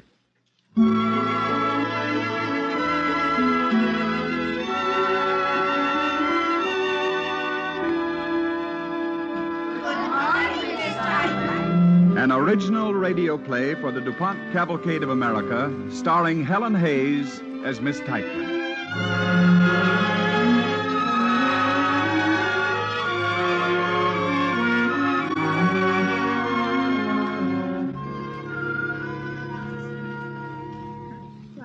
Oh, sail on, oh ship of state. Sail on, oh Union, strong and great. Louder, please, John. Humanity with all its fears, with all the hopes of future years. Don't be afraid of it, John. Is hanging breathless on thy face. Is that all you mean, Miss Tyckman? She is a teacher, this Miss Tyckman. A grammar school teacher, Joanna Tyckman, teaching 7B in a neighborhood school. She is, say, 60 and gray, but she stands straight as the shortest line between 2 points. And she knows, as we know our mothers and our bank accounts, subjects, predicates, objects, and the dangling participle. She knows when Vicksburg fell, how high the Andes are, and the names of all the capitals of the states.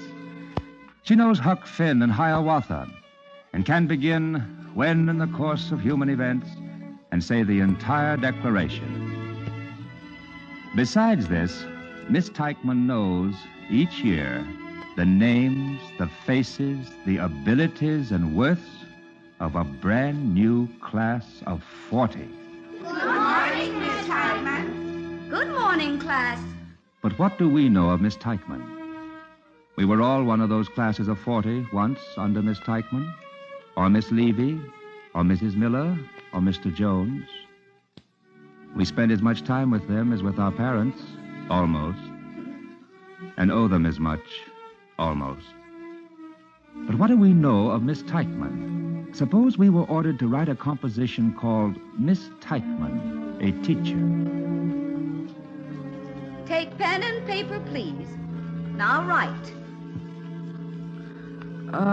Miss Tyckman lives in a lower flat at 311 Cheney Street. She lives with her mother, an old lady. Every school day, Miss Tyckman gets up early and marks papers. Some teachers do this the night before, but Miss Tyckman thinks it is healthy to get to bed early. Breakfast, Joanna. All right, Mother. I'll mark the rest of these before class. Oh, fail them all. That's the way they'll all end up. Not this class. They're the brightest I've ever had. You say that every year. Are you through with the newspaper, Mother? I don't know why I ever read it. Between the Russians and the high prices, it certainly don't give me any pleasure. And there's 4 new cases of infantile paralysis. Where? There, on the front page. I meant where in the city? Well, 3 of them are in Southside High. I found it. The others in Manlius Street. Right next to us. How many cases are there in your school now? Still 3. Well, here's something in the paper about Charles Orham. He's getting an honorary degree at the university today. Isn't that splendid? Joanna, when is Mr. Kraft leaving? Soon as the Board of Education picks a new principal to take his place. Think they'll pick you? For principal? Of course not. Well, why shouldn't they? You passed the principal's examination years ago, and you've certainly had enough experience. That's one reason they'd never picked me. Had too much experience. Anyway, if the Board of Education wants me, all they have to do is ask me. But I'm quite sure they never will. Did you ask Mr. Kraft to recommend you? No, I didn't. Too modest, I suppose. I've been at Robert's school 38 years, Mother. If the board wishes me to become principal, they have only to appoint me. They know that. I shall certainly not humiliate myself by begging for the job. Pride killed a cat, I always say. Curiosity killed the cat, Mother. Hmm? Pride goeth before a fall. Oh.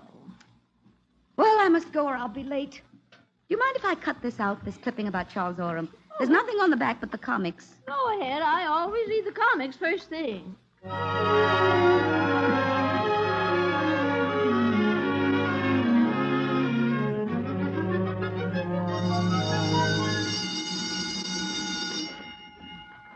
Come to attention, please.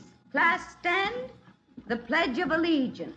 I pledge allegiance to the flag of the United States of America and to the republic for which it stands, one nation, indivisible, with liberty and justice for all. My country, 'tis of thee, sweet land of liberty. On Monday morning, September 8th, 1910, when Joanna Tyckman, fresh from normal school, stood face to face with her first class in this same sunny classroom, Some few of all the facts she taught in 1910 were different than they are today. The ruler of the Russian people is called the Tsar. The population of Los Angeles is around 300,000. Its principal industry is foundry and machine shop products. Marconi's experiments with the wireless may be a step towards the unification of all nations, because its vast possibilities of communication will bring understanding to all peoples and hence put an end to war. Yet, for the great part, what young Miss Tyckman taught us then, old Miss Tyckman teaches our children here today. How do you find the area of a circle, Johnny? Pi r squared. And what is pi, class? 3.1416. This is pi. This is Archimedes, Euclid, Einstein. This is the straight line between 2 points of thinkers, from the first man thinking to the last man thinking. The straight line and the circle. This is teaching.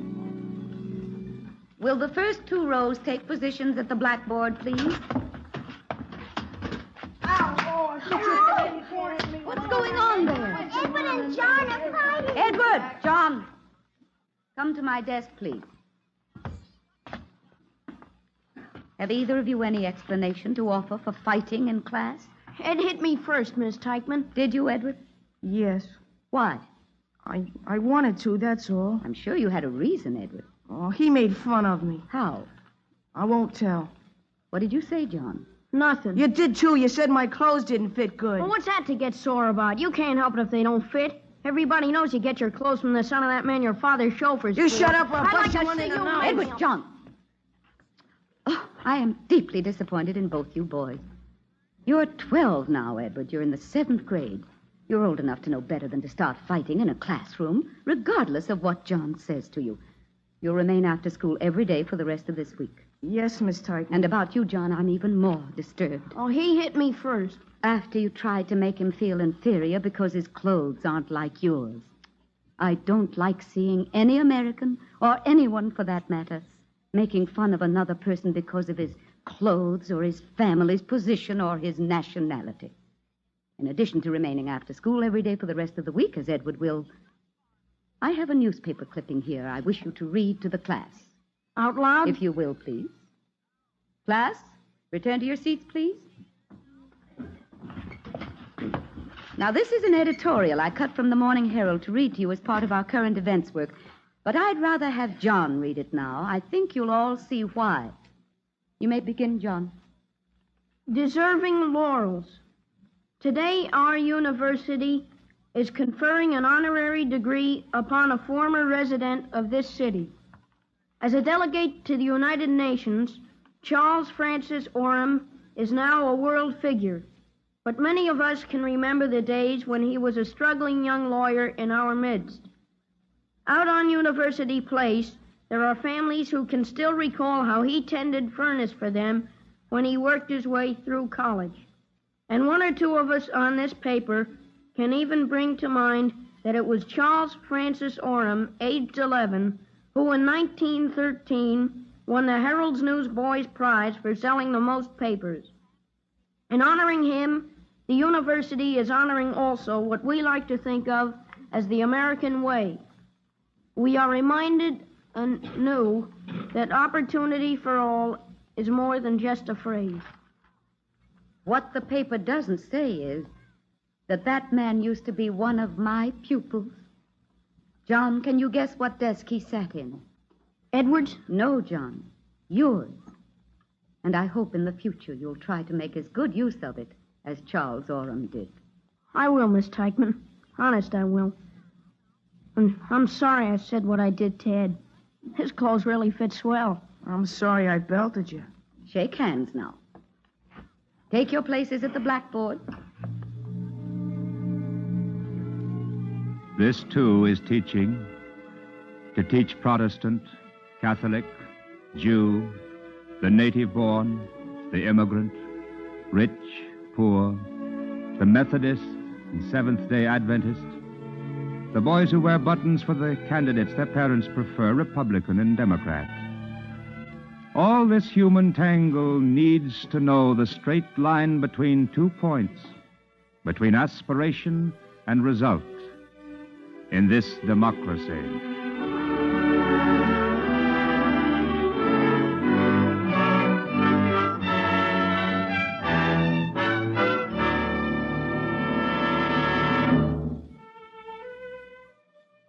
You are listening to an original radio play, Good Morning, Miss Tyckman, starring Helen Hayes on the Cavalcade of America, sponsored by the DuPont Company, makers of better things for better living through chemistry.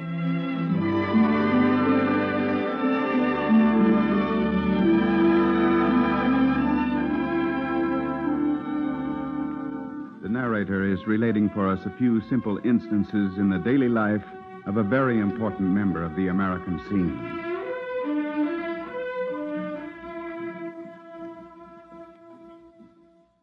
She is a teacher, Miss Tyckman, a grammar school teacher. Joanna Tyckman teaching 7B in a neighborhood school. Now there will be a test. No comments, please. Now we will have a test in geography. I have written the questions on the blackboard here beneath this map. You will have 30 minutes in which to answer them. Take pen and paper and begin. Now there will be a test in geography. Now there will be a test, 7B. You will have 30 minutes in which to answer. You will have a lifetime, too, for answering. This test goes on. Can you find Nagasaki on the map? Can you find Lake Success? You have 30 minutes, class, in which to answer. You have a lifetime, and no more.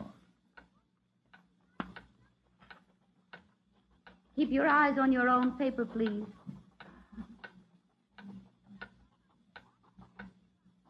Now, as the 40 pens of 7B put answers on an empty page, and the wall clock ticks, the door swings open, and Miss Henry, who teaches 7A, appears and beckons to Miss Tyckman.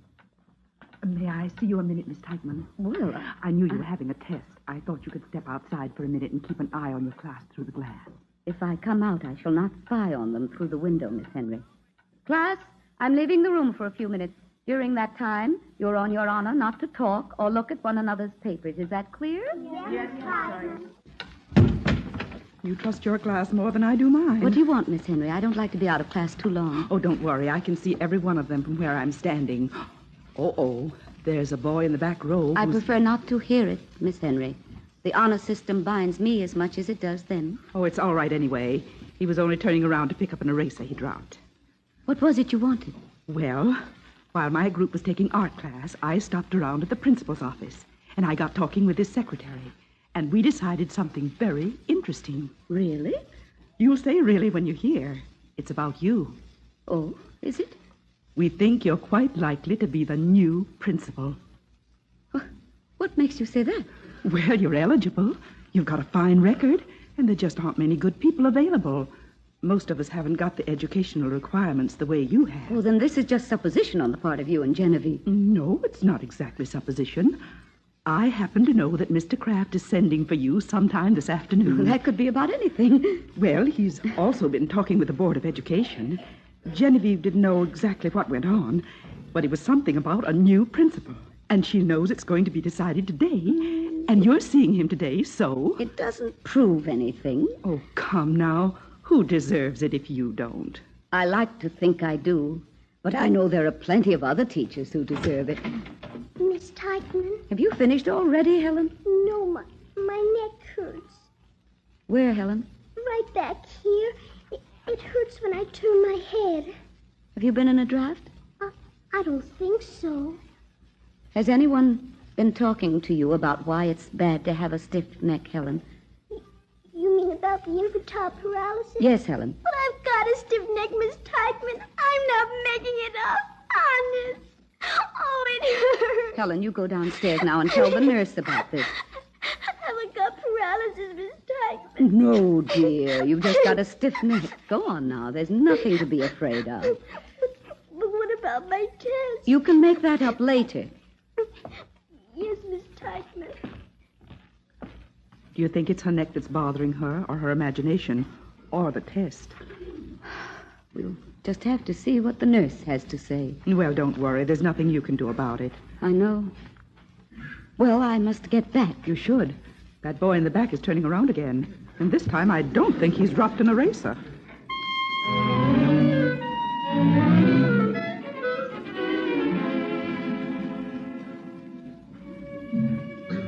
Miss Tyckman, Joanna Tyckman, teacher of 7B at Roberts School, at 3:44 this afternoon sits waiting outside the office of the principal.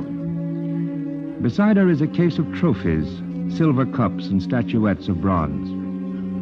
One marked 1921 reminds Miss Tyckman of Fred Bettinger, who won the 50 and the 100-yard dashes both that year. As she sits waiting for the principal, Miss Tyckman wonders what has become of Fred Bettinger. Mr. Kraft will see you now, Miss Tyckman. Thank you. Oh, there's a man in there from the Board of Education who seems very anxious to talk with you, Miss Tyckman. Well, I'll go in now. I believe you wish to see me, Mr. Kraft? Oh, yes. Come in, Miss Tyckman. This is Mr. Grant. How do you do, Mr. Grant? Miss Tyckman, hello. Sit down, won't you, Miss Tyckman? Thank you. The Board of Education has sent Mr. Grant here. He wanted to meet you. I understand that you're the senior teacher in the school. Next year will be my 39th year, if I'm here. Oh, you'll be here, Miss Tyckman. Particularly these days, we need people with your experience. I'm probably going to be after you with questions all day long at first. I don't understand. Well, there's so much I'll need to know about the place. Mr. Grant is to be the new principal. I see. And since you are the senior teacher, I felt I ought to meet you before the others.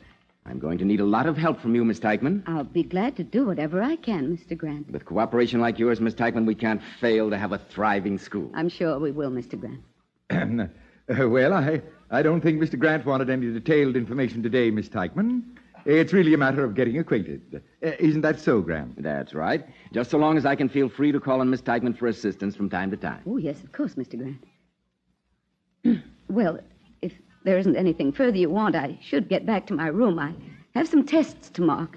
Goodbye, Mr. Grant. Goodbye. Goodbye, Mr. Kraft. Goodbye.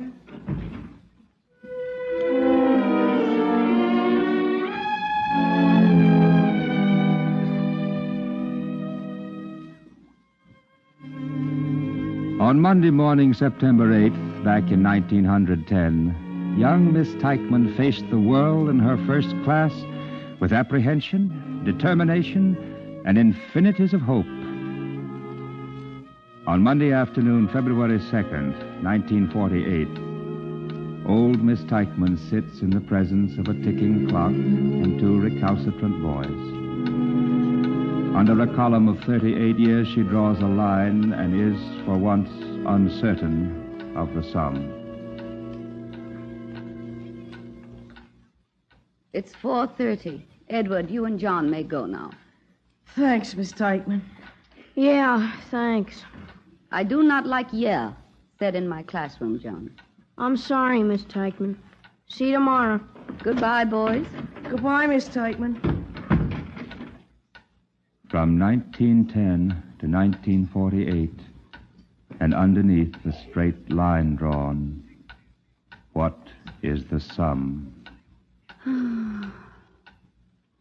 What is the sum? Oh, dear.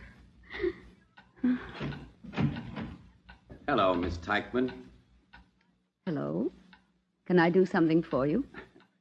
I guess you don't remember me, do you, Miss Tyckman? No, I'm afraid I don't. This is a sort of a blow to my pride, Miss Tyckman. I used to sit at this desk right here. But I guess a lot of kids have sat here since. You can't be expected to remember us all. I used to think I could. I guess I'm getting old. Oh, not you, Miss Tyckman. Well, you couldn't possibly know me. After all, in 30-odd years, a man does change. If it was that long ago and you sat at that desk, you must be... That's right.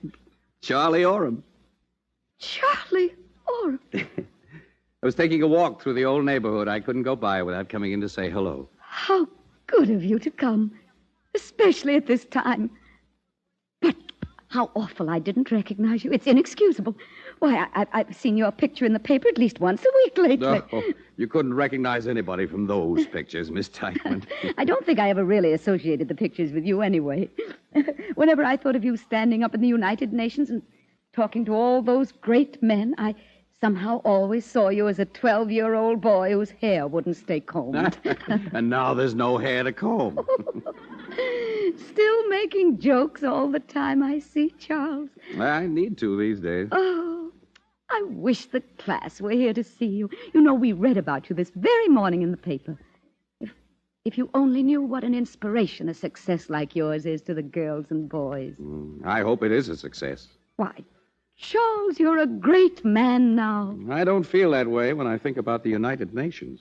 You have great responsibilities, I know, Charles, but I don't worry about you not being able to handle them. You told me that once before I pitched a ball game. And you won, didn't you? And you'll win in whatever you're doing now. I know you will, Charles. You're that type of boy. I don't suppose you'd want to come in and talk to the class for a few minutes tomorrow, would you? Oh, I'd like to very much, Miss Tyckman, but I'm taking the plane out tonight. Yes. You don't mind if I tell them about your coming to see me? It makes me very proud. Tell them about the time you caught me smoking in the cloakroom. So you remember that, do you? It's amazing how much I remember of what went on. And the older I get, the more complicated my life becomes, the more sense the simple, fundamental things you taught us seem to make. Now, I don't mean just the history and the arithmetic and the grammar. I mean the way you made us feel about life, Miss Tyckman. The truth was the most important thing in the world. And if we were right, we didn't need to be afraid of anything. We don't, Charles. I remember there was a poem you had us learn, something about somebody building a ship. The building of the ship. That's it. I always liked it. Not that it's exactly Shakespeare, I suppose. Naturally not. It's Longfellow. Anyway, it has a feeling of courage in it that always excited me. How did it go? Thou too sail on, O ship of state, sail on, O Union strong and great. Humanity with... Don't be afraid of it, Charlie. With all its fears, with all the hopes of future years, is... Hanging breathless on thy fate. Sail on, nor fear to breast the sea. Our hearts, our hopes are all with thee. Our hearts, our hopes, our prayers, our tears, our faith triumphant o'er our fears, are all with thee. Are all with thee.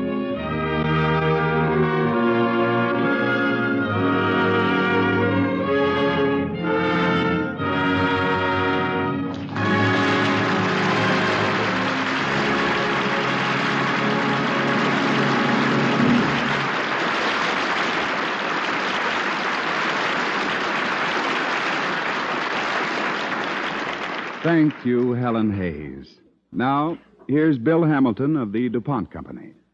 It happened in Ohio, Logan County, in fact, near Bellefontaine. One hot sunny day, I was helping my grandfather pack bales of wool, wrapping the wool in burlap. I was humming something about totin' dat bale and working hard. And all of a sudden, I felt sharp claws on my leg. I brought my hand down, but not before the animal, whatever it was, slashed into my knee with its teeth. It ran scurrying away, and then I saw what it was. It was a rat, a big brown one. Rats do sometimes attack human beings, and they attack us in other ways beside the one I have described. They attack our property, food, and health. They are a sly, filthy, vicious enemy. When they make their way into your home, they can damage plumbing, gnaw through interior walls and insulation, undermine foundations, destroy electric wiring, sometimes even causing fires. They also spread disease. On the farm, rats can spread disease not only to people, but to poultry and livestock. They often kill chicks and even full-grown hens. Some farms have so many rats that farmers expect as a matter of course to have a certain number of their baby chicks mangled or carried off by rats. As for food, it has been estimated that every year rats eat or spoil nearly 200 million bushels of grain in this country. Just imagine what this extra amount of food would mean to us and to the really hungry in other countries. This year, American farmers are asked to make an all-out drive against rats to save this tremendous loss. A recent development of chemical science, Antu, will help put the campaign over, but the farmers can't do it alone. You owe it to yourself and your family to make an effort to kill any rats you may have in your home or neighborhood. Rat poisons containing DuPont Antu are effective against the common brown rat, and any rat poison with Antu is easy to use. Bear in mind that it is a poison to humans and pets as well as rats, and follow the directions carefully. Antu, a superior ingredient for rat poisons, is a product of chemical science from the DuPont Company of Wilmington, Delaware, maker of better things for better living through chemistry.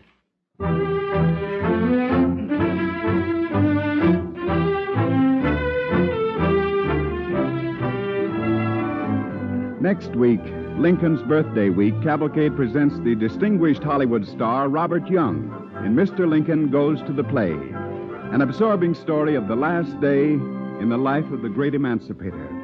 We hope you'll be with us.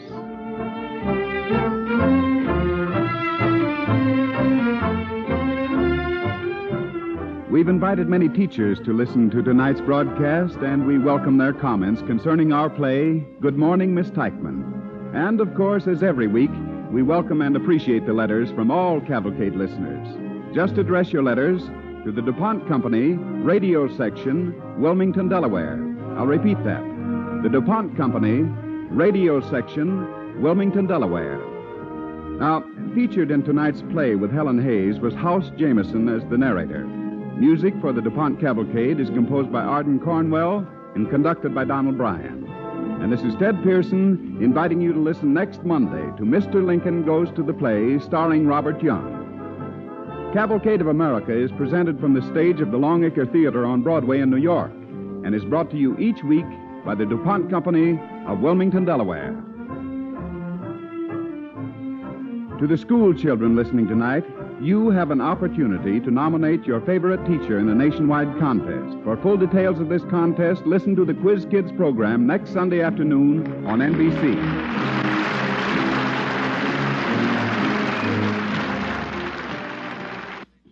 This is NBC, the National Broadcasting Company.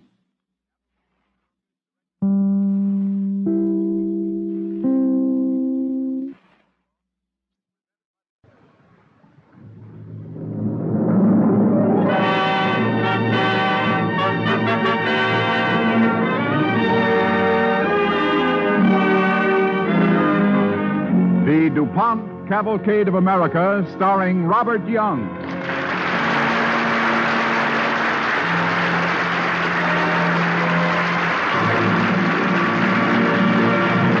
Good evening, this is Robert Young. On the night of April 14th, 1865, President Abraham Lincoln was assassinated by John Wilkes Booth. Every school child knows this story, one of the most tragic moments in American history. Tonight, we tell of the strange, seemingly almost foreordained events which led to the death of Abraham Lincoln. But first, here is Bill Hamilton of the DuPont Company. Good evening.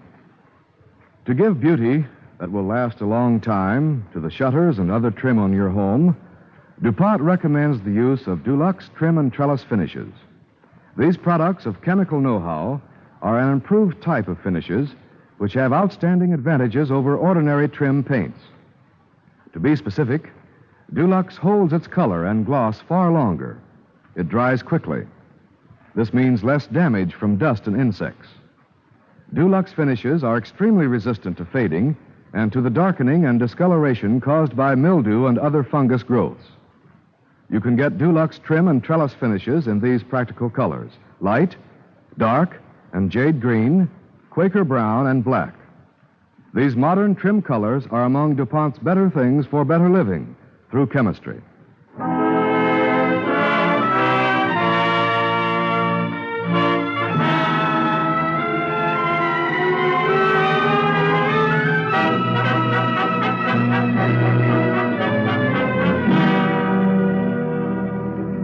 Now, Mr. Lincoln Goes to the Play, starring Robert Young as Abraham Lincoln on the DuPont Cavalcade of America.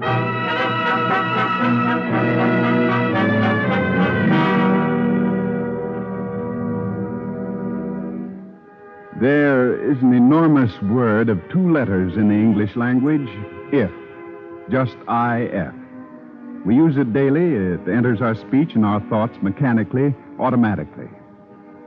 And on that April 14th, in 1865, if... Well, however, let our story tell itself. And let us go back to the morning of Thursday, April 13th, the day before the assassination. A man enters the stage door of Grover's Theater in Washington, D.C. He walks slowly along the deserted corridor leading to an office. He stops. Yes. Who is it? It's Booth, Mr. Hess. Oh, well, come in. You're busy, Mr. Hess? Yes, quite busy, John. What is it? Oh, nothing much. Just thought I'd drop by to say hello. Oh. Well, we're opening a new play tomorrow night, and I'm going over the manuscript. Tomorrow? Well, tomorrow's Good Friday, Mr. Hess. Of course. Well, do you think you'll draw a crowd? People are in a mood for celebration. Of course we'll draw a crowd. Why not? Well, I just thought because it was Good Friday... Look, the war's over. We're going to have a big celebration. The president's going to be here. The president? Abraham Lincoln is going to be here? Yes, of course. I sent him an invitation this morning. Well, I didn't know that. We'll draw a crowd that way. The people will want to see him. Yes, I'd like to see him myself. I'm glad I happened to drop by. Well, if there's nothing else, Booth, it's 11 o'clock. There's not much time left. Yes, you're right, Mr. Hess. In fact, there's very little time left.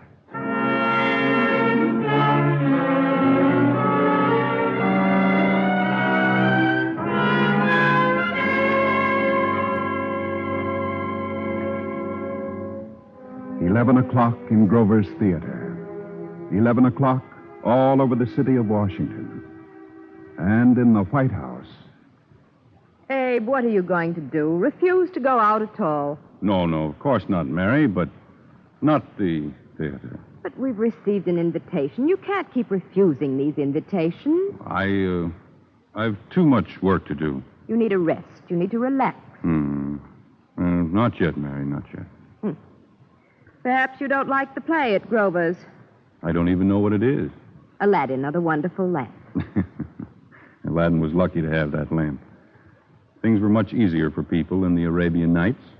Just rub a lamp, a genie appears, and your troubles disappear. Sometimes I wish I had one of those Will you lamps. please answer me, Abe, yes or no? Well, I'm afraid I'll have to refuse, Mary. All right. Maybe Tad would like to go to Grover's. Yes, give him the tickets then. As a matter of fact, I'd much rather see Laura Keene. Oh, where's she playing? At Ford's Theater in Our American Cousin. It's comedy, isn't it? Yes, it's a comedy. You know, that might be better for you than Aladdin. You need to relax and laugh. Laugh. I've almost forgotten how in these 4 terrible years. Why don't we get up a party and go to Ford's? Mary, you're bound and determined to get me to the theater. We could have a party. We could invite... General and Mrs. Grant? Why did you say that? Oh, Mary, please try to get along with Mrs. Grant. I'm sorry, I just don't like her, and she doesn't like me. Well, invite them anyway. We've all got to get along, Mary. If there's bickering and petty quarrels among ourselves, how can we hope to reconstruct the country? Well, if you'll promise to go to Ford's, I'll ask General and Mrs. Grant. Well, I won't promise, Mary, but I'll tell you this. I'll think it over. And if I decide to go anywhere, it will be to Ford's.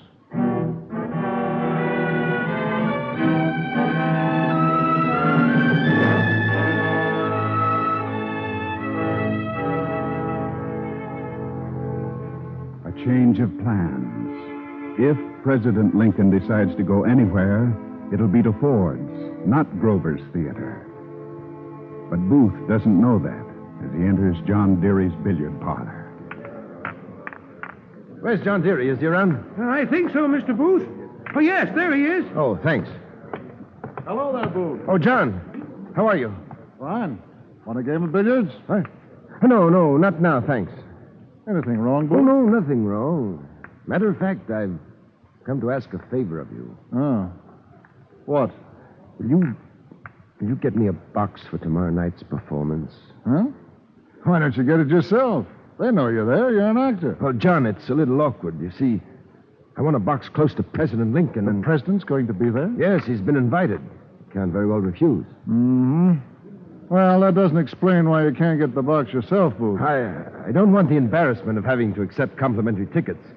Besides, you'd have a better chance of getting a box next to Mr. Lincoln. Why are you so anxious to sit near him? Just between the two of us, I have a friend I'm taking, and, well, John, I'd like to impress her. Oh, that's it, eh? Will you do it for me? Certainly. It's as good as done. You'll be sitting next to President Lincoln tomorrow night at Grover's.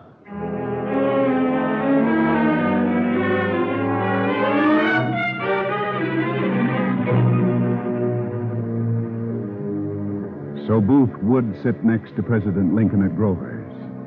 But now, as if destiny were struggling to prevent tragedy, another scene takes place in the White House. Goodbye, Mr. Lincoln. Goodbye. Oh, Grant, General. Yes, Mr. President? I want a few words with you. Why, anything wrong, sir? Nothing that a few words can't fix. Between the two of us, it's about our wives.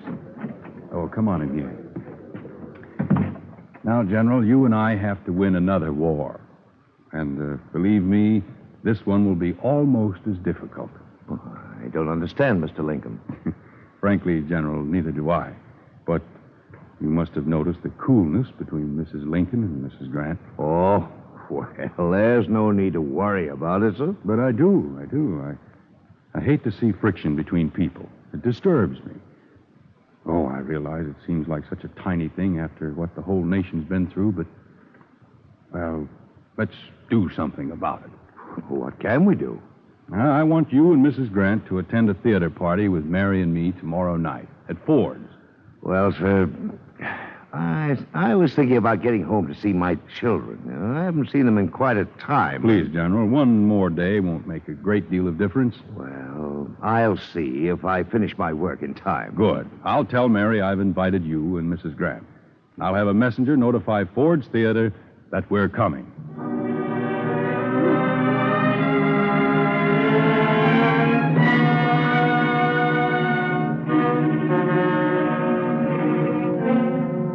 I absolutely forbid it, Mr. Lincoln. I'll not hear of it. Now, Stanton, be calm. Calm? Do you realize you'll be exposing yourself to every crank with a grudge? You'll make yourself the easy target of any assassin in the city. Do you honestly think I'm in danger of assassination? All of us are. You, Seward, myself, General Grant. General Grant's going, too. Grant? Both of you? Yes. It's insane. You and Grant are asking for trouble. You've got to be careful, sir. At least until this hysteria dies down and the people get back to a more nearly normal state. I promise you there'll be a bodyguard. Bodyguard poppycock, Mr. President.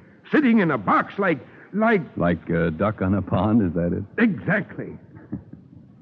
You, believe in dreams, Mr. Stanton? Dreams? Why? I had one. I dreamed of a corpse. Yes, it was lying in the East Room, surrounded by soldiers, guards.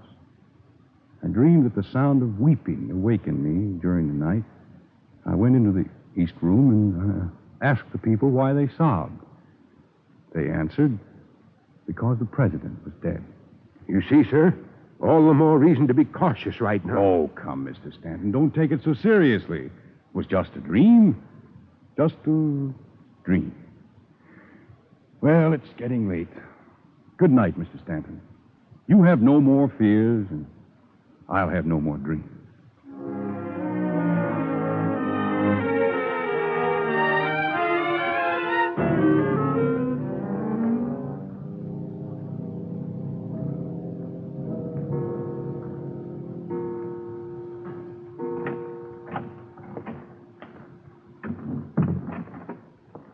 Abe? Yes, Mary, did I awaken you? Well, what time is it?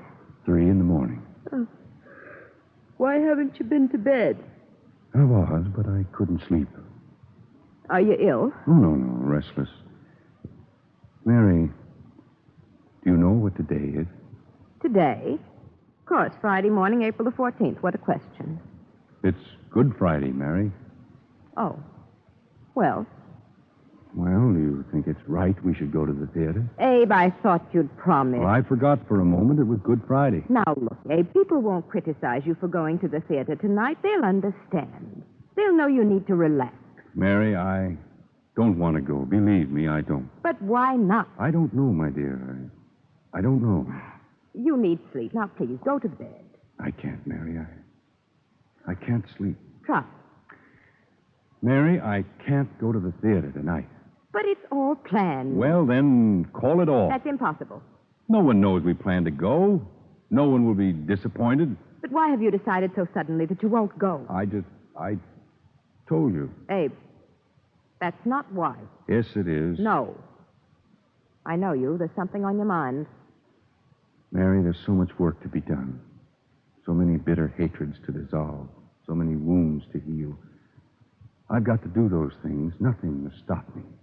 Of course not. What can? Oh, Mary, I just don't want to go to Ford's tonight. Please don't ask me why not, but I must not go.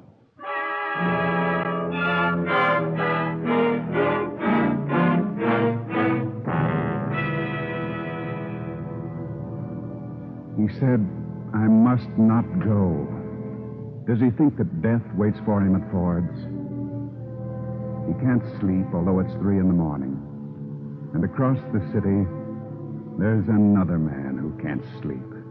And time presses its inexorable way into the morning of April 14th. That clock's slow. It's after 3. What time do you have, Booth? 10 after 3. We won't have much longer to wait, Payne. Are you sure you'll be at Grover's? Yes, he'll be there, all right. And you're going to do it? I wouldn't let any other hand touch this gun. It's for him, for the tyrant. I tell you, Payne, this is the greatest thing any man has ever done for his country. Caesar had his Brutus. Lincoln will have his Booth. That sounds wonderful. Full and rich and round.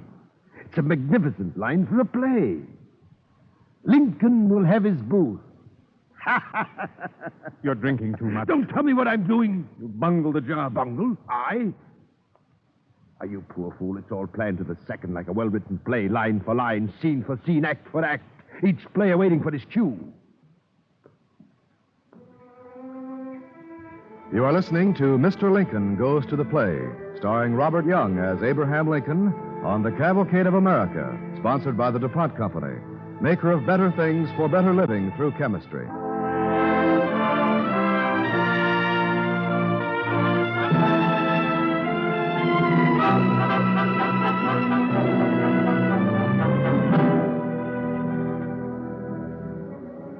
It is April 14th, 1865, in Washington, D.C. President Lincoln has promised Mary, his wife, that he'll go to Ford's Theater that night. But he feels that he should not go. Meanwhile, John Wilkes Booth makes his plans to assassinate the president at Grover's, believing the president will attend that theater. So that morning, at the stage door of Ford's Theater... Good morning, Willie. How are you? Oh, morning, Mr. Booth. I'm fine. You, sir? First rate, Willie, first rate. Well, any mail for me? I think there's one letter for you, Mr. Booth. Good, good. Let me have it, will you? Yes, sir. Everybody getting ready for the big doings tonight. Oh. Yes, sir. A mighty big celebration. Thanks, Willie. I reckon you'll be here tonight, Mr. Booth? No, I hardly think so, Willie. Hey, you don't want to see Mr. Lincoln? Mr. Lincoln?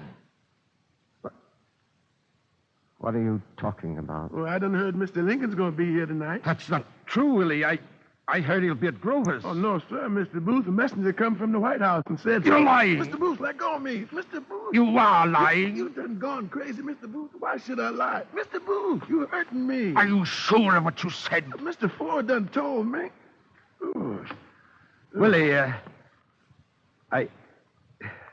Forget this, will you? Forget it? Yes, I got excited because I bought tickets for Grover's. It's a disappointment for me to learn that Mr. Lincoln will be here at Ford's. Oh, sure. But that don't need worry you none, Mr. Booth. You can walk in or out of this here theater anytime. Yes. That's right, isn't it? Anytime. Anytime at all.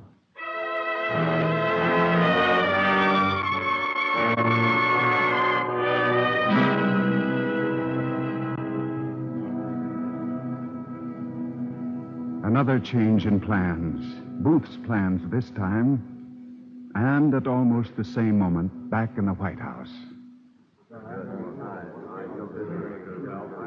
All right, gentlemen, that will be all for the moment. Thank you for coming to this meeting, gentlemen. Oh, General, Grant, just a moment. Yes, sir? About that theater engagement tonight. What do you say? Well, Mr. Lincoln, my wife and I both feel we should get home to see the children. My wife's very anxious to... Does that mean you're not going? Well, it's a little awkward, sir. To tell the truth, we've talked it over.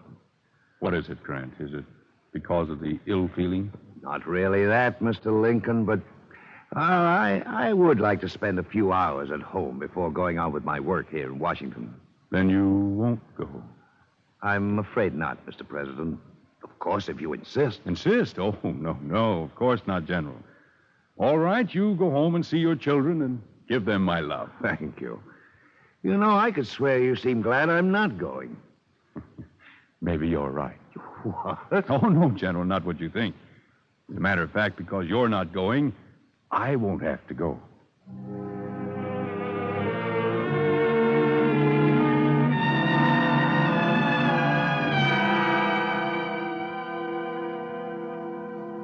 What do you mean, Abe, you won't have to go?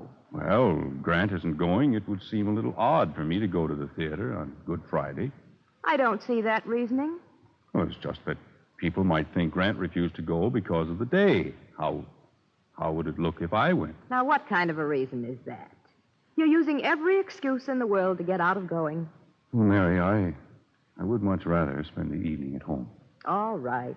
But you're not going to work. Well, just a few little matters before the meeting tomorrow. It's either the theater or relax here at home. One way or the other, you've got me. All right, then. No work. You promise? I promise. You know, that clock is slow. Let's set it. Oh, Mary, my watch is on the table there. What time does it have? It's just exactly 3 o'clock. Thank you, dear. There we are, 3 o'clock. All is well.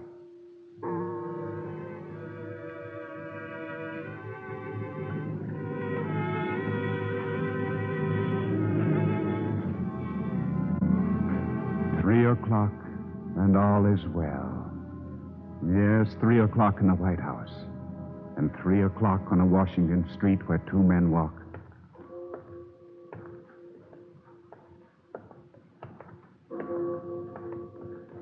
Tell you, Booth, he won't be there. Look, it's 3 already. The papers haven't said a word about it. He's got to be there. It's our only chance, Payne. We'd better give it up. That's enough of that talk. But listen to reason, Booth. First it was going to be at Grover's, then at Ford's.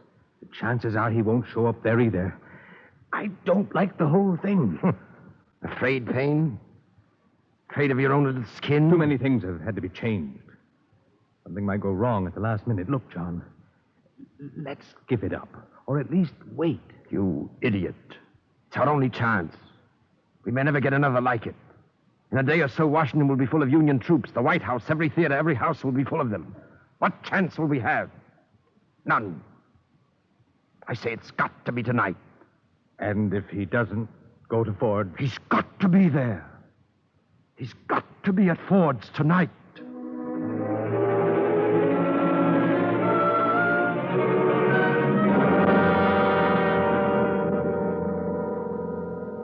At Ford's tonight. At Ford's tonight. Lincoln didn't want to go. But then it was though fate tired of the game she was playing. It's in the White House again that destiny plays the last card. Look, the late papers. They say both Grant and I will be at Ford's. The theater's sold out. Well, Stanton, that settles it. I've got to go.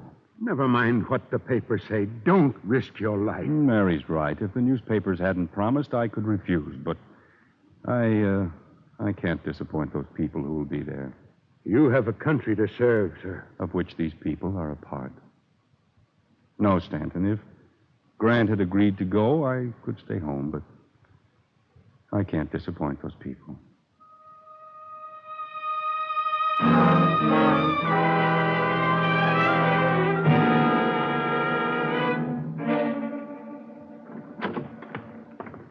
you aren't ready yet. Yes, my dear, I'm ready. I was just sitting here rocking. I like this chair. Hate to get up out of it. Mary, did you ever hear the story about old Ben and the rocker? Seems he was... You know I've heard it. Oh, yes. Yes, you have. I'd sure like to rest tonight. We're late, Abe. It's 10 after 8 and the play starts. Yes, I know. Well, then get up and come on. Mary, all right. And wear your shawl, Abe. It's raw outside. Yes, all right, my dear, all right. Well, why are you standing there? What are you thinking about now? Oh, I was just looking at that chair and the fire in the grate. You know, Mary, sometimes I wish I could go back a long, long time. I wonder if a person would make the same mistakes twice. It's so late, please. The carriage is waiting. All right, Mary, come on. Wait a minute, Mary. What is it now? That's strange. What's the matter? When I face this room, I can look back through the years. They're all crowded in here, Mary, all of them. The bitter, the sweet, the days in Illinois, Springfield. I see them all, yet when I turn to face this door, I see nothing. Abe, you're frightening me. Oh, I'm sorry, Mary. Well, the old clock's a little slow again. Set it when you get back, Abe. Of course. All right, Mary, let's go. I'm ready now. Quite ready for the play.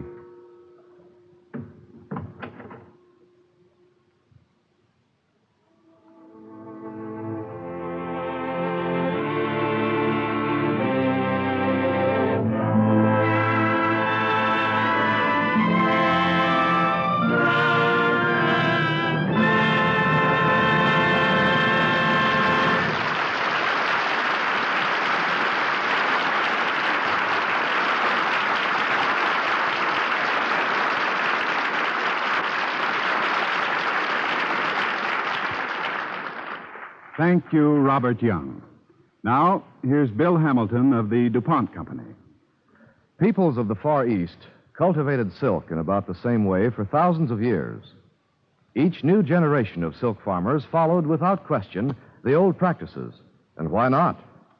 Where in all the world could be found richer cloth and silk, woven from the patient spinning of the silkworm?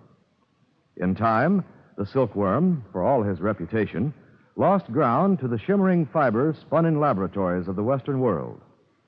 And so today, our newspapers tell us, Japanese scientists are taking a critical look at the silkmaker's art. Stronger silks are being developed. According to press accounts, nylon is the cause of all this activity, to improve a fiber thought perfect long before the dawn of Christianity. To the DuPont Company, discoverer of nylon, this might be flattering. But DuPont does not believe that even nylon is so good it cannot be improved or made more cheaply, or that no one can ever find a better synthetic fiber. Nylon had rivals from the day in 1938 when its discovery was announced. There were the natural fibers of silk and the man-made fibers of rayon. Rayon was good and getting better, and it was less expensive than silk. Since then, other synthetic fibers have been introduced, and more are coming from industrial laboratories. Nylon will have new rivals. That's why DuPont has spent more in research to improve it than was spent in the first discovery. Today, there are not only nylon yarns for sheer stockings and fine gowns, but spun nylon for sweaters and men's socks, and yarns blended of nylon and wool. And nylon yarns for the tools of industry, for rope, conveyor belts, filter cloths, and other hard-working fabrics. Under the competitive American system, no product is ever good enough. For the American people constantly seek out better quality. They, not the manufacturer, decide which products are best. That's why nylon is reaching new standards of usefulness. That's why nylon continues to be one of DuPont's better things for better living through chemistry.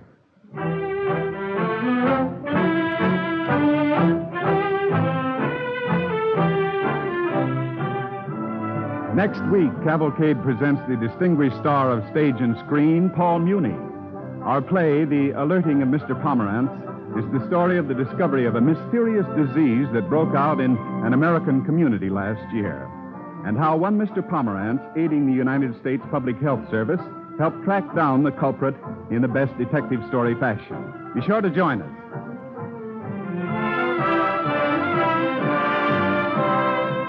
Tonight's original DuPont Cavalcade, Mr. Lincoln Goes to the Play, was written by Russell Hughes. Robert Young can currently be seen in Columbia Pictures' Technicolor outdoor drama Relentless, a Cavalier production. Featured in tonight's play with Robert Young were Alice Reinhardt as Mary and Joe DeSantis as Booth. Music was composed by Arden Cornwell and conducted by Donald Bryan. Our Navy needs enlistment. In this peacetime Navy, men are given good pay and offered vocational training, college benefits, 1 month's vacation each year with pay, adventure, travel, and an opportunity to serve our country. If you're between 17 and 31, why not call on your local Navy recruiting office and find out about the advantages of a naval career?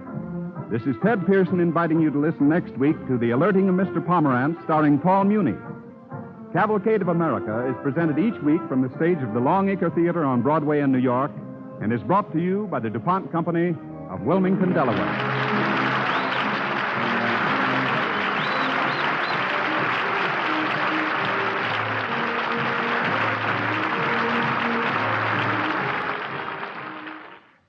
This is NBC, the National Broadcasting Company.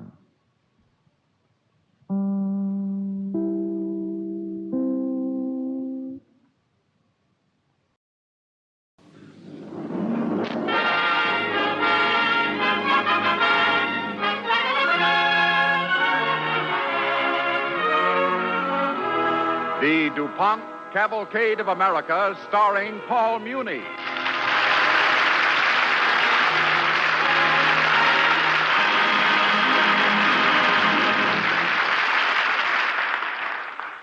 Good evening. This is Paul Muni. Tonight, Cavalcade is about a killer on the loose.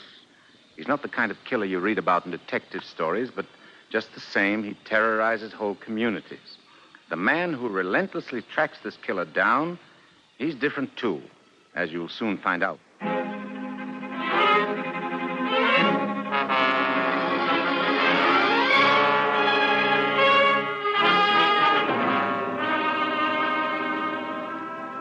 Now, the alerting of Mr. Pomerantz on the DuPont Cavalcade of America.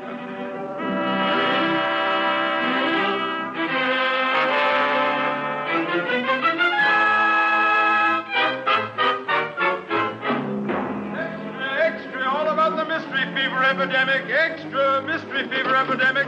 Paper, mister? All right, boy. Here, I'll take one. Here you are, sir. Extra, all about the big mystery epidemic. Extra.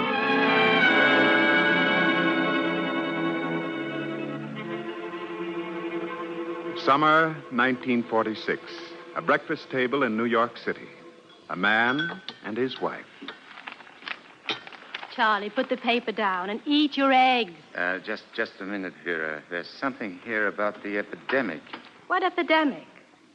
Charlie Pomerantz, put the paper down and listen to me. Yes, Vera. We used to play the Mendelssohn Concerto together, you on the fiddle, me on the piano. And in the morning, the neighbors would tell me how nice it sounded. Now look at your fiddle. Neglected. You haven't touched it in over a month. Is it a month? Every night you come home and read books. What kind? Books on bugs? You're married to an exterminator, you know? You have to be an exterminator 24 hours a day, starting with the newspaper first thing in the morning. I'm very sorry, Vera, but forgive me. You see, there's been a story in the paper the past week. I've watched it. It's been growing. Now, just listen. Just listen to this now. Mystery fever sweeps Long Island section. All right. So 10 people on Long Island are running a temperature. Is that why you can't talk to me at the breakfast table? It's not 10 people, Vera. It's 100, whole families. They don't know what causes it. Now, it says, just look at it. Where? Look. Swollen glands, splitting headaches, and a rash of red spots closely resembling Rocky Mountain spotted fever. Say, wait a minute. Rocky Mountain spotted fever. That means... Long Island isn't in the Rocky Mountains. Don't be silly. I know that. But you know what causes Rocky Mountain spotted fever, don't you? Ticks. Now, how'd you guess? All those books you're reading, the house is full books on ticks. Correct, Vera. Rocky Mountain spotted fever is caused by the bite of a tick. Maybe this one is too. This is very serious. Very serious. You know what I'm going to do? I'm going over there right away. I'm going to look around. Look around where? Long Island, where the epidemic is. Look, Vera, if the doctors are puzzled, why shouldn't I? A tick specialist look into it. Charlie, they'll laugh at you. Who laugh at me? Why? An exterminator telling a doctor what's what about it is. But ticks is my specialty. Who says it's a tick? Nobody. I just got a hunch. Phone Dave and tell him I won't be at the office today. Oh, there's Dave now. He's blowing the horn for you. Dave, just a minute. Don't wait for me, darling. I'll be home late. But, Charlie, I'm making your favorite dinner tonight. Pot roast and pancakes. Charlie!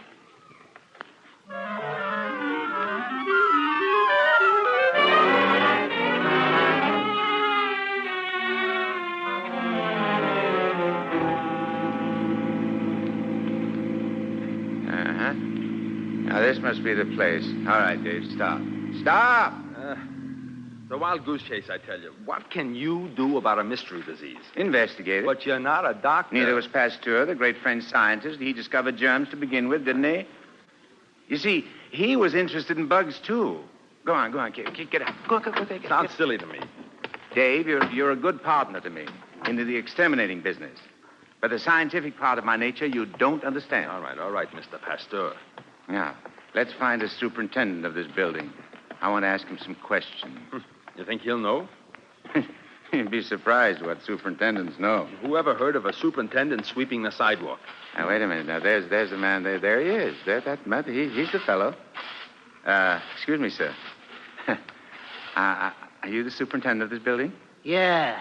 No house peddlers allowed. I'm not a peddler. I see by the papers there's an epidemic here in this block. Yeah, it's dangerous. Stay away. Yeah, that's right. I just want to ask you if you ever seen any ticks around here. Any what? Ticks. They look like bed bugs. There's no bed bugs in this building. No, excuse me. I don't mean they're bed bugs. I mean, they just look like bed bugs. They're ticks. They're on dogs. Well, how would I know? I don't have a dog. There's a woman with a dog coming out of the door. Ask her. Oh, yeah. Uh-huh. Excuse me, madam, but I... What do you want? I would... shh, keep quiet. I'd like to ask you a question about your dog. Who are you? Well, quiet. Does he have ticks, lady? What's ticks? What's ticks? They're little brown bugs that gorge themselves with the dog's blood. And when they get as big as a kidney bean, they fall off. Of course, my dog doesn't have ticks. The very idea. Come on, Susie. See? I told you. A wild goose chase. Come on, let's get down to the office. No. Wait a minute, Dave. Wait a minute. Mister, excuse me, I didn't get your name. I didn't give it to you. Yes, that's right. You didn't give it. Well, never mind. Mr. Superintendent, are there any rats in this building? No. Mice, perhaps? Who ain't got mice? Well, I'm an exterminator. Here's my card, the Bell Exterminating Company. We got an exterminator. Now, go on. Beat it. Get out of here. Yeah. Told you. I told you. Ticks, no. But mice, yes. Uh-huh. Mm-hmm. Look, Charlie, we've got to get down to the office now. We're not a couple of philosophers. We run a business, remember? Wait a minute. No, wait a minute. I've got an idea. Sure. Ticks, no. Mice, yes. And mice means... Maybe. That's it. Huh? Sure, that's it. That's what? A hunch, Dave, a beautiful hunch. The doctor. We got to see the doctor. What's the matter? You sick? No. It's the ticks. I mean, it's the doctor who's been treating those cases. Shankman. Dr. Benjamin Shankman. You go ahead. I'll walk around. It's just right around the block.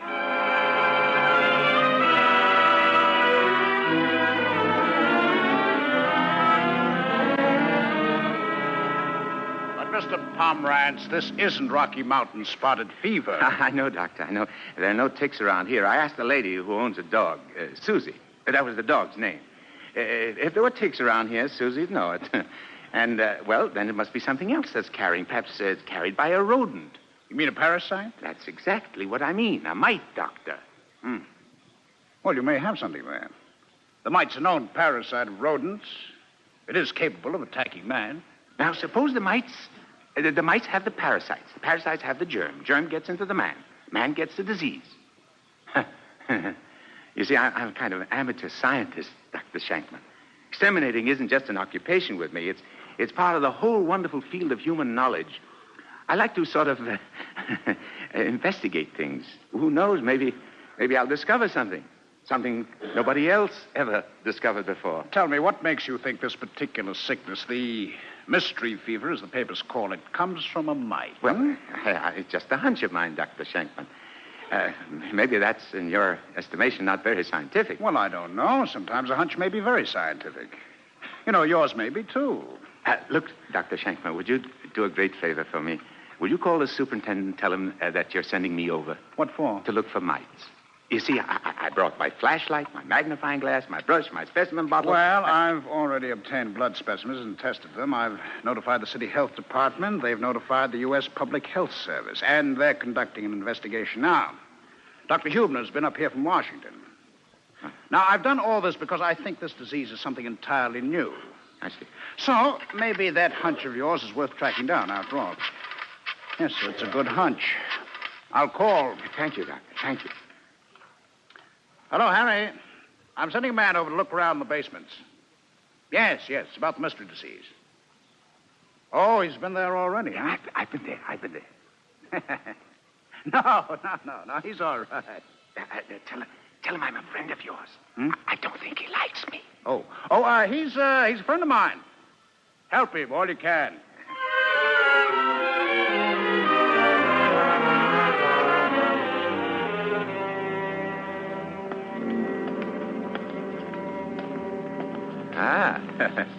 Cool down here.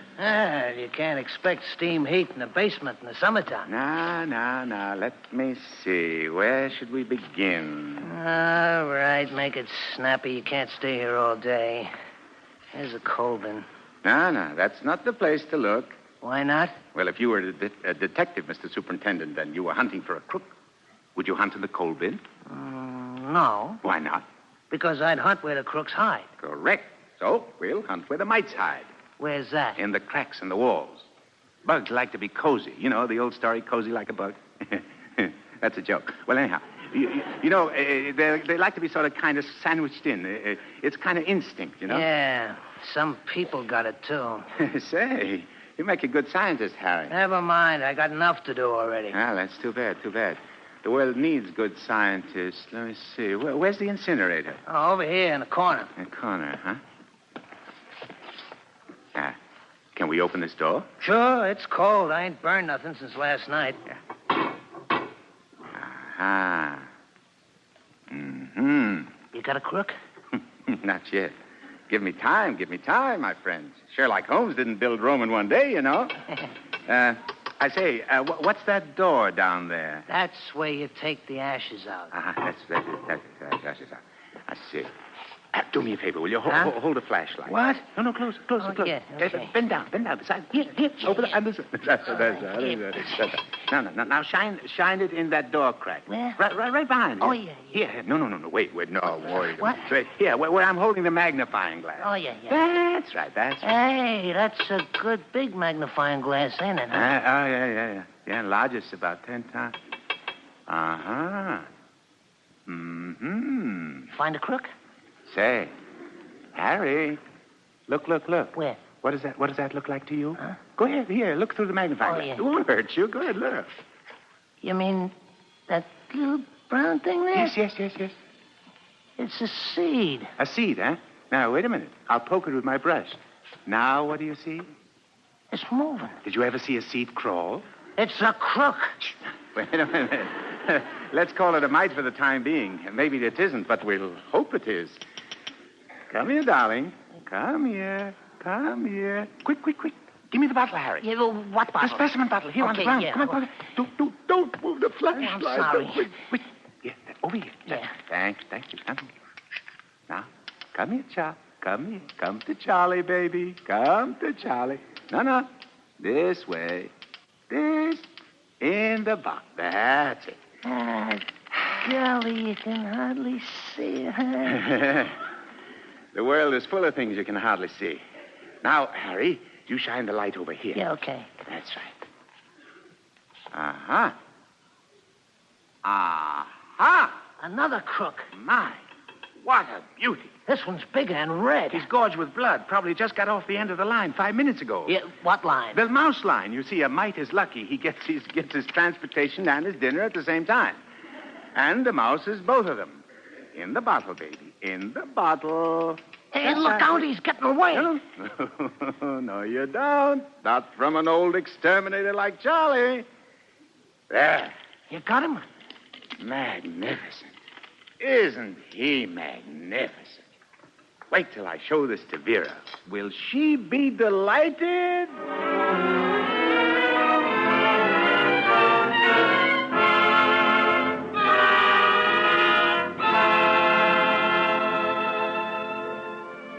You are listening to The Alerting of Mr. Pomerantz, starring Paul Muni as Mr. Pomerantz on the Cavalcade of America, sponsored by the DuPont Company, maker of better things for better living through chemistry.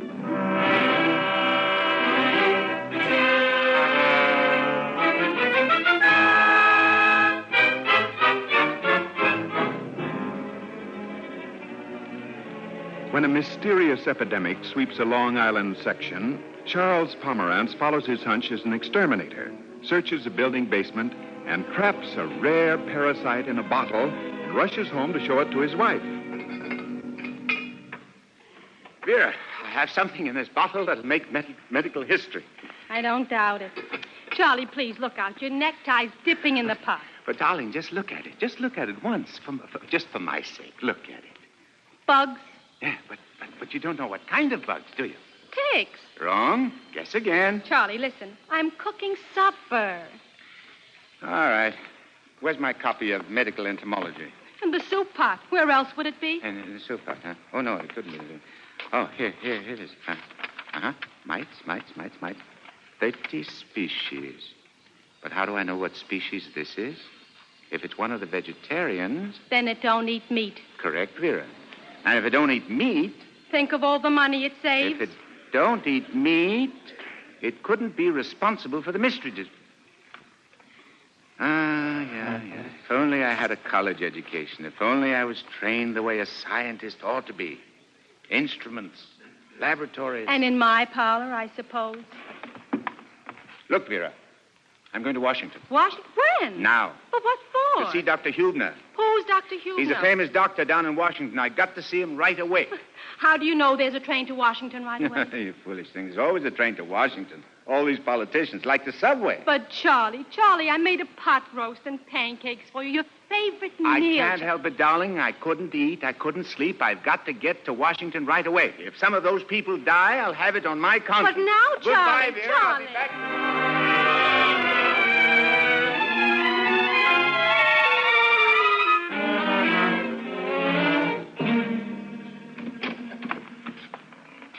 Excuse me.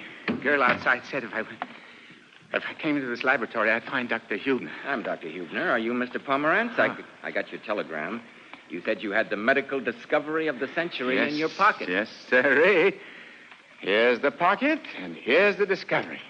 Now hold it up to the light. Mites, aren't they? Uh-huh.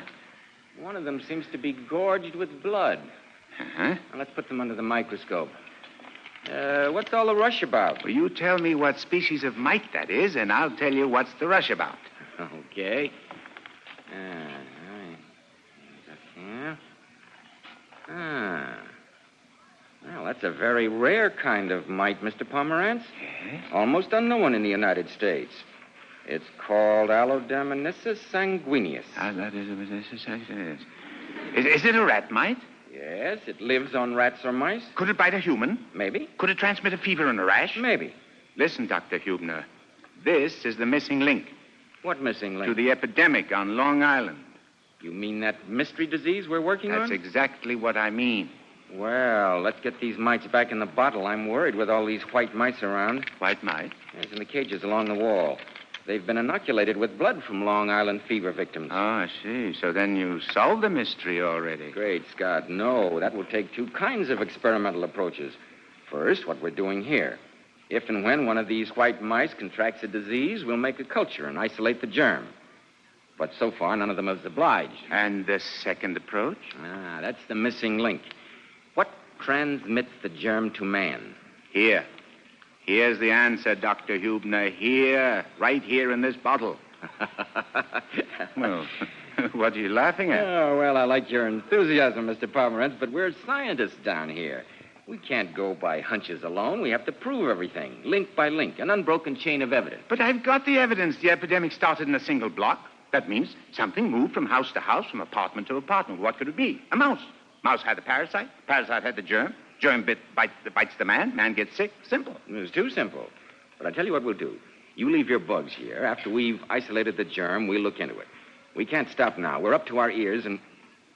Wait a minute. Don't move. What's the matter? The mouse in the back. Uh-huh. Doesn't he seem to be acting funny to you? Oh, yeah. Yeah, like he was tired. Yes, he's turning around. He's rolling over. I think he's... Yes, he's dying. My, right before our eyes. He's dead. Oh, my. The first approach, Mr. Pomerantz. We may have the first step of our proof. Yes, but... Excuse me a minute. But, Dr. Hubner, what about the second approach? The what? I mean, the missing link, my parasite. Oh, yes. Means of transmitting the disease. Say, are you serious? Do you really want to help us? In heaven's name, Dr. Hubner, why do you think I'm here? It's going to take a lot of time, you know. What's time? What about your business? What's business? My partner will take care of my business. Well, tell me something. Why do you want to do this, Mr. Pomerantz? There's no money in it for you. Oh, please, Dr. Hubner, don't insult me. There won't be even any publicity, I'm afraid. Listen, Dr. Hubner, before I became an exterminator, I was in the ready-to-wear business. I was very unhappy. But this business gives me an incentive to study, to be a specialist. You see, Dr. Hubner, ever since I first came here as a boy from Poland, I wanted to do something for this country. And now is my chance. All right, Mr. Pomerantz, you're our man. Go back to New York and work with us. We'll solve this mystery together.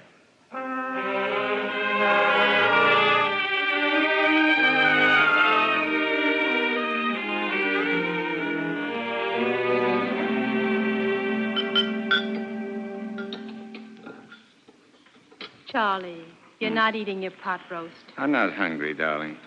All summer you can't eat because you're working on the mystery fever.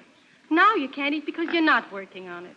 Listen, darling, it's very good pot roast. Most wonderful Sure, pot I roast. know. Nobody Yeah, I cooks can better see pot it. roast Oh. than you do.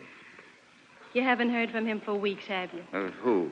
Dr. Hubner. Why should he write to me anymore? He's a busy man. Inoculations, germ cultures, blood serums. He hasn't got time to just write to an exterminator or But something. you gave up 2 months of business for me. Might at least write you a letter. I didn't give it up for him. I gave it up for science. Sure, you gave up your fiddle for science, too. Look at it. Neglected. And for what? A mite. All right, darling. Let's drop it. Let me help you with the dishes, huh? Oh, no, Charlie. No, you stay here. Go, pick up your fiddle for a change. And the I'll fiddle, take the huh? dishes to the kitchen. Aye, the fiddle. I've forgotten that I had a fiddle. Oh. Yeah. My, are you out of tune?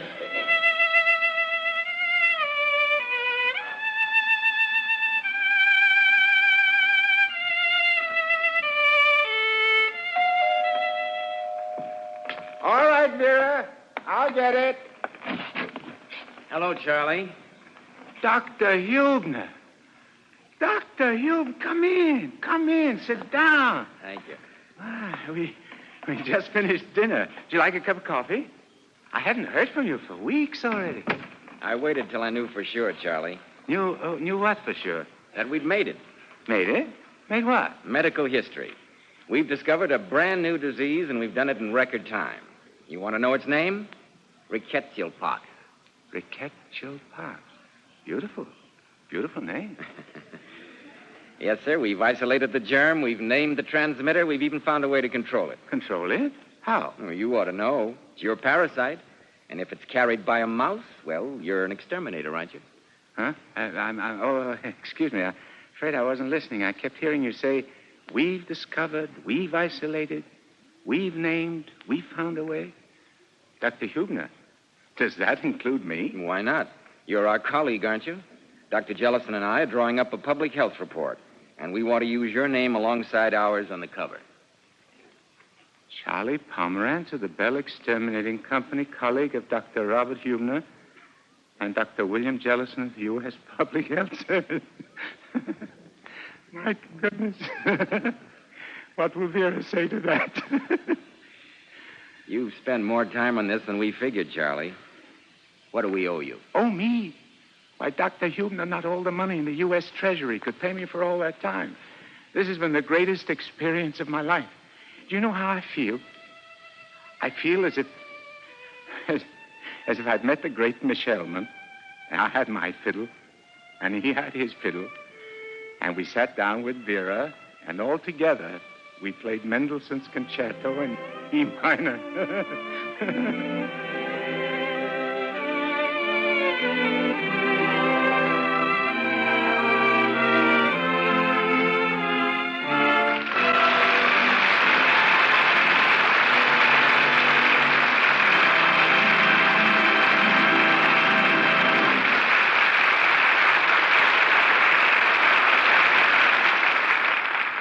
Our star, Paul Muni, will return in a few moments.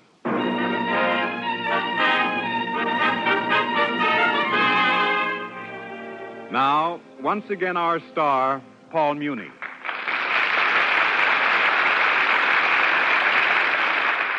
Thank you.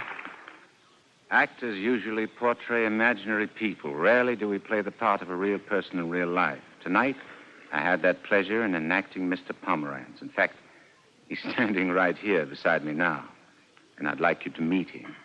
Ladies and gentlemen, Mr. Charlie Pomerantz.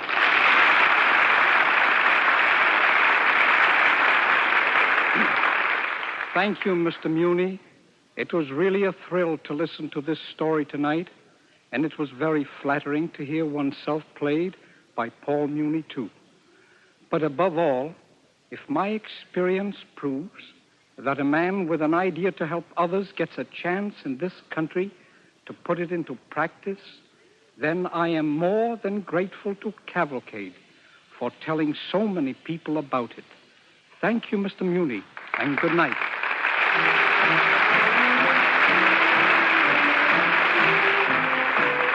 Next week, Cavalcade presents another celebrated stage and screen star, Paul Lucas, in This Way to Tomorrow. Another story of the American dream in action of Michael Pupin, who came to this country as a boy and who rose to high achievement as the Wizard of X-Ray. Be sure to join us. Tonight's original DuPont Cavalcade was written by Paul Peters and was based on the alerting of Mr. Pomerantz by Burton Rouchet, an article which originally appeared in the New Yorker magazine. In tonight's play with Paul Muni were Mildred Clinton as Vera, Joseph Bell as Dr. Robert Huebner, and Robert Dryden as the superintendent. The music was composed by Arden Cornwell, conducted by Donald Bryan. And this is Ted Pearson inviting you to listen next week to This Way to Tomorrow, starring Paul Lucas. Cavalcade of America is presented each week from the stage of the Longacre Theater on Broadway in New York and is brought to you by the DuPont Company of Wilmington, Delaware.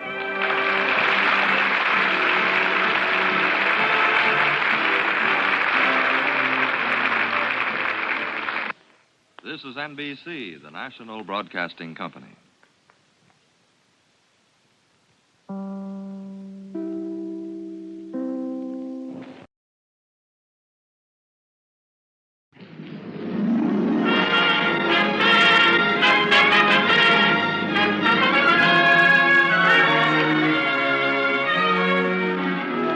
The DuPont Cavalcade of America, starring Paul Lucas.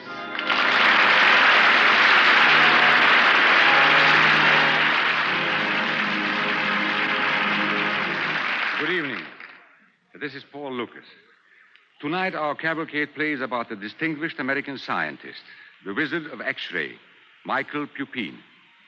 His rise to fame from the time he landed in these shores as a boy with only a nickel to his name is the American dream in action.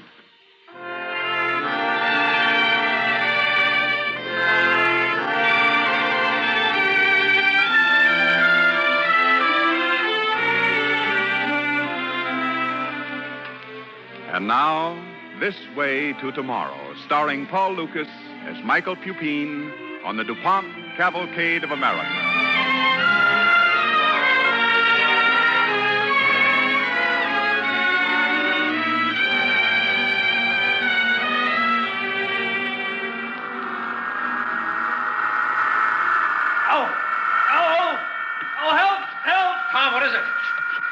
hand. I got it caught in the machine. Gosh, Hey, Jim, come here. We got to get Tom to the hospital.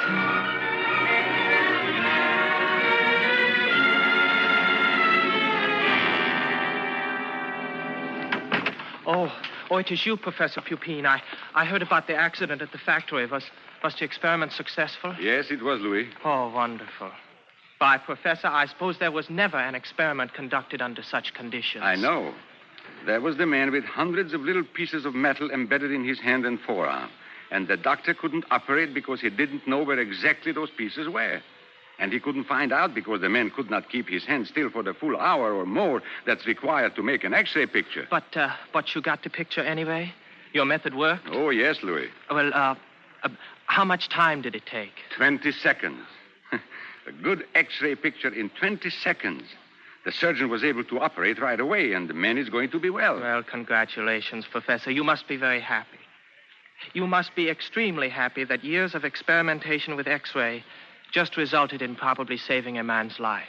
If my work can be so regarded, for the moment, yes, I'm happy, son. Professor. Yes? I'm glad you dropped into the lab here. I wanted to have you see what I've been doing. You haven't reached the end of your experiment. Oh, no, far from it. Oh, I wondered. This thing you are doing is the sort of thing that will take months and months. Don't I know it, though? Oh, I haven't told you before, but there is a U.S. public health official who is interested in this experiment of yours. Really? Oh, of course. When I told him it was not my experiment, but that of a pupil of mine, he started to lose interest. But then I told him what an exceptional student you were. And when I told him that this experiment might result in a cure for tropical fevers, well, he's interested now, and that's all you have to know. But the results may be negative. That's what I like about you. You are a scientist. You do not jump to conclusions. You are cautious. You are going to go far. Well, what is that you wanted to show me? My notebook. See? Yes. Very clear, very neat. You'll be able to read it? Yes. But what do you mean? I'm quitting. What did you say? I'm quitting. This is my last day in the laboratory. Well, a girl you are going to marry? No. And what is the matter? Why should you leave Columbia University? I can't stay here. It's impossible. Now, you can't leave here. Now, let us establish that fact right away. You cannot and you must not leave here. I don't know what is in your mind, what's troubling you, but you cannot leave this university or this laboratory. I don't want to use big-sounding phrases, but science needs you. I'm leaving here, Professor. I would suggest Jimmy Holmes to take my place in this lab. You would, huh? Here you have a talent and a spark that may possibly amount to genius, and you calmly suggest to me that I should take on a boy who is amiable and bright and who doesn't care. Well, at least he will be able to stay here. He's got a family that takes care of him. He has got everything. So that's it. It's because you are alone in the world. Well, where is your courage? No, it isn't because I am alone in the world. And I have courage. But I have sense, too. Yes, the sense to turn your back on a great career. All right, look, I have another notebook here. Look at it, you see? You see that column? Weekly income. And there, weekly outgo. And look at this, weekly deficit, $8.32. That is the average. Well, that's serious. I don't understand. You get a good scholarship here, don't you? I get the best scholarship they offer.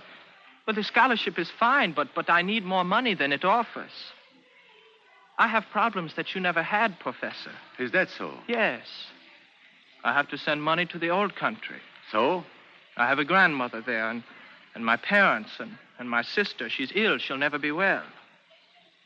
They depend on what I can send them. I see. Well, you do have a problem. Now, look here, Louis. You live way downtown, don't you?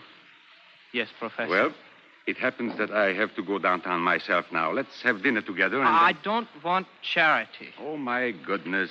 All right. If you regard it as charity, I will let you pay for your own dinner. Well, if you can stand the kind of place I have to eat in. I imagine I've eaten in such a place many times. Come on, let's go.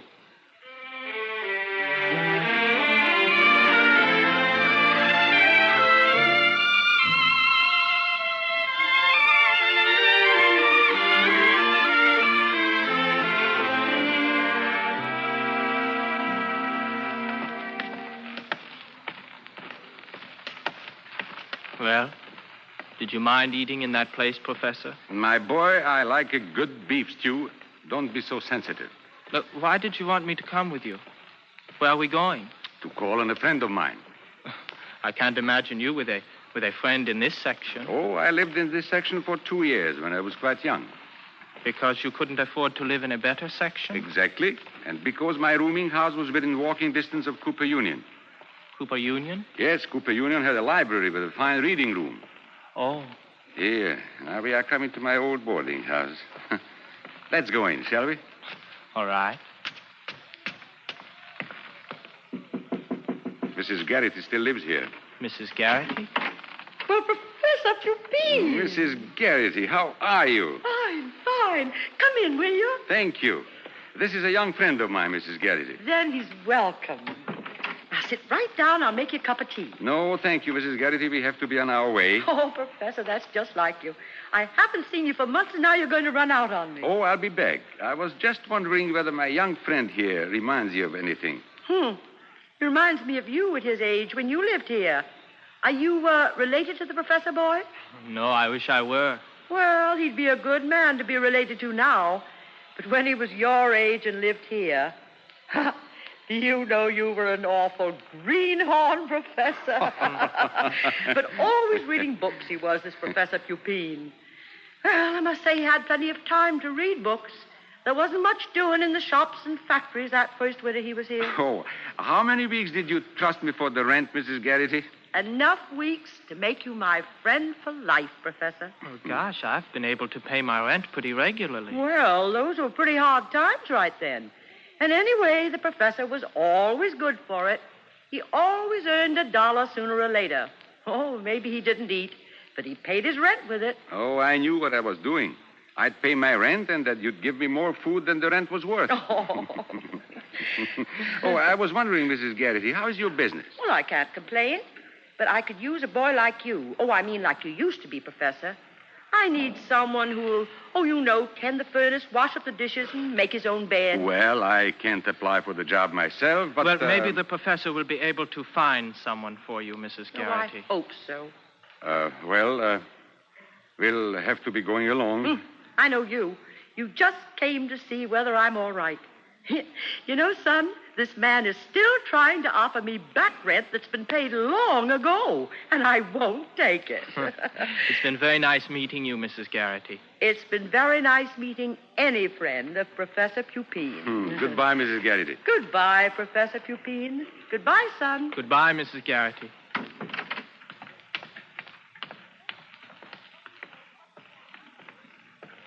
It won't work, Professor.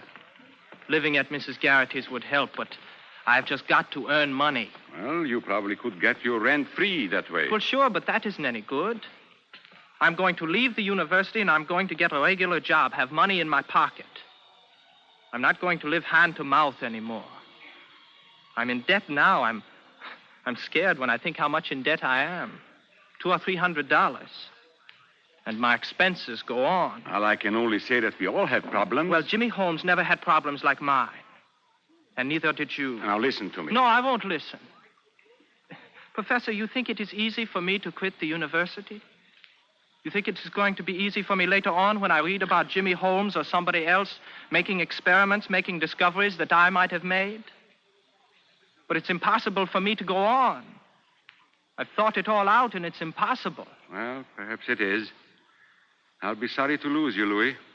Well, I will miss everything myself. I should think so.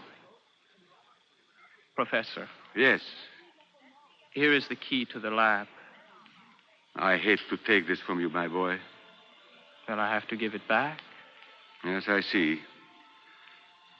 I will see you again, won't I, Louis? I'm coming to your lecture tomorrow. I would like to attend one last time. Tomorrow. Very well. Tomorrow I'll say goodbye to you, Louis.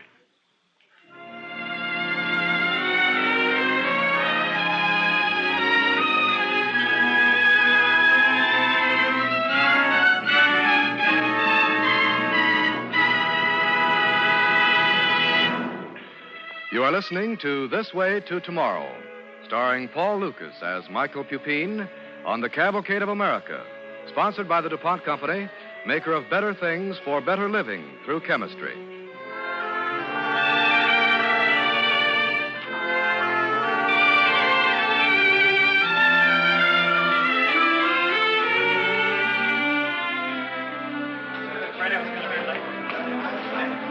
A lecture hall in one of the buildings at Columbia University.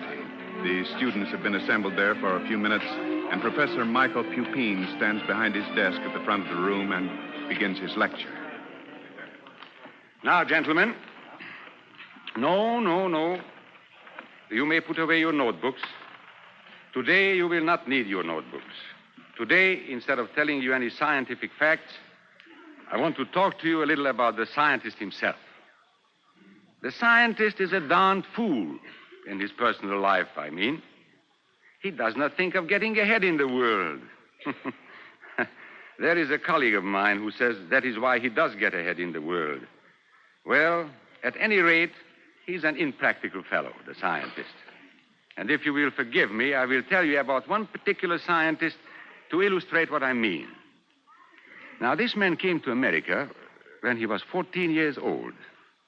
He came in at Castle Garden. That was the gate to America in those days.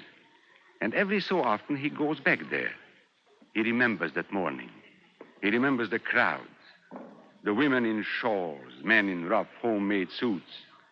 He can hear them. He can always hear them when he goes back.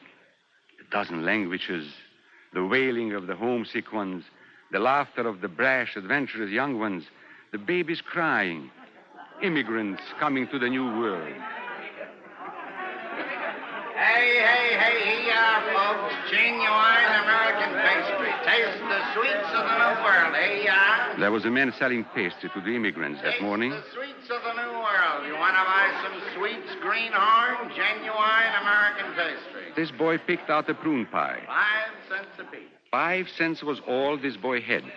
That is all he had brought to America. Well, I'll take it. Thanks, kid. Thanks. Here's your pie. But when the boy bit into the pie, he screamed in the man's face that the prune pie was filled with stones. Well, they're prune stones, aren't they? You bought prune pie, you got pie filled with prune stones. You have no complaint, greenhorn. The boy walked away. Greenhorn. Tears were steaming down his face. He walked until, looking back, he could not see the duck anymore. He could not see the water anymore. He was walking alone on the streets. He hadn't 1 cent in the world. America, big, strange, and unfriendly, had closed around him. That was our friend's introduction to America. And here he was, with no money, walking on streets that seemed to him as strange as the streets of Baghdad would seem to you students. Anyone could see that he was a greenhorn. And someone did see it and recruited him that day before he had a chance to starve to do work on a farm. Now, how many of you ever worked on a farm? Well, farm work was a scientist's first job in America.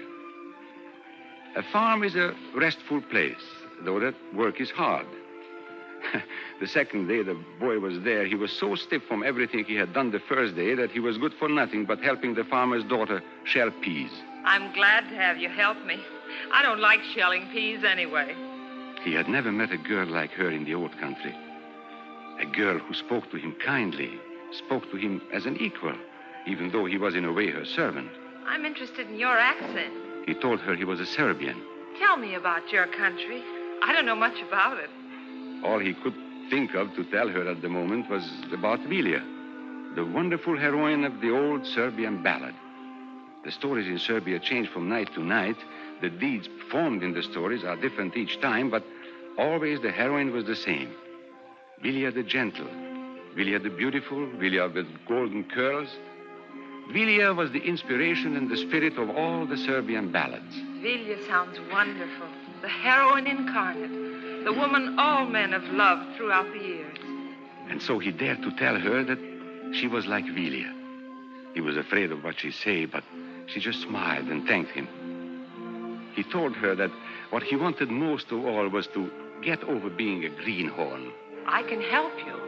And she did help him. He learned the geography and the history of this country from the daughter of his boss. Now, where else could that happen but in America?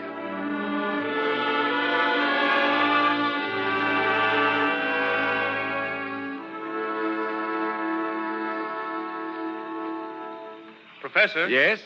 How did this boy ever become a scientist? Now, that's an interesting question. Perhaps it has something to do with the fact that this was America. That's why the boy was able to become a scientist, because this was America. Well, anyhow, he went back to the city.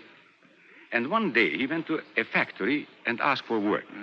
No work. I'm sorry, no work. So he left the factory. It was the noon hour. And the boys who did work in the factory were gathered in a group together. They had all just finished their lunch, and when this boy started to walk past them... Hey, look at the greenhorn. Hey, wait a minute. Where do you think you're going, greenhorn? He told them he wanted to pass. Well, ain't that sweet? He wants to pass. The greenhorn wants to pass. Well, see if you can get past this, greenhorn. Now, he staggered back from the force of the blow, but he was strong from his work on the farm, so he sprang back at his antagonist. Hey! He knocked the bully down. Nice work. Good going, greenhorn.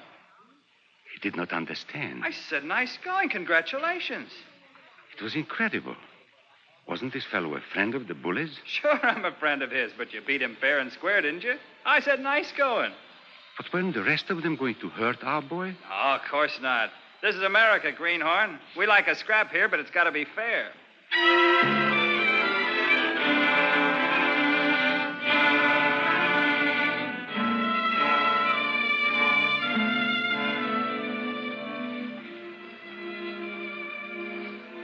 It was that day, really, that our boy discovered America. It was a land where even the friends of a bully gave you a chance. Oh, I don't say that he didn't ever have his doubts. After all, he was out of work. He was staying in a boarding house, but he soon ran out of money, and the landlady asked him for it. Well, you got this week's rent? He had to tell her that he didn't have it. Oh, you've got to have money. He said he was sorry. He said he would pack and get out of the boarding house in 5 minutes. Why, that's not what I mean. You've got to have money to live on. Here's $5.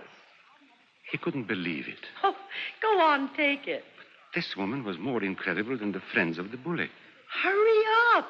I can't stand here with my hand out and $5 in it all day long. But the boy wouldn't take it. Well, you are an unusual sort of a boy. You're unemployed. Now, how do you expect to get any money if you won't let people help you? He told her that he had a plan. And he did have a plan. At that time, the road outside the landlady's house was paved with cobblestones. Now, all you students have heard a horse wagon going over cobblestones, of course. Well, this boy got so that he could tell just by the sound a block away one kind of wagon from another. The only kind he was interested in was a coal wagon. When he heard a coal wagon, he followed it. He followed it through the streets until it stopped, and then the same thing always happened.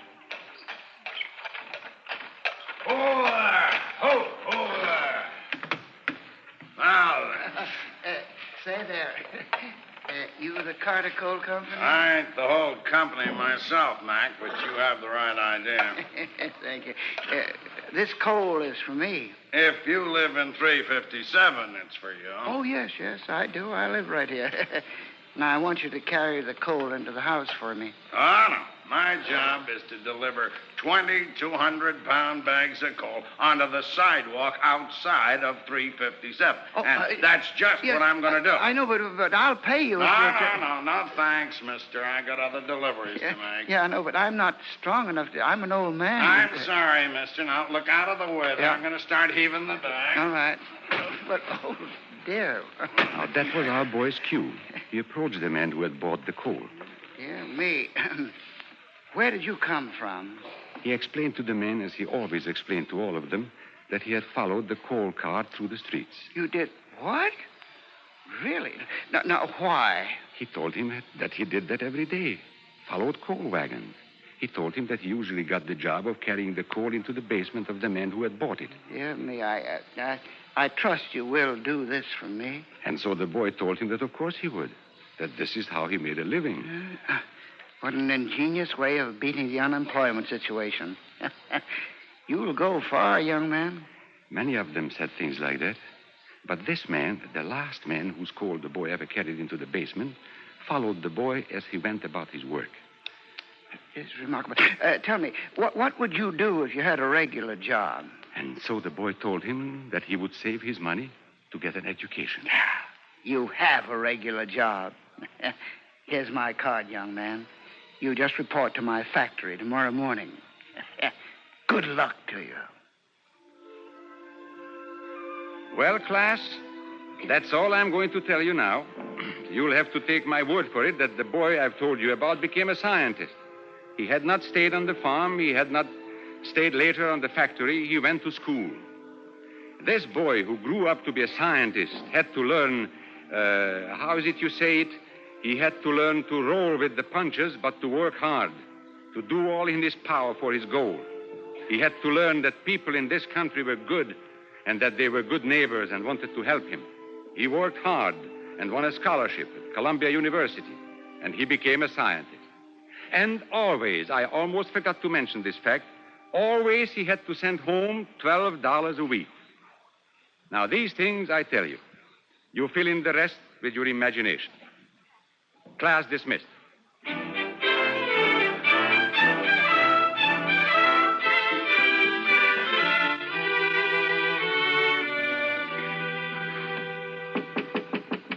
Come in.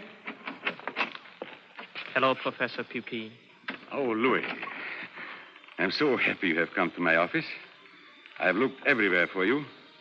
I wanted to say goodbye to you. But that was nice of you, Professor, but... But what? I don't know that you will have to say goodbye to me. I want to stay, Professor. What? Yes, Professor. I came to ask you for the key to the lab. I'm glad, Louis. Thank you for your lecture this morning, Professor. It didn't take me long to realize you were speaking about yourself. But I didn't know all those things about you. It doesn't matter that it was me, my boy. What really matters is that in this country, a young man has the opportunity to achieve. If, for example, my experiments with X-ray helped save a man's life the other day, or if your own experiments sometime bring benefits to others, then this American dream that every man has the opportunity to do the best he can is worth preserving. Professor. Yes? I would like to stay at Mrs. Garrity's from now on. Do you think you could fix it? Oh, but I've already fixed that, Louis. She has my old room waiting for you.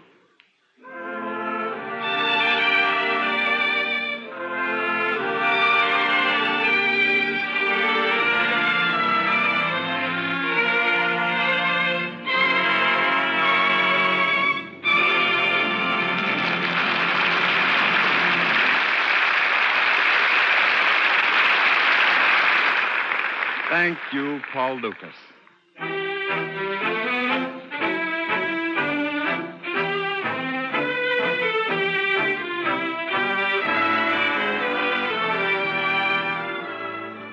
Next week, Cavalcade presents the popular Hollywood screen star Cornell Wilde.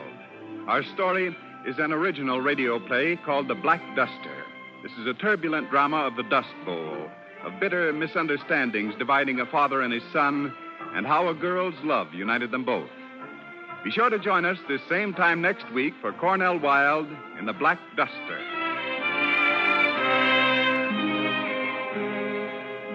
Tonight's original DuPont Cavalcade, This Way to Tomorrow, was written by Robert Senadella. Cavalcade is pleased to announce that Paul Lucas will soon be seen in the RKO production Berlin Express. Featured in tonight's play with Paul Lucas was Billy Redfield as the boy. The music was composed by Arden Cornwell and conducted by Donald Bryan. And this is Ted Pearson inviting you to listen next week to The Black Duster starring Cornell Wilde. Cavalcade of America is presented each week from the stage of the Longacre Theater on Broadway in New York and is brought to you by the DuPont Company of Wilmington, Delaware.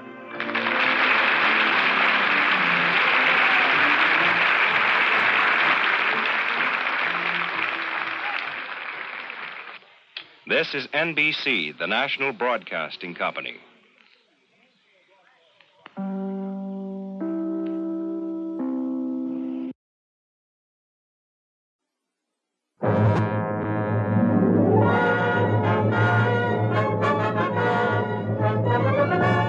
The DuPont Cavalcade of America, starring Cornell Wilde.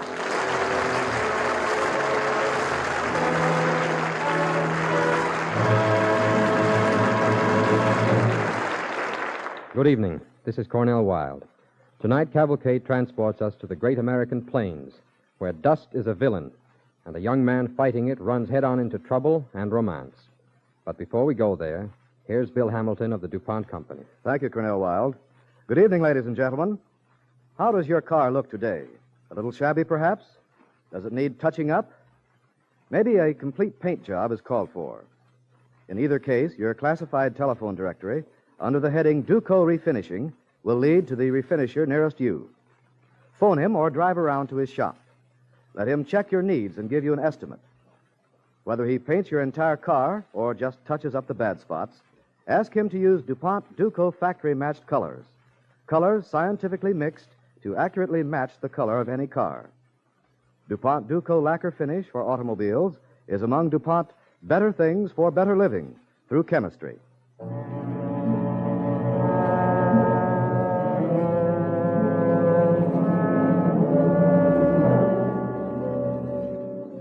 And now, The Black Duster, starring Cornell Wilde as young Dave Hammer on the DuPont Cavalcade of America.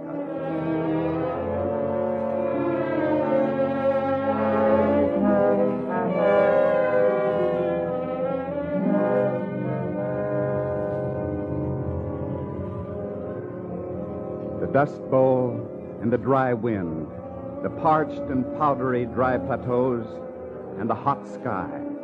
A windmill, a silo, a tractor, broken and abandoned, a barn, and a banging door, and all the land gray in the dust, as a farmer despondently stares at an empty watering trough. Ma, shut that barn door. It's throwing up another duster. Okay, Mother. Old Dave Hammer's bone tired of trying to make things grow in this dry, shifting dust. Ma's worn out from trying to keep her house clean. Even the kitchen isn't safe this spring morning when the wind seems to be picking up the entire dust bowl and blowing it right into Ma's batch of oatmeal cookies. Land. Here, Pa, taste this cookie better. I can't tell how anything is with my new teeth. Full of grit? Offhand, I'd say it tastes pretty much like our own topsoil. Oh, now, Pa, I'm serious. So am I. And I don't like it, the way the wind's rising.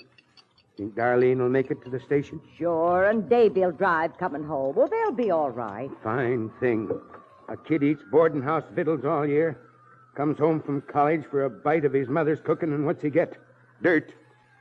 Enough to make a man stop and consider. Consider what? Well, look, Ma.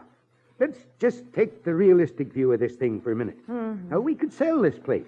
Buy a piece of land maybe further west. They tell me the fruit growers are making big money out there. Seems to me I've heard that song before. Well, can I help it if all of a sudden, just like that, it stops raining and the drought sets in?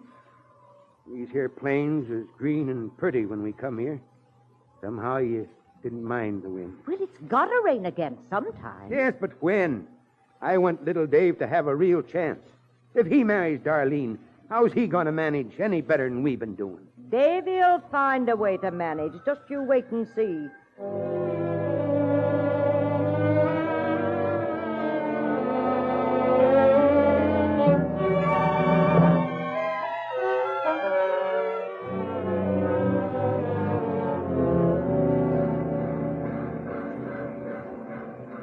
Darlene, how are you, honey? Oh, you look great. Davy, gee, you've grown another foot.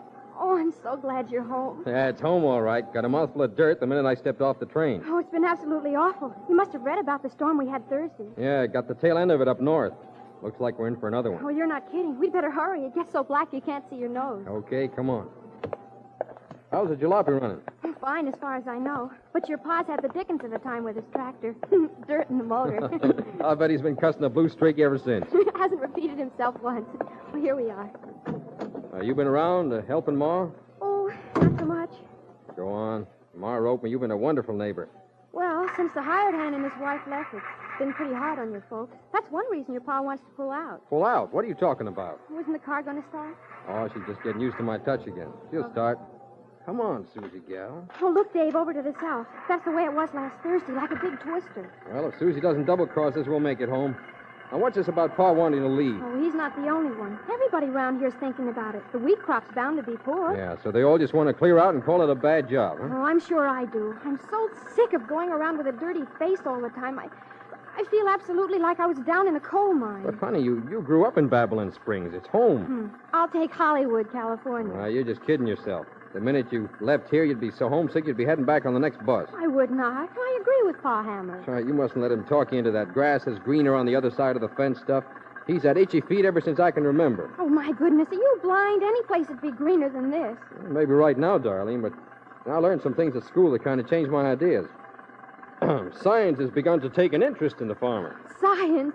Oh, what could a kid like you learn about it in 2 years of school? My dear girl, on the campus, we do not refer to college men as kids. Oh, we don't. Well, you may be bigger than your pa, but around here you're still little, Dave, and don't you forget it. Well, you always did like to take the starch out of me, didn't you, Johnny? Oh, Dave, put your headlights on. It's coming. Oh, gee, can't we go any faster? Well, you and I might, but I think we better stay with the car. Come on, Susie, gal. Don't let a little thing like a black duster break your spirit. Sound like you're enjoying it or something. My girl, the true scientific mind enjoys nothing more than to be challenged by and to grapple with insurmountable difficulties. Well, you can go ahead and grapple. I'll take Hollywood.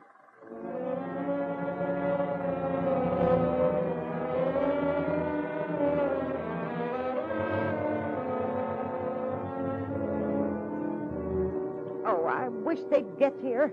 Not much use looking out the window for 'em. Can't see as far as the barn.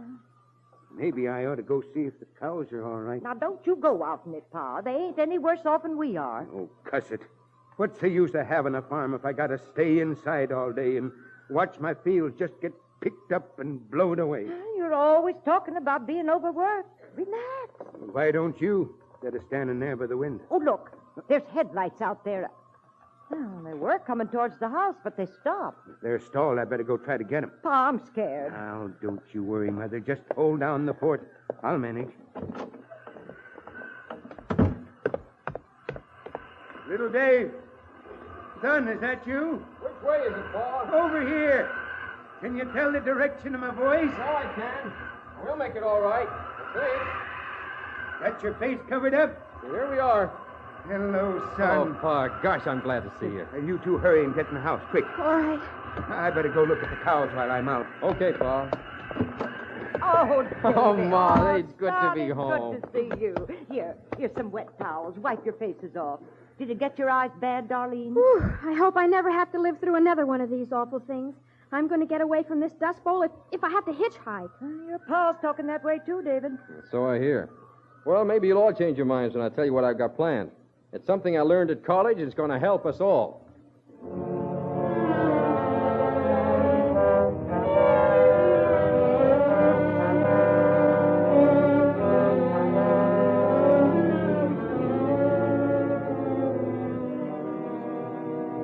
But, Pa, I know these storms are awful, but they mightn't be so destructive if people have been using the land right. Oh, bunk. Well, I mean it. Everybody plowing up the sod, planting the wheat everywhere. The topsoil's loose. No wonder the wind comes along and blows it away. What are you talking about, David? He's got a scientific mind now since he went to school. Well, do you think I went just to have a good time? Oh, of course you didn't, son. The farmers just get together and plan, and we might beat the wind. Best way I know to beat it is get away from it, like Sam Webb and the Marshall family. Clearing out of here, all 15 of them. Even my own hired man. And did you ever stop to think that leaving the loose soil untended is one of the reasons why we have dust? Well, so what? We can't keep everybody else here. And I sure ain't fond of deserts. That's what the section's turning into. Oh, Pa, now please give me a chance. When you let me go off to college, we agreed that I was to bone up on all the new ideas so we could make a go of the farm.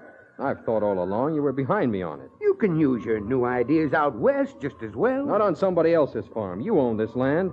After a lot of years, you've got a home. I want you to keep it. Home? A pile of dust. And all the college graduates in the world can't make farmland out of it. I work all my life, and what do I get for it? Sand. Don't build thy house on sand, build it on a rock. Says that in the Bible. Pa. Well, it's in there. Read it for yourself. Pa, the barn door. Gee, hot of it. I must have left it unlocked. Well, I'll go try to shut it, Pa. Oh, you're too late. It's ripped off clean. My dingies, the whole side of the barn. The wind's taken it along with everything else. Well, maybe I can do something. Maybe nothing. You stay here. And my mind's made up. We're heading west the minute I sell some poor sucker this patch of desert paradise.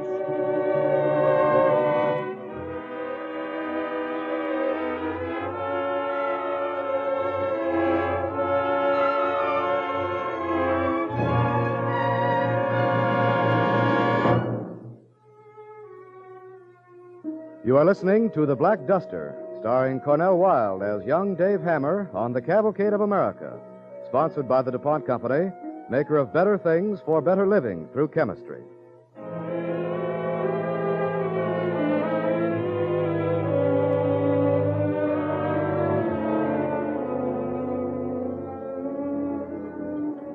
Well, the wind is gone for a little while. The great cloud of black dust finally spent itself. And in the Babylon Springs barber shop, the farmers are comparing notes on the damage to their fields and homes. Yep. And it must have been a foot and a half deep on the kitchen floor. Well as a live and breathe, little Davy Hammer. Well, hiya. Hi, Pocket. Hi, Davy. Good to see you all. Growed up another yard and a half, didn't you? How's your paw like looking up at you? When can you take me, Joe? Trim? Trim. Massage? Trim. About half hour, Davy, as soon as I shave Georgie here. Say, did you learn anything up that school, kid, excepting how to bend your elbow? Hope they learned him how to conjure up some rain. Sure learned lots of things. You know, they had an experimental farm up Oh, there. you don't say. I suppose they told you what to do when your grain's gouged out by a duster, roots and all. Uh-huh. I learned some about how to prevent it happening. Yeah? What do we do? Plant it upside down? Say, I got a better idea. We just get ourselves a great big pipe, about a mile and a half wide, and let the wind blow through it, whoosh, right down to the Gulf.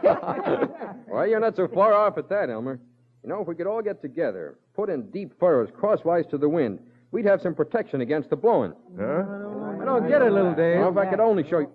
wait a minute, I got it. Now, here's George all lathered up. Now, let's say his face is your wheat field, see? I see, but George ain't gonna like it much. Okay, now, we've got to work out a long-range plan for contour farming.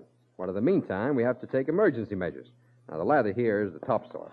Now, I run my finger through it to make rough furrows like this. What is this? Now, quiet, George. Mulch the stubble, and this field's got plenty of stubble to work with. You're not kidding, Davy? All right. So you done your rough plowing and your stubble mulching now. How long's that going to last in a big blow? Well, that's where the planning comes in. From now on, we ought to be planting George's jaw here to grain sorghum instead of putting wheat on the whole side of his face. We plow our furrows around the hills like this. Cut it out. That tickles me. You talked all this over with Big Dave, Sonny? Well, I'm afraid he doesn't go for it much, but he might if the rest of you did. Especially if you could take a gander at George's face here. Well, your pa's been having a pretty rough time of it with nobody to help him. You can't blame him for getting discouraged. Well, of course I don't, but I want to see him and all the rest of us put up a fight for our land, the homes we built. Looks like you're gonna need a powerful big slingshot to whip this Goliath, little David.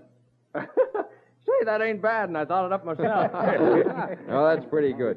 Except the Goliath I'm after isn't only wind and dust. It's our fear that fighting him won't do any good, that we're licked before we're even started. I still don't see what this here rough plowing's gonna do for us. All right, look.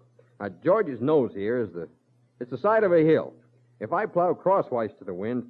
Hey, Joe, put some more lather on it, will you? All right. No, you don't. I stood about enough of this.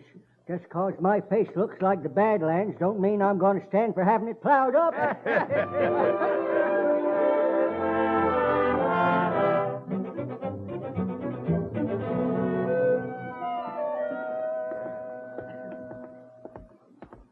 What's that kid of yours up to, Hammer? Going around talking everybody's arm off about contour plowing. Can't make head or tail out of it. Oh, he's just a mite too big for his britches. You know how kids are. I heard you was pretty riled up about it, though. Well, I am and I ain't. He knows how I feel about staying here, but he went ahead anyway, whooping and hollering to everybody about science. He'll come too when he sees they ain't paying no attention to him. I heard he's going to try to get some money from the government. You mind saying that again? I said little Dave's talking about getting some money from the government. I don't believe it, Hickman. My boy wouldn't do no crazy thing like that. Well, go ask him yourself. You don't want to take my word. Charity. By dingies, no son of mine's going to put me where I got to beg. Why, I'll whale the tar out of him. Oh, wait a minute, Hammer. Pardon, Elmer Wilkes, this ain't like charity at all. It's begging more... for money, ain't it? I may be no great shakes as a provider for my family, but I'm telling you, I'll run my jalopy to Timbuktu if I have to before I'll take a handout. Yeah. And if you see that smart-aleck kid of mine around here yammering to people, you can tell him I said so.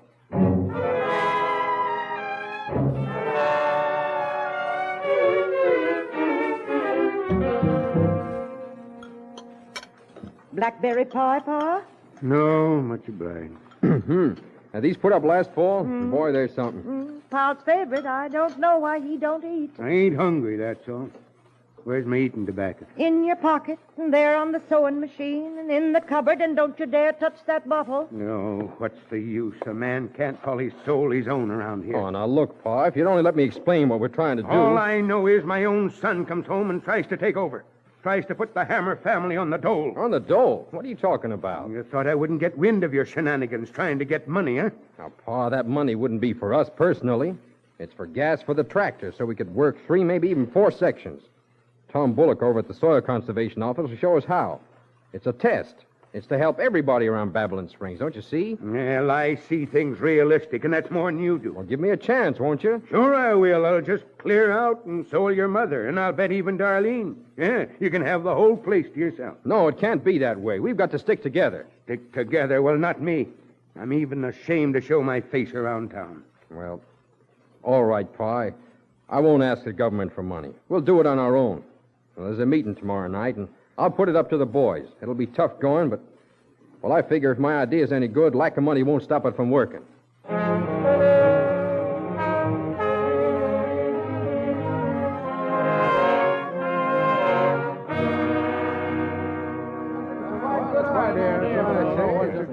As I look at it, we can get a pretty good start without any extra money if we pool our gas and tractors. We can use your gang plow, Elmer. Deep furrow each field according to the contour. Or, in other words, against the wind. And then go on to the next. Now, how about it, boys? What happens to the wheat when we furrow right through it that way? Well, we're bound to cut down some. I ain't that as much as you. But we've got to improvise windbreaks or we'll lose the whole crop. I still don't savvy how furrows is going to stop the wind. Well, it's just temporary. We'll have to start conserving the land right from now on. So we'll be prepared for these dry spells. The furrows will help hold the dust that keeps gnawing away at our wheat. It'll lay there instead of blowing over the top. Oh, it will it? Oh, Pa, sit down and hear me out, will you, please? You're going to stand there with printed directions from the college and tell the dirt where to fall? Oh, please, Pa Hammer, sit here with me. I ain't sitting down. I got the floor now, and I'm going to find out how many friends I really got. Now, nobody's against you. We're all in this together. This is a country where old methods and new ideas can work together. That's what made us great. And what'll make us lick this or any other problem? We can all do something, don't you see? Yes, we can make up a caravan heading west as soon as the wheat's in, where we can get a breath of clean air. Now, how about it, boys? Let's look at this thing realistic. You going to stay and wait for the dirt to fall down in Dave's furrows, or are you coming with me? Well, I reckon I'll stick around a while and give little Dave's scheme a whirl. Me too. Yeah, I guess I will, too. Only you 3 out of the whole darn bunch. Well, I guess that proves something. How about you, Darlene? You want to come along with Mother and me? Oh, I'd like to go sometime. Sure I would. But right now, well, I've changed my mind. I'm going to stick with Davy. Okay, Darlene, that's your business. And what Dave does ain't my business any longer. But if any of you diehard think you're going to bring a plow onto my land, you got another thing coming. All right, come on, boys. Let's get out. All right, Don't, Davy. Let him go. Why does he have to be so stubborn? Because stubbornness runs in your family, that's why.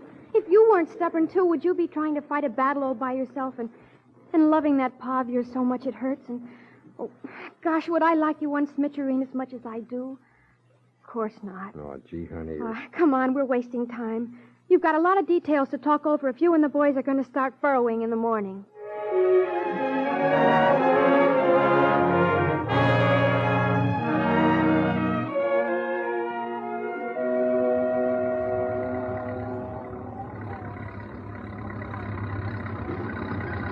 We've made darn good time so far, Elmer. Yeah, better than I figured. Now, we better get a move on, though, if we want to finish. Yeah, the wind's getting worse. Now, wait a minute. There's Big Dave. Hey, looks mighty sore, Sonny. Maybe he meant what he said last night. Oh, you're not kidding. Well, stop here, boys. I guess I better go over. Okay, kid.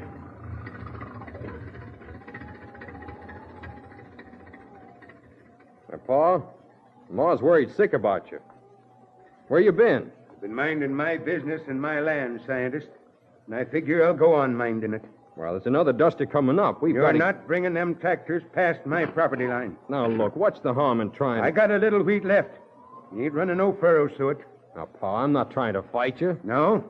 Well, bring them plows past this line and see what happens. Oh, look, Hammer, you got to give the kid a chance. This is a free country. I don't got to do anything. Of course you don't. That's the way you want to be, but seems to me your boy's got a little bit of slant on things.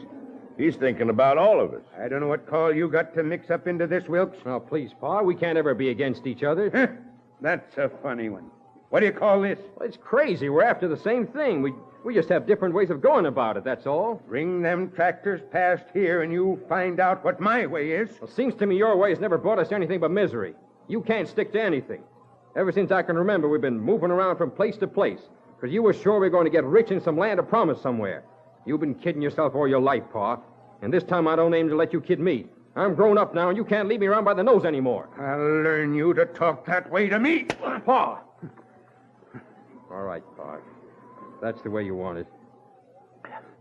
Dave. Davey, I don't know what come over me. I'm sorry I did that, son. Oh, that's all right, Pa. Well, what are y'all standing around for? You want to tear up my land, don't you? I said, what are you waiting for? By dingies, you going to let a crazy old man stop you? Go ahead, boys. I'll be there in a minute. All right, okay, Davey. kid.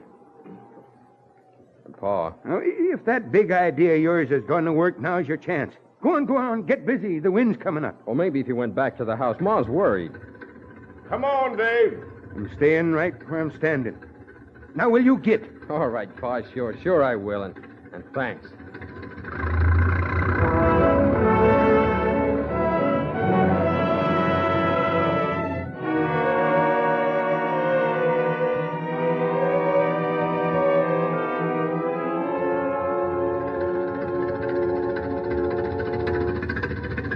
Hey, Elmer, I think we better stop for now. It's getting too windy. Okay, kid. As long as we got this field done. Yeah, we better get on home while we still can. What about your pa? Oh, I'm going back and find him. He wouldn't have stayed out in this just to be ornery. Well, I don't know, and I'm worried. Oh, we understand, kid. You did the best you could. So long, Davy. This duster ought to prove something. Yeah. Maybe you're going to knock Goliath for a loop yet. Yeah, well, so long. Well, so long. Thanks, fellas.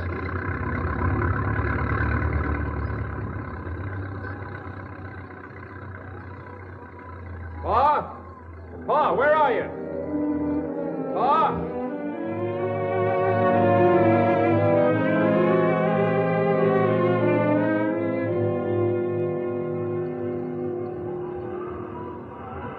Pa? Davy? Where are you? Here, son. I didn't go away. Oh, now, you shouldn't have stayed out. I had some thinking to do. Well, this looks like it'll be the worst we've ever had. Ma'll be out of her mind. I was watching this here furrow you and the boys plowed up. Oh, that's only a beginning. It may not mean anything yet. It means something to me. Look, it's filling up with dust, just like you said it would. And the wheat's still standing. Well, sure it is, but we'll have to keep plowing. Once isn't enough. That's good, rich dirt. Maybe we'll get a rain one of these days. Soak it down. That's right, Pa. Look at that. Wheat's still standing. By dingy. Come on. Let's go home, little Dave. Okay, Pa. Your mother and Darlene must be wild worrying about us. You all right? Me? Well, sure I'm all right. Well, then, come on. Don't stand there grinning like a young billy goat. You know, little Dave, looking at this thing realistic, I figure we got a lot of work to do after this storm's over. Yes, by dingies, a lot of work.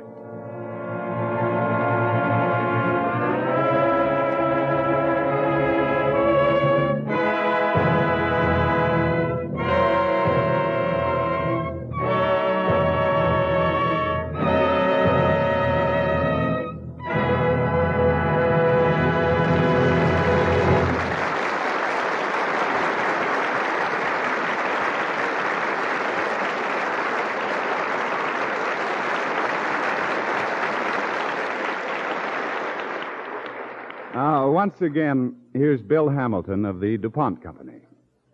Just by glancing at that cigarette, cigar, or pipe you're smoking, if you smoke, it's hard to realize all the watchful care that goes into growing tobacco. Tobacco is an important American business. 2 billion pounds were grown here last year. Tobacco is an income crop for farmers in 21 of the 48 states. Growing good tobacco is a highly specialized, highly scientific business. From the time the seed beds are first prepared until the auctioneer cries sold, growers must follow a careful program which has been developed through years of research at agricultural experiment stations. In this program, DuPont Chemical Research helps to bring about greater yields of higher quality tobacco. In the spring, after the plants come above the ground, they're often threatened by a deadly fungus disease called blue mold. Blue mold can wipe out a whole crop of tobacco plants. So to protect the young plants from blue mold, growers use DuPont Fermate fungicide. For the flea beetle, which also attacks the young plants, they use DuPont Denate DDT. Tobacco plants in the field need plenty of nitrogen for a high-quality leaf. DuPont Uramon nitrogen fertilizer helps to meet this need. And at the same time, DuPont insecticides control harmful insects like the hornworm and budworm. These products of chemical science, which mean a more fragrant, high-quality leaf in the warehouses when market time rolls around, are hidden values in your cigarette, your cigar, your pipe tobacco. DuPont Fermate fungicide, Denate DDT, and Uramon nitrogen fertilizer are among DuPont's better things for better living through chemistry.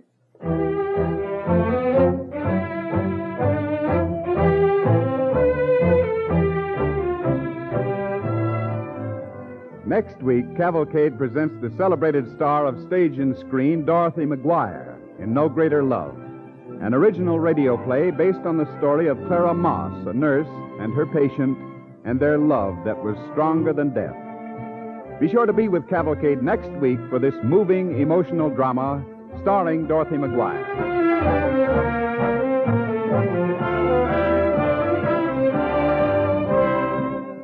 Tonight's original DuPont Cavalcade, The Black Duster, was written by Virginia Radcliffe.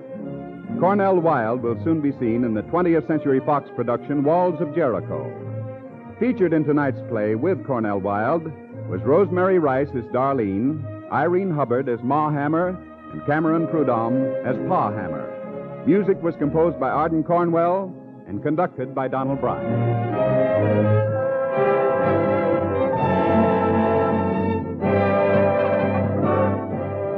Ladies and gentlemen, this month of March is the month for the annual fund drive of the American Red Cross.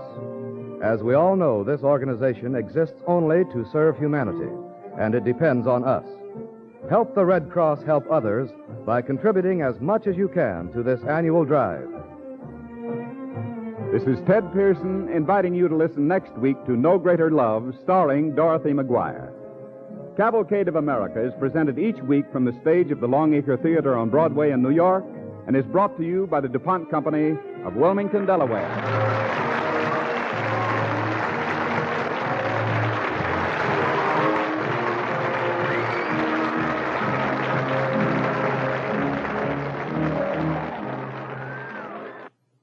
This is NBC, the National Broadcasting Company.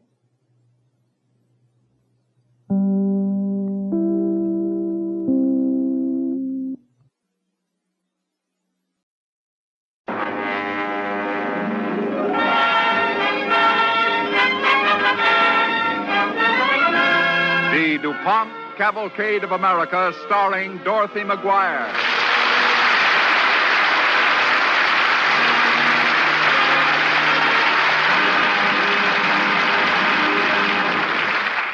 Good evening. This is Dorothy McGuire. In the autumn of 1900, a bulletin was issued by the War Department. Yellow fever epidemic, Havana, Cuba. Nurses urgently needed. A young nurse, Clara Mars, saw it, responded. And in tonight's cavalcade, you will hear the story of her work, her love, and her heroism.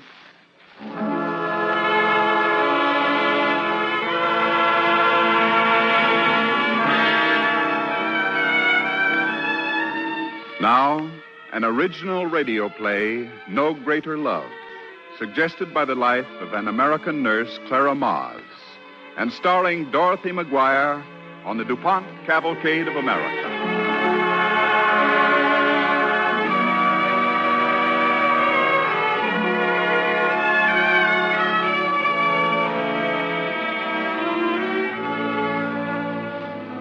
Washington, September 1900. Two young ladies are waiting in the musty outer office of the Surgeon General of the United States Army.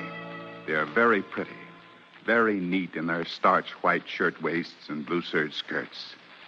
And they are very nervous. Stop shaking, Bertha. Oh, you're just as scared as I am. Of course I am, but they won't accept me. They'll think I'm not brawny enough. Do you suppose it's really bad down there? With yellow fever, there are no degrees of badness. It's all ghastly. Young ladies, Yes, sir. come in here, please. Yes, sir. Your names and training, please.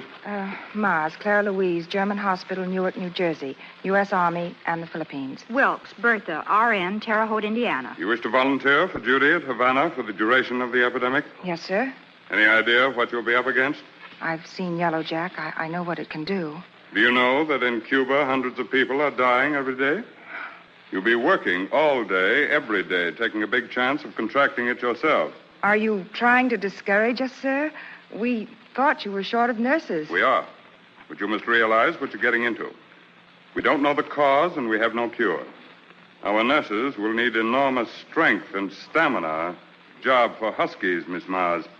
You appear to be rather on the frail side. And please don't worry about that, sir. My stamina's in my red hair, like Samson's. When do we leave? How soon can you pack? We are packed. Good. You will leave immediately.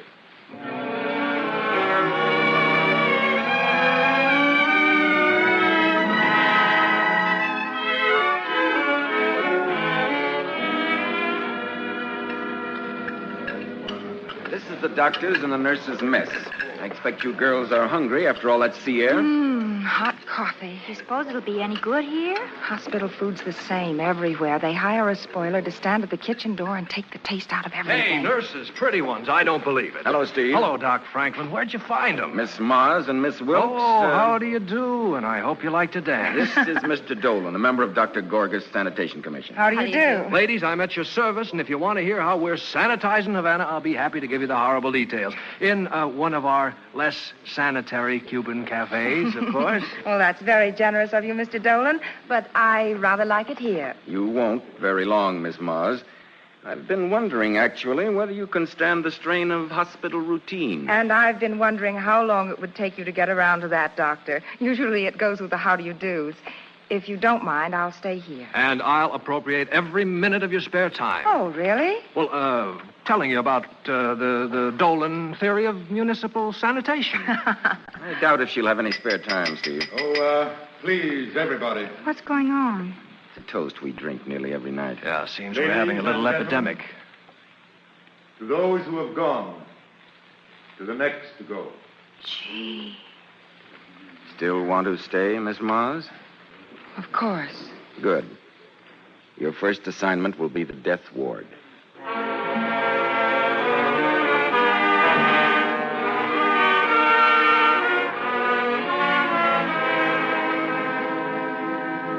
Hello, Carrots. Mr. Dolan, you shouldn't be in here. This is the... I know. Well, there might be danger even in the corridor. Well, if it's dangerous for me out here, what is it for you hour after hour in there with the dying? I'm a nurse. Oh, look at you. All messed up. You look terrible. Well, that's a fine way to talk to a lady. Somebody has to. You can't keep this up. Why not? We did in Savannah during the typhoid and the Philippines. Well, it's a waste. Pretty girl like you. That's not worthy of you, Mr. Dolan. I don't ask you if you're wasting yourself going about fumigating hovels, cleaning garbage out of the streets. All right. I'm sorry.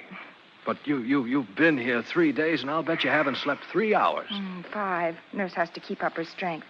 And now, if you'll excuse me... I have a surprise for you, a dinner party. A party? Uh-huh. Oh, no, I couldn't. Oh, no, wait. The host is a doctor. He's charming, a real Cuban gentleman of the old school. Done a lot of research nobody pays any attention to, but don't let that worry you. I know you'll like him. What kind of research? Oh, I don't know. Something about mosquitoes. What's his name? Dr. Collis Finlay. I've heard of him. He's the man who thinks it's mosquitoes that carry yellowjack. I remember now. All right, if you'll come with me to his house, he'll tell you all about it. And he couldn't ask for a prettier audience. That's your quota of blarney for the day, Mr. Dolan. Steve, Steve? you'll come? No, I'm sorry. I can't think about dinner parties or mosquitoes or anyone's theories right now. There's just too much to do. Yeah, I know, Carrots. Well, look, promise, if you find a spare moment, give me one little thought. All right, Steve. I promise.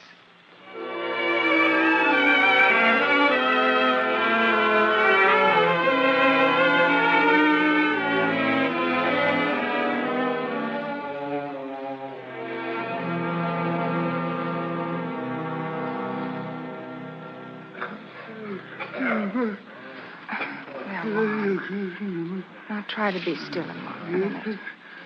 This will help you, I think. Just lean back and swallow. Poca, poca. Es bueno, Juan. Muy bueno. Senorita, mi cabeza. Sí, yo sé. Senorita, el padre, por favor. I'll get the padre for you, Juanita. Trust me. He'll be here very soon. Now just try to lie quietly and rest. Bertha, where's the padre? He's needed here quickly. He's busy with a patient. But Juan is dying. So is the patient he's with now. So are the 3 others waiting for him. But I'm afraid they can't wait much longer. There's so many. Bertha, this is getting to the point where I feel if I can't do something, I'll go out of my mind. Don't take it to heart, so you're doing all you can. I wonder. Well, what else can a nurse do but be a nurse? I suppose you're right, Bertha. Bertha, there's a man here in town who believes that mosquitoes carry the fever. Mosquitoes? Yes. Really? Is he crazy? Well, everyone thinks so, and he may be. But I'm going to find out about his theory anyway.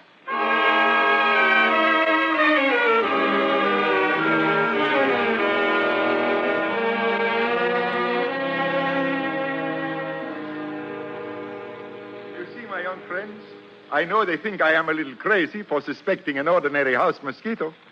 But I am convinced that when the stegomyia bites an infected person, she carries the virus with her, transmits it to the blood of the next person she bites. Lucretia Borgia, Oh, the lady with the poison, poised for every occasion. Exactly. And because her larvae are hatched in still water, even clean water, Steve, your sanitation measures mean very little, unless you can rid Havana of breeding places, standing water jars, garden pools. Yes, but, Doc, if the theory were valid, wouldn't somebody agree with you after 19 years? No one wishes to believe the obvious, my friend. But there must be some proof. Well, I have tested many types of animals. Apparently, man is the only one susceptible. So I cannot very well experiment with him. Oh, hardly. However, there is an army doctor, Walter Reed. He's interested enough now to conduct tests. But how could he find proof if you can't? One of his assistants has volunteered. He has been bitten several times by mosquitoes, carrying infected blood. And? Well, so far, there has been no reaction. Of course, he may be a natural immune. Reed will have to find other subjects. Human guinea pigs? He can't do that. Why not? If people volunteered, people in the medical profession. Oh, careful, little girl. Don't you go getting any crazy ideas.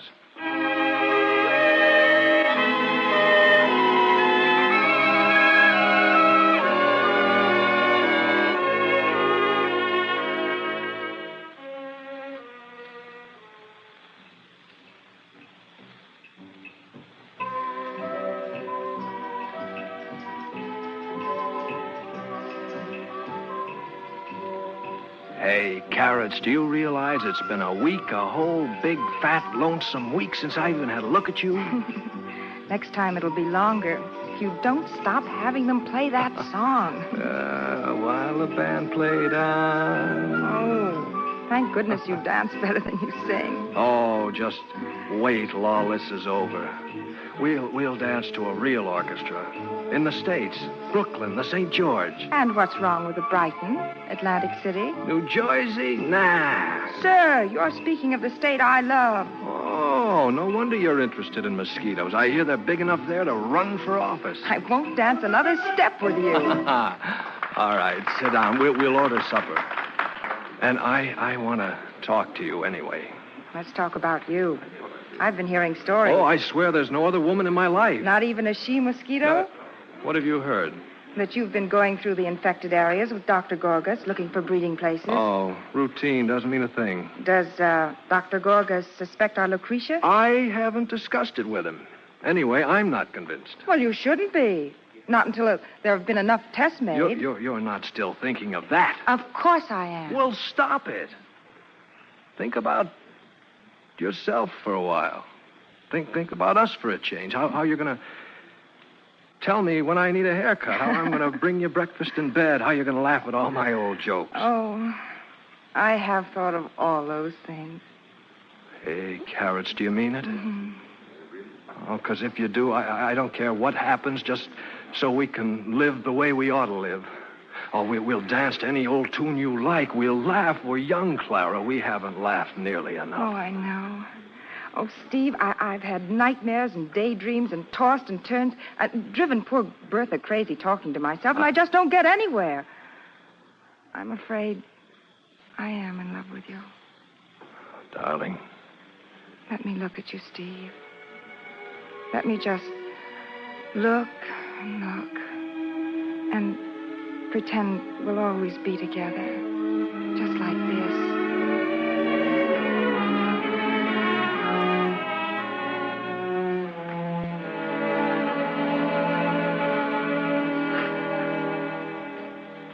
Well, Clara, I think it's letting up a little.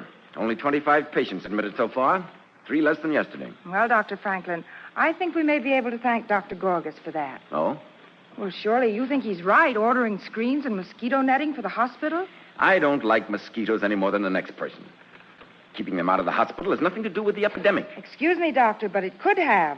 Those mosquitoes could have been carrying infection right out of the wards, right into the city. Clara, you've proved yourself here magnificently. But please stick to your job. Let the theorists stick to theirs, will you? Clara. Doctor, I don't see Clara, what... there's a new patient. Oh, excuse me, Doctor, but I thought you'd want to know. Well, I think there's an empty bed Well, in... I thought you'd want to see him. Oh, Clara, it's... What's the matter? It's Steve Dolan.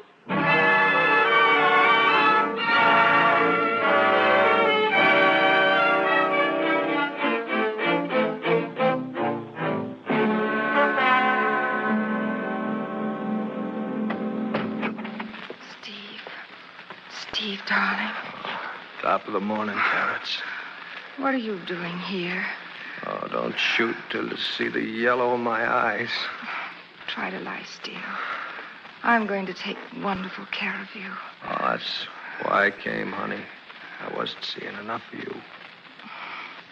You're going to get well, my dearest. You're going to bring me breakfast in bed, remember? Uh-huh. And I'm going to laugh at all your old jokes. Zing. Our Lucretia has a fine singing voice, Clara.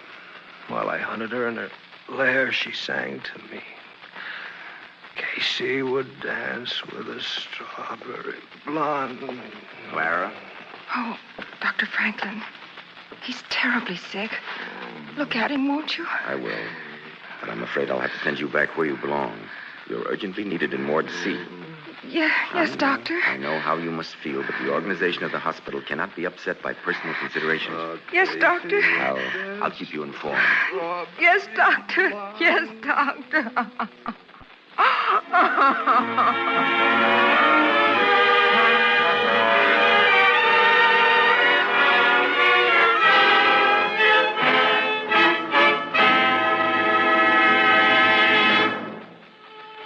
You are listening to No Greater Love, starring Dorothy McGuire as Clara Maz on the Cavalcade of America, sponsored by the DuPont Company, maker of better things for better living through chemistry.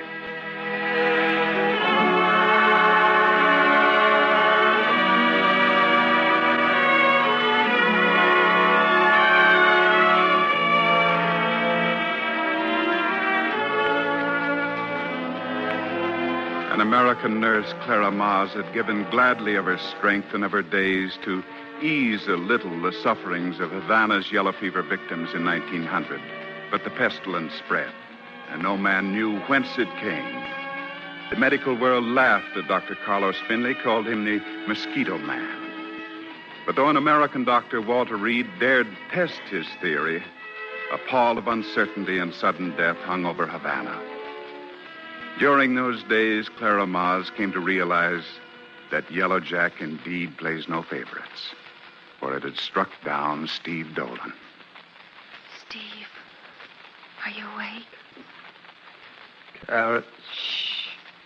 Don't let them hear you. I'm not supposed to be here. It's cruel when there's so little time.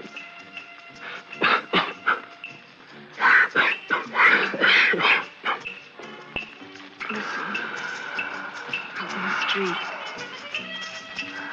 I have been all evening.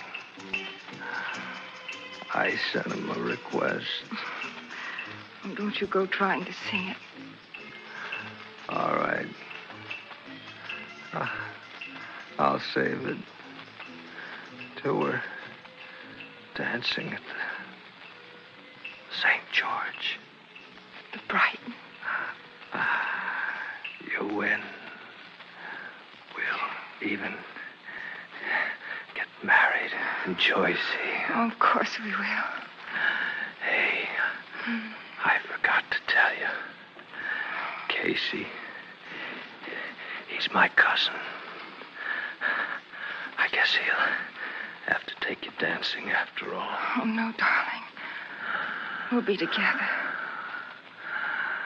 That's right, honey. We'll be together. Steve. Oh. Steve. Darling.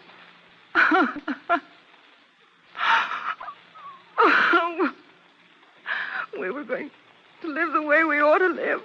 We were going to laugh, you said. We haven't laughed enough. Oh, Steve.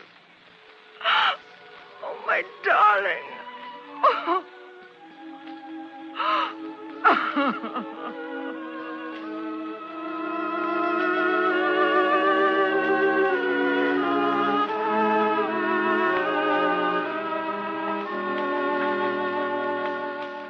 And so, Dr. Franklin, I thought you should know what Clara has in mind to do. I am most upset by it. She actually wants to volunteer for that mosquito nonsense?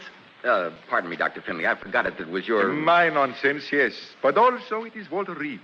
And his volunteers have managed to become very sick after controlled experiments. Very soon now the world may no longer think it is so nonsensical. Yes? Dr. Franklin, may I see you for a minute? Well, Doctor, we may as well have it out right now. Yes, Clara, come in. Oh, I thought... Oh, Dr. Finley, hello. Good afternoon, senorita. Sit down, Clara. I understand you wish to volunteer. Yes, sir, I do. Do you realize what it would involve, Clarita? You would be isolated first for several weeks, shut entirely away so that Dr. Reed's staff may be satisfied you have had no possible contact with the fever. Then, Dr. Carroll, he will bring into you a tube containing the mosquito, which has previously bitten an infected person. And when she has bitten you, you are gambling on your life. I gamble on my life every time I go near a patient. But these experiments are to prove that you do not. Then why don't you want me to help prove it? Because we could never replace you. Everyone's replaceable. Anyway, they'd give me the best of care. You give your patients the best of care, but you can't save them. That's exactly why I want to do this. When I lost Steve, I lost someone I loved very deeply. And I lost every person who's died before my eyes in this terrible place. We understand, Clarita.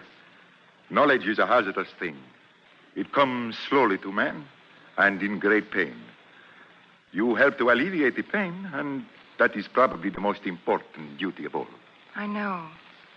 But I must add to knowledge when I may, or I'm betraying every man who has suffered and died for it.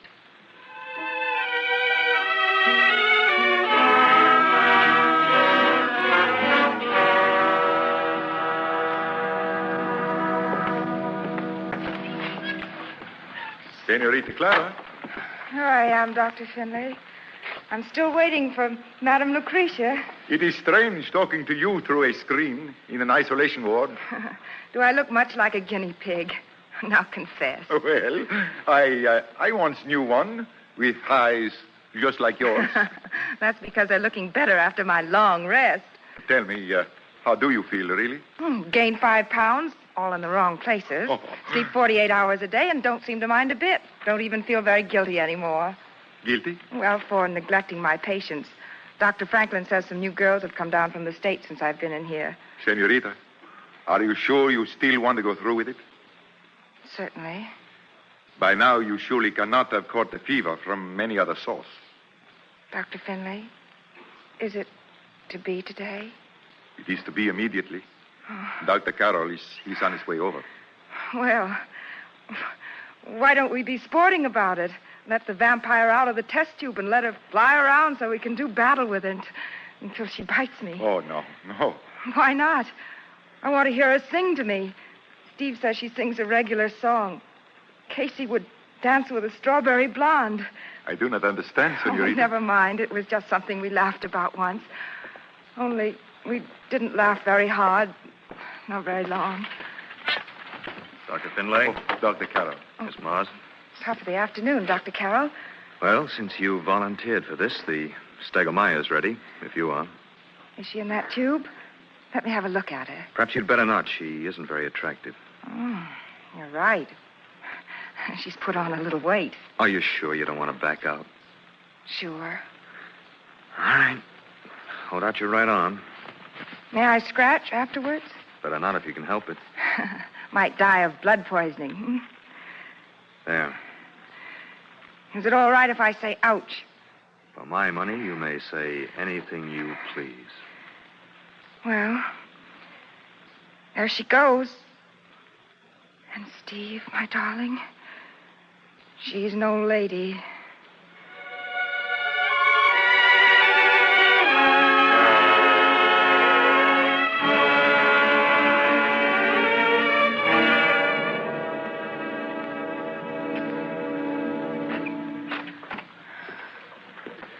Clara, do you feel like seeing Dr. Finley? Always feel like seeing Dr. Finley. Will you come in, sir? Clarita. Oh, come close. Now we know you won't catch anything. I hope you feel better today. Oh, I don't. Feeling absolutely awful is the nature of the beast. Dr. Carroll, he sends you news. The soldiers who volunteered, they have recovered. Remind me to swap symptoms with him when Dr. Franklin lets me out of here. We all hope that won't be very long, Clara. Oh, I'm a nurse, remember. You can't fool me that easily. But it's a great triumph for my favorite Cuban scientist. Oh, the research has just begun. I guess I'll have to get well then, so I can help you find a serum. Get well for your own sake, Clara. And Steve's. I will. We've got a date. We're going to dance. And dance. And dance.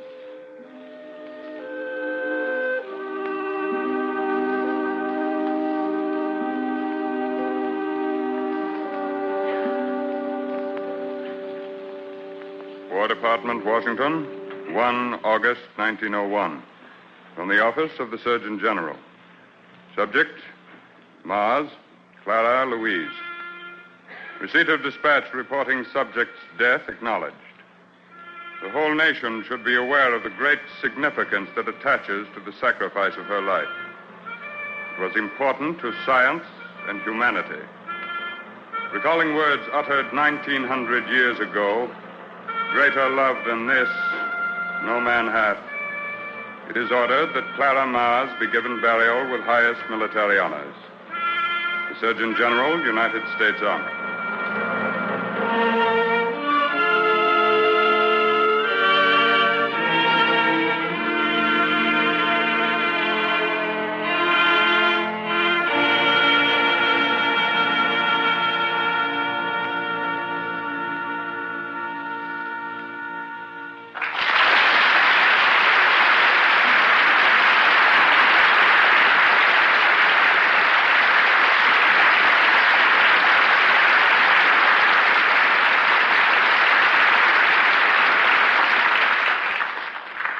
Thank you, Dorothy McGuire.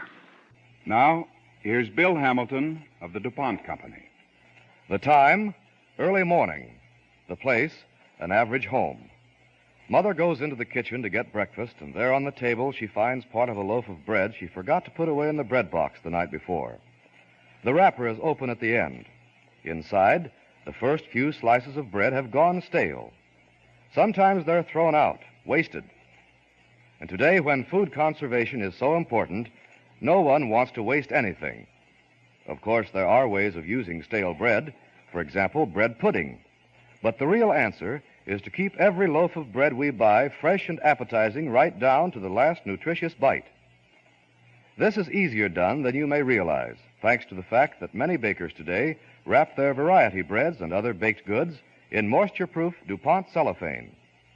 Cellophane helps to keep bread fresh, not only as it travels from the bakery to your store and then to your home, but for several days after it reaches your home, if you follow just one simple rule. Open the wrapper carefully at one end. Take out only the slices you need and keep the rest of the loaf right in the wrapper. Twist the cellophane wrapper tight at the open end. That's all you do. Do this, and you'll be helping to save bread and save wheat. Today, more and more food products are reaching your grocer's shelves wrapped in cellophane. It helps to keep them pure, wholesome, and fresh. DuPont cellophane not only protects what it shows what it protects. You can always see exactly what you're buying. Cellophane is one of the DuPont Company's better things for better living through chemistry.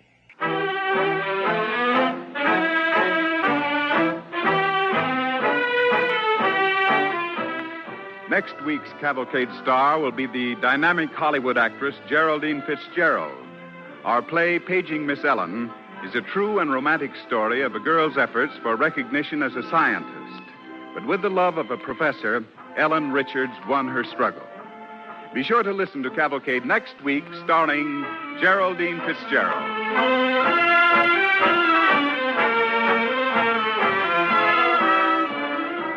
Tonight's original DuPont Cavalcade, No Greater Love, was written by Virginia Radcliffe.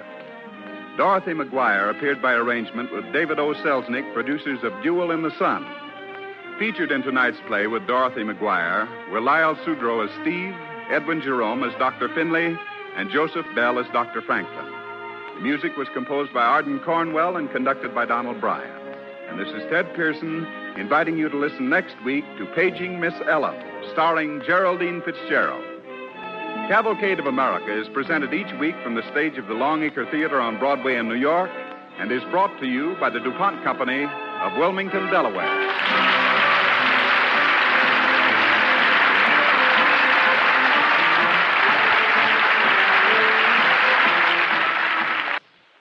This is NBC, the National Broadcasting Company.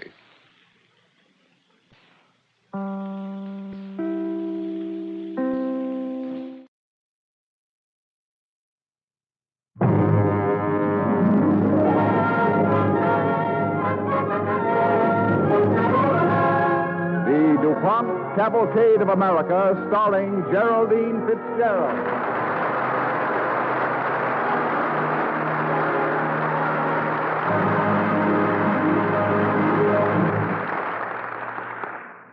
Good evening. This is Geraldine Fitzgerald. Tonight's cavalcade is a story of a shocking young lady named Ellen Swallow, who dared become a scientist during the 1870s, when no nice girl dreamed of venturing outside the sewing circle. But before our story begins, here is Bill Hamilton of the DuPont Company. Thank you, Miss Fitzgerald. Each year about this time, many of us begin thinking about painting our houses. For the shutters and trim, it will be to your advantage to specify DuPont Dulux trim and trellis finishes. They hold their color and gloss, they are quick drying, and are resistant to fading. Dulux trim and trellis finishes come in light, dark, and jade green, Quaker brown, and black. Modern trim colors that are another of DuPont's better things for better living through chemistry.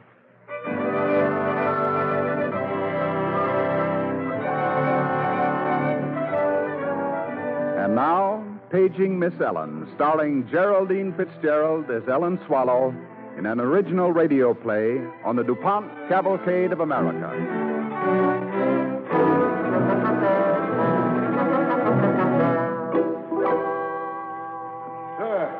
You there. What are you about? Why, it's Professor Richards. Good morning, Dr. Andrews. Why are you whispering? Why are you standing there peering into the laboratory window? Stop shushing me. What's going on here anyway? I've heard this to be a very interesting experiment conducted in the chemistry class this morning. It may even be dangerous. Quite so, quite so. May I ask just what you've heard? May I ask just what you've heard? That the experiment is to be most unusual, in fact, utterly fantastic. Observed anything? Not yet, sir. Good. Then it hasn't begun. Move over.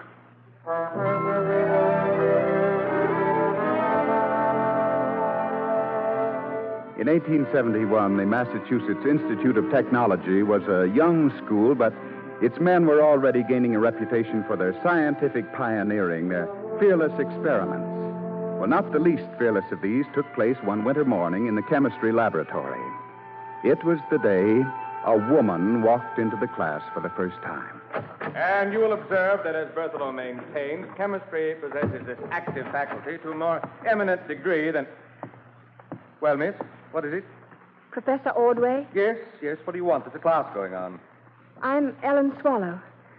I'd like to enroll in this course, sir. Quiet, gentlemen, please. Ellen Swallow, eh? Yes, sir.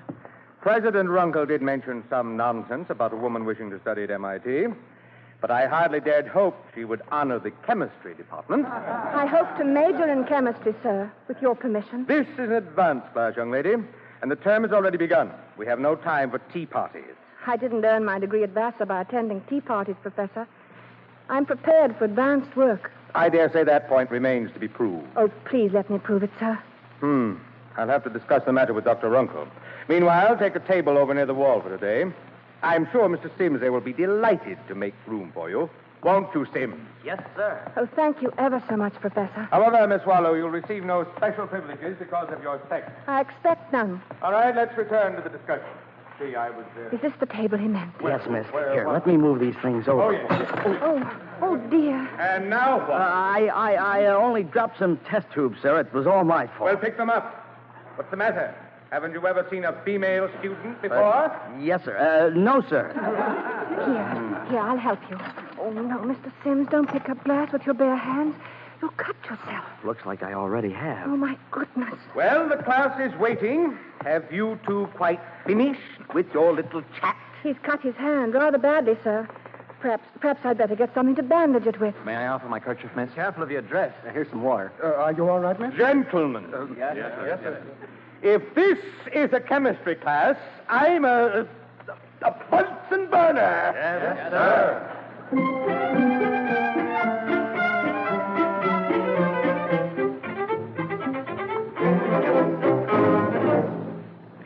Gentlemen, I have called this special faculty meeting to discuss a rather extraordinary question. A young lady with a degree from Vassar has applied for admission to MIT as an advanced student in chemistry. Yes, Dr. Andrews. I'm against it, Dr. Runkle. Unequivocally. Yes, I'm not surprised. But since her scholastic record is so high, I thought I'd let her enter a class or two without advance notice. Professor Ordway, I believe she attended yours this morning. She certainly did. Now, Bombshell couldn't have destroyed the discipline of that class any more effectively. Oh, you were there, Dr. Andrews? In a way, yes. And I say let one female get her foot in the door, and before we know it, we'll be teaching classes in needlework and fudge making. Not a bad idea. No, dear me. You know, I'm afraid you're letting your dyspepsia influence your judgment, Doctor. Professor Richards will back me up, and he's a young man with a healthy point of view. What do you say about it, Richards? Well, no one has asked me what I think about it, and I'm the one who suffered. Well, what do you think, Ordway? Well, the girl has spunk, no doubt about it. I tell you, if one gets her foot in the door... Why not allow her presence in classes, but not accept tuition? If there's any trouble from the outside of the Board of Regents, well, she simply is not a student here. I think... No, I'm against it. Unequivocally. What is it you were going to say, Richards? I think... Mm-hmm. Well, out with it. I just think she's beautiful.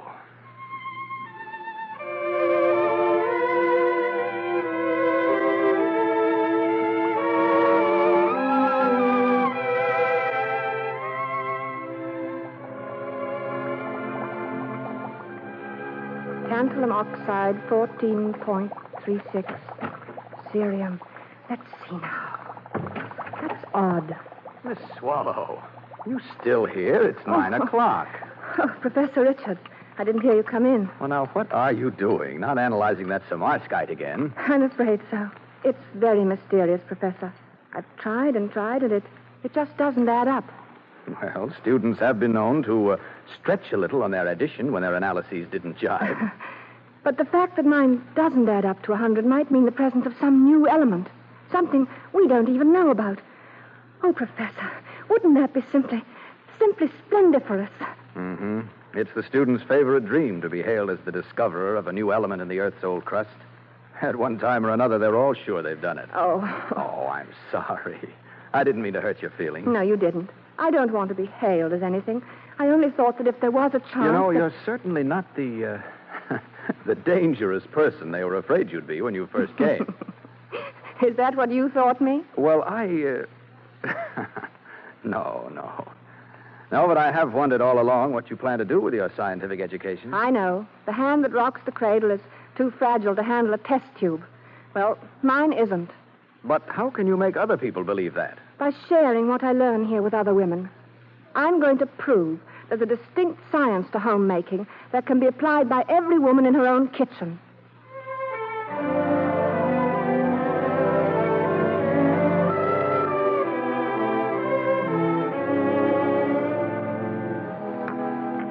Not a bad try, Richard. Not bad at all. Now, watch the master. You talk a wonderful game of billiards, Ordway. Do I? Watch this. Oh, well, the master's touch. Uh-oh, look who's coming. Old peptic ulcers himself. Oh. Well, gentlemen, have to come to the club for sanctuary from the feminine influence? I don't understand, Dr. Andrews. I hear your Miss Swallow's planning to hang lace curtains in Ordway's laboratory. I don't find that particularly funny. Well, you're not in style, then. Everybody else is laughing. And they're laughing at both of you. That's so? Your shot, Bob. Right. Of course, I can see how young Bob here would be taken in by a pretty face, but you, Ordway, you know there's talk around Boston that we might lose our charter on account of her. Maybe you'd both change your minds again if that happened. I've heard about enough, Andrew. Now, wait a minute. I've got something to say, too. I don't doubt it. You, too, have probably divined why she's rarely going to a man's school. Such a wide choice of prospective husband. Now, listen, Dr. Andrews. Ordway and I have both instructed Ellen Swallow in class. We've watched her work and have proof of her seriousness as a student. Proof? She made an analysis of Samarskite, found something missing, something she couldn't identify, kept on trying, and finally reported her suspicion that it contained a new element. Because of that report, a scientist in Kentucky has isolated 2 elements we never knew existed, and I have yet to hear her complain because she won't share in the glory. On the contrary, she's very happy about the whole thing. Come on, Ordway. Your shot.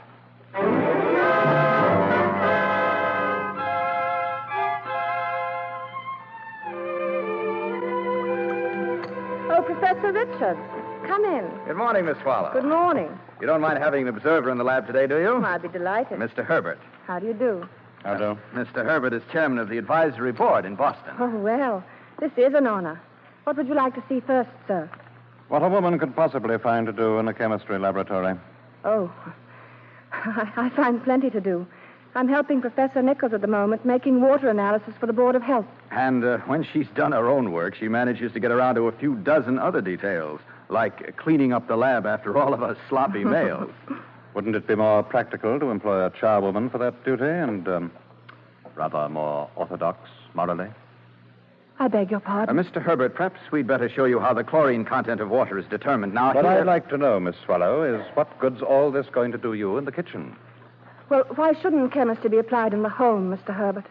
Why shouldn't we know about pure water and pure foods? Do you think anyone's going to accept those analyses of yours? Why not? I don't want to be a scientist who To shut myself away from the world? I want everyday life to be cleaner and safer and more enjoyable. Some man will have to go over your tests when you've finished, you know. I disagree. Thank goodness the men I work with here aren't prejudiced bigots living in the Dark Ages. I'm getting tired of being insulted and treated like some kind of a lower vertebrate. Frankly, I feel very sorry for your wife, Mr. Herbert. Good morning. Well, I never. Miss Swallow. Ellen. Excuse me, sir. I think I'd better go after her. It only goes to prove my contention all the more. Emotion has no place. Where are you going? You heard me. I'm going to report this to Dr. Uncle. Miss Swallow. Ellen, I'm terribly sorry. I don't know why I had to go and be so darn childish. Oh, no. He could even make trouble. Now, everything you said was true, and it's about time you said it. Now, don't you worry. I'll take care of him. But to break down and cry like that in front of him and in front of you. Oh. Well, now, think of it this way. Suppose you're making an analysis of tears. We find a certain saline content, several known factors, but we also discover there is an element missing. And so it doesn't add up to 100. That's right. Just as it was with your Samarskite analysis. In a tear, there's always a mysterious missing element. One that man has never been able to quite classify. It isn't written down in the books, Ellen. How can a person recognize it then? By the way it acts. As a kind of catalytic agent. And by the way it hurts right under your heart? Yes, Ellen. That's just what it does. It hurts like the very devil. And when you discover that missing element in tears, what happens then? I know I'm in love. That I want to marry you. And be with you every moment, all the rest of my life. Oh, Robert, I know it too. Ellen. And, oh, my darling, I don't care whether it adds up or not.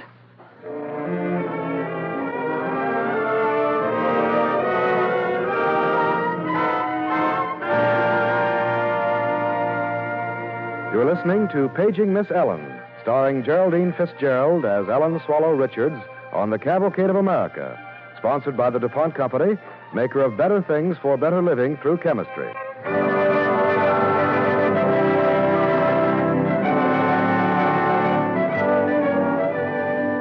The early 1870s. A woman has been attending classes at Massachusetts Institute of Technology for the first time. Ellen Swallow's presence has caused its quota of shock comment, but her determination to become a chemist has proved her right to remain. But there was one thing she did not determine to do, however, and that was fall in love with a young professor of mining engineering and become Ellen Swallow Richards.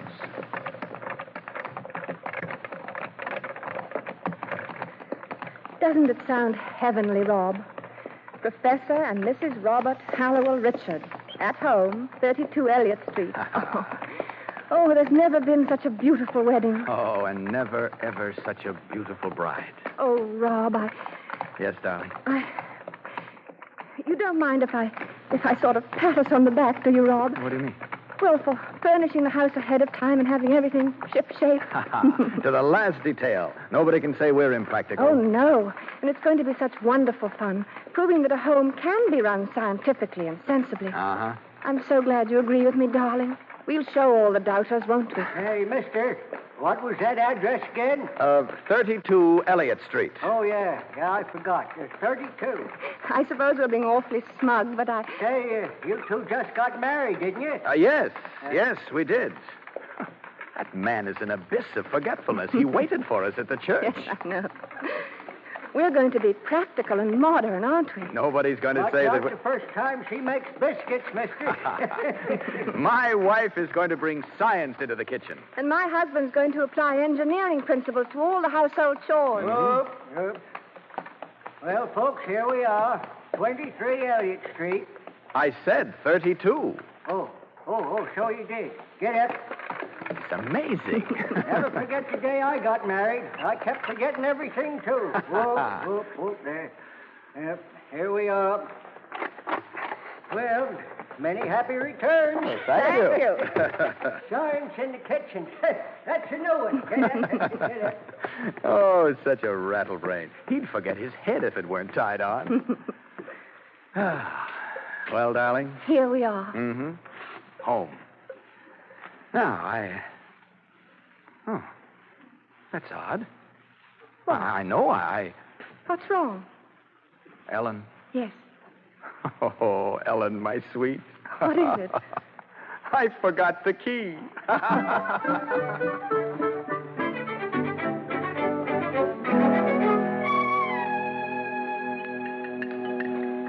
Katie, do you want to look at the shopping list before I go? Oh, yes, Mrs. Now, let's see. Eggs, yeast, apples. I could make a fine stew of what's left of the lamb. Good. Better get some more onions, then. Onions? Oh, you know, Mrs., the other ladies in the block, they think it isn't genteel of you to be eating onions. Now, Katie, you haven't been talking over the back fence again. Oh, not exactly, but, well, I can't help hearing things. The other ladies think it's strange of you to be going off to that college every day, working over the devil's own brew in that chemistry laboratory. No wonder she's partial to onions, they say. Well, I say, what's an old-fashioned lamb stew without onions? I'm afraid I'm after agreeing with you. Well, then, what do we care what the other ladies say? Oh, but it isn't only the onions, Mrs. They're saying What, about... Katie? You sure you want me to repeat it for you, word for word? Well, you seem determined to. Now, out with it. Well, they keep saying that what with you making tests at the Technology Institute and running that community kitchen in Boston and keeping a home, well, that there must be something queer about you. Something sort of unnatural. And what do you think, Katie? I'm standing up for you every time I mention your name. But I can't help worrying. Now, Katie, look. You're going to be married soon. O'Connor's pretty proud of the way you've learned to keep a house and to set a good table, isn't he? Oh, that he is, Mrs. He was saying yesterday, Katie, since you came in Mrs. Richards, you're certainly learning how to keep a fine, well-ordered home. Every time I stop by for a sample of your home-baked bread, he says to me... Katie, do you know why I'm making food tests at MIT? No, I don't know. To find out which foods are pure and which are impure. Oh. And I transfer my findings to the New England kitchen in Boston so that people can have a place to buy good food with onions and lots of vegetables. Food that are cheap to buy and good to eat. Oh, I see. And here at home, well, I don't think Professor Richards is unhappy with the way we're doing things, do you? Oh, no, Mrs. He's about as happy a man as I ever did see. Well, then tell the ladies next time you see them to stop worrying their pretty heads about us. We're doing fine.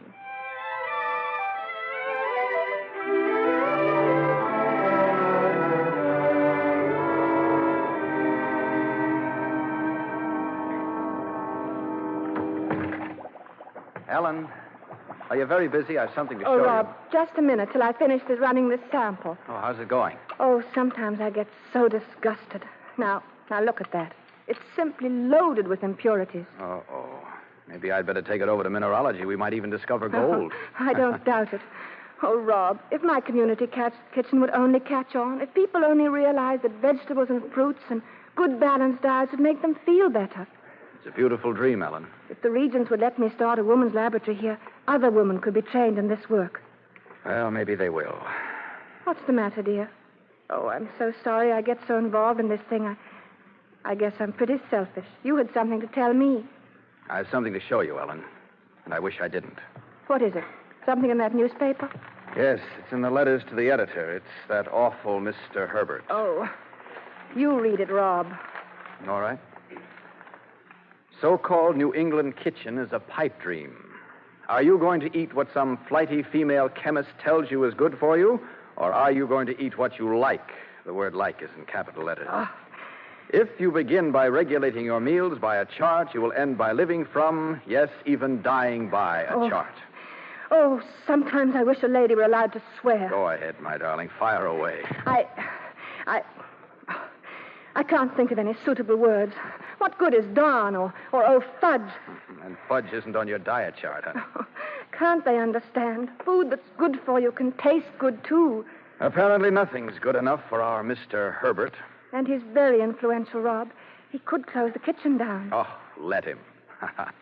If I know you, Ellen, darling, you'll start another one first thing next morning.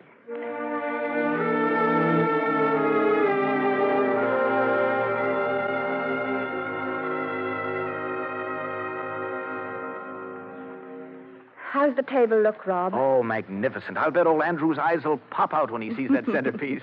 I never thought I'd live to see the day he'd come to dinner here. Or the day we'd invite him. Oh, I don't know. I guess I'm getting mellower or something. I realize now the poor thing's been led around by his stomach all his life. Well, I guess everything's ready. Oh? Will you ask Mamie to announce dinner?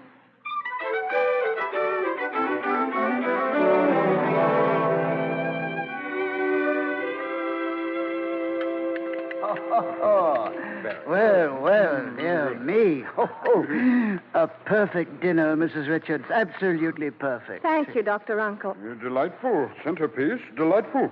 Did you arrange it yourself? With Mamie's help. She's very artistic. Dr. Runkle, wouldn't you say this is the time for your important announcement? Announcement? Oh, yes. I feel that there could be no more propitious moment to inform our charming colleague that we have, after long consideration and earnest discussion, decided to...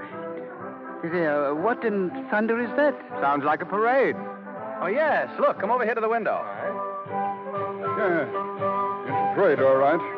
An army of silly females making a hullabaloo about women's rights, getting the franchise. Preposterous nonsense. I remember. This is the night they set for their demonstration. Well, I say it's an outrage.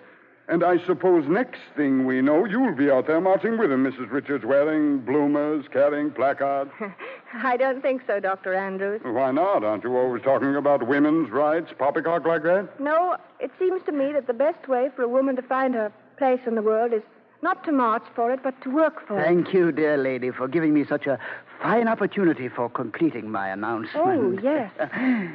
It gives me great pleasure to inform you that MIT has decided to inaugurate a laboratory for the express purpose of educating young women in the field of science.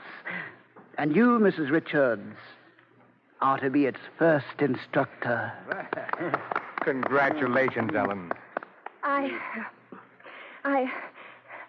can't say anything except that it's simply splendiferous. Mrs. Richards. Yes, Dr. Andrews. I'd like to ask you something. Of course. What is it? Well, I was just wondering, even with your new duties and all, if perhaps you couldn't find time to teach my cook to cook.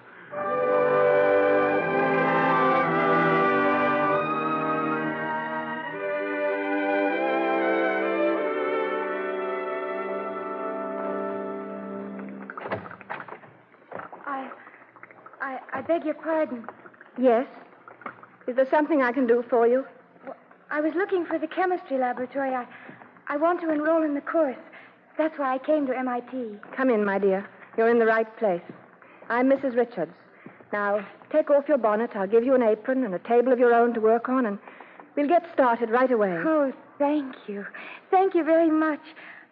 Oh, aren't there any other students? Not yet. You're my very first. But don't you worry. Women are going to be recognized someday as scientists, both in the laboratory and in the home. And pretty soon, there'll be so many students here we won't know where to put them. And now, young lady, let's get to work.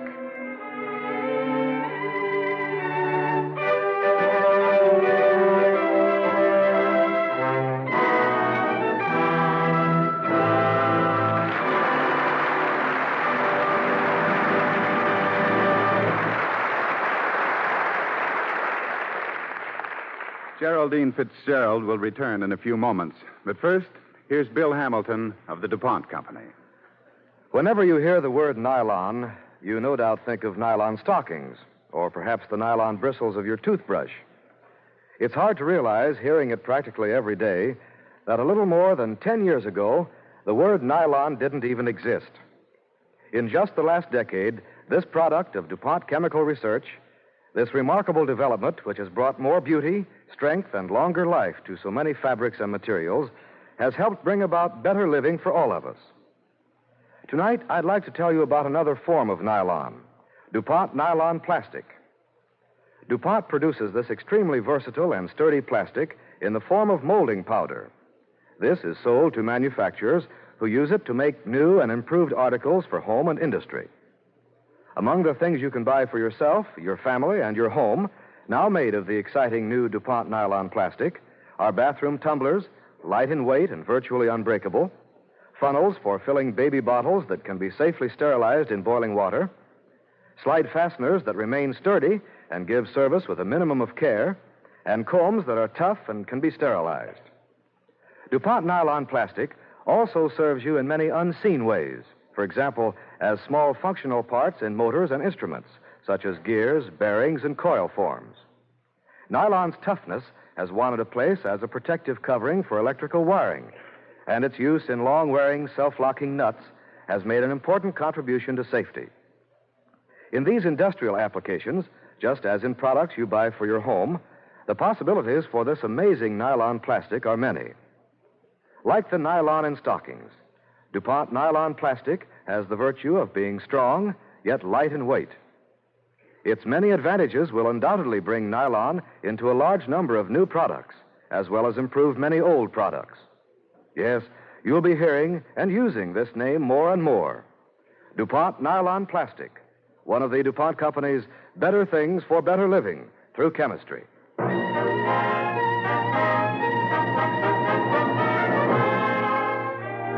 Now, here's Geraldine Fitzgerald. Ladies and gentlemen, I'd like to talk to you from the heart, about the heart. 1 out of every 3 deaths in this country is caused by disease of the heart. Your help is needed to combat the nation's #1 killer. So please, get in touch with the American Heart Association in New York City or communicate with your local heart association to find out how you can join the cardiac crusade and fight heart disease. Thank you. Next week's Cavalcade will present 2 celebrated stars, Basil Rathbun and Thomas Mitchell. Our play is a little-known and unusual story of George Washington during the first months of his administration as president. Be sure to listen to Cavalcade next week at the same time when our stars will be Basil Rathbun and Thomas Mitchell. Tonight's original DuPont Cavalcade, Paging Miss Ellen, was written by Virginia Radcliffe. Featured in tonight's play with Geraldine Fitzgerald was Clayton Collier as Professor Richards. Music was composed by Arden Cornwell and conducted by Donald Bryan. And this is Ted Pearson inviting you to listen next week to The President and the Doctor, starring Basil Rathbun and Thomas Mitchell. Cavalcade of America is presented each week from the stage of the Longacre Theater on Broadway in New York and is brought to you by the DuPont Company of Wilmington, Delaware.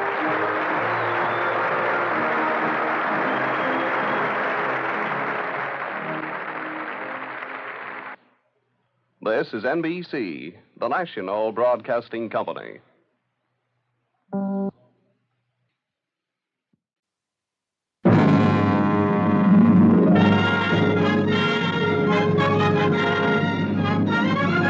The DuPont Cavalcade of America, starring Basil Rathbun and Thomas Mitchell.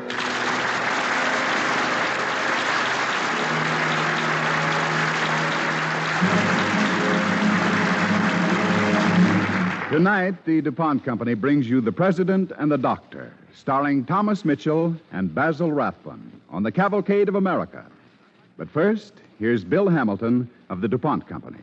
Good evening. The next time you buy an article of rainwear or sportswear for yourself or for the children, look for the Zealand tag, the tag that reads, fabric treated with DuPont Zealand durable water repellent. Gaily colored and modernly styled garments with the added protection of Zealand for rain can be worn with comfort on bright sunny days as well. The fabrics so treated stay clean longer, too, because they're resistant to non-oily spots and stains. Best of all, Zealand protection is durable. It lasts through many washings or cleanings. Zealand, spelled Z-E-L-A-N, is one of the DuPont Company's better things for better living through chemistry.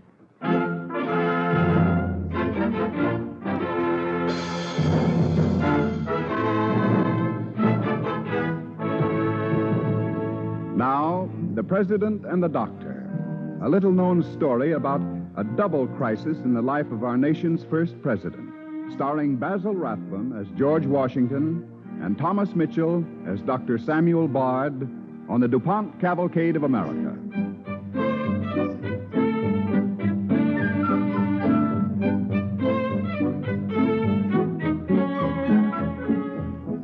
This is New York City. capital of the United States of America.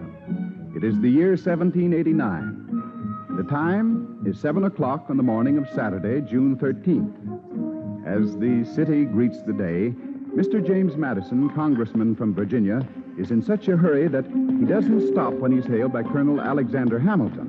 Mr. Madison! Mr. Madison! Colonel Hamilton, I've just had an urgent message from number 3 Cherry Street. Number 3? Well, that's the president's house. What's up? I don't know, Colonel, but I think there's something wrong with the president. I think there may be something gravely wrong.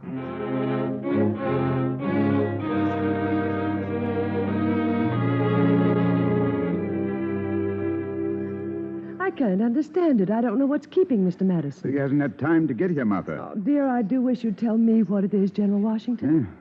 Tell you what is, Martha? Tell me what's wrong with you. I wish you wouldn't always shield me. You think there's something wrong with me? I know there is. And you should know by this time that you can't hide anything from your wife. I'm just not feeling well, Martha, that's all. I've known something was wrong ever since the inauguration 6 weeks ago. Now, Martha, I'm just a bit under the weather, this New York climate, I guess. No, General. It's much more serious than that. Eh? Won't you let me send for a doctor and have him look you over? We don't know any doctors in New York, Well, Martha. yes, we do. I've already inquired. There's a Dr. Samuel Bard. Dr. Samuel Bard. Never heard of him. He's probably the best surgeon in New York. Oh, please, let me send for him. Well, let's wait and see what Madison thinks. I'm not saying I'm ill, mind you. You won't admit it because you're afraid the people might be upset if they thought their president was a sick man. But I'm your wife, and I know something's wrong. Oh, dear. I wish we'd never left Mount Vernon. Martha. Well, I do. You've done enough for your country.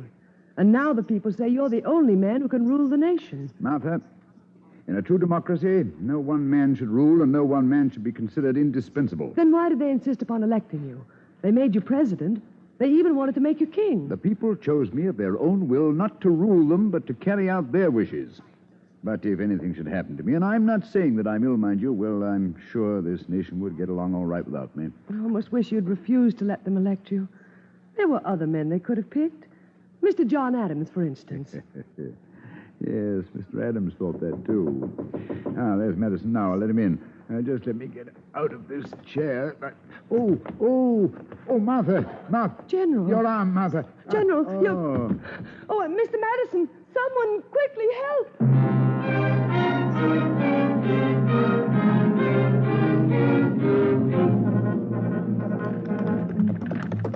Faster, Jason. Give them the whip. If I go any faster, Dr. Bard, I'll break an axle on these rough roads. I know. I don't know why it is, Mr. Madison, but they always seem to be tearing up New York streets. Go on about the president. Well, as I was saying, Dr. Bard, he'd collapsed just as I got there. Yes, go on. We revived him, got him up to his room. He had a raging fever, And you said there was something wrong with his left thigh? Yes, a great tumor of some kind just above his left knee. Oh, I see. Well, I'm afraid President Washington may be in for quite a siege of illness, Mr. Madison. But I tell you, Dr. Bard, we can't let that happen. Not now, at any cost. Well, unfortunately, illness never consults the convenience of the patient. What the very future of the country may be at stake. Can't you realize that? I'm a doctor, Mr. Madison, not a politician. What is it you wish me to do? Doctor, there is only one chance for this new nation to survive. Only one man strong enough to keep us together under one flag. Without him to guide us day by day, we are lost. But I repeat, sir, what is it you wish me to do? Use all the medical science you know. Oh, there. Oh. Number 3 Cherry Street, If Dr. it's within your power, see to it that the president pulls through. Yes. Let's go to the president's bedside, shall we, sir? Oh, yes. I'm afraid I harangued you, Doctor. In my anxiety, I'm afraid I let myself get carried away. That bag, Jason, if you please. My poultices. Yes, sir. Here you are. Thank you. This way, sir. As a citizen, Mr. Madison, I share your anxiety over the nation's welfare. I'm sure you do, Doctor. But as a doctor, well, there's little I can say till I've seen the patient.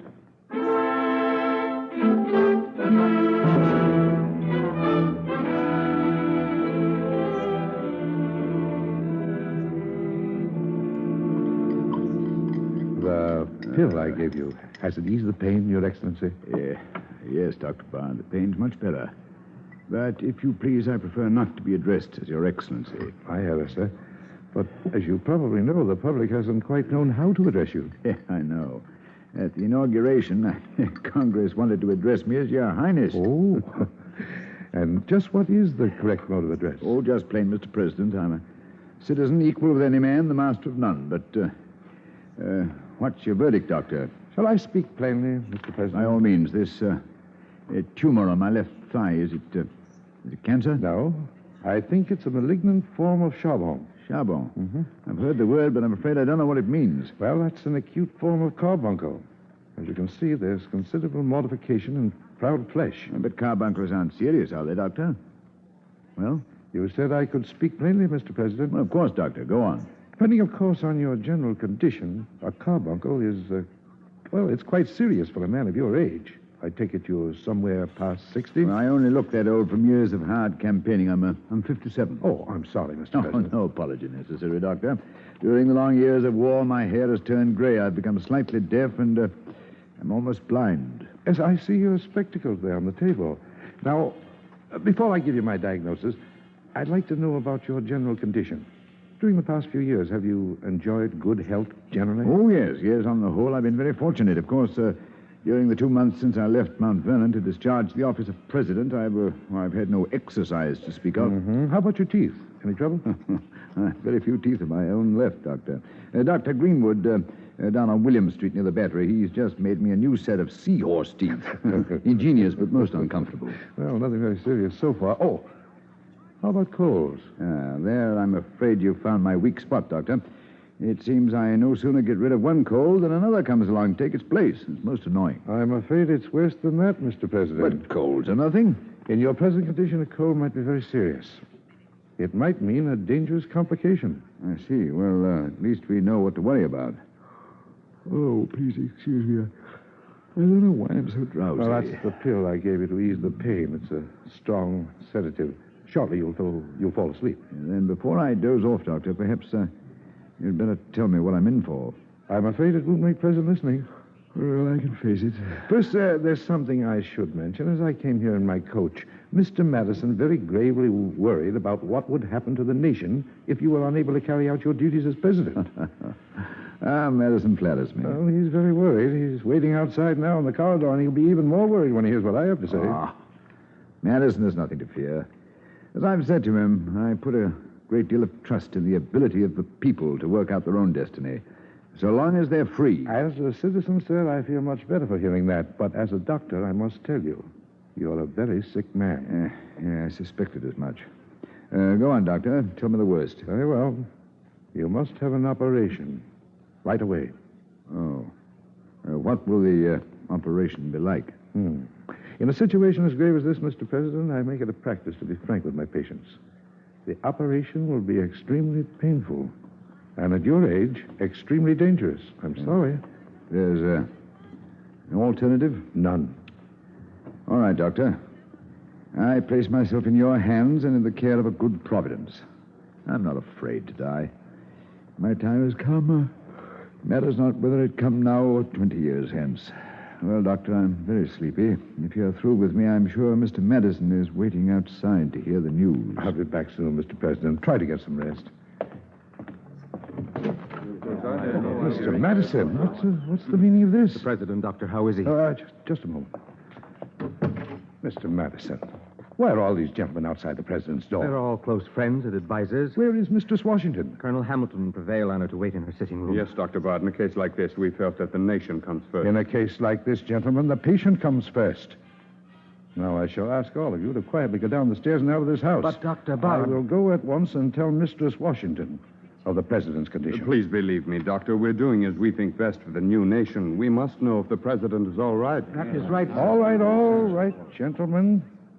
The president is gravely ill. Gravely ill? To correct a deep infection which may result in blood poison, he must have a serious operation. As I feared, Hamilton. Only those of us here know of the president's illness, Dr. Bard. We think perhaps it might be better if the public is not told. I'm sorry, gentlemen. I'm afraid that's out of the question. The president must have absolute quiet. Of course, Dr. Bard, but there... I shall ask the mayor to put up chains and close Cherry Street to all traffic. Dr. Bard, I appeal to you as a citizen. Surely, Doctor, you can see that it might be wise for the president's illness to be kept secret until he's once more on his feet. As a citizen, gentlemen, I agree with you completely. I knew you'd see it, Doctor. Now, if ever this nation cannot lose him, without his hand to guide us, this nation cannot survive. But as a doctor, I must tell you that General Washington will not be on his feet for some time to come. For weeks and perhaps even months. He'll not be able to perform any of his duties as President of the United States. None? But I assure you, gentlemen, I'll do everything in my power to save his life.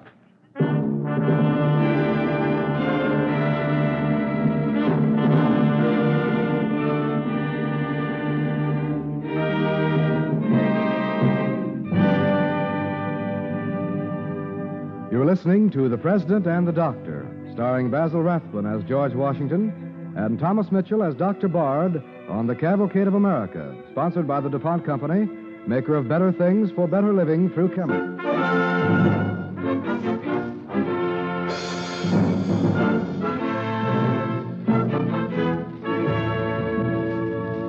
2 weeks have passed since Dr. Samuel Bard performed a major operation on George Washington. It is now July 1st, 1789. And although the critical stage has passed, the president is still in danger.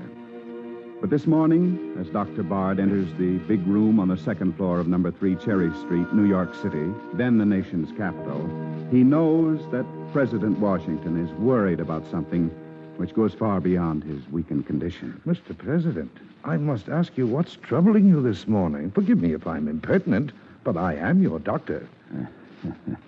I'm afraid you're on to me, Doctor. I can't hide a thing from you. Well, I'll tell you, you're a lot better than you are now, Mr. President. I'd prefer that you didn't hide anything from me. So come on now, out with it, if you please. What's worrying you? Well, Doctor, I'm worried about the people of this country. They have a right to know about their president. Only now there's no way to tell them, so rumor has taken the place of fact. Yes, I'd hope you wouldn't hear those rumors, Mr. President. Very little I miss, Doctor. You see, I got Sam Francis from the tavern to serve here as my steward. Yes, I know. Sam tells me the people are saying I'm suffering from all kinds of diseases. Why, some people even say I'm dead. Yes, I heard that rumor in the coffee house yesterday. You may be sure I put a stop to it. The only thing that will stop rumor, Doctor, is fact. I will have my secretary, Tobias Lear, write to all the newspapers. Well, that is, of course, if you agree. By all means. But you had a major operation, and we mustn't try to hide the fact that there's still danger. You're very weak. And I wouldn't answer for what might happen if we run into complications. Complications, Doctor? Well, I don't exactly expect any, of course, but, I'm still worried about those colds. Oh, haven't had a cold weeks now. But you know, Doctor... Yes? The letters to the newspapers will do some good, of course, but the best thing would be if the people could see me. I know. I can't sit up or walk, and I know you'll think it's a bad idea, but I've figured out a way so that I can get out and have the people see me. Please, Mr. President, you're a very sick man. Doctor, but this would help me recover. I know it would. Now listen, please, Doctor. We'll rip the seats and the insides out of the carriage, rig up a litter for me to lie on, and a seat for Mrs. Washington, and, well, there, Doctor, there you are. I mean, I could take a ride through the streets and the people could see me. Well, Doctor? Well, I don't know. Doctor, it would do me a world of good. Out in the sunshine, the fresh air. Well, please, Doctor. It might be all right, providing you take the necessary precautions. Yeah, capital. Great. But I must insist, sir, that you promise me one thing. Well, of course. Come in. Martha, come in. Dr. Bard is going to let me and you, of course, go for a carriage ride every day. Carriage ride? Oh, but you can't even sit up. I figured all that out, my dear Martha. I figured it all out. All we do is rip out the seats and the insides of the carriage, rig up a litter for me, and a seat for you. There's one thing you must promise me, Mr. President. Anything, Doctor, anything, believe me. Why, I tell you, I'm going to be well in no time, yes, and when I see the people, get a chance to talk to them, the people will help me do my job as president. But I must insist, don't drive in bad weather. I'm still worried about those colds.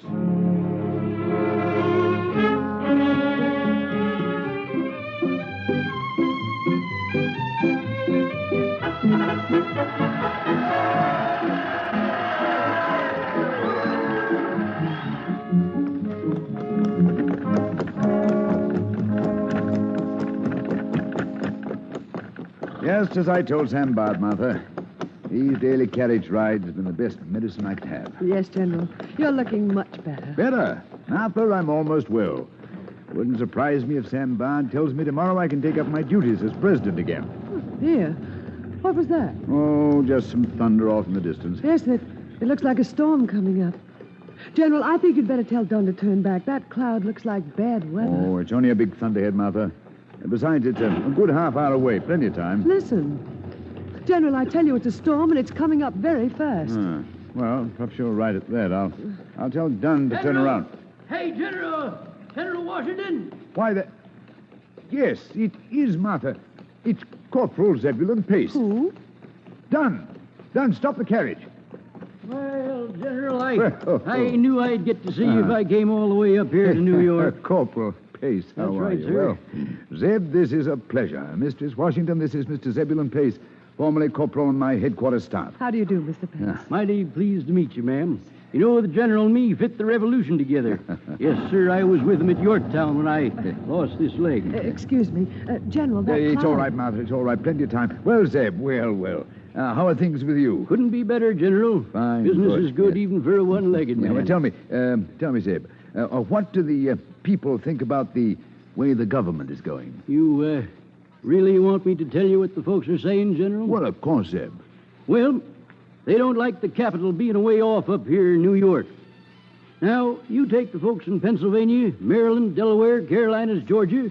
They say the capital might as well still be over there in London. It's so far away. So that's what they're saying, is it? That's right, General. Yes, sir. And that may be the reason the states won't give up their rights to the federal government. You know, some of the states feel like they're being left out of things. Zeb, I think you've helped me. Yes, I think you've helped me a lot. General Washington, the rain. Dunn, quickly. Drive us home. I think that's the answer I've been looking for. Thank you, Zeb. That's all. Oh, dear. You're getting all wet, General. Oh, I was afraid of this. It's all right, Martha. It's all right. I wouldn't have missed that talk with Zeb for anything, only... There. Look how wet you are already. Only what? Only, Martha, when Dr. Bard comes to call in the morning, let's don't tell him I was out in the rain.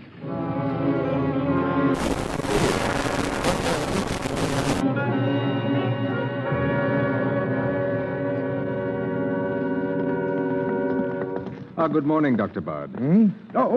Gentlemen, good morning. Did you join? Waiting for you to come along. Yes, Doctor. We wanted to talk to you before you called on the President. Well, what can I do for you, gentlemen? Frankly, Dr. Bard, we'd like to be able to go before Congress this morning and tell the members that the President is now fully recovered. It's very important that he give his full time to the nation's affairs, Doctor. I agree, gentlemen. When he first became ill. That was more than 2 months ago. Things are different now. We've got to decide once and for all whether the central authority is to rest in the states or in the federal government. Yes, Doctor. As things are now, why, confound it, the federal government can't even coin money up these steps. Now is the time for the President's voice to be heard. Well, Doctor, what is your answer? One that will please... Well, if you don't mind. In fact, Colonel Hamilton and I were... Gentlemen. Yeah, here. Along the hallway. I think Mr. Washington's health is now such that he can resume all his duties as President of the United States. Dr. Bard. Dr. Bard. Mistress Washington. Oh, thank heaven the messenger found you. Quickly. But I saw no messenger, ma'am. The President... Something's happened. Quickly, up to his room.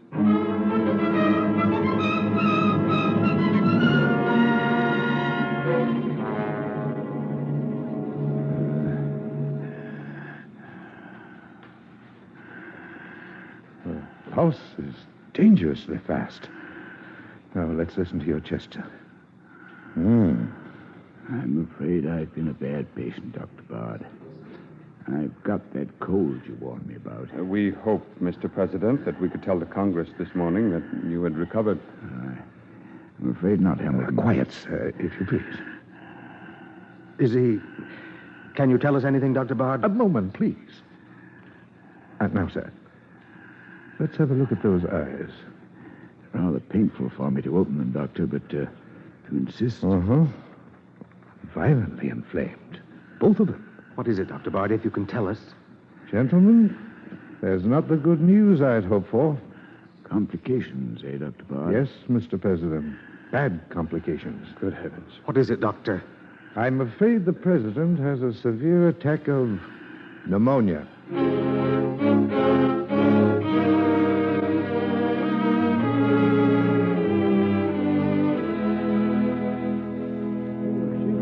There's got to be something coming out of this. But go on, Quincy. Go on about the President. Well, that's the fact, as I get it. Now, I wouldn't want to repeat it, but the President's a lot worse off than we've been told. In fact, gentlemen, I have reason to believe that he may be dead. But, Quincy, why do you say that? Well, stands to reason. Now, look. Yes, yes. Everybody knows he was a sick man when he was inaugurated in April. Yes, but we used to see him in the streets. Only for 6 weeks after the inauguration. Then he had that operation, and he got a little better. But he used to drive through the streets after the operation. He was on a litter in his carriage, and Mistress Washington was... But how long has it been since you've seen him in his carriage? I tell you, it's been weeks. Here it is September already. No, gentlemen. When we learn the real truth... Wait. Here comes Sam Francis, the president's steward. He certainly would know. Oh, Sam. Sam, come over here. Well, what have you gentlemen got your heads together about? Is this a plot? Sam, we want the real truth about the president. Quincy here says it's very bad.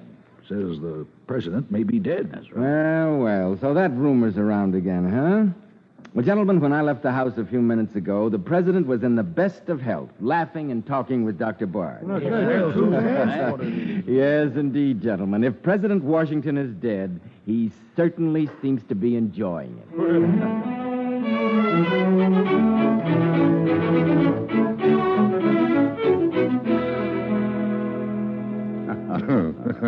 So, Dr. Bard, at last you've decided to wash your hands of me. In spite of all you could do, I'm at last a well man again. Now that you're all right, Mr. President, I don't mind confessing that on 2 occasions I was more than a little worried. Yes, I know. You've been a good friend and a fine physician. Thank you. I realize I had a couple of very close calls. Just how long have I been sick? In more or less serious degree for 109 days in all. 109 days? Yes, sir. And in spite of what some people feared, the nation did not collapse. No, Doctor. It became stronger with the strength of freedom. Yes, Mr. President. As you've said to me so many times, I sat at your bedside. In a true democracy, you said, advancement and progress must come from the people themselves and not from any one man, no matter how all-powerful he may set himself up to be. You know, Doctor, during my illness, you've become a real good friend to me. I shall miss our talks together very much, especially if the capital moves away from New York. Yes, I know there's been talk, but is the capital moving? Oh, there's nothing definite on it yet, but, it seems some of the states might be willing to strengthen our federal government if the capital were in a more central location. Mm-hmm. Of course, Mr. President, if you think it's best for the nation. Oh, no. The idea didn't originate with me. It came from the people. The people as represented in the person of a one-legged veteran named Zebulon Pace. Pace? Yeah. Zebulon Pace. Well, I didn't know you had an advisor by that name. Yeah, Doctor. Zeb gave me his advice one day when I took a carriage ride in the rain. Yes.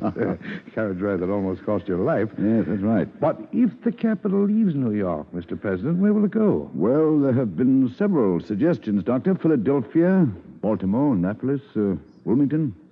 As I say, it hasn't been decided. We might even build a new city for the national capital. But that would mean that the nation's capital would be in an utter wilderness. A wilderness, perhaps, Doctor, but a wilderness in a land where freedom shall remain a living ideal as long as its people are willing to fight for it. God prevent they should ever feel otherwise. For as I've said many times, Doctor, when a people shall have become incapable of governing themselves and fit for a master, it's of little consequence from what quarter he comes. And against such a fate, we must all strive, with all our hearts and all our souls.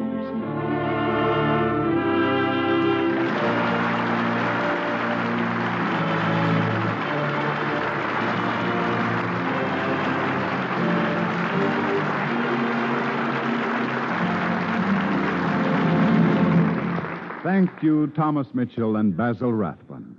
Now, here's Bill Hamilton of the DuPont Company. Doing the family washing is a job as old as the hills. Primitive people cleaned clothes simply by rubbing or pounding them in water. The Gauls in ancient France made a sort of soap by mixing tallow and wood ashes. There weren't many improvements until around 1800, when chemists made studies that greatly increased knowledge about soap and soap making. Since then, chemists have continued to study soap and to improve it. Today, soap comes in cakes, in flakes, in powdered form, and there are other detergents called soapless soaps. As women have been pleased to learn for themselves, these new cleaners are better in many ways. But the job is by no means finished. Chemical research has never ended. For example, chemists in DuPont laboratories, in their never-ending search for better things for better living, are at work on the problem of making even better detergents. They soil pieces of cloth with black, greasy graphite, for instance. Then they measure the exact time it takes to wash them clean with different cleansers. They make exact comparisons of how white the laundered pieces of cloth are by examining them under the photoelectric eye of what is known as a reflectometer. It was work of this kind which led to the knowledge that a compound we at DuPont now manufacture, DuPont Sodium CMC, helps to keep dirt from redepositing on fabrics being laundered. That is, a small amount of DuPont Sodium CMC added to detergents keeps dirt that has been washed out from sneaking back into the cloth. Brighter, cleaner clothes are the result. Well, you can't go into a grocery store and find a box labeled DuPont Sodium CMC on the shelf because the DuPont Company sells DuPont Sodium CMC to manufacturers who use it as one of the ingredients in making their household detergents. It is a hidden value in the products you buy, one of those hidden values, invisible, usually unknown, that are so often supplied by the DuPont Company's better things for better living through chemistry. Next week, Cavalcade brings you Joan Caulfield and Ralph Bellamy in a true Cinderella story. The story of a beautiful young college girl who was wooed and won by a president of the United States. Be sure to hear Joan Caulfield and Ralph Bellamy in the charming story called Roses in the Rain next week on the Cavalcade of America. Tonight's original DuPont Cavalcade, The President and the Doctor, was written by Welborn Kelly. Music was composed by Arden Cornwell and conducted by Donald Bryan. And this is Ted Pearson inviting you to listen next week to Roses in the Rain, starring Joan Caulfield and Ralph Bellamy. Cavalcade of America is presented each week from the stage of the Longacre Theater on Broadway in New York and is brought to you by the DuPont Company of Wilmington, Delaware.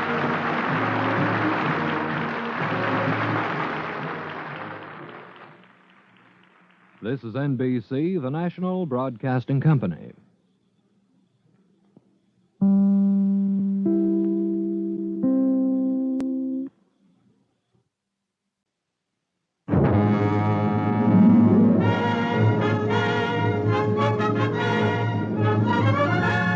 The DuPont Cavalcade of America, starring Joan Caulfield and Ralph Bellamy.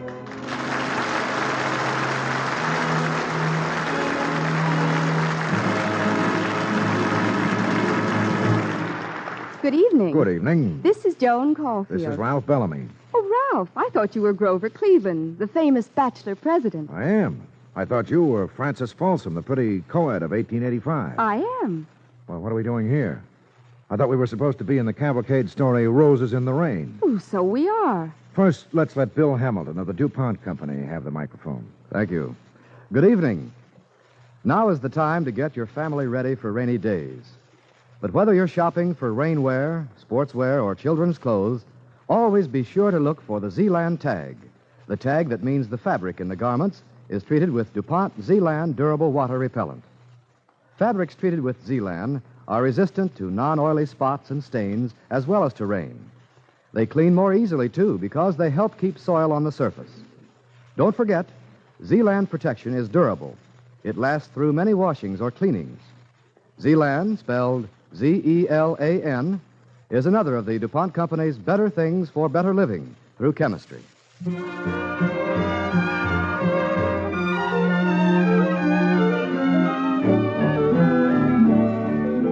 Now, Roses in the Rain, an original radio play starring Joan Caulfield as Frances Folsom and Ralph Bellamy as Grover Cleveland on the DuPont Cavalcade of America.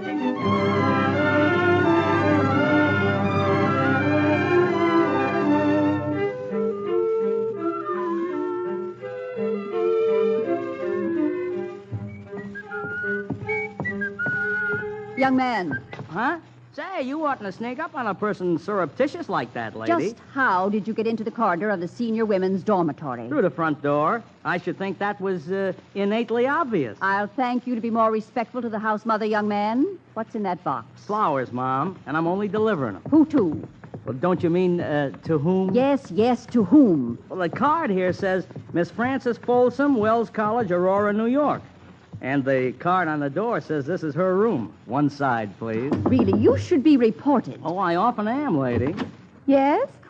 Roses, Miss Folsom, from the sheriff, as per usual. Oh, thank you. The sheriff? Francis, what is this all about? Oh, he's sort of my unofficial guardian, Mrs. Block. He sends me roses, so I'll approve of his courting my mother. But the sheriff, why, he has 9 children. You don't understand. That's just our affectionate name for the president. The president? Of what?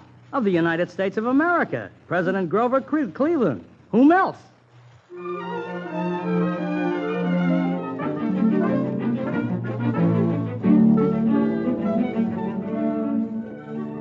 (1885), and Grover Cleveland, the bachelor president, was in the White House. Fathers with marriageable daughters had secret hopes that there might be a first lady in their families. Maidens and widows said their nightly prayers facing Washington, D.C. But it was soon obvious that President Cleveland had a mind of his own concerning romance as well as politics, that his heart was in Buffalo, home of Mrs. Emma Folsom and her lovely daughter, Frances. Celia? Yes, Miss Francis. They're right outside the window, like you said. How many? 3, miss. A drum, a trombone, and one of those big whatchamacallits. But I don't quite understand. The president's coming to see us tonight. Oh. And I have a very strong hunch he's going to pop the question to Mother. Oh, dearie me, how wonderful. The band's going to play Hail to the Chief the moment she says yes. But how will they know? I'll pull the dining room shade down. That's the signal. Shh, here comes your mother. Excuse me, miss. Oh, there you are. Are you dressed properly? Let me look at you. Do you think I should have worn this organdy at masses, sir? Oh, stop worrying, Mother. You look beautiful. Oh, do I really? I could try the blue taffeta. Somehow it does more for my... Oh, dear. Do you suppose that's he? Oh, I do wish I had time to change. I've told you look beautiful. Uncle Cleve will be absolutely overwhelmed. Francis, what have you been up to? Oh, nothing. Francis, if you try to play one of your infamous practical jokes on the president after he's come all the way to... the president, ma'am. Mr. Cleveland. Thank you, Celia. Show him in. Francis, I've warned you. Yes, Mother. This way, Mr. President. Grover. Evening, my dear. Evening, Francis. Evening, Sheriff. Well, it's all settled. What's all settled, Grover? Stopped to New York on the way up. National Committee's already trying to throw a scare into me about next election, 3 years away. Settled it, I hope. Yes, I'm sure you did, Cleve. You're looking well, Emma. Can't say that I ever remember you looking so well. I thank you. Came to see you this time for a very special reason. Well, I'm sure you two will excuse me. I'll see about some coffee. Oh, no. Francis, stay here. I need your advice. Well, in that case, perhaps I'd better see about the coffee. You'd like some, Grover? I would. That is well, as a matter of fact, I would, if you don't mind. I'll tell Celia. Celia! All right, Cleve, out with it. How can I help you? Well, you see, I've had something on my mind for some time. A serious step, mind you, very serious. In fact, marriage. That's wonderful, Cleve. It is, if the lady'll have me. Now, do you think I should speak plainly, speak right up in meeting, or prepare her for it more gradually? Maybe something of a shock after all this time. Oh, not too much of a shock, I'm sure. She's probably waiting for you to speak right up in meeting. Really? Well, Francis, we've known each other a long time, and since you think I should state it plainly, well, I'm in love with you, and I want to marry you. Me? But Cleve, I thought, well, Mother thought, are you sure you mean me? Certainly, my dear, I mean you. What in thunder is that? Oh, dear. That's the band I hired. Mother must have pulled down the shade by mistake.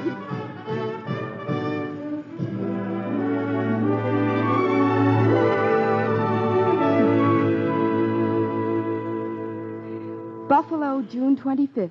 Dear Cleve, Mother hasn't been feeling too well for the past week. A bit of a shock, you know. And we decided that a trip to Europe will be most beneficial. Change of scene and all that. So please be patient with me, Cleve, dear. I'd like to get a perspective on all this, if you know what I mean. The roses you've been sending me are so lovely. I'm going to press one in a book to take along with me as a sort of talisman. My dear Francis, by all means, take your trip. Perspective is the best thing. And have a wonderful time, darling, but Please promise me one thing. Be sure to say no to all those dashing young swains who will no doubt pursue you all over the continent.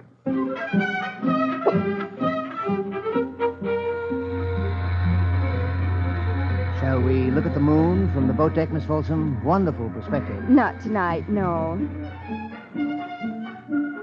Miss Folsom, perhaps you'd enjoy seeing my collection of mezzotints. Thank you, no. Mademoiselle, je vous adore. Un petit souper ce soir. Mais non, monsieur. In other words, no. Fräulein. No. Mais, signorina. No. Miss Folsom? No. Mademoiselle. No, no, no. Oh, Mother, please, let's go home.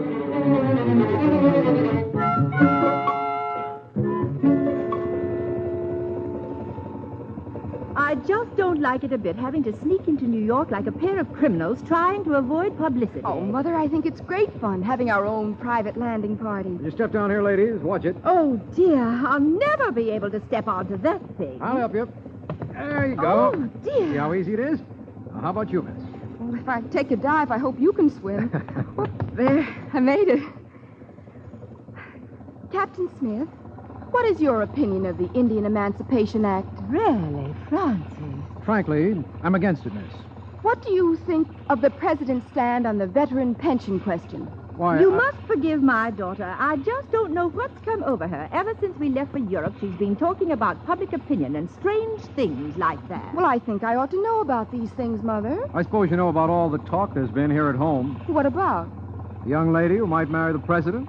Obviously, there'd be talk, gossip. Oh, I see. And what do they say? Well, for one thing, that it would be a marriage of political expedience. And in that connection, would you care to make a statement? Would you give me a story from your point of view? I don't understand, Captain.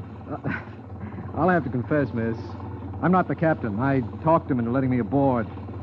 I'm a journalist. A journalist? Oh, dear, I knew there was something wrong. Now take us back to the ship this minute. Well, it's too late now, Mother. How could you do this to us, young man? How could you? He's paid to, Mother. Won't you please give me just one quote, Miss Folsom? All right. Quote, when I marry, it will not be for expedience, but for love. Unquote.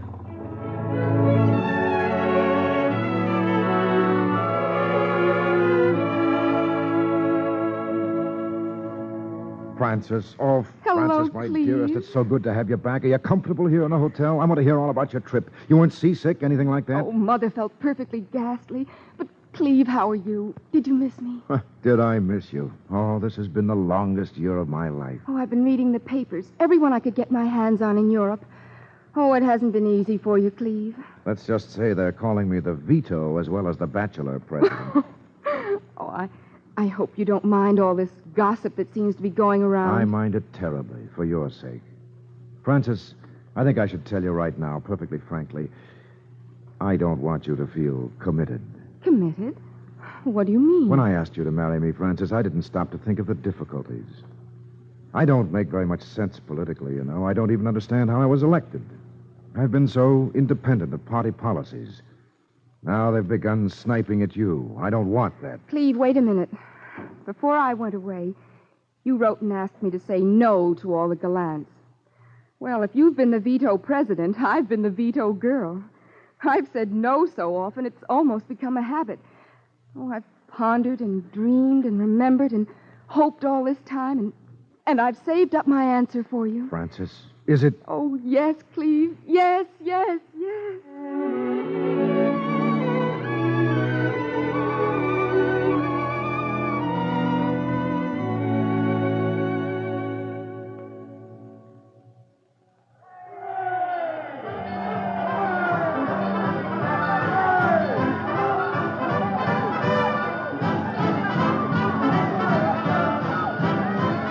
A fine welcome to Washington. This is rain on our wedding day. Stay under my umbrella. You'll get soaked. Do you think you could kiss me and hold the umbrella, too? In front of everyone? Oh, why not? Here, if you won't take the initiative, I will. You're so wonderful. Oh, Francis, I need your fine honesty, your straightforwardness. I've battled alone too long. I think I've grown too afraid of what people will say. Don't ever be afraid, Cleve. We're going to be together. Come on, here's our carriage. We'd better get out of this rain. Maybe we ought to march. We had the Cleve, it's Our proposal music. Come on, darling. It's almost time for the wedding march.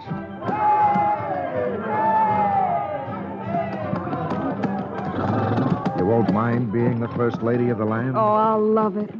Perhaps if you'd keep this. A rose, Cleve.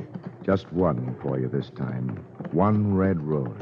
All we'll ever need, my dearest. One talisman between us.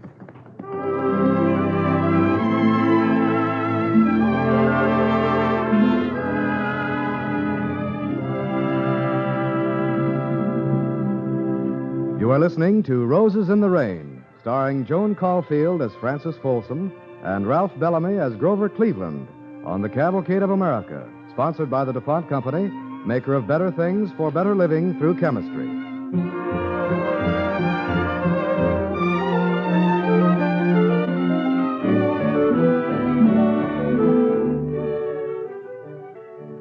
President Grover Cleveland had come to Washington the most eligible bachelor in the land.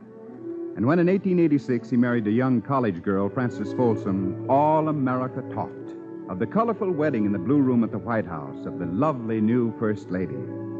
It seemed that they were the most enviable couple in the land. But always hovering over their happy life together was the specter of politics, of the president's coming campaign for re-election. Mrs. Cleveland, I gotta admit this old White House has sure perked up since you took over. Why, thank you, Mr. Webb. You've been to parties here before? Yep. The president did the best he could, but he's sure no great shakes at party giving. Well, he just possibly had other things on his mind. Like giving the entire country back to the Indians, huh? Well, not quite the entire country, just the part that belongs to them. We cattlemen don't deserve an equal chance, huh? Mr. Webb, I understand you're here in Washington as a lobbyist? Well, I suppose some people would call me that. Are you, by any chance, practicing on me? Oh, now, don't get me wrong, ma'am. I was only hoping you'd sort of see things our way. Kind of put a bug in the president's ear, maybe. Tell him he'll be going without steaks for dinner if the Indians get all our grazing land. Yes, I see your point. You do? I try to look at both sides of a question. That's the spirit. Now, if you put it to him just right, say, from the woman's angle... Of course, I could say that the Indians are going without decent food or homes, or a chance to be educated, or a chance to become good citizens, because they've been pushed off their land and herded together like prisoners. Mrs. Cleveland, I thought As I say, Mr. Webb, I try to look at both sides of a question before agreeing with my husband.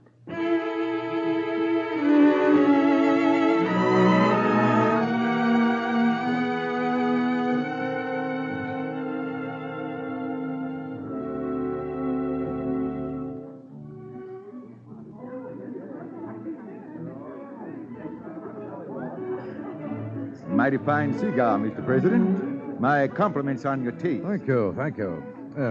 Haven't noticed you dancing with my wife this evening, Mr. Webb. You were paying her pretty close attention last time you were here. Well, I'll tell you, sir. She's so surrounded by attentive young gentlemen, and if you don't mind my saying so, she'd better kind of watch her step. I do mind your saying so. What do you mean? Why, the talk, Mr. President. You know how people love the talk. And what about? My wife enjoys her social life, being surrounded by friends. I wouldn't have it any other way. But when it gets around that she's making political promises that she can't keep, that's a different horse of another color, Mr. President. I don't believe that.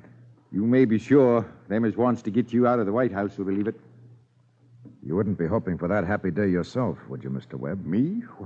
To be perfectly honest, I'm willing to work my head off for your re-election, long as I know where I stand, on my home ground, that is, with no Indians on it. In other words, if I'll oppose the Indian Emancipation Act, you'll play ball with me. No, it's all settled. All settled, sorry. Mr. President, it may turn out that you really will be sorry.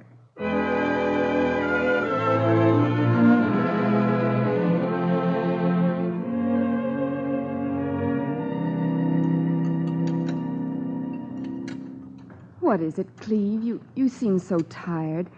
Was it a very trying day? Very. Feel like talking about it?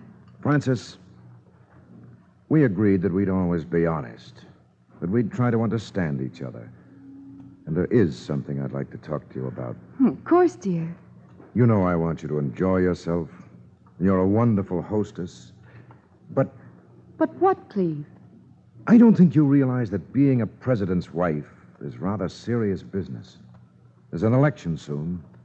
You must be very careful, especially careful about what you say to friends and possible enemies. But I am careful. I can't help it if people like to gossip. Gossip must be based on something, some fact. Where there's smoke, there's fire. Is that it? Well, what are you accusing me of? I'm not accusing you. I'm only saying that it's a very dangerous thing to promise friends political favors you can't possibly keep. Oh, so that's it. Mr. Webb's been talking to you, hasn't he? Along with all his other cronies who are hoping to spoil my reputation because I wouldn't try to influence you the way they wanted me to. Fran, now let me get this straight. Did Webb ask a favor of you? Yes, he did. He wanted me to talk to you about the Indian Act, and I wouldn't do it. I had a feeling he wasn't going to let it rest there. Oh, what did he say to you? It doesn't matter now, my dearest. I only want your forgiveness. There's nothing to forgive. Oh, yes, dear. there is. I should have known, just as you did, that it was part of a plot. But I made the mistake of believing the gossip like everyone else. Oh, Francis, this life isn't fair to you. I suppose you're made of iron. A public servant comes to expect these things, especially at election time, but a girl who could have had a normal, quiet life without this terrible responsibility. Cleve, I don't mind anything else, because I know that my husband is a great and good man.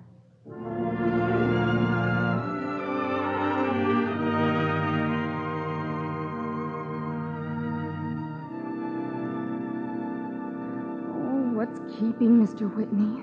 Doesn't he know how anxious we are to hear the election figures? He has to be sure the count is correct, dear. We'll know. It'll all be settled soon enough. Oh, you must when you must. All the reports we've had so far show that people believe in you, Cleve. That doesn't necessarily mean the electoral vote will be in my favor. Oh, it will be. Don't worry. I don't know. I haven't conformed, Fran. Because you've done what you thought was right. People don't always understand that point of view. Well, they certainly understood that all that awful talk about us wasn't true, or they wouldn't have gone ahead and voted for you. Fran. Yes, dear? We're not only waiting for the voice of the nation speaking on the presidency. Each vote that each person casts is a free expression of confidence in an individual leader. Of a district, a city, a county, a state, of the United States. They're all looking to you, Cleve, at the top of the ladder. I've always thought of it as a ladder in reverse. The president really stands at the foot, looking up the rungs to the people he serves. I've always followed my conscience. Of course you have, and the people know it. But I've cut through the rungs of that ladder in doing so, cut right through party lines. Sometimes that's fatal. Oh, Cleve, if that's Mr. Whitney, hold my hand, give me courage. You give me courage, my dearest. Come in. Mr. President. Yes, Whitney. Do you have the count? What is it? I'm very sorry, sir. 168 electoral votes to Harrison's 233. I see. Oh. Yes. Thank you, Whitney. Yes. Well, I guess that proves where the people stand. Cleve, even if it seems to mean a defeat for us now, what's to stop us from going on trying? Oh, someday there'll be another vote, and it's going to prove that you were right. Thank you for believing, Francis. Will you mind very much being the wife of a plain attorney living in a prosaic brownstone house in New York? They have rain in New York, Cleve, and roses, and on Sundays in the park they even have band music. And I'll be with you, Cleve.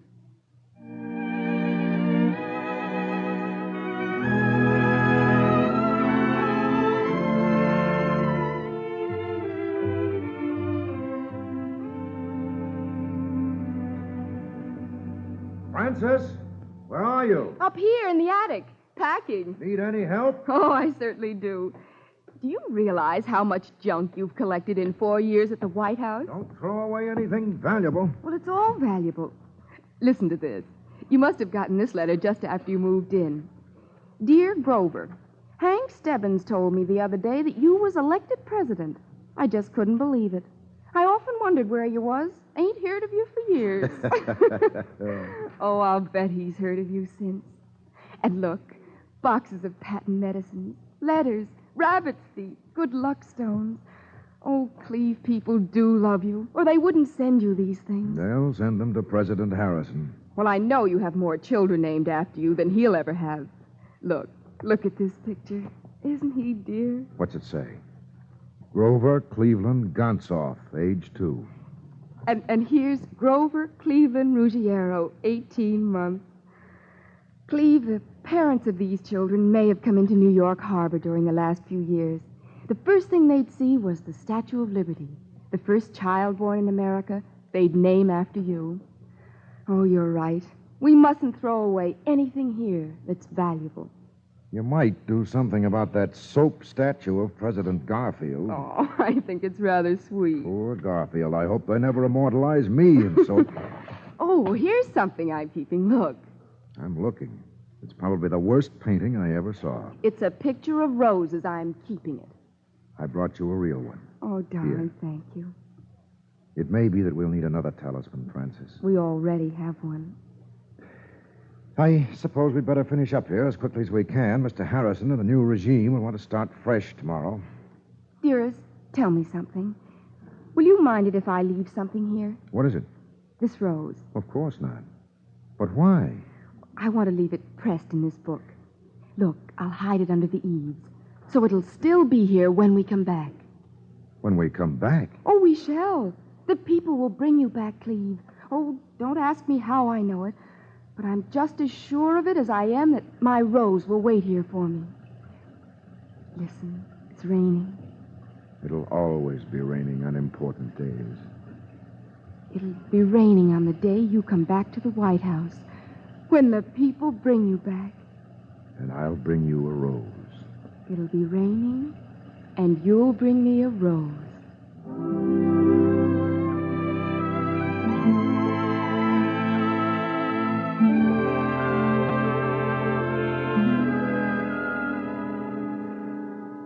4 years later, March 4th, 1893. It's raining on this inauguration day as the President, Grover Cleveland, takes the inaugural oath for the second time. Near him on the White House porch stands the lovely Mrs. Cleveland. She's smiling, and on her muff is pinned a single red rose.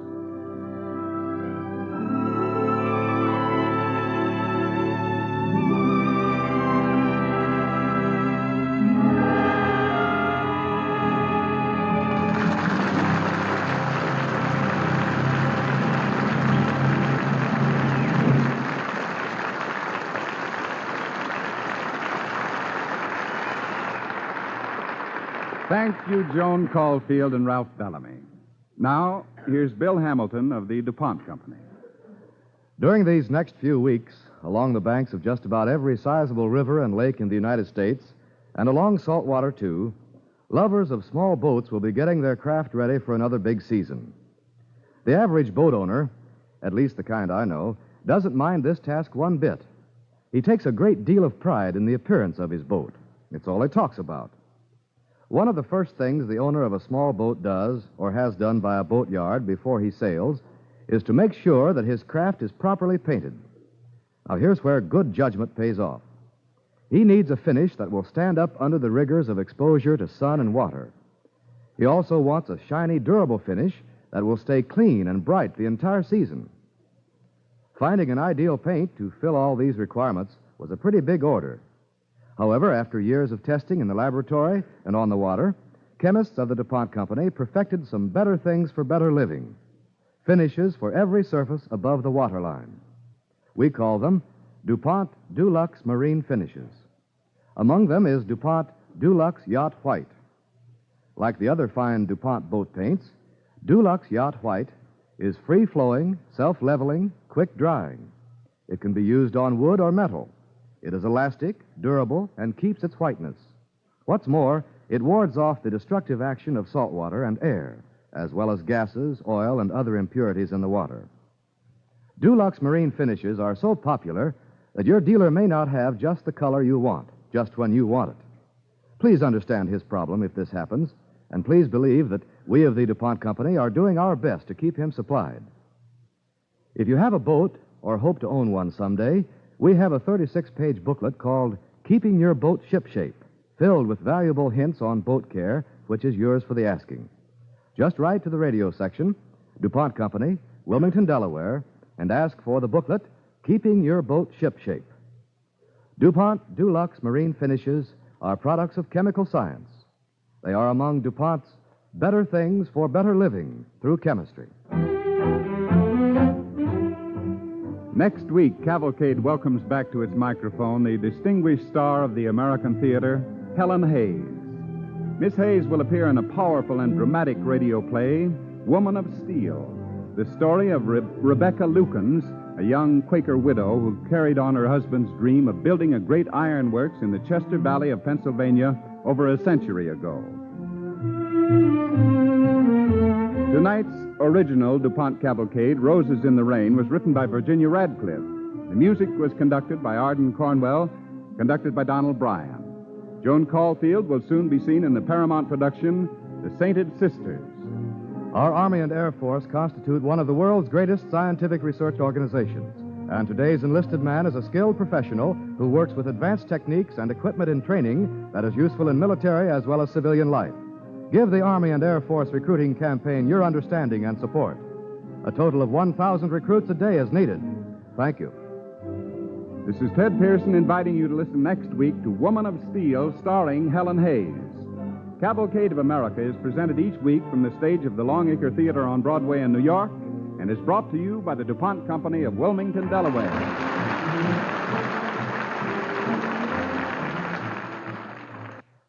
This is NBC, the national broadcasting company.